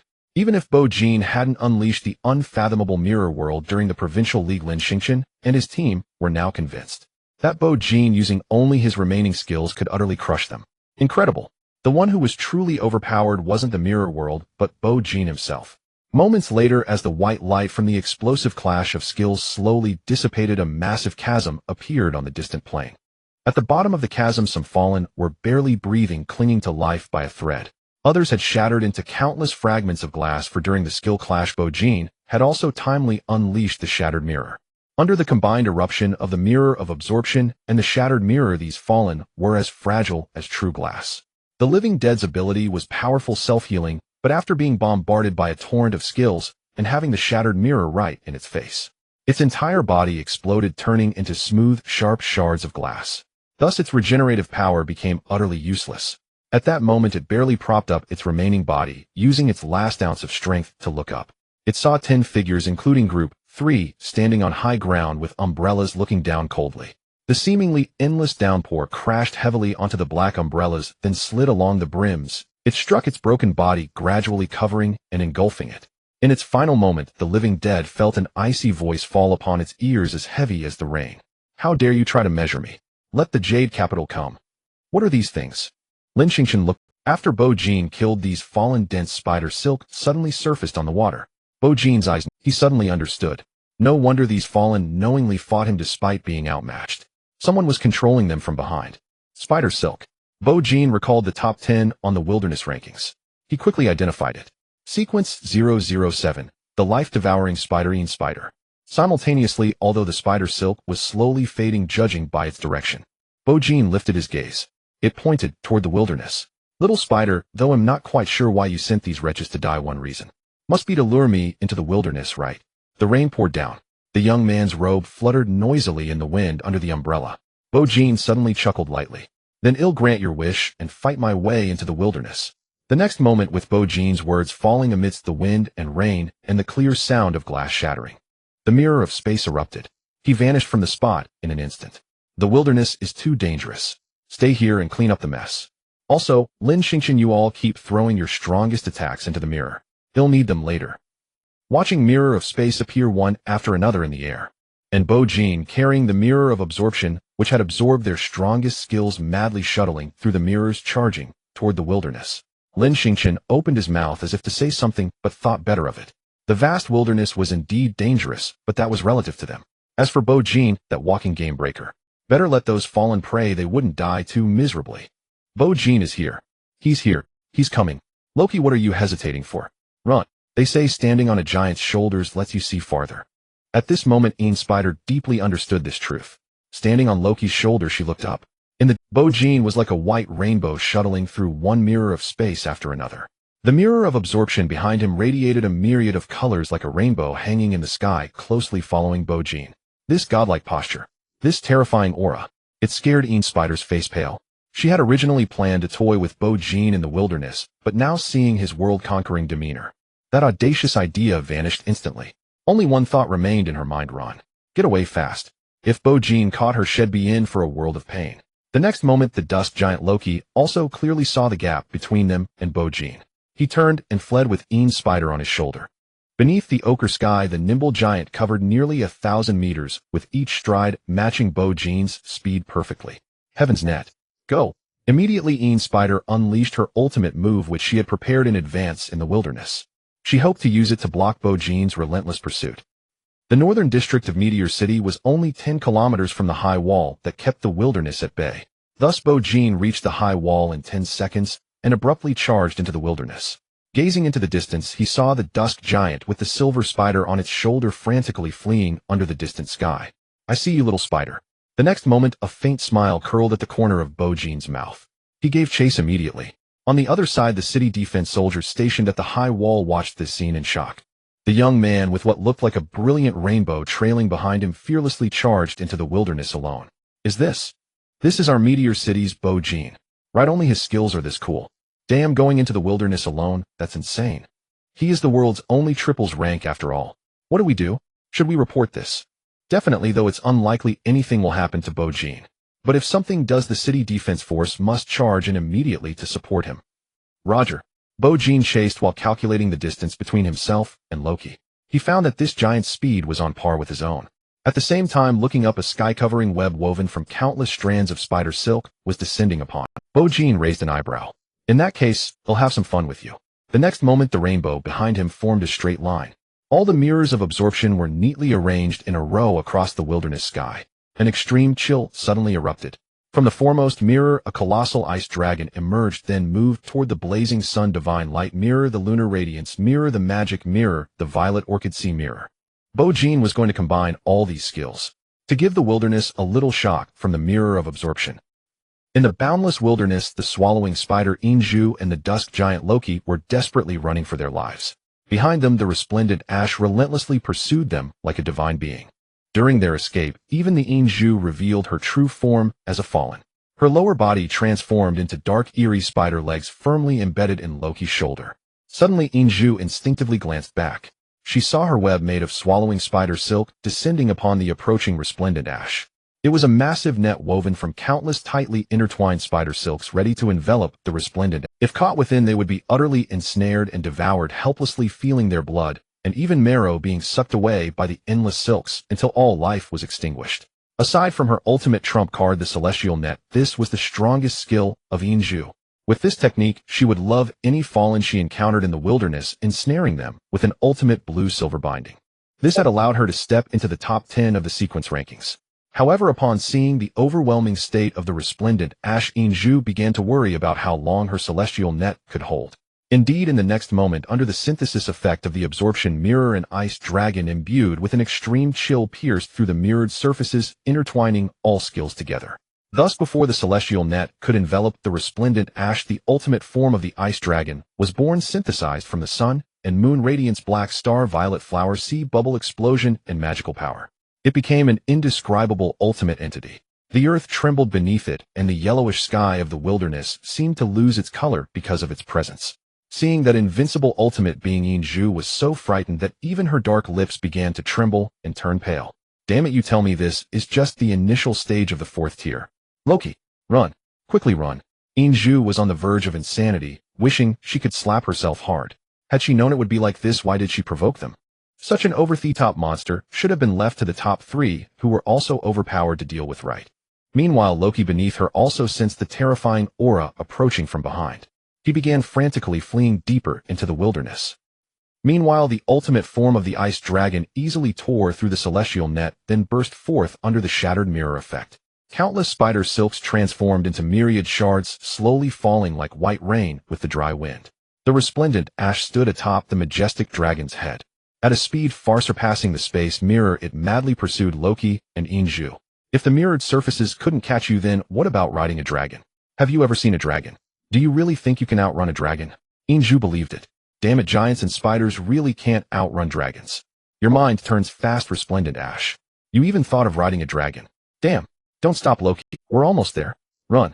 Feeling the speed of the dragon riding resplendent ash increasing behind them, Inju regretted provoking him, while also being thankful for keeping a distance of 4,000 meters from Meteor City. In this short time, the resplendent ash had already chased her across 100,000 miles in the wilderness. Although she was about to be caught, fortunately ahead was the depths of the wilderness. The resplendent ash, a mere fourth-tier sequence user, surely wouldn't dare to venture into this area, filled with nearly 100 forbidden zones and countless high-tier fallen right. In the next moment, Loki made a thunderous leap, directly bringing Inju into the depths. Upon seeing the resplendent ash relentlessly pursuing Inju for 100,000 miles. In the depths, terrifying auras suddenly erupted. Various extreme emotional powers began to spread under the yellowish sky. One after another sixth-tier fallen appeared from all directions, cold and shadowy faces gazing at the pursuing resplendent ash.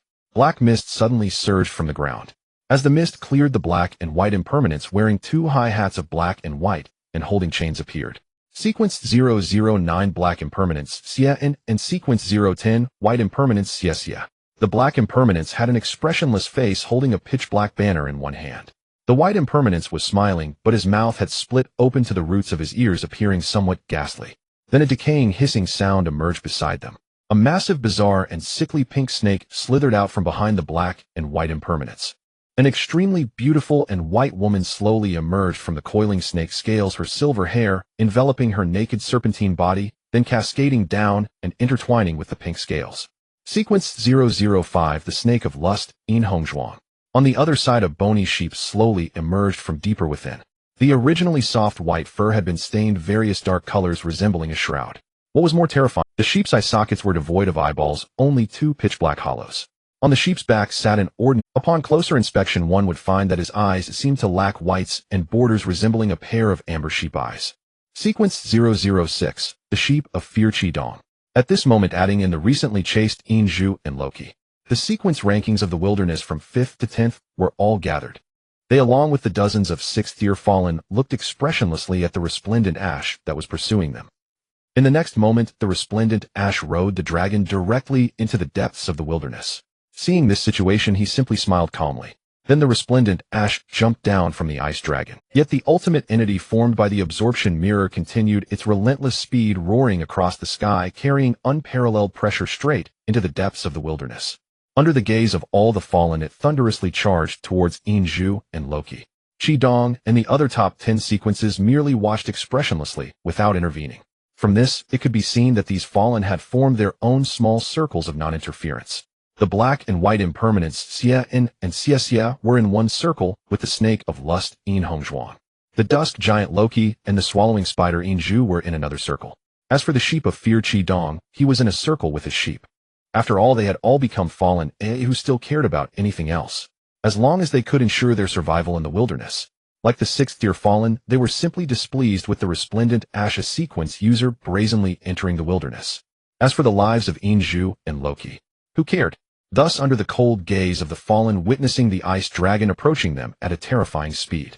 With no chance to escape, Inju and Loki could only grit their teeth and turn to unleash their trump card to withstand the blow. Following that was the explosion and dazzling white light caused by the collision. The terrifying shockwaves swept out in all directions. As the endless dust and wind settled, only a massive chasm and pools of blood remained at the site of the explosion. The figures of Inju and Loki had vanished. Clearly, they had paid a great price to secure their frantic escape. In response, the resplendent ash simply watched quietly. Bo Jin, you've crossed the line. This is the wasteland, not your federation. After Yin Zhu and Loki, dozens of 6th rank Fallen along with Yin Hongzhuang and Qi Dong, both among the top 10 sequences, blocked Bo Jin's advance into the Heartland. A veteran-looking 6th rank Fallen issued a warning. Hearing this, Bo Jin seemed like a mirror image, a contemptuous smile curling at his lips. Even if I have crossed the line, what can you do about it? As he spoke, a fiery red maple leaf appeared in his right hand. With a gentle rub, the leaf transformed into a golden key.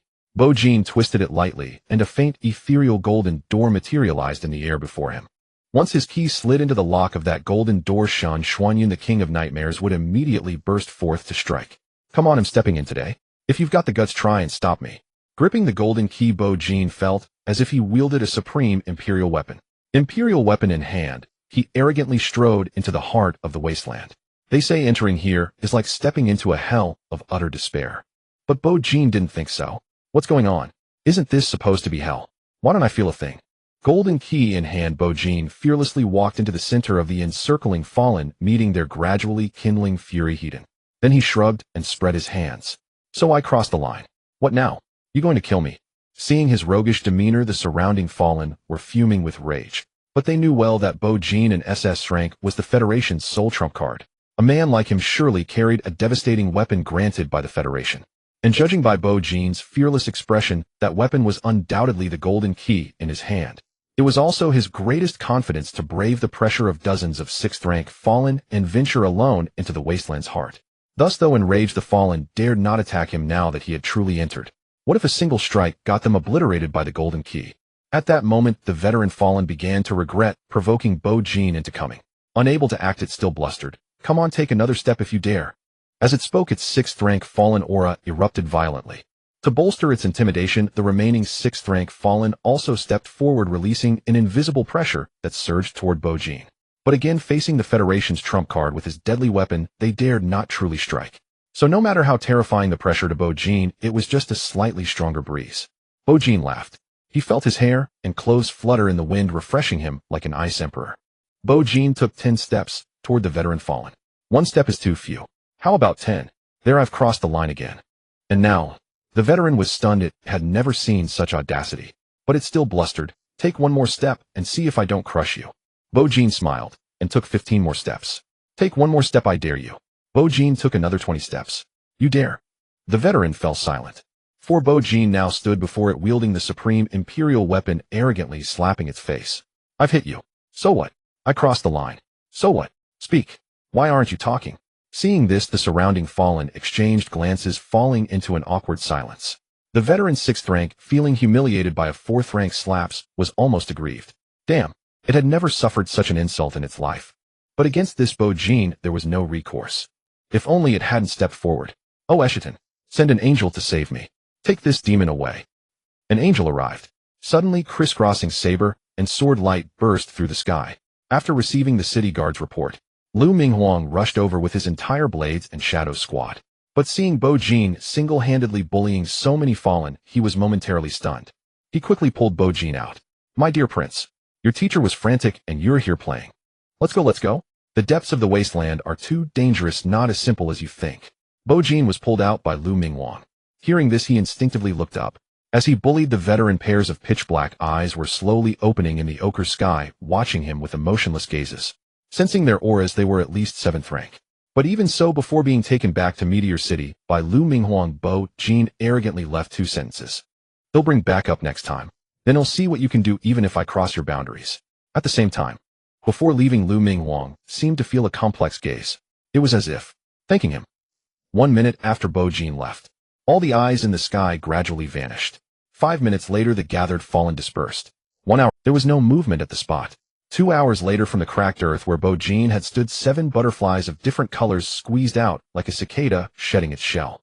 After spinning in place for a moment, they all flew into the depths of the wasteland, fluttering lightly in different directions.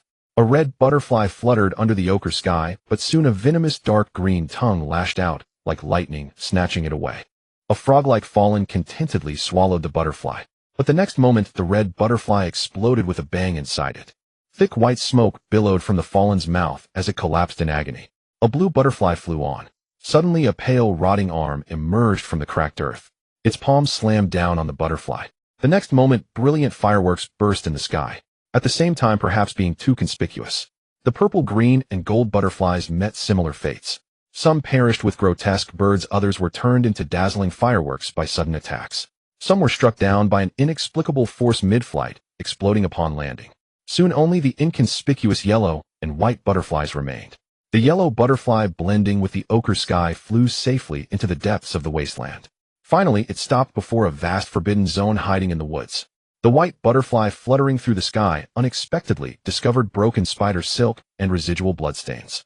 It followed these clues, cautiously wary of omnipresent dangers. Eventually, it carefully found the forbidden zone where Inju resided. Thus, of the 7 butterflies from immortal wanderings, only 2 survived.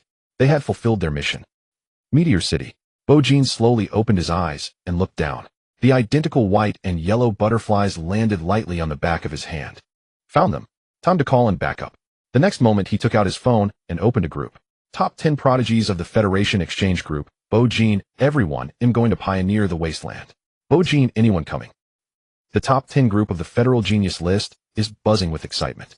Gong Yangjue from Tianxiong University patted Bojin from Galaxy University. Gong Yangjue idol. Take me with you, will you sign something for me later? Ing Tianza from Tianxiong University, then I will go too. Gong Yangjue patted Si Yuli, brother Yuli is going too. That's great. Zhang Jinshin from the Heavenly Master's Mansion, since you are all going I'll go as well. Song Jiwei from the Heavenly Master's Mansion, got it, senior brother. Ing Chutong from Galaxy University, I also need to stop by the school, I might be late. Bojin from Galaxy University, let's meet at Meteor City, I'll treat everyone to a meal. Among the top 10 of the Genius Peak list, only Li Qing Luo and Ji Lin, who remained silent, and Wen Suha and Yu Chudong, who couldn't come due to other matters, were missing. The rest will gather at Meteor City tomorrow, and the Federation will surely send several high-ranking practitioners for protection. Geniuses assemble, all forces deployed. This time Bojin is determined to conquer the wilderness. Zhang Jinshin opened his eyes, his gaze shining with dazzling purple lightning. Clad in a green Taoist robe embroidered with trigrams and cloud patterns, he held a golden long staff. The lightning in his eyes suddenly enveloped the staff, radiating purple golden destructive lightning patterns. The purple lightning flowing over his body gradually faded away. Come in, little junior sister, he called. The door opened, and a tall girl in a gray-green long dress stepped in. Song Jiwei had a delicate face and gentle features with a long sword hanging at her waist. She said, senior brother, the teacher has agreed. We can set off for Meteor City today and then enter the wilderness together. Zhang Jinshin replied, as if complaining, would that old man disagree?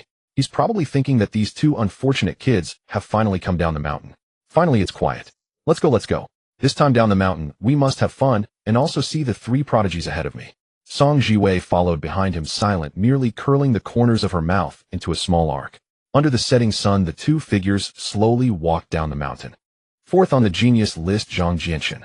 8th on the genius list, Song Jiwei. In the constellation of Tianchuan, Gong Yangjue rode a black sheep, leisurely strolling down the street. His long hair covered one eye, and he hadn't shaved, looking rather disheveled. At 1.60 m tall, passers-by would mistake him for a sheep boy who had just run out of the mountains riding a black. Yet faced with countless surprised gazes, Gong Yangjue merely sighed softly. Sigh.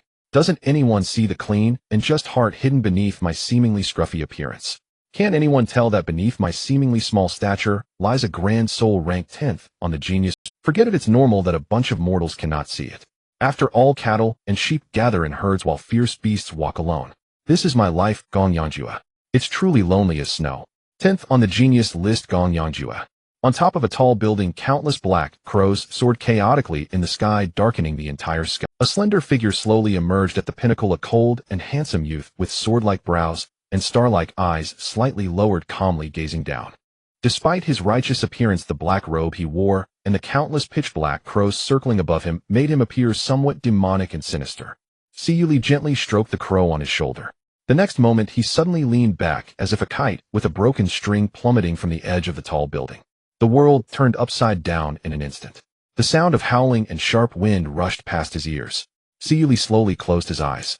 However, just before he hit the ground, his entire body suddenly transformed like a sand sculpture blown apart by the wind, instantly becoming countless pitch-black wings. Among the wings was a scarlet gleam in his eyes. In an instant, endless black wings transformed into black crows. Countless black crows spread their wings from the black tide, sweeping majestically over the tall buildings and the horizon. At an incredibly fast speed, they flew towards the southern Meteor City. Second on the genius list, Si Yuli, Yao Guang. In the yellow dusk of sunset, colorful clouds filled the sky. Tianze leaned against the wall looking up at such a spectacular sight. A smile gradually appeared on his handsome face. Xiaoyu, did you see that? So beautiful. Do you remember the wonderful weather when we confirmed our relationship back? On that day, I truly felt that the air was sweet. And it was that day that I promised to take you to 10 places you want. We have already seen 9 places together, and we are just 1 away. What? Are you no longer here? As he spoke, Tianze turned around. In the glow of the sunset, what appeared behind him was not a wall, but a black. Tianze gently embraced the black coffin in front of him, silently shedding tears. It's okay, I Tianze have sworn to love only you in this life. I will keep my word. Under the setting sun, Tianze stood up with the coffin, and the glow stretched his shadow, unusually tall. Xiaoyu, this time I will take you to the last place. To see the vast wilderness. 7th on the genius list, Tianze. The next day, noon. Shooting Star City. Apart from the native Buijin and a few others, 5 of the top 10 talents from the genius rankings, including Siyu Li and Zhang Jianxun, gathered here. They were just waiting for the arrival of the Federation's guardians to enter the depths of the wilderness together. Buijin looked at the 5 talents from the genius rankings before him, still sharp in assessment. Siyu Li from the Feather of the Ruins. Dressed in black with black hair, and eyes powerful and cold, and speaks little. Isn't that you, the taciturn Zhang Qiling? Zhang Jianxun from the Heavenly Punishment. Truly worthy of the title of young celestial master, able to awaken a lightning-related sequence. Wearing a Dao robe surrounded by lightning indeed gives off a vibe of slaying demons and dispelling evil spirits. However, Buijin glanced at the golden long staff in Zhang Jianxun's hand. Is that the golden cudgel? I see. The Thunder Great Sage, right? Song Ji-wei from the heart of all things. She seemed to be on the path of sorrow according to the rankings, swinging her sword while crying. Quite interesting. However, the countless sword energies she releases could actually work well with my absorption mirror to create the 10,000 swords returning to the sect. Then when Bojin's gaze fell upon the corrupted black goat Gongyang-ju, he was momentarily taken aback. What is this Jia Hao situation? How messy will he be able to find a girlfriend in the future? Does anyone like him for being short? For not taking a shower? However, if Buijin remembered correctly, he also saw a goat in the wilderness yesterday. Was it Qidong, the fearful sheep? One black goat, and one that barely counts as a white goat. Once they enter the wilderness, they could actually face off. Finally, Buijin looked at Tianze, who was bringing a coffin. He scanned him briefly and fell into silence. Forget it, no sharp assessments. Such infatuated individuals deserve respect. While Buijin was assessing the 5 talents from the genius rankings in the distance, Principal Li and others were also observing these talents. Yesterday, upon hearing the City Defense Forces report that Buijin had single-handedly entered the wilderness for 10,000 miles, Principal Li was nearly driven to despair.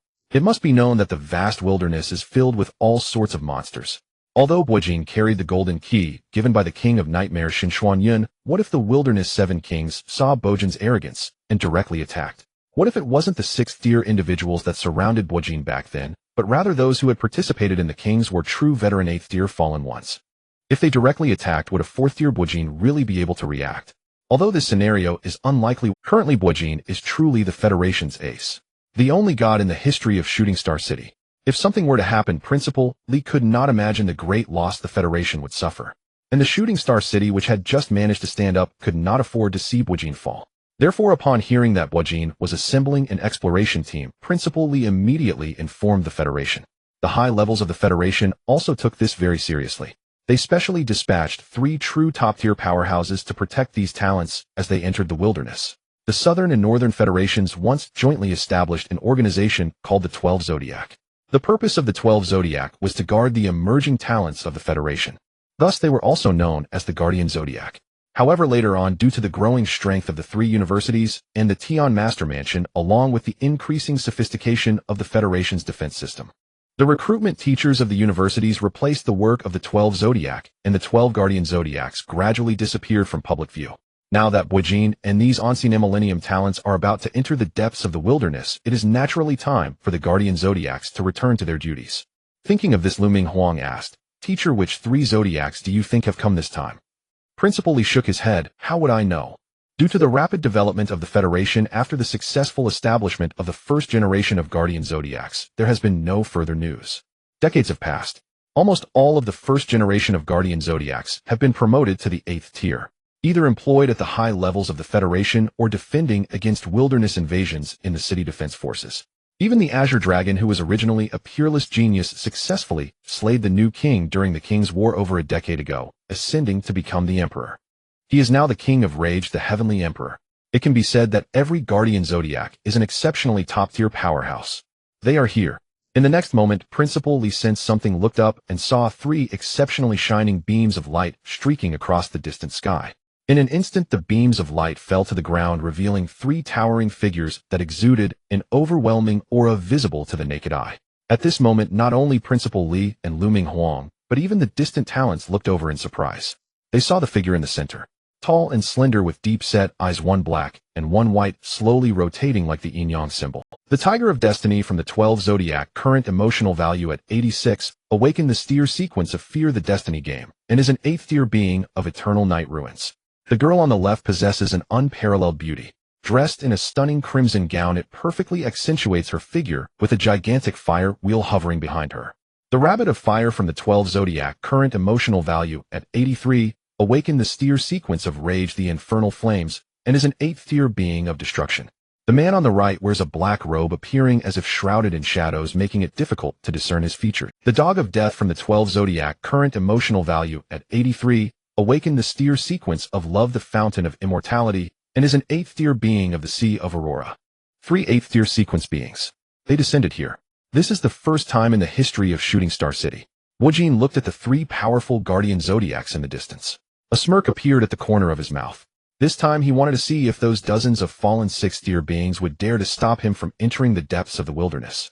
An hour later, the Tiger of Destiny, Rabbit of Fire, and Dog of Death, the 3 Guardian Zodiacs, brought Wojin Siyu Li Bingfeng and a total of 11 talented sequence beings officially entered the wilderness. Meanwhile, in the heart of the wilderness, deep within a forbidden place in a pitch-black palace, feeling the 3 8th tier sequence beings bringing Wojin and the other talents into the wilderness from afar, several fallen 8th tier beings exchanged glances. Should we stop them? One fallen being asked. If they want to come in, let them come in. Another fallen being chuckled coldly. Since the Federation insists on leading those sequence talents into the wilderness, let's have a small test with them in advance. Then let them have their way. Right.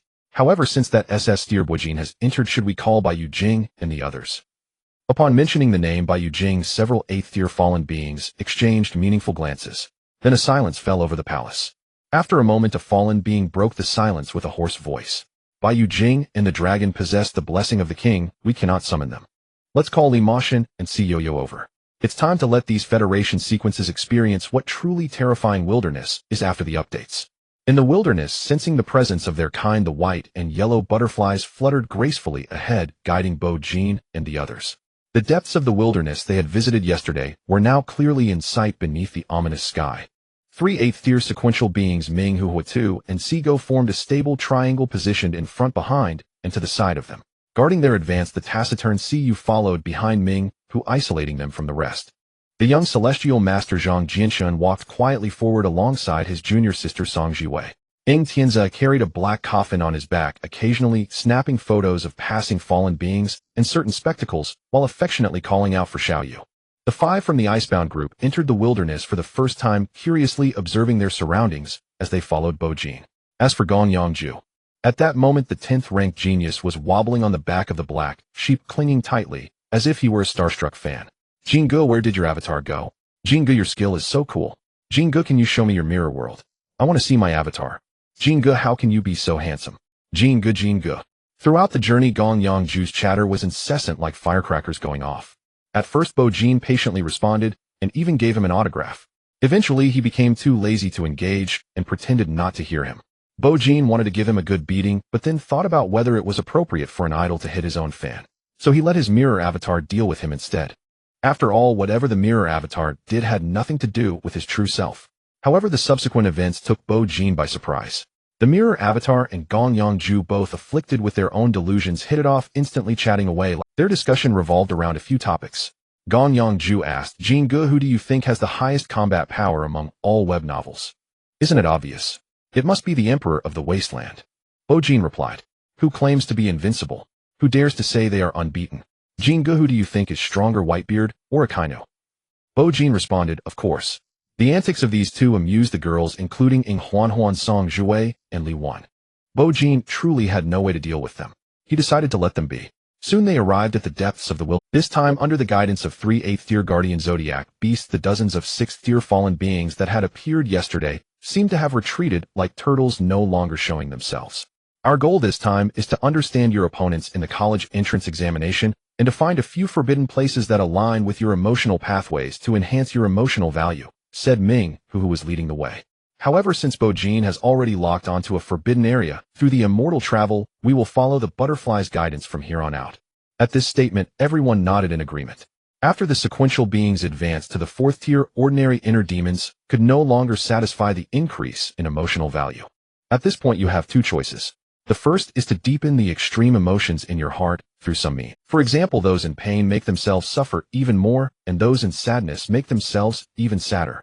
The second is to find a demon domain in the dark or seek a forbidden area in the wilderness.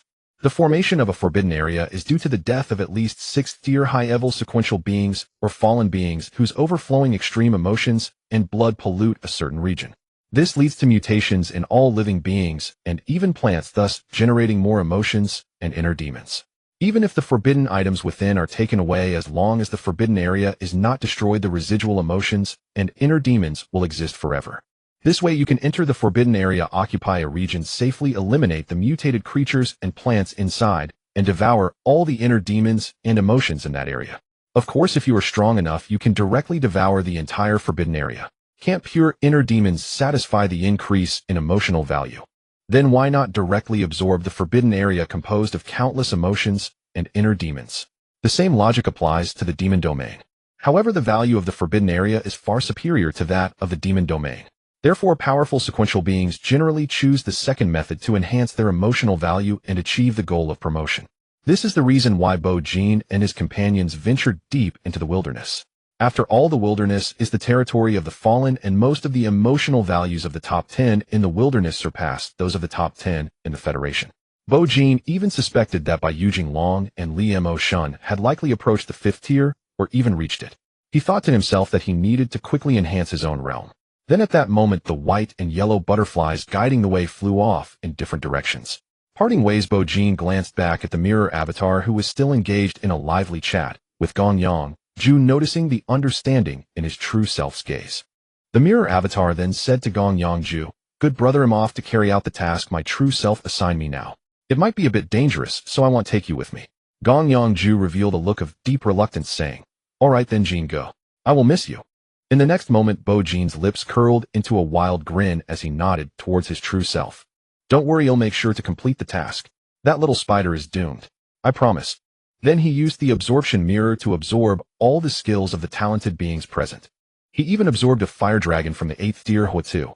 Although its power and heat were diminished due to the difference in realms, it was still formidable. After that, the mirror avatar departed from the main group, following the guidance of the white butterfly. As ever, he headed in a completely different direction, quickly disappearing into the vast yellow sands. Bo Jin nodded slightly. His usual approach was to send the mirror avatar to stir things up, while his true self safely advanced and developed. Even though it would be dangerous for the mirror avatar to venture deep into the wilderness without the guardians, it was fine. The terrifying aspect of the dual mirror was that as long as the true self was not destroyed, it didn't matter if the mirror avatar died. After parting ways with the mirror image clone, Bo Jin and his group continued forward under the guidance of the yellow butterfly, delving deeper into the wilderness. Although there were no 6th-tier fallen ones or those from the top 10 sequences hindering them, like the previous day, some low-tier beings still came up unafraid of death to offer their heads. Of course, these were easily dealt with by the foremost CU. His sequence Feathers of the Void is truly exceptional. Once activated, countless pitch-black feathers slowly descended from the sky, resembling the ashes of the world. Naturally, Zhang Jinshin, Song Jiwei, and Ying Tianze also made their moves. One wielded a golden staff amidst endless thunder, resembling a great sage descending. Another cried while swinging a sword, transforming everything around into fierce sword energy. One bore a black coffin on his back, raising both hands as 2 water dragons materialized. Bo Jin nodded, realizing they were indeed the top 10 talents of the Federation. They still had some skill. By the way, where is Gong Yang Ju? Bo Jin suddenly recalled something. Wasn't this genius ranked 10th quite prominent just moments ago? They still had some skill. By the way, where is Gong Yang Ju? Bo Jin suddenly recalled something. Wasn't this genius ranked 10th quite prominent just moments ago? A dear friend. Bo Jin, what are you doing? The mirror image clone has left, not died. Half an hour later, Bo Jin and his group arrived at the Forbidden Land. However, when everyone saw the scene before them, they revealed hints of surprise. There on the dry, cracked earth of the wilderness, a small forest had inexplicably appeared. Sunlight even shone down through the treetops, casting dappled shadows over all the trees and wildflowers. Bo-jin frowned slightly. To see such a forest under sunlight appear in the wilderness is even more absurd than finding an oasis in the desert. Seeing the bewildered expressions of these talents, the foremost figure Ming, who specifically glanced at Bo-jin and then said with a smile this forbidden land had been visited by a sequence user before. Upon returning, he recorded it in the Federation's Book of Forbidden Knowledge. This small forest was gradually formed over 30 years after the death of a sixth-tier peak, fallen one, who traversed through a nightmare. It is called the Dream Forest. Meanwhile, the mirror image clone under the lead of the white butterfly was slowly approaching the location of the Een spider and Loki. This too was a forbidden land. However, since the forbidden item inside was taken away, and over the years it had been crazily consumed by a group of high-tier fallen ones, its rules had been disrupted. Its final value had been completely drained. Now it had become the domain of the Een spider deep in the mist within a white palace covered in countless webs. The Een spider, still nursing injuries from a heavy blow by the ice dragon's ultimate form, wore a face of gloom and anger. Naturally, there was also some regret. I really shouldn't have provoked that Bo-jin. Outside the palace, Loki's thunderous voice echoed. At this moment, the dusk giant quietly squatted outside the palace like a small mountain. To be honest, Loki was also feeling down. Given its size, not many fallen ones were willing to associate with it, fearing that Loki might accidentally crush them. Except for the Een spider.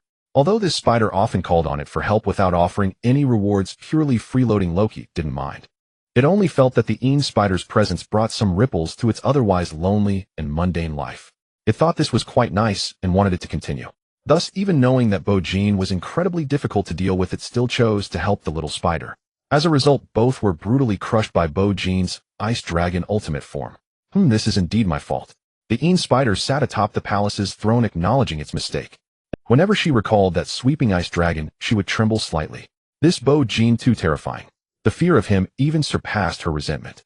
As a result, the Een spider lacked the courage to seek revenge. Thus, she could only vent her anger on other fallen ones. Een Hongzhuang, thanks those wretched people and the others. The Een spider gritted her teeth. We just watched as a sequence user hunted us down. I better not find an opportunity, or I will definitely take revenge. Immediately, Loki beside her echoed, I think so too. At this moment, the troublesome Bo-jin finally arrived at this forbidden land that had been drained of its value. Passing through the dense mist, he saw the webs everywhere. At the end of the webs was the white palace shrouded in spider silk. Found you, little spider. A mocking smile crept across Bo-jin's lips, but his gaze gradually turned cold. Meanwhile, the Een spider and Loki were still brooding over the indifference shown by Een Hongzhuang and her companions during their crisis. Wait until I find an opportunity, just watch what I do to you. Wait for me. You have no chance. Doing something wrong means you must pay the price. Suddenly a voice, indifferent yet tinged with mockery, rang in the ears of the Een spider and Loki. Hearing this familiar voice, the two fallen ones changed their expressions drastically. It was as if a thunderclap had exploded beside them. Meanwhile, the Een spider seemed to catch a whiff of a burnt odor. Looking up, they saw that the webs covering the palace had ignited into flames unknown to them. Amidst the raging fire stood a tall figure seemingly bathed in the blazing inferno, gazing down indifferently. Bo-jin. Bo-jin has arrived. Upon seeing this familiar face, the Een spider and Loki trembled violently from fear. They were reluctant to think about how Bo-jin had found this place. Faced with this demon, all they wanted was to escape. To flee quickly. Otherwise they would truly die. But it seemed too late. The Een spider and Loki barely steadied their trembling bodies, looking down in horror. They saw two clear mirror-like surfaces appearing silently beneath their bodies. It's over. Then, accompanied by extreme cold and a surging heat wave bursting forth from the mirror, two towering dragon heads of ice and fire roared out from the mirror. And in the resonating roar that shook the heavens and earth, the unsuspecting Een spider and Loki were sent soaring into the sky. All fallen ones within 100 miles heard this earth-shattering dragon's roar. When they looked up in shock, they saw the dazzling ice dragon and the brilliant fire dragon carrying the sequence 007 devouring spider Een spider and sequence 008 dusk giant Loki ascending into the sky in a manner that seemed to penetrate the heavens. Nearby, the sequence 009 and sequence 010 black and white impermanents, upon witnessing this shocking scene, were instantly frightened and turned to flee. What the hell? What kind of double dragon is this? Ice and fire coexist. The twin dragons emerge from the sea. Ice and fire coexist in the sky. At this moment, the fallen beings within 100 miles of this shattered forbidden place all look up in horror at this shocking scene. What is happening? Isn't that Een Zhua from sequence 007 and Loki from sequence 008? How could they be sent to the sky in such a disgraceful manner? Could it be? Watching the ice and fire dragons illuminating the sky, every fallen being simultaneously recalls the terrifying ultimate form of the ice dragon from yesterday, and the figure standing atop the towering dragon head. Bojin. Yes, I heard that the 3 8th-tier sequencers from the Federation have taken those geniuses deep into the wilderness. Then it must still be that so-called unique SS class Bojin who caused the miserable state of Injua and Loki. Damn. Yesterday they chased for 100,000 miles, almost breaking into the depths of the wilderness. How could they be so arrogant today, truly entering our territory? Is this the wilderness or the Federation? An indescribable anger surged in the hearts of countless fallen beings, as if they were about to rush forward to support Injua and Loki, completely surrounding and slaughtering Bojin. However, when they remembered the 3 8th-tier guardian beasts and Bojin's terrifying strength, the flames of their anger were suddenly extinguished. Forget it. Who are Injua and Loki? After struggling for so many years in the wilderness, why have I never heard of these two fallen beings? Don't get involved. At this moment, the recently frightened black and white impermanence calmly returned. Stood a girl. She wore a fitted black Lolita dress and a pitch-black crown, looking both exquisite. However, the scythe of death she held was taller than herself, and her cold, deep eyes bestowed upon her a unique dark beauty. She somewhat resembled a dark version of magical girl Ing Huan. Sequence 004 Immortal, which CUU. The dark girl holding the death scythe first calmly looked up at the stunning song of ice and fire in the distance. Then she lightly said, "You don't need to be afraid, just go ahead. Bojin is just one person. Moreover, my brother will arrive soon. He will bring Bai Yujing and the dragon along." A somewhat sweet voice emerged from CUU's lips, giving this dark version of a magical girl an eerie feeling. However, the fallen beings around had already grown accustomed to it. Immediately after hearing CUU's words, the flames of anger that had just been extinguished reignited fiercely. Really? Liamo Shun is going to act personally and bring Bai Yujing and the dragon along. Then what are we afraid of? Bojin might carry the killing weapon bestowed by the king, but Bai Yujing and the dragon also possess the king's blessing. In the war between kings, only death can bring an end. Then let's set out and surround Bojin. This time, we must let the Federation know that the wilderness is not a place for their sequencers to run wild. In the next moment, boundless emotional power erupted in the wilderness. Hundreds, even thousands of colorful lights directly covered the entire earthy yellow sky. All the fallen beings who saw Bojin make a move soared into the air, rushing towards the direction of the twin dragons emerging from the sea. Injua, Loki, good brothers, we are here to save you. At the same time, the immortal, which calmly observed all of this before suddenly letting out a light laugh. Holding the pitch-black death scythe, she led black and white impermanence towards another direction, heading towards the forbidden land, dreamlike forest. Let's go. Let them see the meeting of kings. And let those so-called genius sequencers experience what true terror in the wilderness feels like. Injua and Loki had never felt such an exhilarating ascent.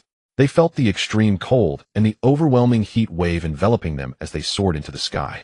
It was truly terrifying to the point of losing their souls. They had thought of resisting, but what awaited them was only the deafening dragon roar of the ice and fire dragons, almost shattering their eardrums. Then, standing atop the black palace, Bojin lightly clapped his hands. In the next moment, the ice dragon and fire dragon suddenly stopped their upward charge, then executed a U-turn in midair. The two dragons glanced at each other, then charged towards their opponent with an unyielding stance, crashing into Injua and Loki amidst deafening dragon roars. Accompanied by a deafening explosion that shook the heavens and the earth, the two dragons collided. The raging cold tide and overwhelming heat wave merged in the air. An extreme explosion of ice and fire unfolded in the wilderness, with a destructive shockwave sweeping in all directions. Two charred figures fell weakly from the center of the explosion.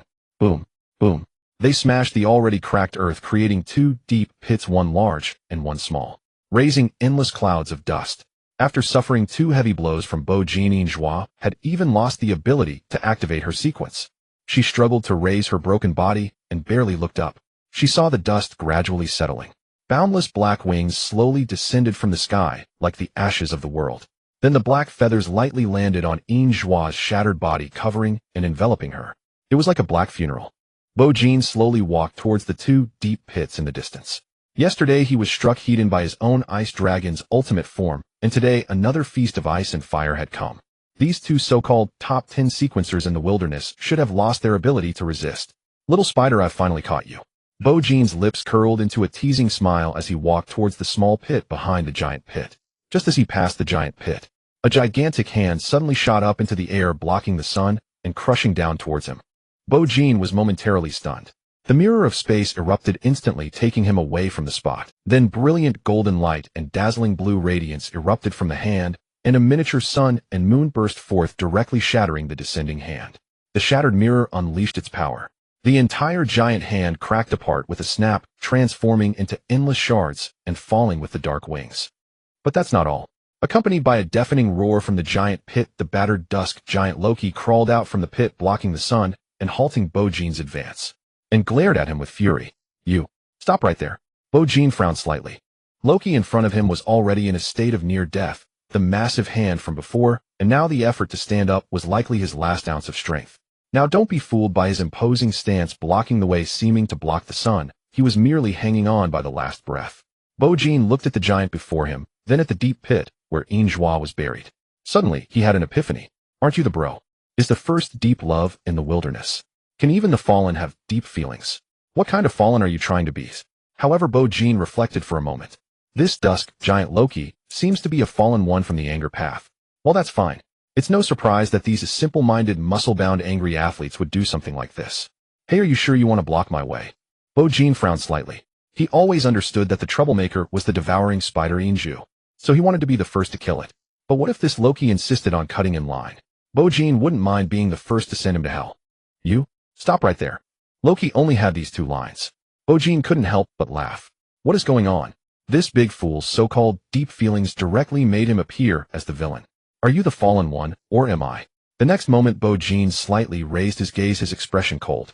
A clear mirror-like surface appeared behind him, accompanied by an overwhelming sword intent filled with extreme sorrow. All the dark wings in the sky and the countless shards and dust stirred up transformed into a tangible and incredibly sharp sword energy.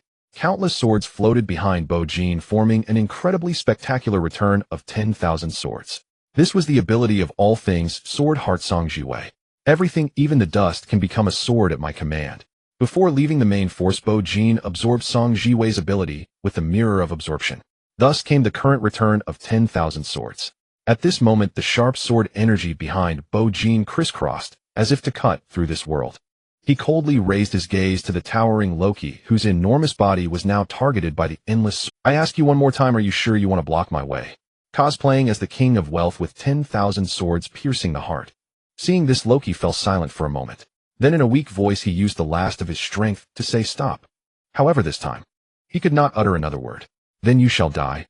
Bo Jin did not waste more words, and with a wave of his right hand the countless sharp sword energies ruthlessly slashed toward the dusk giant before him. Meanwhile, the fallen one's innate forces who had come to support had arrived. They happened to witness this shocking scene. Under the endless sword energy of the return of 10,000 swords, Loki, already on the brink of collapse, was sliced apart as if he were a piece of fruit. Easily severed back and forth, thick, foul-smelling blood mixed with deep red and a hint of black gushed out and poured down. Yet even so, perhaps it was Bo Jin's intention. Even as Loki's body was crazily sliced, not a single piece fell from the air. His massive form merely showed countless black-red cracks, as if, after cracking, it had been pieced together by some special method, maintaining a delicate balance. What is Bo Jin trying to do? Is he going to dismember Loki? No, he's grinning while dismembering someone. Who the hell is the fallen one here? This is terrifying. The first fallen troops to arrive expressed their sharp opinions. Honestly, it was also their first time seeing such a dark being, even darker than the fallen. And just as they were in shock, Bo Jin had completed his dismembering ritual. He looked up. The dusk giant had closed his eyes, losing his final breath. Yet under Bo Jin's clever dismemberment, that already shattered body still stood upright, unwavering upon the ground. The next moment, a sinister smile crept upon Bo Jin's lips. Floating in midair, he took a step forward. His hands were on the cracks of Loki's chest, and then suddenly exerted force. The barely alive Inju had transformed into his fallen form. Its lower body had become dark and monstrous spider legs. It weakly attempted to push away the black feathers on it. Yet those feathers clung tightly, as if they were alive, even adhering to its body. This terrifying unknown shattered Inju's last defense. It even began to cry out loud. Inju regretted it. Truly regretted provoking that Bo Jin. But where is there room for regret in this world? It wanted to live. It really wanted to live. In this dire situation, Inju struggled to slowly crawl up from the pit, leaving behind a long trail of blood. Finally, it crawled out of the deep pit, gasping for air. But when it saw the next scene, even its breath came to a halt at that moment. Bo Jean's hands gripped Loki's chest, a sinister smile playing on his lips. Villain. If you all think I'm the villain, then I am the villain. I don't care if you're deep in feelings or a simp. Your fate as a fallen one does not deserve my sympathy as a great villain. The next moment, in the astonished gazes of Inju and all the fallen ones, Bo Jean did not hesitate and suddenly exerted force with both hands. With a thunderous sound, he tore open Loki's massive body, conducting a merciless dismemberment. Countless fragments fell from the sky like leaves cascading down. And amidst this hellish scene, Bo Jean's towering figure swept past countless giant fragments, carrying behind him what seemed like endless sword energy. His eyes glimmered with brilliant gold and cold, icy light. In a sweeping posture, he thundered toward all the fallen and the silver spider. Sympathy may happen, but I will never generate such an emotion that should not arise. I will do what all sequencers ought to do, which is to kill all of you damned fallen ones. Fragments of debris filled the sky, enveloped in a thick stench pouring down in torrents. The space mirror erupted, and Bo Jean, with the endless sword chi behind him, suddenly charged towards the encroaching fallen beings. Countless sword chi infused with Song Jiwei's profound sorrow shattered the low-tier fallen beings who had arrived in advance, routing them completely. Immediately, the exhilarated Bo Jean held nothing back. Day and night shone brightly. The violet flower sea bubble explosion title C. The skills absorbed by the absorption mirror began a frenzied slaughter on this blood-soaked battlefield. It was truly a river of blood. In the end, Bo Jean allowed these skills to clear the minions. In the next moment, a clear mirror surface appeared behind him. Bo Jean smashed the mirror with a fist. Then a slender hand slowly emerged from the shattered mirror, holding a golden long staff covered in purple lightning. At that moment, his entire body was enveloped in dazzling purple and gold lightning patterns. This was the skill of Zhang Jinshin known as Heavenly Punishment, absorbed by the absorption mirror. It is said that this golden cudgel known as purple gold lightning pattern is called Heavenly Punishment. However, what Bo Jean held was not the true Heavenly Punishment, but rather the transformation of Zhang Jianshin's skill. But that was already enough to satisfy him, because he could play the role of the Monkey King. Soon Bo Jean grasped the Heavenly Punishment, a sly smile tugging at the corners of his mouth as he slowly approached the struggling Inju on the ground. At this moment, the river of blood had flowed to the legs of Inju. It glanced back at the terrifying figure approach. The fear within it reached its peak at that moment.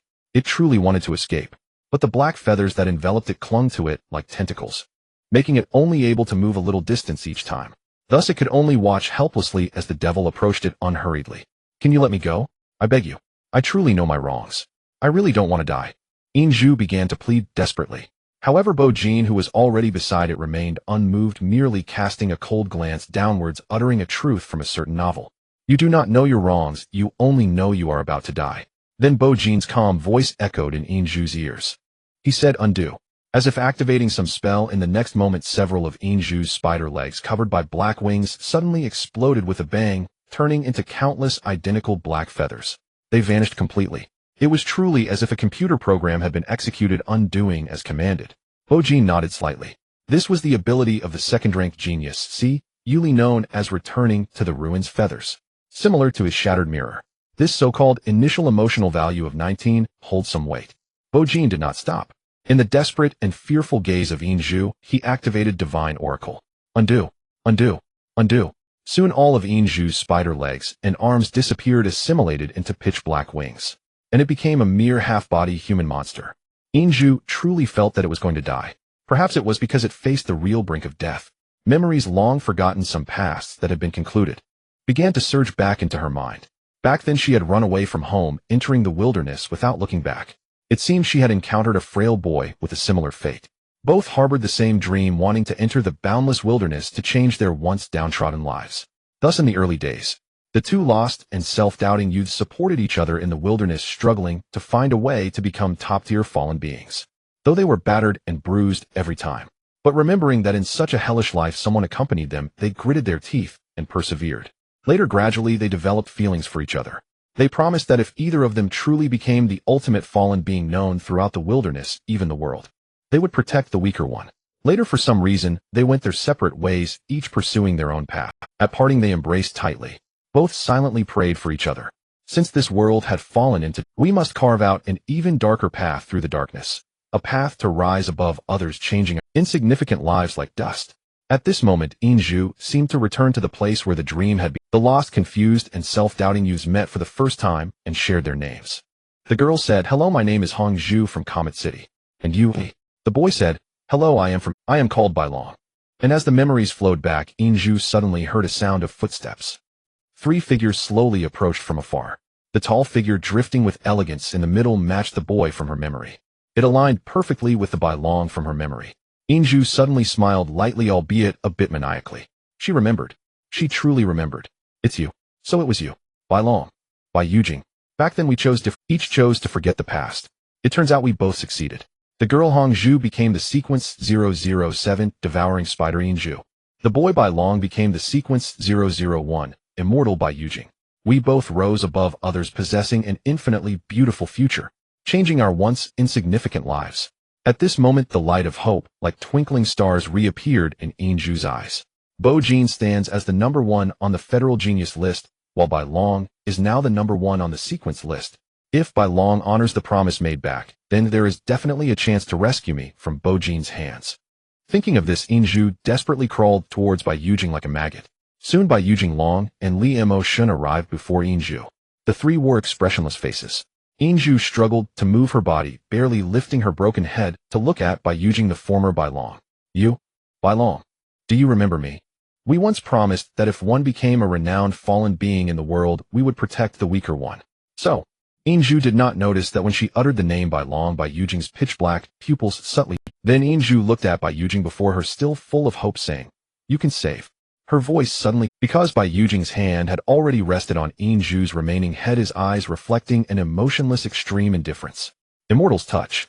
In the next moment, under the gaze of Bo Jin and all the fallen beings in the incredulous eyes of Inju, Bai Yujing suddenly pulled out Inju's head along with her entire spine. Then he casually discarded it on the ground, saying lightly, "You worthless creature. Why provoke someone you clearly can't defeat?" Finally, Bai Yujing slowly lifted his gaze to Bo Jin. A smile returned to his face, one that felt like a spring breeze. On this battlefield drenched in blood, under the watchful eyes of all fallen beings, the 2 number 1s of the list's 2 great villains exchanged glances across the void. Bai Yujing smiled. "Hello. I am Bai Yujing from Meteor City." "Hello." Bo Jin glanced at Inju's lifeless head on the ground, then returned a smile. "Hello. I am Bo Jin from Meteor City." Bai Yujing looked at Bo Jin. The number 1 genius on the federal talent ranking wore a smile, yet his gaze was indifferent, revealing a clear confidence and arrogance deep within his eyes. It was as if he had the entire world in the palm of his hand. Bo Jin also looked at Bai Yujing. The figure in white, known as Wilderness Sequence 001, was extraordinary and elegant, although a smile reminiscent of spring graced his lips, anyone could see through it. In his eyes lay an extreme indifference and ruthlessness. It seemed as though he was about to destroy everything around him, annihilating the entire world. At this moment, more and more fallen beings arrived here. Countless shadows densely stood upon the blood-soaked earth, extending like mountains for thousands of miles. They surrounded Bo Jin, leaving no escape route. Yet none of the fallen beings acted immediately. They quietly observed the indifferent stares exchanged between these 2 great villains, witnessing the historic meeting of the 2 top-ranked individuals. After a few seconds of mutual gaze, both were slightly taken aback, then simultaneously retracted their smiles. Bo Jin and Bai Yujing suddenly realized the other resembled the weak version of themselves from years ago. Thus Bo Jin recalled what Bai Hu had said. She seemed to have a brother named Bai Long who never returned after entering the wilderness. Bai Yujing also reminisced. On the day he went to Meteor City for the last time to see his sister Bai Hu, he seemed to have heard the story of Bo Jin's revenge. So this is how it is. So that person is you. In their gaze, a hint of understanding crossed their eyes. However, regarding this seemingly fated connection involving Bai Hu, both chose not to speak it aloud. They simply exchanged cold stares. In the eyes of all the fallen beings around them, the icy gazes of the 2 seemed to transform into an invisible aura of murderous intent and pressure, clashing and battling in midair. Then Bo Jin's gaze shifted from Bai Yujing to the fallen being on his right. Sequence 002, Ruler Long. To Bo Jin's surprise, the current number 1 under Bai Yujing in the wilderness appeared to be a very pure and sweet barefoot girl about the same age as him. But Long was very fair. Even under the dark, earthy yellow sky of the wilderness, her skin remained bright and radiant, like the most exquisite white jade in this world. "Damn it, a tyrant girl, huh?" Bo Jin mused. He turned his attention to the fallen being on Bai Yujing's left. Sequence 003, Demon Li Mo Shun. True to his name, he exuded an aura of evil and demonic energy. His black hair flowed down, and his handsome face was marked by eyes of a strange and eerie purple-black color. In his hand, he wielded a heavy ruler that flowed with dark red patterns. Bo Jin pondered slightly, still critical. He resembled a combination of an Xian and Xiaoyan. After evaluating these three individuals, Bo-jin coldly scanned his surroundings. After he had almost wiped out the low-tier vanguard, what awaited him now was an uncountable number of 4th, 5th, and even 6th-tier fallen beings. All the fallen were eyeing him, their faces twisted with bloodthirsty intent. They could no longer tolerate this Bo-jin who treated the wilderness as his home. Ahead lay 3 ultimate fallen beings crafted cruelly by the wilderness after decades of nurturing. Moreover, it was truly as the body had predicted. With the full support of the wilderness, all 3 had reached the 5th tier. Beside him was an army of countless fallen beings eager to bring him to his demise. Among them were countless 4th-tier, mid-tier, 5th-tier, and commanding 6th-tier beings. Bo-jin was already trapped with nowhere to escape. He was caught in a life-or-death predicament. Yet even so, a wild and arrogant smile still emerged on his face. Finally, am I going to die? It truly feels like a unique and novel experience. The image of myself still lingers in the mirror. The world within the mirror.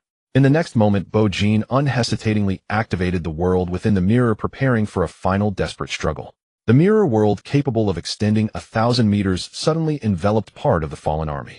Then his mirror images appeared on the battlefield. 2 Bo-jins simultaneously charged towards the fallen beings within the mirror. Behind them, smooth and clear mirror surfaces emerged, almost covering the entire sky. World within the mirror, refracting mirror, shattered mirror, spatial mirror unleashed their full power. Outside the world within the mirror, Bai Jinglong and Li Mo-shin, the 3 ultimate fallen beings, quietly observed everything that unfolded within the mirror. I have always believed that the world within the mirror is not unsolvable, but rather has its flaws. Bai Jing spoke lightly. The flaw lies in the distance it covers once activated. Bo-jin's every ascension should increase the limit distance of the world within the mirror, but now he is only at the 4th tier. The limit distance is only 1,000 meters. As he spoke, Bai Jing slightly raised his gaze.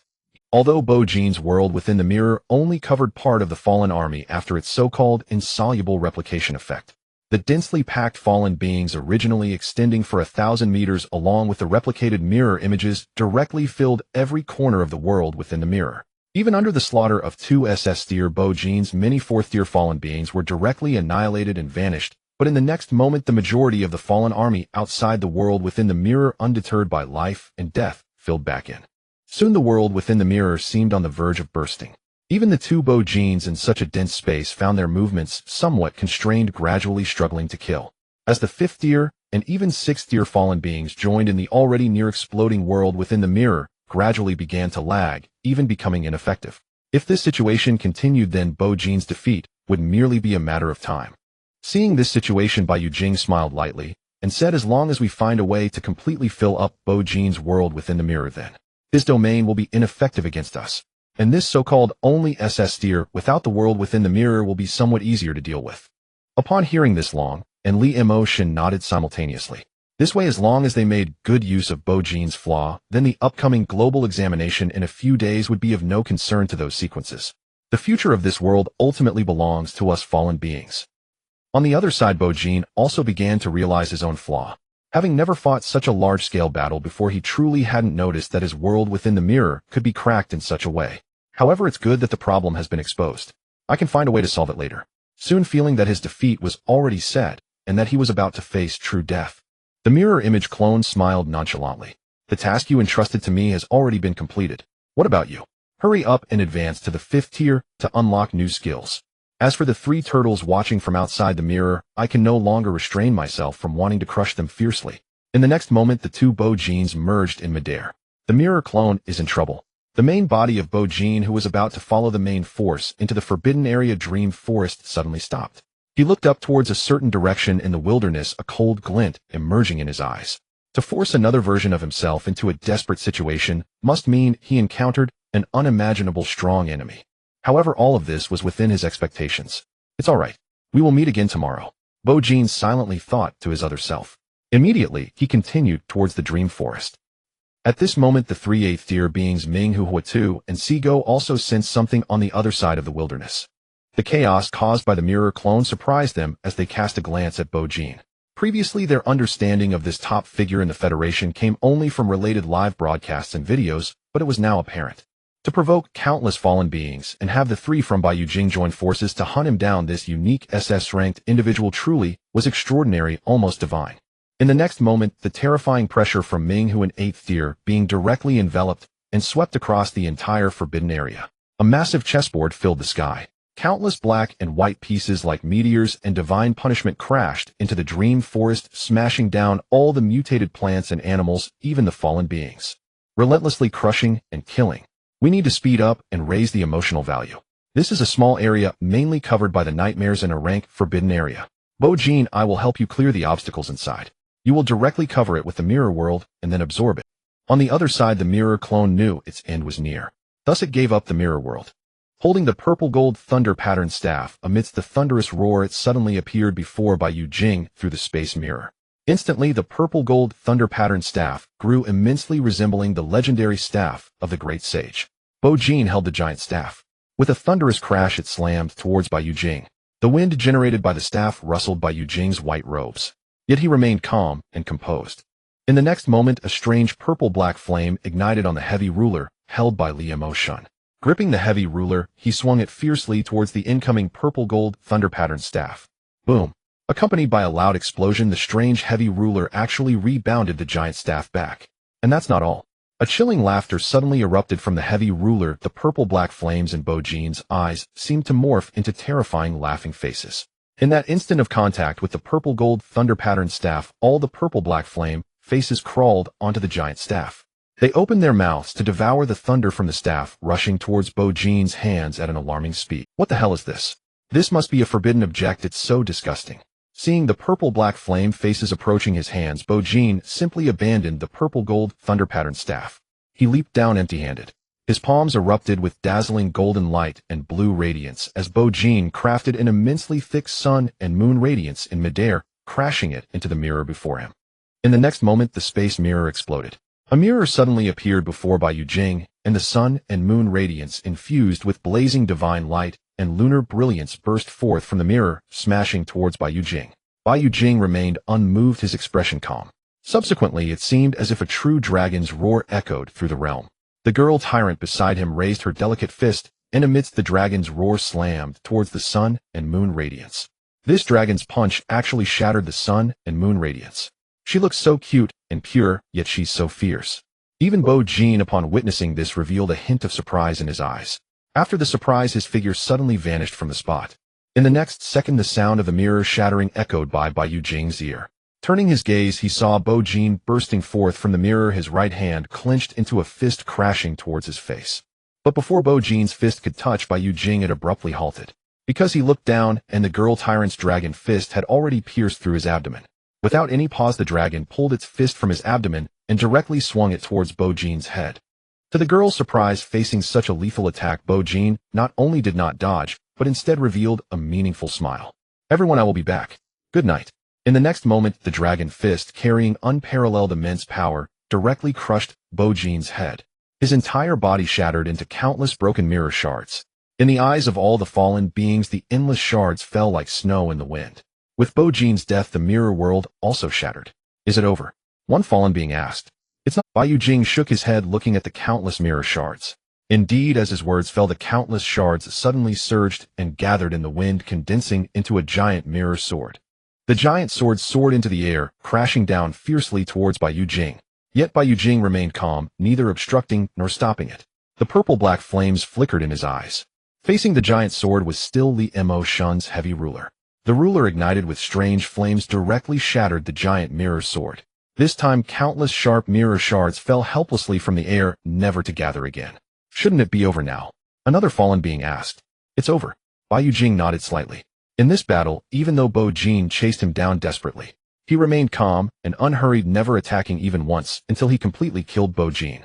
Bai Jing maintained his mystery and prestige as the #1 in the wilderness, embodying the so-called immortals' Tao attainment demeanor. Looking at that tall figure exuding an air of immortal elegance, all the surrounding fallen beings suddenly felt a sense of respect. No wonder he is our #1 in the wilderness. So impressive.